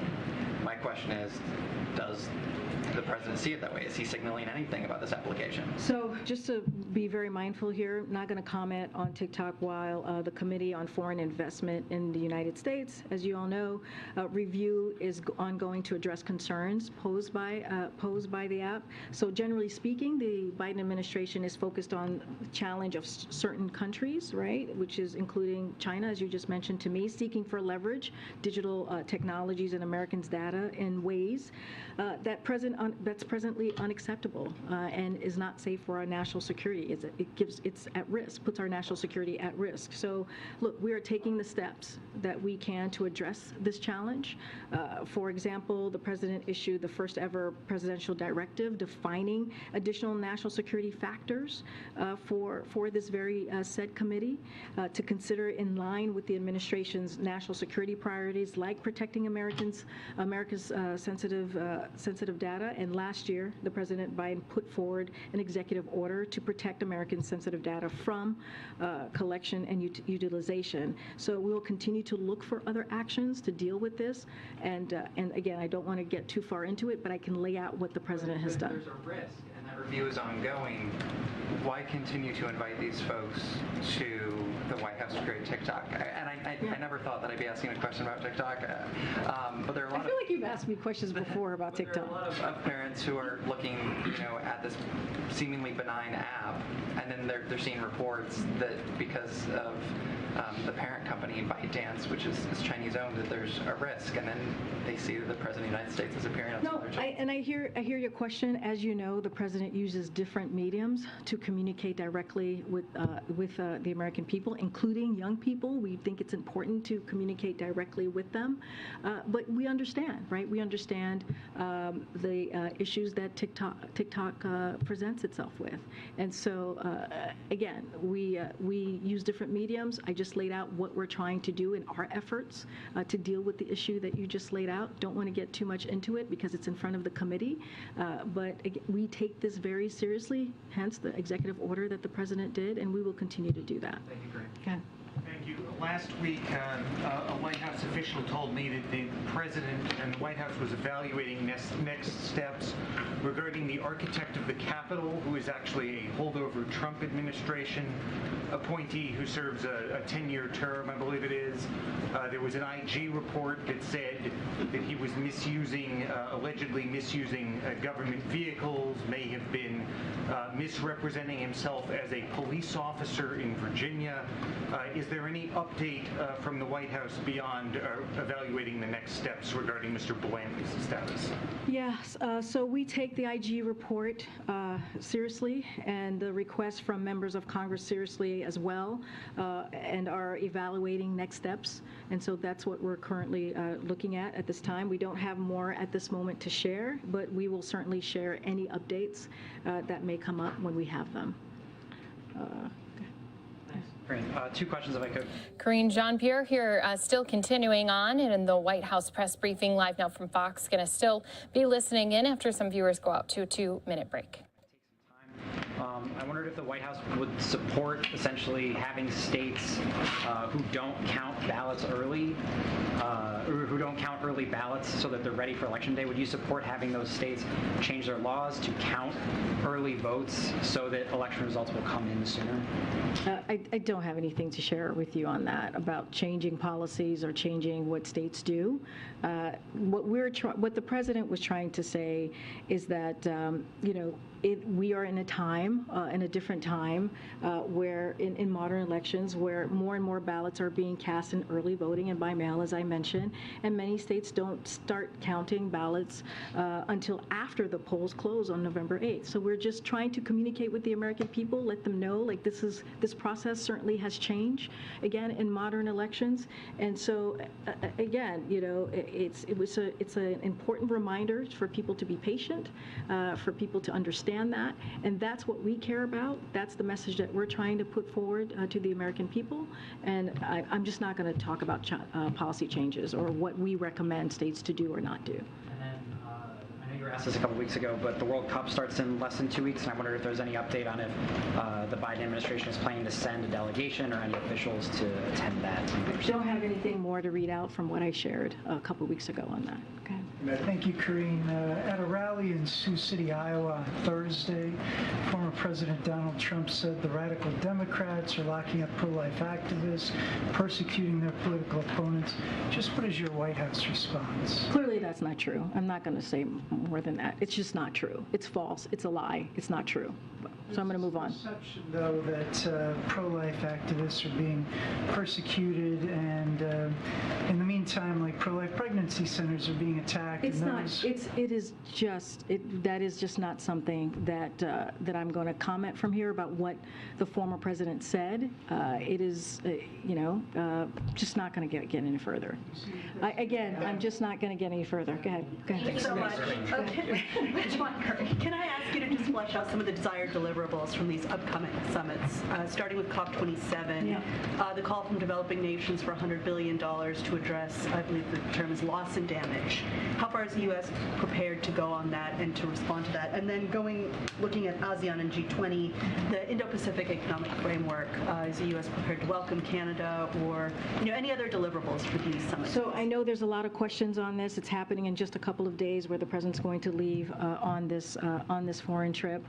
We're working on getting Jake Sullivan, the National Security Advisor, in the briefing room this week, where he will lay out the goals the president has for this particular trip. Not going to get ahead of the National Security Advisor, but we will share more.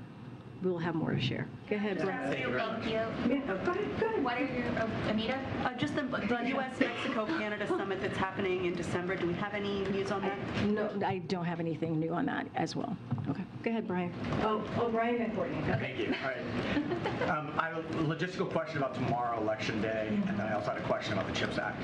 So for Election Day, what are the president's plans? Is he going to be at the White House watching returns? Can you tell us more about what his plans are for Election Day itself? I just laid that out. I don't have anything more to add. We will share a little bit more tomorrow when we have more to share. But he'll have a robust, pretty heavy schedule tomorrow here at the White House. As you know, this evening he's going to be going to Maryland to speak directly to Americans at Bowie States, more specifically. Again, not going to get ahead of what we'll share tomorrow, but again, after tomorrow, you all will hear from him. And when the president's considering whether to do a big press conference, would he consider waiting until the election results are more clear nationally before having a press conference? Do you guys want to wait to talk to the? I'm just wondering if that's part of the calculation as the White House. I'm just not going to get ahead of it. I have laid out that what it's been like in modern elections, that it has taken some time for results to come in because of vote by mail, because of early voting. Not going to get ahead of that, but you will hear from the president on Wednesday, and of course he loves taking your questions, and so you'll hear from him. Just a quick question on the CHIPS Act. One of the companies that lobbied for the CHIPS Act is Intel. They have announced they're going to have layoffs this month, and I'm wondering what the president's reaction to that is. As companies prepare to apply for subsidies from the CHIPS Act in the coming months, what's the president's reaction to one of the companies that lobbied for the CHIPS Act? Yeah, so I've seen those reporting. I think it came out a couple of weeks ago, if I remember correctly. I had not talked to the president about this, his reaction or his thoughts, and so would have to connect with him and ask him. Concerned that companies that push for these subsidies? Again, you're asking me something that I just have not talked to the president about, and once I do, I promise to share that. Okay, Mr. Willis in the back. Oh, can I go really? Oh, I'm sorry, Courtney. Thank you. Go ahead. I jumped ahead. I apologize. Go ahead. Thanks. I wanted to ask what the Senate returns next week while you guys will be out of town. Can you talk a little bit about what the president's priorities are going to be in the weeks of the lame duck session, given that it's such a scrunched period of time? I know this is a question that people are looking to have. We're going to wait for Congress to come back and to have that discussion, to have that conversation. I know you said they come back next week. We will hope the president will certainly be on foreign travel, and we certainly are going to be talking to them about the lame duck period. There's a lot that needs to happen, right, before we get there. And so once we have more of a robust kind of proposal, what it is that we see what the lame duck is for us, we'll certainly share that. Also talk about the U.S. presence on the ground at the climate change conference. I know the president will be there on Friday. You have a new climate advisor, John Podesta. You have Secretary Kerry. I mean, what's the U.S. presence on the ground going to look like outside of President Biden?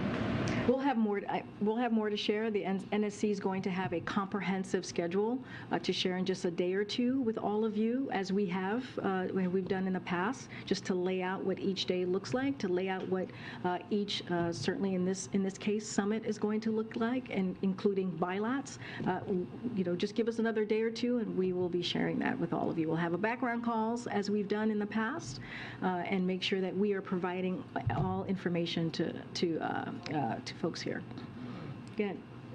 President Biden made a pledge last night during the New York rally to approve, quote, no more drilling for oil. But does he see that as being in conflict with his efforts to lower gas prices? So no, we don't see that in conflict. Look, the president was asked about new drilling in the Arctic, and when the Trump administration opened the Arctic refuge for drilling, not a single major oil company actually bid on the sale. And so there is no shortage of opportunity for these companies to produce oil here in the United States. They're sitting on 9,000, you've heard us talk about this, 9,000 unused but approved drilling permits. He said last Thursday in New Mexico that oil companies, quote, should be drilling more, and that if they were drilling more, we would have more relief at the pump. So does he see that statement as being in conflict with the Sunday statement?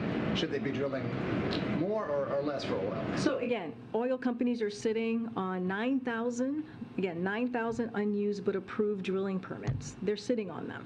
And again, there's no shortage or opportunity for companies to produce oil here in the United States. 9,000 unused permits.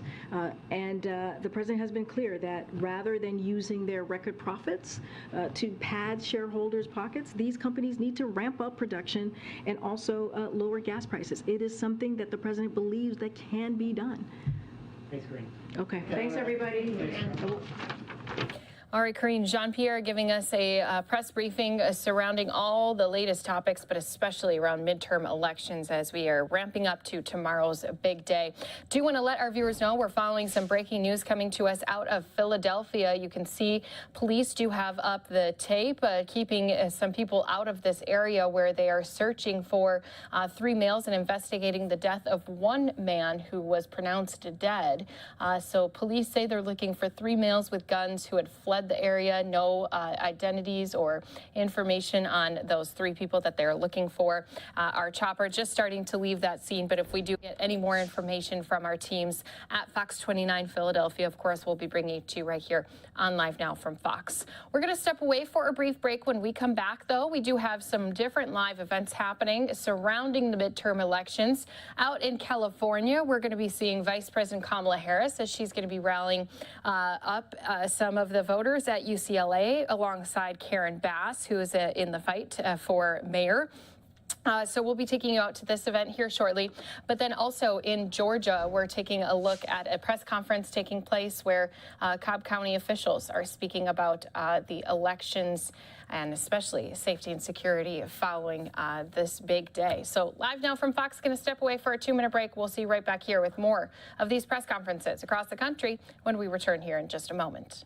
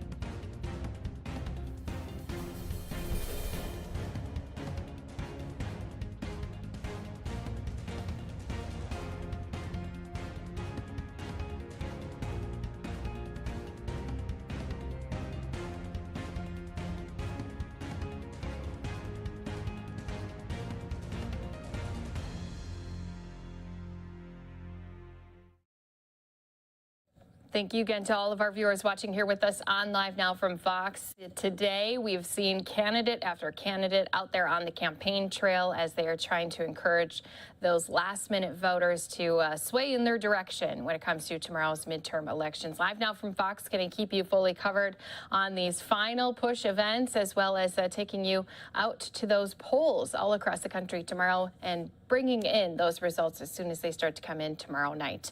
We're going to take you out to yet another event that we had coming in to our Live Now from Fox desk, where this time we're going into Nevada. There's a tight race there, and Secretary Buttigieg was out campaigning alongside Senator Catherine Cortez Masto in Henderson, Nevada. So let's go ahead and listen into this event right here on Live Now from Fox. It's not easy. We knock doors all weekend. People are tired, but just smile and ask them to go vote, because if they vote and we get them to the polls, we're going to win this. My race is a statistical tie, and so all of you, when we win by 10 votes tomorrow, I don't care how we win, as long as we win, we're going to get that done.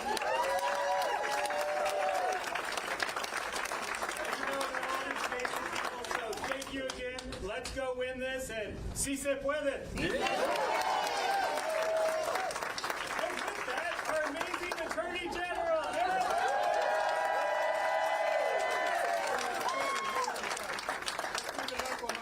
My colleague, next Secretary of State, Cisco Aguilar. My name is Aaron Ford. I'm your Attorney General. I'm honored to be here. I'm honored to be here with my good friend. We go back a decade at least. Pete Buttigieg. Give it up for Pete.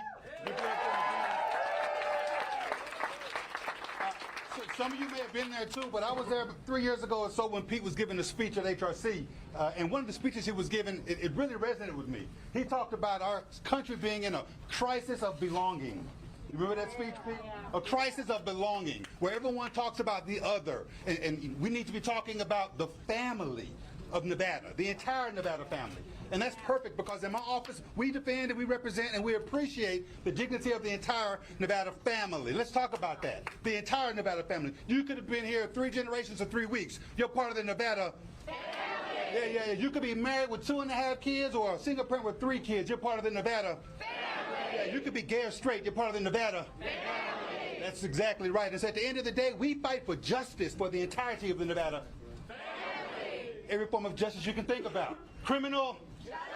Environmental, justice. Economic, justice. Gender, justice. Racial, justice. Reproductive. Justice. And that's what we need in these offices. Someone who's going to do that, stand up for the family, fight for justice. That's what we do in my office. I love this job, y'all. And I'm trying to keep it, but I can't do it without your support. So get out there and knock those doors and help us win, y'all. Thanks so much.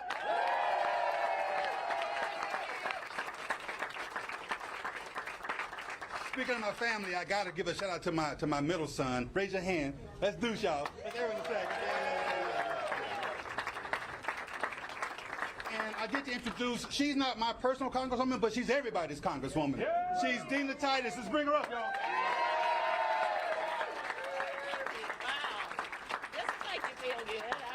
Say, well, last time I was with Pete, we were at Tacos and Beer, so it wasn't quite as fancy of an evening, but we're glad that he's back. And I'm so glad all of you are here. It just lifts my spirits. It makes us feel so good. Y'all have worked so hard. You're so tired, but you're the ones who are going to do it. We brought it to dead even. Now you got to pull us over the line, and I know you will. Because you look at this election, this is an election about choice. You can't say, oh, there's not much difference between the candidates. There are drastic differences. You know, you want to keep Social Security, you want to keep Medicare, you want to keep women's rights, you want to keep gay rights, you want to keep any kind of rights. Don't vote for them, because they're going to roll them all back. They're going to take us backward. We're going to move us forward. They want to go back to those good old days. Those good old days weren't that damn good for a lot of people in this room. So thank you for helping us. We're going to do all we can. We're going to hold that House and increase that Senate and bring some good new days for everybody in that family that Aaron Ford is talking about. So thank you so much. One more day. You can do it. One more day.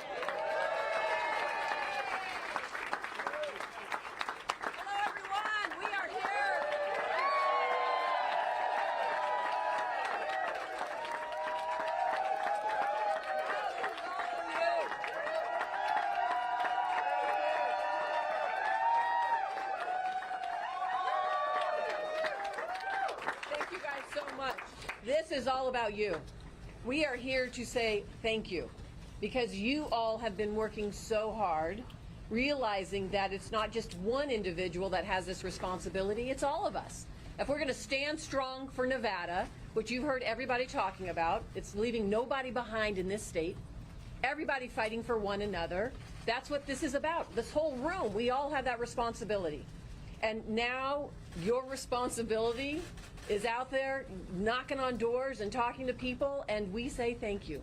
Because just one more person, think about this, just one more person we can touch today that didn't know about the extremes that are running for office, that didn't know that there's people running for office that want to take away our rights, right? That want to roll back our protections. There are people that want to deport dreamers that are running for office right now. There are people that stand with Big Pharma that are running for office right now. They're standing with Big Oil that are running for office right now. And there is a distinction. And that's the story we get to tell the voters. That's what we get to talk about. Because it is about Nevada. Whether you've been here for generations or you're new to Nevada. It is about fighting for all of us. And that's what you have right here. And I am proud to be a part of this team that focuses and works together for Nevadans. I'll tell you, it's not about the title. It's about the job and the responsibility to work on behalf of everyone. And when you find somebody that's more about the title and their own power, elect them out of office. Don't even elect them. Push them out of office or don't vote for them. And those are the stories we get to tell about and we get to talk about. Every single one of us, at some point in time, has taken on some big corporation or big oil or big banks to fight for Nevadans. And you still have that. But this isn't just all of us, it's all of you. We do it together. Look I can see look, moms demand action, right? I just literally fighting for our kids and their future. And we couldn't have a better person joining us who also does that every single day. I see one of his old shirts right out here. People know him. And he's been in the fight with us. And I am so proud because as we move into this final day, one more person to talk to, one more vote, one more conversation, today and tomorrow, we will get this done because we know when we turn our voters out, when we vote, we win. When we vote, we win. Absolutely. And I get to talk and introduce right now an incredible person who is here to help us win, Pete Buttigieg. Thank you so much. Thank you, Nevada.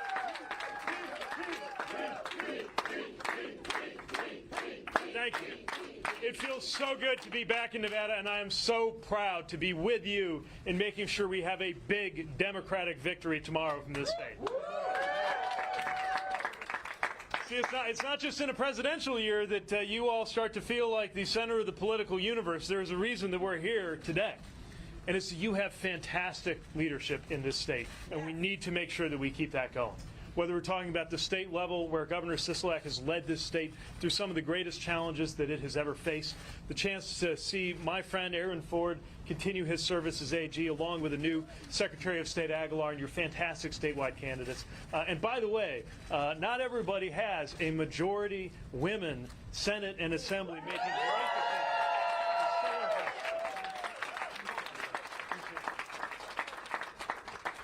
And when I think about the things that have been achieved since I was last running around this state in campaign mode, it's actually extraordinary. We can sometimes lose sight of it because of all the other craziness going on out there. But if we just pause for a second and think about what has happened, think about the many, many things that have been achieved just in a few, less than 2 years, a few months.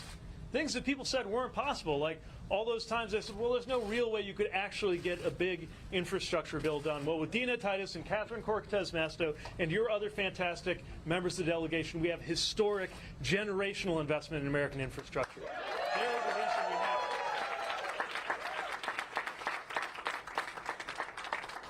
it. The most significant climate legislation passed by any legislature in any country ever. It happened because of the leadership you have.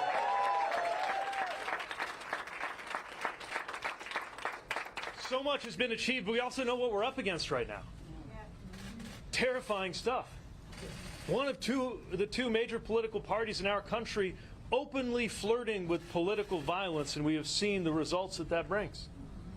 We have a Supreme Court that took away one of the most basic rights that we have become accustomed to in our lifetime in the country, a woman's right to make decisions about her own health care, posing the question of whether we who are alive today will turn out to be the generations that lived to see the high watermark of rights and freedoms after 250 years of expansion across America. But we're not going to let that happen, are we?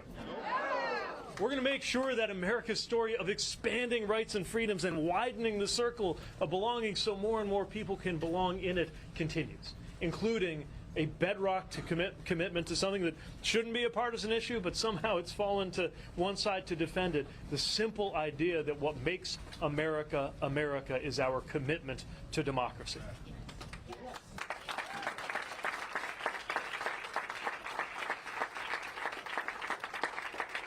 Some folks are thinking, look, this high-minded stuff about rights and freedoms and democracy in the future sounds great, but right now bacon is $9. We got to talk about cost of living issues. So let's talk about cost of living issues. Let's march right into that conversation about the economy. In a cost of living election, why would we hand the keys to the people who want to dismantle Social Security when we can re-elect the people who want to protect it? At a time when we're worried about the cost of living, why would we elect someone like Adam Laxalt, who is defending big oil companies, when we know that we need to take on the big oil companies so that we can pay more affordable prices at the pump? One of the many things that got achieved since I was running around here last in campaign mode was legislation that is finally allowing Medicare to actually negotiate the cost of prescription drugs and save taxpayer money. That's what it means to think about the economy the right way. Why would we elect folks who want to take that apart? We got to keep going, tearing down those barriers and taking that pressure off of American families facing that high cost of living, the cost of housing, the cost of energy. We can do something about that, and we are right now. This is no time to go back. This is no time to listen to the folks who stood with Big Pharma and tried to get in the way of it. People who tried to stop us from delivering $35 a month insulin. Who here has somebody you care about who counts on insulin? I think it's most of us.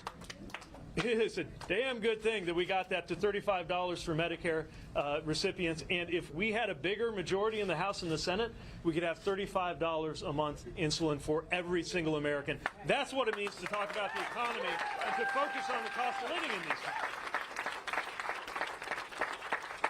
So I guess the biggest thing, the second biggest thing I wanted to tell you is not to allow, we're Democrats, at least a lot of us are Democrats. I bet there's some Republicans and who have seen your party run away from you and are ready to make common cause. A lot of independents here in this famously independent state. But I'll just say, Democrats are often made to feel like we are part of some embattled minority when it comes to public opinion. So remember, most Americans are already with us. Most Americans agree on protecting Social Security. Most Americans agree that corporations and the wealthy aren't paying their fair share, and more tax cuts for the wealthiest is going to make inflation worse. Most Americans agree with us, Moms Demand Action, that the most important question about our children's safety and our children at school is not whether they're reading a book we disagreed with or going home to two moms or two dads. It's making sure they go home safe and sound, period. Most Americans already agree with it.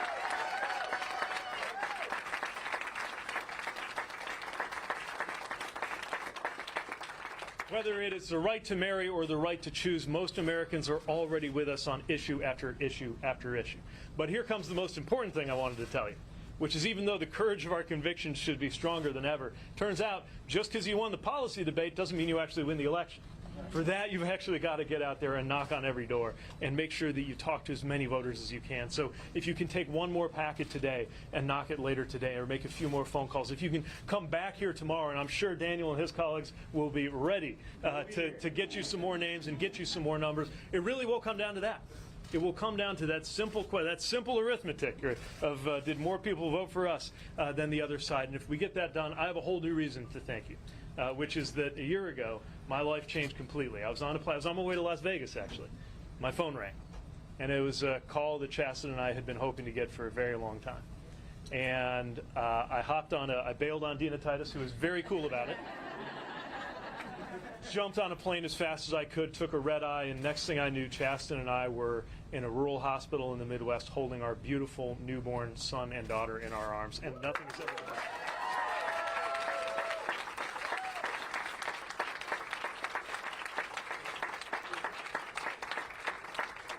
So the number one reason that I'm here, actually, is because every time I look at them, I now reflect on the fact that by the time they're old enough to ask, which I'm beginning to realize given how quick that year's gone by, it won't be that long. By the time they're old enough to ask, I want to have a really good answer about what we did here in the 2020s when so much was on the line to make sure that the climate was one they could thrive on, to make sure that the economy was one that they could fairly prosper in, to make sure that they had more, not less, rights and freedoms than I grew up with, to make sure that they live and grow old in the world's greatest democracy. That's what's on the line. That's what you're delivering, and that's why I'm so thankful. So are you ready to do everything we possibly can to get a good result tomorrow?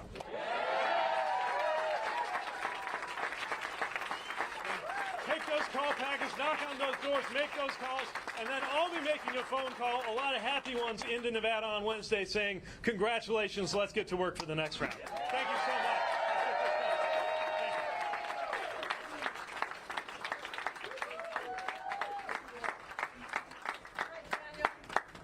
Let's get him out. Absolutely. So I think we'll do a group photo for our candidates. They'll come, they'll shake some volunteers' hands, and then we're going to hit the doors. So if you wouldn't mind finding our staff who have their... You were just listening in there to Secretary of Transportation Pete Buttigieg alongside the Senator there, Catherine Cortez Masto, in Nevada, as they're continuing to campaign just 24 hours ahead of these important midterm elections. We're going to hear a lot from different candidates from around the country here on Live Now from Fox over the next day or so. We have rallies on top of rallies on top of rallies, and we will do our best to keep you live, raw, and unfiltered with all of those ongoing rallies and different sides, from Democrats, from Republicans, from all different walks there. We want to go out, though, right now to Philadelphia, as they are investigating right now a fatal shooting on the subway in Philadelphia right now. Here's what we do know so far. Authorities say a man was shot to death aboard a Broad Street line SEPTA train Monday afternoon in North Philadelphia. Officers from the Philadelphia PD were called to that station on Broad Street and Fairmont Avenue just before 3 o'clock to reports of gunfire. Police found a man estimated to be in his 20s suffering from 11 gunshot wounds throughout the body. The unnamed victim was taken to Temple University Hospital, where police say he died just shortly after he arrived. No arrests were reported immediately during that deadly shooting, and investigators on the scene right now. You can see the crime tape over this station there in North Philadelphia. Plenty of officials from the transit as well as police on scene right now. We also want to take you to just a tweet that really provides the information that I've already told you, but as you can tell, we are continuing to watch this unfold. This are Steve Keeley, Fox 29 there in Philadelphia. Another shooting on aboard a SEPTA subway train. Multiple law enforcement sources tell Fox 29. Person shot in the chest just minutes ago. Train has been stopped at Fairmont Avenue. Of course, there's also the update from Steve Keeley that the man, this victim in this shooting, was pronounced dead, according to Philadelphia police sources. So we're going to continue to follow this story here on Live Now from Fox. This is a live look in North Philadelphia. Of course, we're following all the biggest stories from around the country right here on this Monday afternoon. Of course, we're going to get into some other big rallies from around the country. Out there in California, Vice President Kamala Harris expected to speak in just a little bit. And we're also in Philadelphia, or in Pennsylvania. Dr. Mehmet Oz on the campaign trail one more time. We're going to take a quick break here on Live Now from Fox and get into big stories coming up next.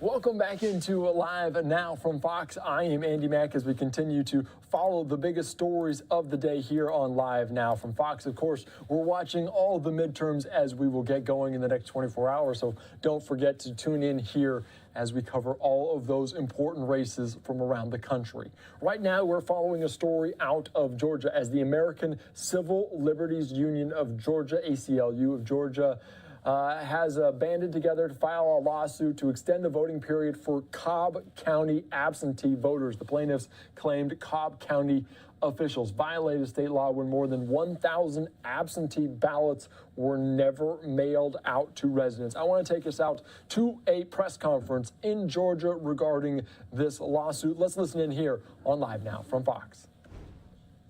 Has already either had a ballot overnighted to them with a return envelope, and in the court order today, we committed to sending those out, along with an email that says you can cast your ballot. If you don't receive it tomorrow and get in time to get it out tomorrow, you can cast it with this federal write-in absentee ballot. So that 276 are going to be overnight. Yes. Can you go into a little bit more detail on exactly how this happened, and then how confident are you that it was only 1,000 or so ballots? I think Jenny, you want to take a step?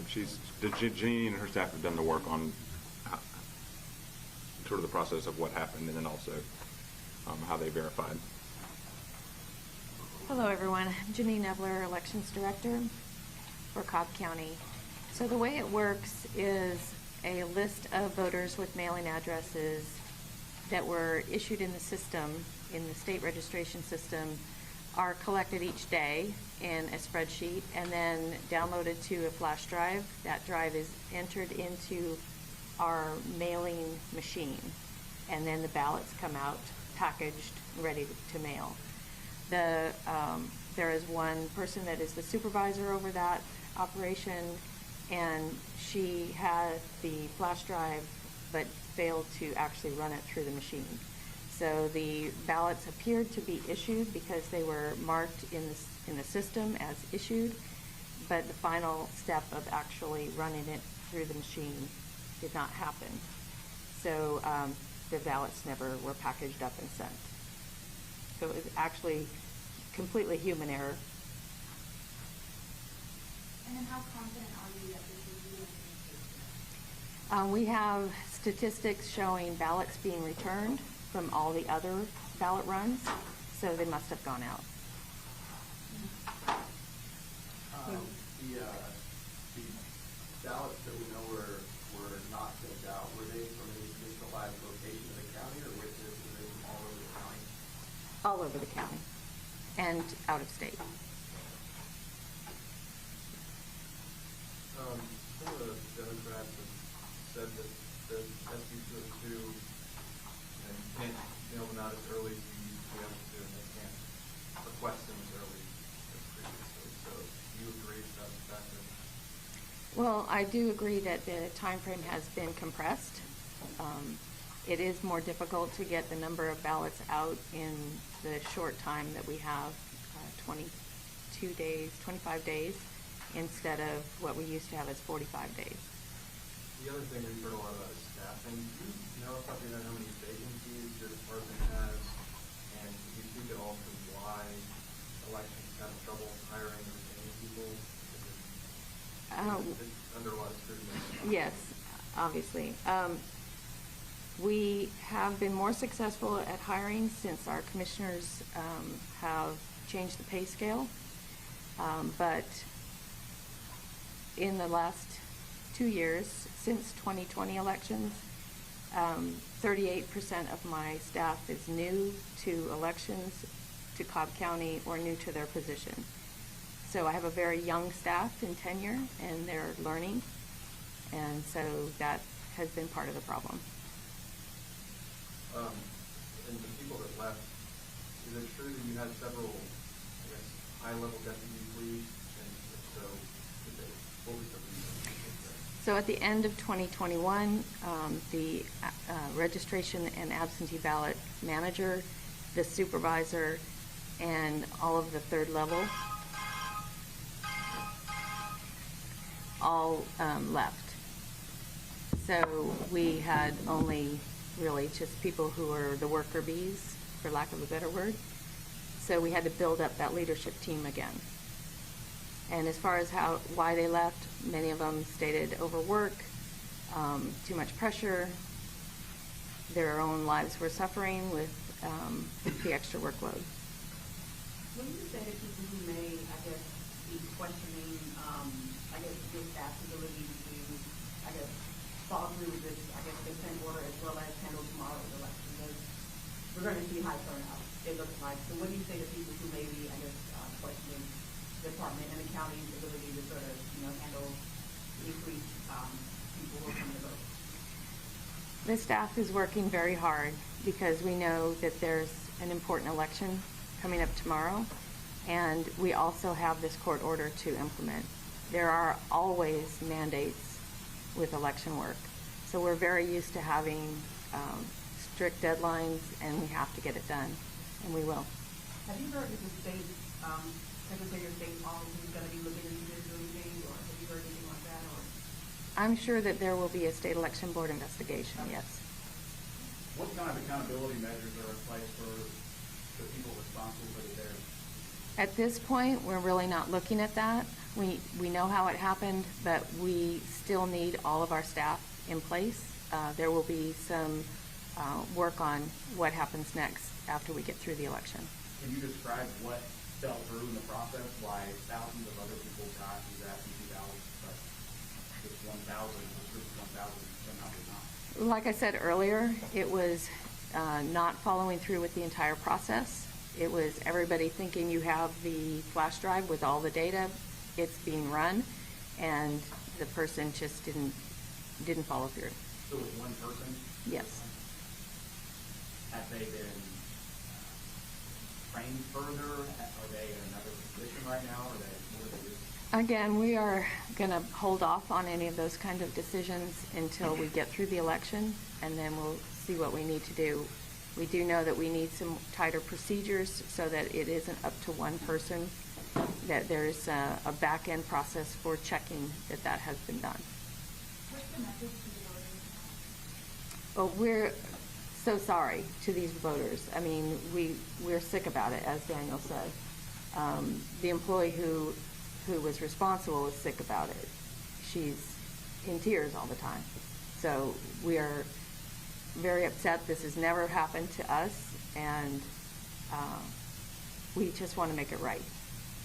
So on a technical level, how do you ensure when you get those ballots back that if you get one after November 8th, is there a code that's scanned? Is there a return address to ensure this is one of those two unquote results and stuff?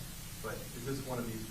Make sure it's one of the impacted voters and not just someone who... Correct. So we have a defined list. We know the names of the people that this affects. And so anything that's received after the election day, in the same way that the overseas and military ballots that come back after election day, we will have the names of those people and the people that are affected in this order. And so we'll be able to apply the new extended deadline.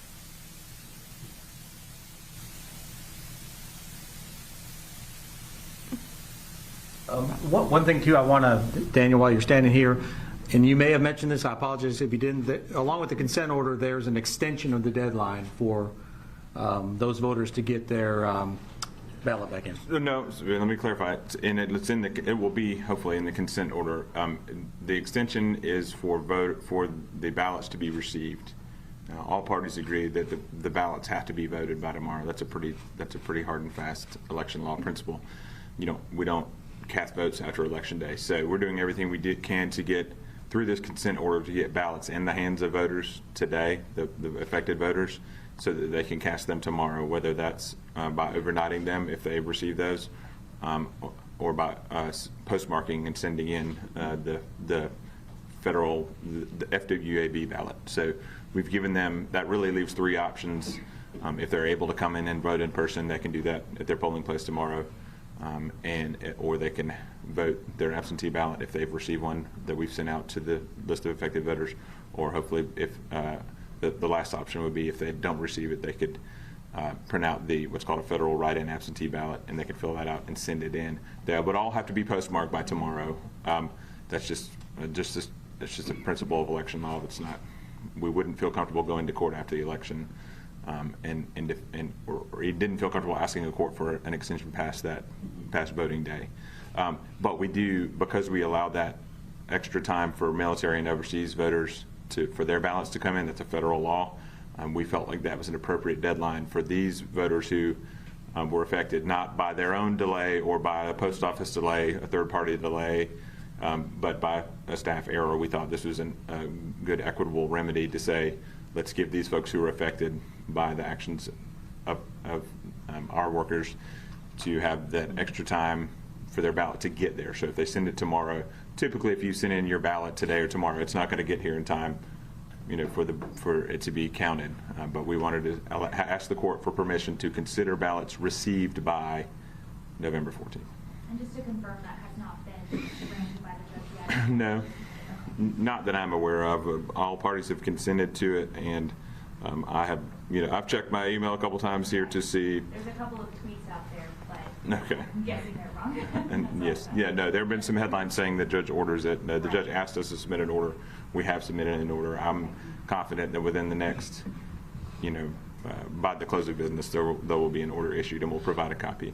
What more can the county or elections office do to rectify the situation? We've done everything we can. I mean, we're up against, there's only so many minutes in a day, and we've done everything we could possibly do, and they've really gone, both the staff and the board members have gone over and above and taken an all hands on deck approach to fix this mistake once they found it, and they won't stop until we get them out. This won't happen again? I think what You said this was a two-pronged step. How do you make sure that this becomes foolproof the next time around?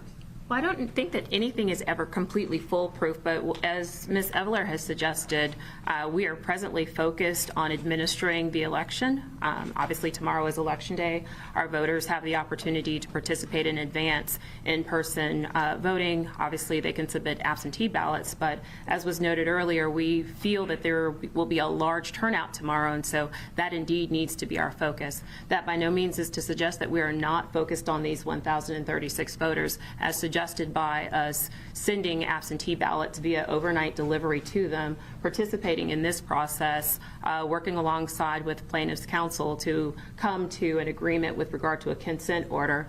My understanding is those 276 some odd ballots are presently being printed so that they can be overnighted to those impacted voters, and they have an effective opportunity. With regard to what may happen in the future, once we get past this election, we have our certification that will take place on November the 15th at our Cobb Board of Elections meeting. We will then turn our attention to putting really an assessment, looking at our processes, and putting any type of prophylactic measures in place. We're talking about 1,000 people that this situation affected.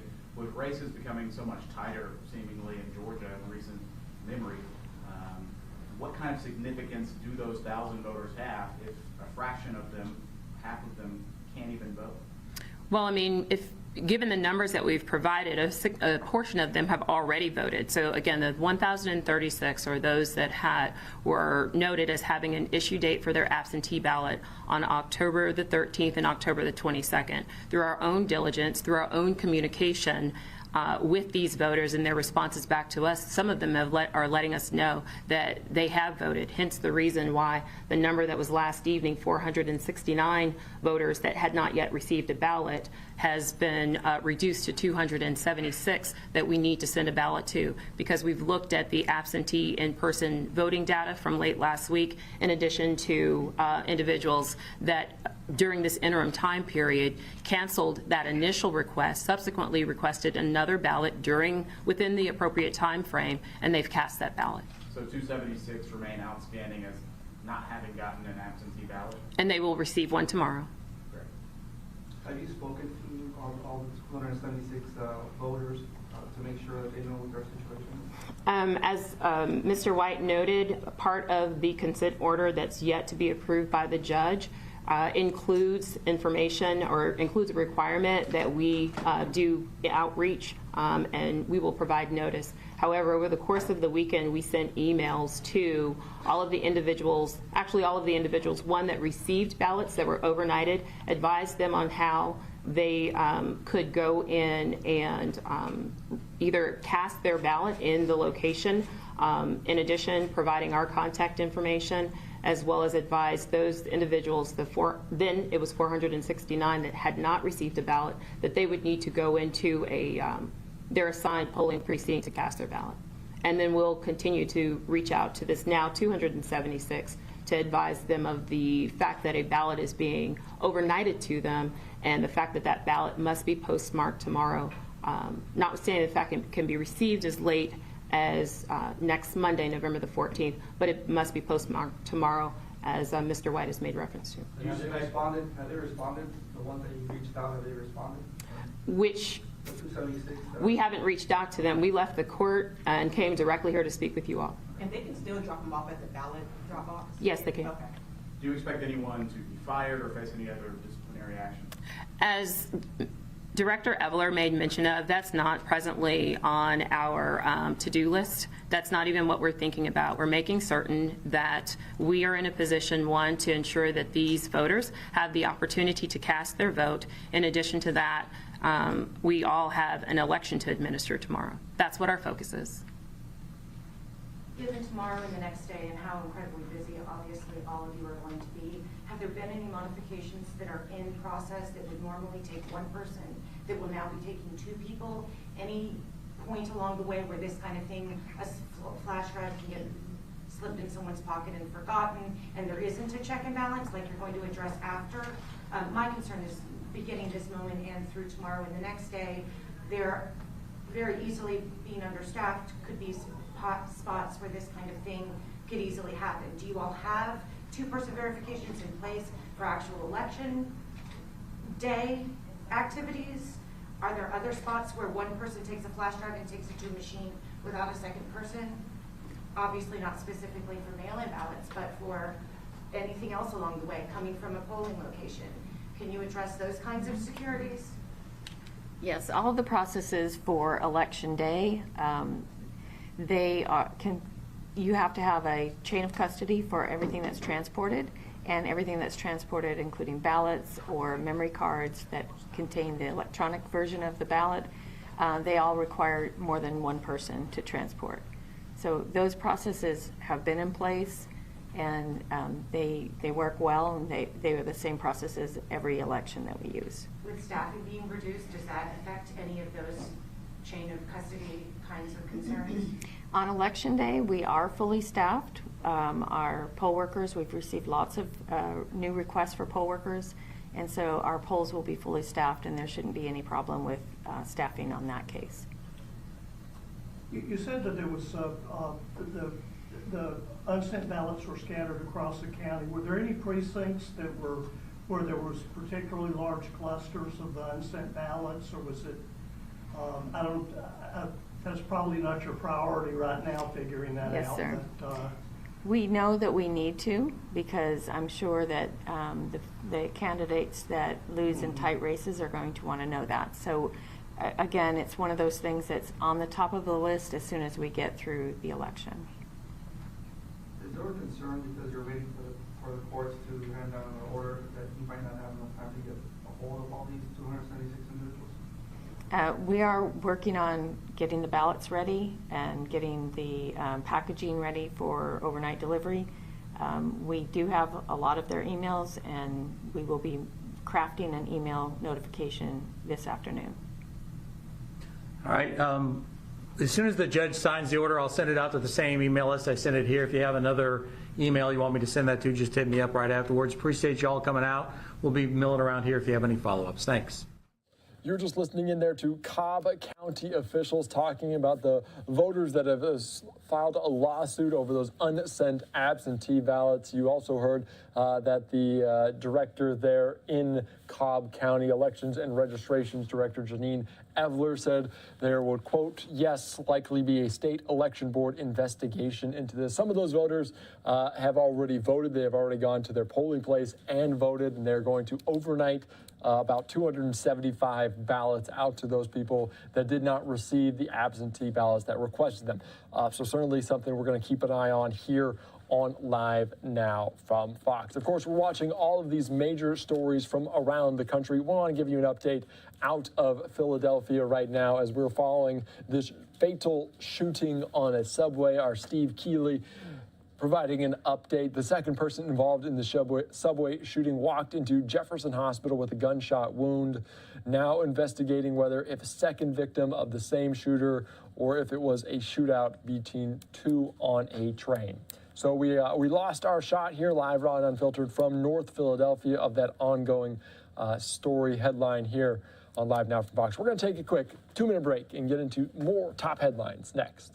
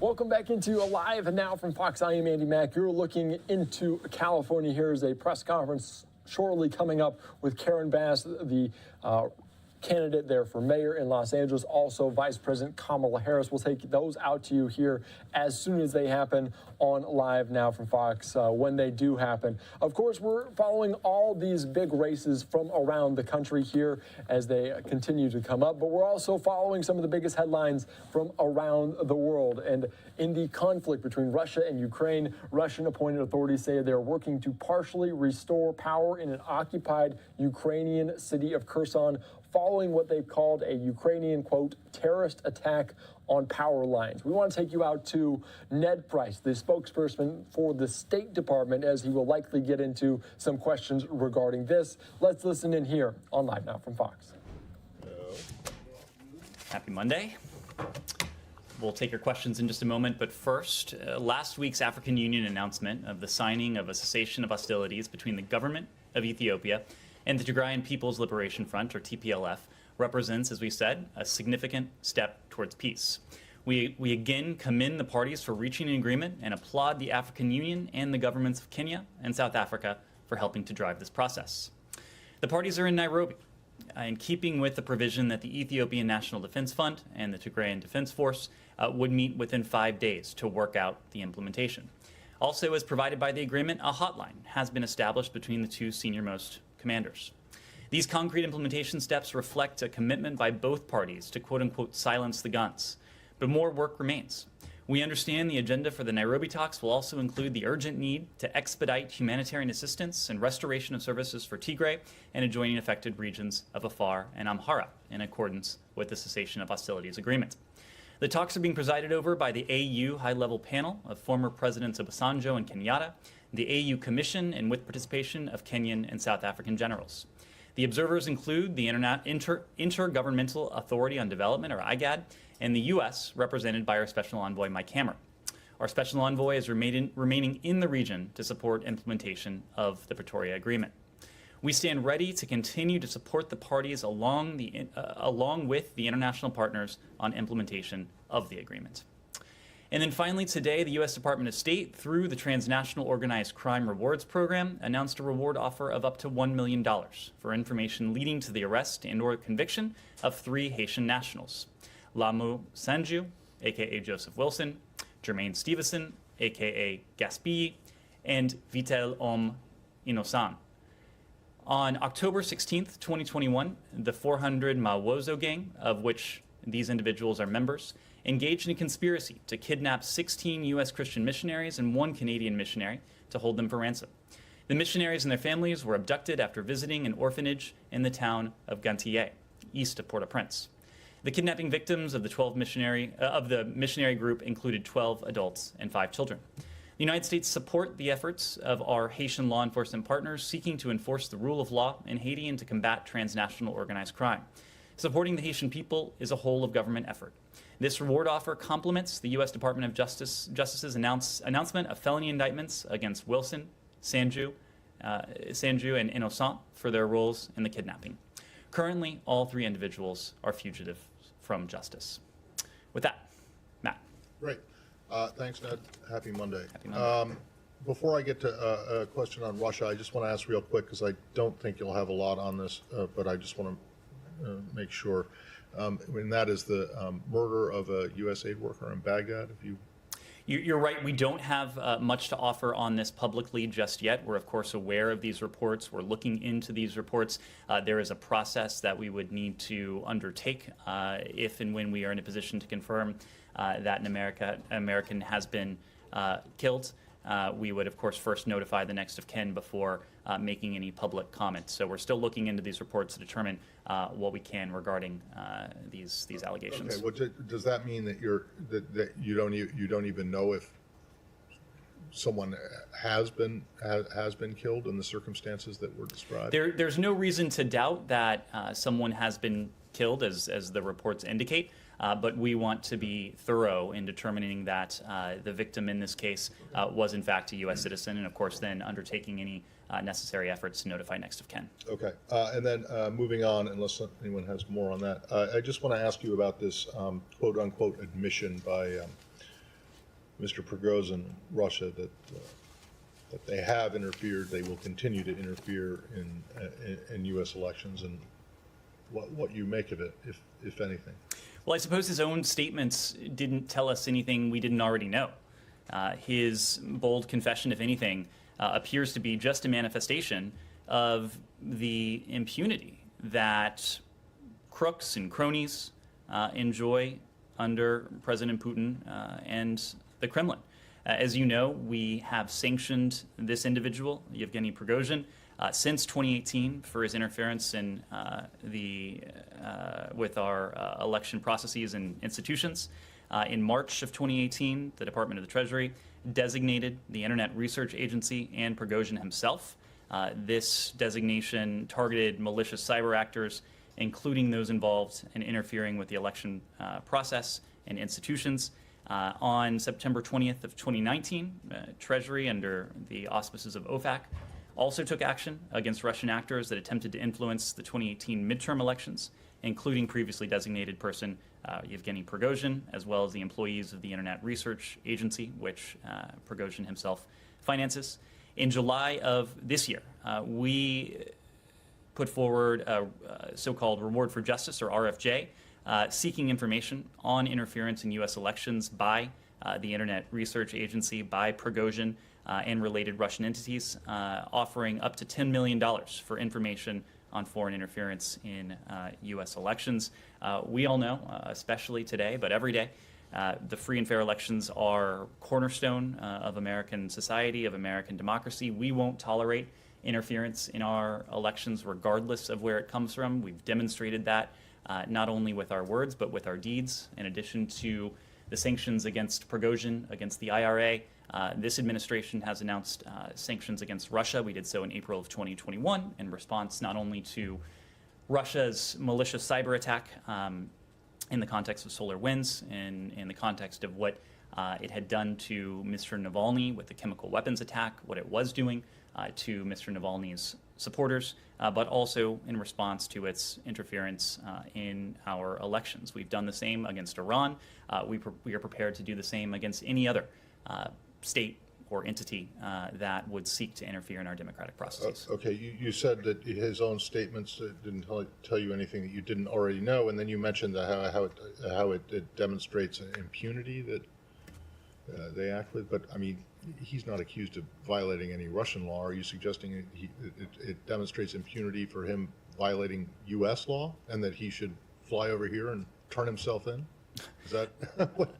Clearly, Matt, these are not. I mean, it seems like he's boasting, right? But I'm not sure how that's a demonstration of his impunity. It is a demonstration of impunity that someone anywhere can boast publicly of interfering in the democratic elections of another sovereign country, and that nothing would happen to him. And far from anything having happened to him in terms of the criminal justice system, the so-called criminal justice system in Russia, he is by all accounts, a Kremlin insider. He is someone who is a prized associate. But that's the point. I mean, do you expect Putin to act against him? Of course, we don't expect President Putin to act against him. We'd like to see the Russian Federation act against someone who so openly boasts about interfering in the elections of a sovereign country. Of course, we would expect that of a responsible law enforcement system, of a responsible government. But of course, we know better than to expect that of Russia. Said. Just a clarification. So you said boasting and so on.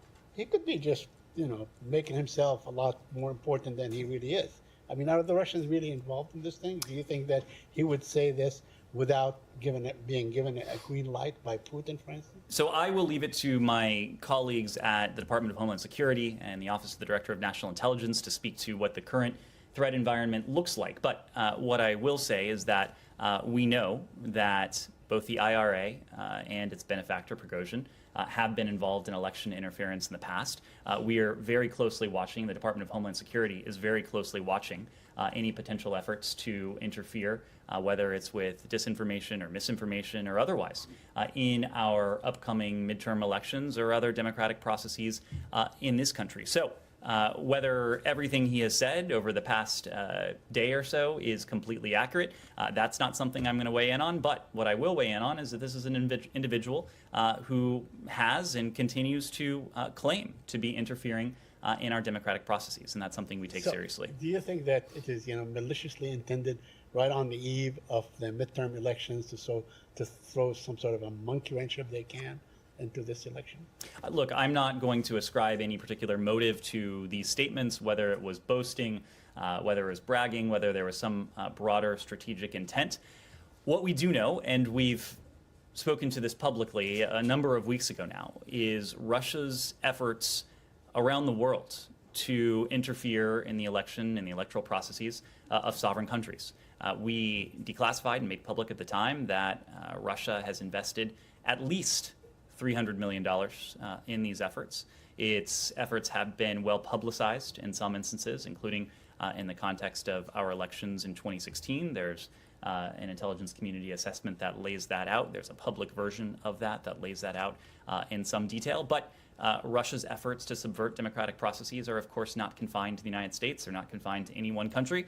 What we will do is to respond, and to respond decisively to any country, any actor that seeks to interfere in our elections. Alex, on this line, sure. Given who he is it your assessment that his actions have been sanctioned by President Putin himself? And when you talk about impunity, Sanctioned as in authorized? Authorized. Okay, because we've sanctioned him. Yes. Look, it's difficult to say. I think what is clear is that someone of this stature, someone who is making these sorts of claims, would not be in a position to do so, going back to Matt's question, if the Kremlin at some level didn't approve of it. The lack of action against an individual like this is itself a pretty telling action. It is an indication that he has at least some degree of tacit permission from senior officials in the Russian government. What we do know about, and this goes back to the publicly released intelligence assessment from a number of years ago now, is that when it comes to Russia's previous interference in our elections, it was approved at the highest levels of the Kremlin. But again, when it comes to what is the threat we may be facing now from Russia or from any other state actor, that is something that I would refer you to the intelligence community or to DHS. and when you talk about impunity, is the U.S. government willing to sanction President Putin himself? We have sanctioned President Putin himself. Election, in terms of violating, interfering with the U.S. election process. We have sanctioned President Putin himself for the actions he's taken in recent months. Of course, I'm not going to preview what might happen in this upcoming midterm election or what could happen going forward, but suffice to say that we will respond, and we will respond decisively to any country, to any entity, to any individual that seeks to interfere in our elections. And in terms of his actions recent months, can I get your comment on the reported talks with the Russians? Are there different camps inside the administration in terms of how to deal with Russians at this point? There is both in this administration and with our European allies a firm recognition of the principle that has animated our efforts since before February 24th, and that is nothing about Ukraine without Ukraine. That is something that we have all subscribed to. It is something that you've heard from this administration. It's something that you've heard from our partners as well. More recently, you've heard from the United States and from our partners, including in the G7 statement that was just released at the conclusion of the ministerial in Munster. There was a reference to this in the leader's statement some weeks back, that we believe, as do the Ukrainians, in a just peace that respects the UN Charter's principles of territorial integrity and sovereignty, that would safeguard Ukraine's ability to defend itself in the future, that would ensure Ukraine's recovery, its reconstruction, and would provide for accountability for Russia's assault on Ukraine and its commission of war crimes.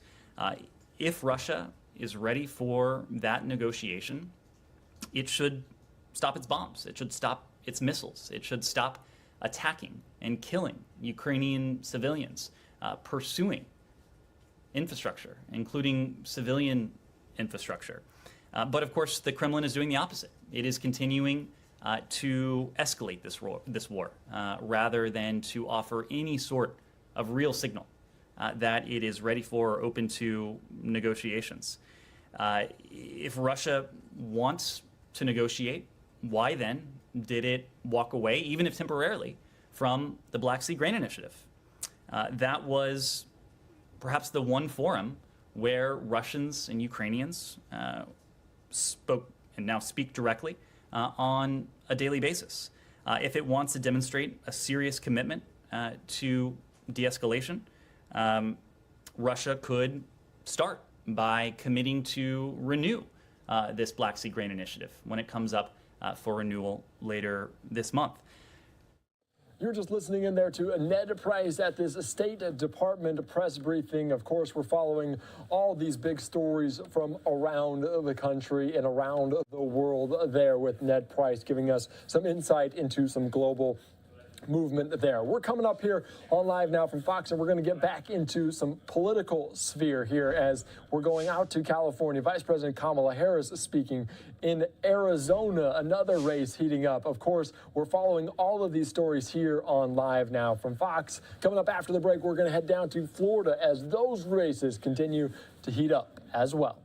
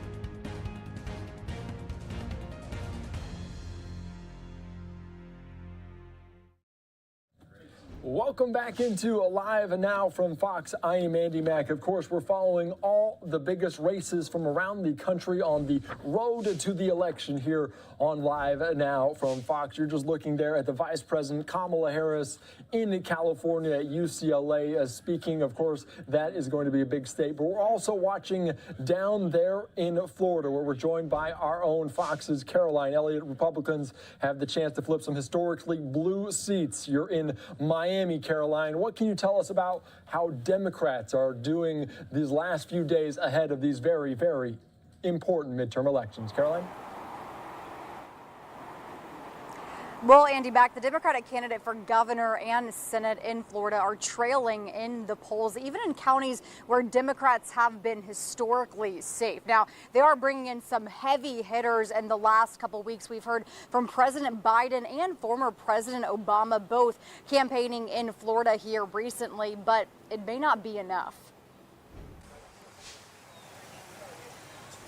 Republicans could flip Miami-Dade County for the first time in 20 years after many Latino voters in South Florida left the Democratic Party. Miami-Dade, with the population being predominantly Hispanic, even among Hispanics that are non-Cubans, we see a trend towards Republican registration. Political science professor Eduardo Gamarra believes Democrats haven't done enough to attract Latino voters this year. The Democrats have kind of missed the mark to a certain extent.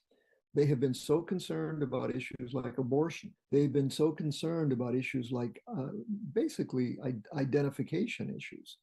And while those are important to many, many Latinos, right, when it comes down to voting, right, just like the rest of Americans, right, it's really the economy, right? It's the economy that determines how people vote. In 2016's presidential election, Hillary Clinton won Miami-Dade County by 29 percentage points. But between record high inflation and low presidential approval ratings, some Latino voters say they're considering their options. Never been political in my life, but somehow or another, everything that has been happening in this country has propelled me into becoming a little politicized. I am an independent, but definitely down a Republican. And Professor Gamarra also tells us that Latino voters could help flip several counties, not only in Florida, but also Texas and Nevada. Back to you. Thank you so much for that report from Florida. We'll keep an eye on all of those races here on Live Now from Fox. Caroline Elliott, again in Miami, Florida. Thank you so much for joining us. We're going to continue on here on Live Now from Fox and cover some of the biggest races from around the country. Vice President Kamala Harris in California right now. We are hearing her remarks. We also heard from Karen Bass, the Democratic candidate for L.A. mayor. Let's listen back in from earlier in this press conference here, live, raw, and unfiltered on Live Now from Fox. Thank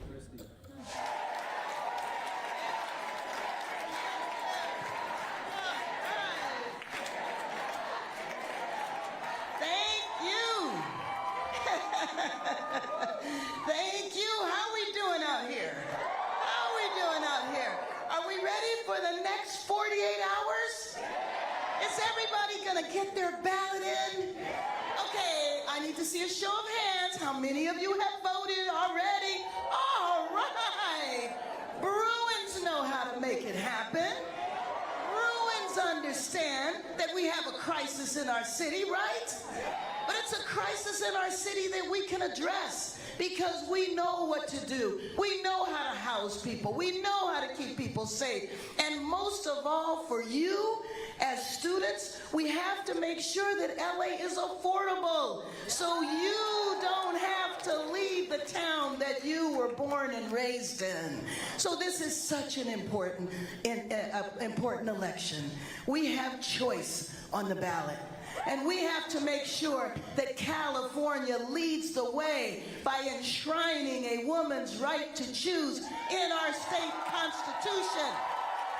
We have to show the rest of the nation that that's what we need. So let me just tell you, I've been on the campaign trail now every day for a year, and it's so exciting what we have built because LA has come together. We've been in every community. We've had people on board. But you know what the best part of the campaign has been? Who's in the house? Is Youth for Bass in the house?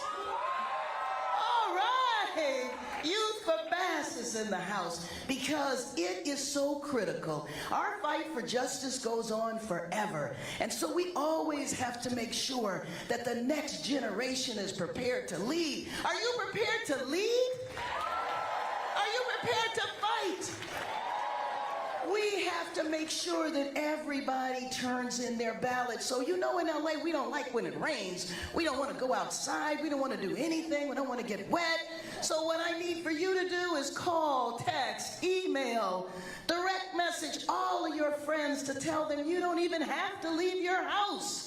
You can just put that ballot in the mail because guess what? So far, only 14% of Angelenos have voted. We need to have all of that vote in because it is time for a new LA.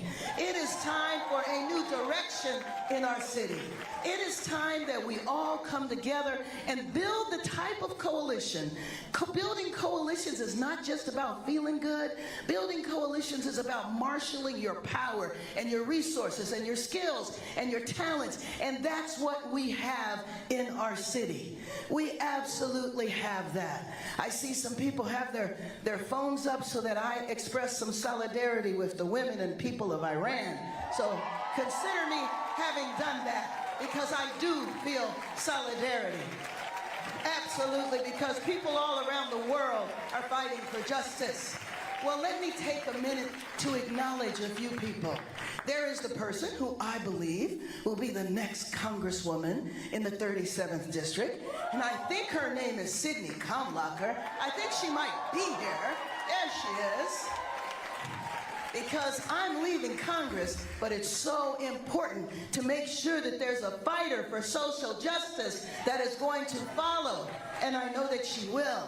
And I know our state controller is here, Betty Yee.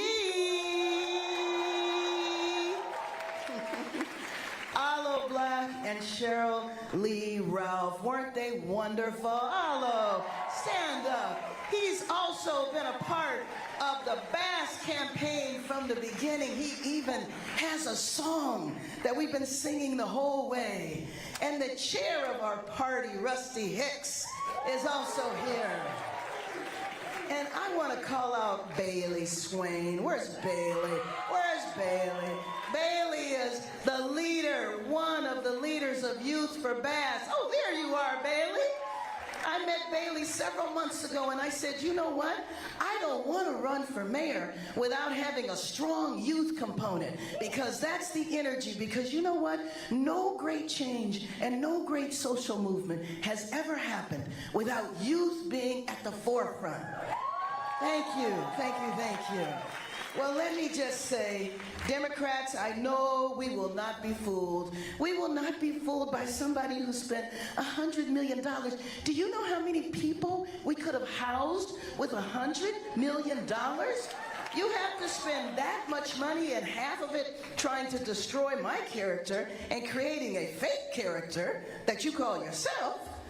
But Democrats understand that being a Democrat is not about checking a box. Being a Democrat is about a core set of values. It's about how you live your life. It's not just about a label that you call yourself. So let me just say that this weekend, we went all over town. We had a bus. We were rocking it. All over. We had a great time. But one of the special moments of the weekend was to have a history maker with us, a history maker who I had the honor of campaigning with. And for the first time in U.S. history, we have a second gentleman. We have a second gentleman. And I believe the second gentleman is ready to address you. So join me in welcoming the nation's first second gentleman, Douglas Emhoff.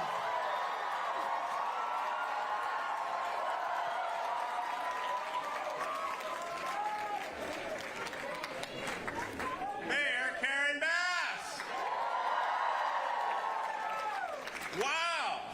This is great. Hello, UCLA. And hello, Los Angeles. It's so good to be home. Karen Bass. I've been traveling all over the country for the last couple of weeks for the midterms. I made a special trip home a couple of days ago for her because this is my town.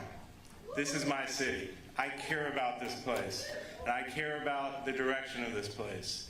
So I came off the trail and got on that bus. We traveled all around Los Angeles, and all I saw was excitement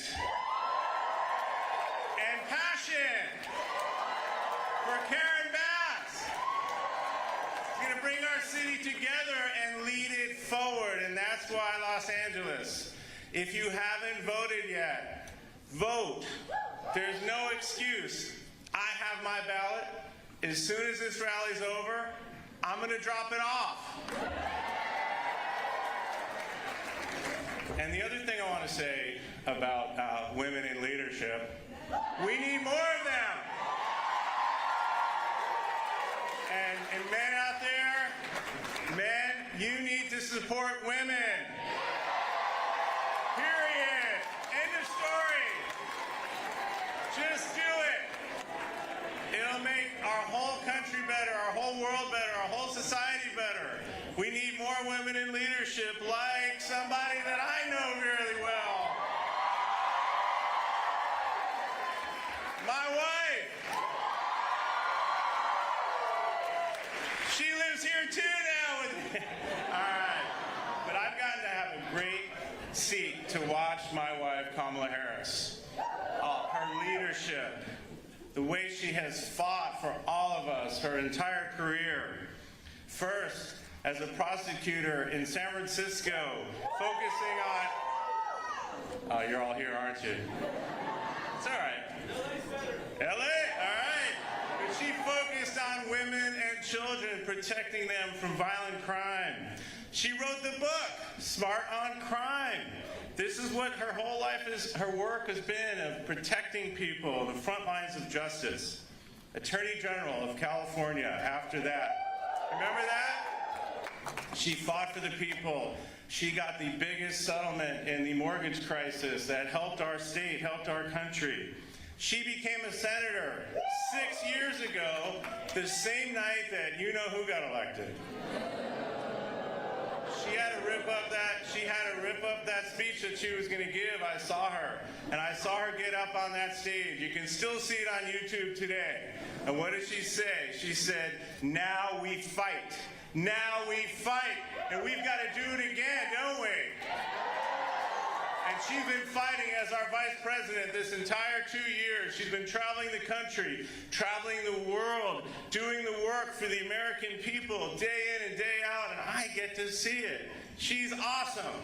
And she's out there fighting for all of us. She's fighting for women's rights, and she has spent weeks and weeks and months meeting with leaders all around the country on this issue called women's reproductive freedom.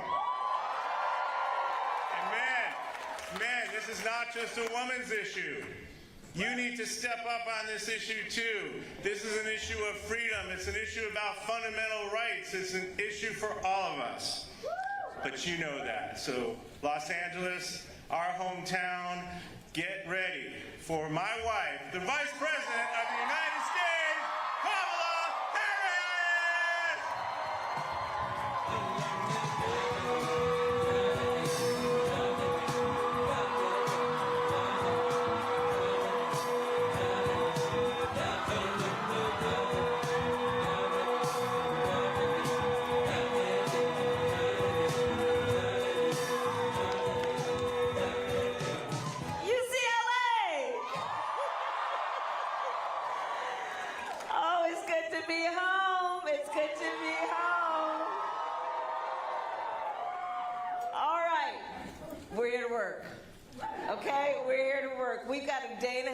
See this through, get this done, and elect the next mayor of Los Angeles, Karen Bass. Now, I'm back in LA because I do love LA, and I know Karen Bass. I've worked with Karen Bass. When I was in Sacramento and she was in Sacramento, I saw how she would tirelessly fight for the people of this region, the people of our state, and the people of our nation. Karen Bass has a long history of always being on the side of the people, fighting for the people whose voices aren't in the room but must be present. That's who Karen Bass has always been. It's who she will always be, and that's why she will be the next mayor of Los Angeles.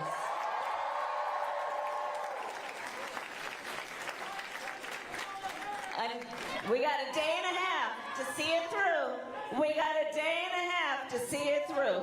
So let's look at where we are now, because here we are, all of us together.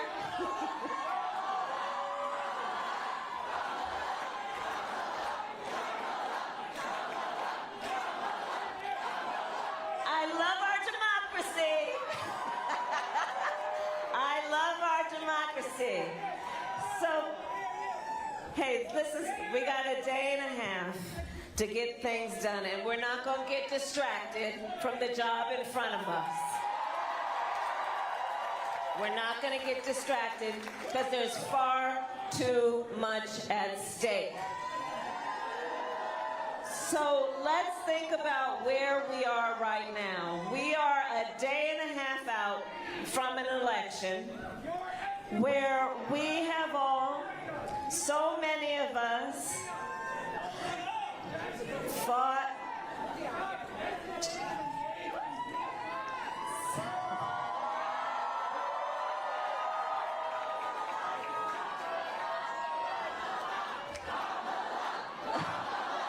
Thank you.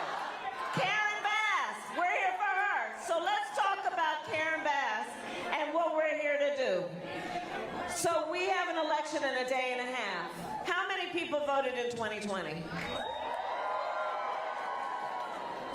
Okay, so now we are here together for these next hours over this next day and a half, and we're here to rededicate ourselves to understanding the power of the vote. And what we have asked all of you as leaders to do is to remind people about the power of their vote. We are here because we are organizing, we are emailing, we are texting, we are calling. We are knocking on doors, reminding people of the power of their vote. And I want us to remember what happened in the last election so that we can remember exactly how that power plays out. Because you all are going to go out there, you're going to leave here, and you're going to go out with a charge to remind folks of what's important. You're going to leave here with the charge of going up to perfect strangers and in their face, seeing a neighbor and a friend, and asking them to vote. And what happens every time we ask people to vote? For the most part, the response will be, why should I vote? It's a righteous question. Well, let's remember in 2020, in the midst of a pandemic, when there was extraordinary loss of life, people lost their jobs, a loss of normalcy. I don't have to tell the students here what that meant in terms of the experience that you were having and the burdens you were carrying. And yet, in the middle of a pandemic, we saw record voter turnout in America and record young voter turnout, one of the highest in history.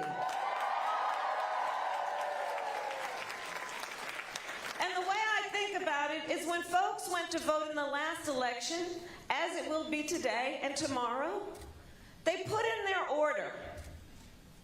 They put in their order. They said, I'm going to vote because what I want from my country and its leaders, that you will deal with the issue of child poverty in America, and because you voted, we extended the child tax credit so that in the first year we reduced child poverty in America by over 40%. Because you voted. You said, you know what? We have too many parents who are trying to raise their kids, but it's expensive out here. And because you voted, we passed a child tax cut so that parents can deduct up to $8,000 of the cost of raising a child, the cost of food, medicine, school supplies. Because you voted. Because you voted and said, you know, when y'all were in office in 2008, and those years you did a good job reforming the healthcare system, but prescription medication is just still too expensive. People said, you know, Latinos are 70% more likely to be diagnosed with diabetes. Black Americans are 60% more likely to be diagnosed with diabetes. And we have far too many of our seniors who are having to make a decision on the one hand whether they will fill a prescription for insulin which a doctor prescribed to save their life, or pay for rent or food. And we said that's not right. And because you voted, we have now capped insulin at $35 a month for those seniors.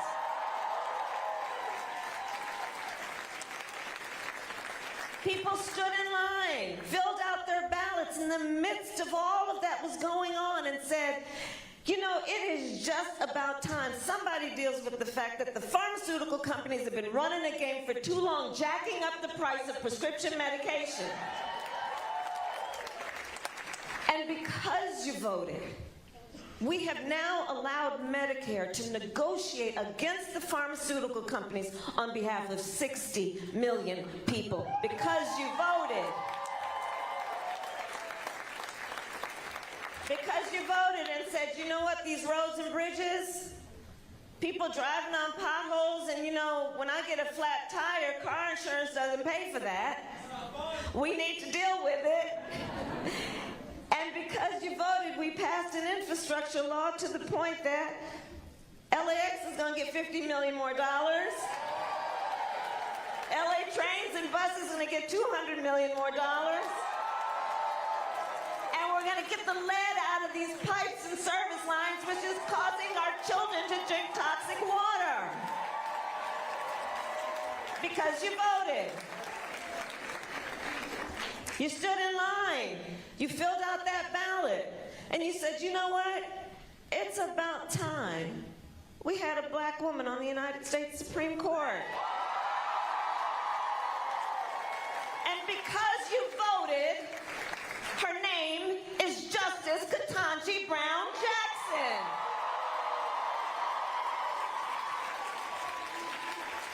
Because you voted. Because you voted and said, hey, nobody should have to go to jail for smoking weed. We're now dealing with that. Because you voted. Because you voted. Because you understood. And so many people who are not in this front room right now understood. There is power that we have, and we're not about to let anybody take our power from us. We said, because we know elections matter. And the stakes remain high. So as Karen Bass talked about, as my husband, the first, second gentleman of the United States, talked about, I love him too. But just think about this.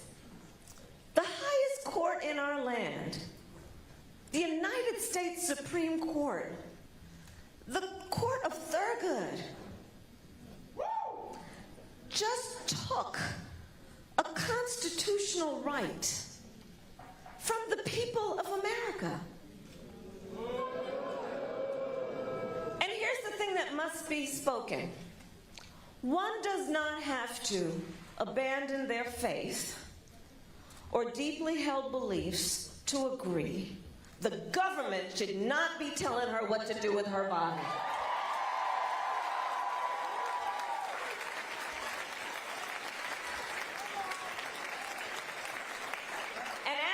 Decision came down, the Dobbs decision, you know, these so-called, I call them extremist so-called leaders, they'd say, well, you know, we think that maybe the state should be making these decisions, right?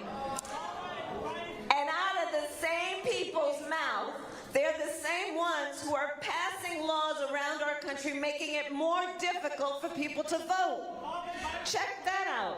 Check out that Clarence Thomas said the quiet part out loud when he said, what's now at risk is your right to contraception, your right to marry the person you love. Understand where this is headed. Understand the connections that are at play here. Understand why no one should be made to fight alone on this, because when we are looking at a situation where there is a full-on, unapologetic attack on individual rights, we all have something to risk and lose. This is where we are right now. Where we are right now is that our president, Joe Biden, said he will not let the filibuster get in the way of passing the Women's Health Protection Act. We need 2 more senators to get it done. We got to hold on to the Democrats we have, and we need 2 more senators to get it done, and then we can sign into law the Women's Health Protection Act. Understand what passing that will mean. It will mean that we can undo and render null these laws that are being passed that are literally criminalizing healthcare providers, doctors, nurses, healthcare providers. They're passing laws that literally allow for jail time for somebody who is simply providing reproductive health care. They are passing and proposing laws that would suggest there's no exception for rape or incest. As you have heard, I, for a time, specialized in crimes against women and children, including child sexual assault. And let me tell you something.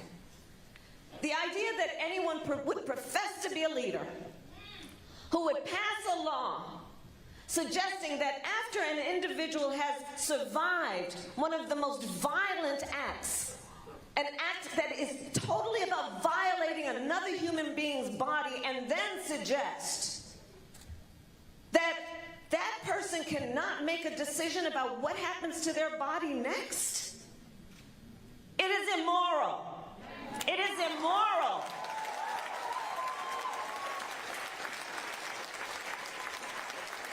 But this is literally what we're up against. This is literally what we're up against. Elections matter. Elections matter. They are proposing to get rid of, and that it would be at stake, Social Security, Medicare, a nationwide abortion ban. Elections matter.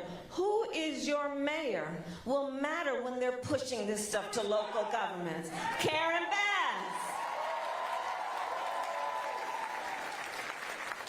We need people who understand the power of their voice to speak for the power of the people. So all of this is at stake.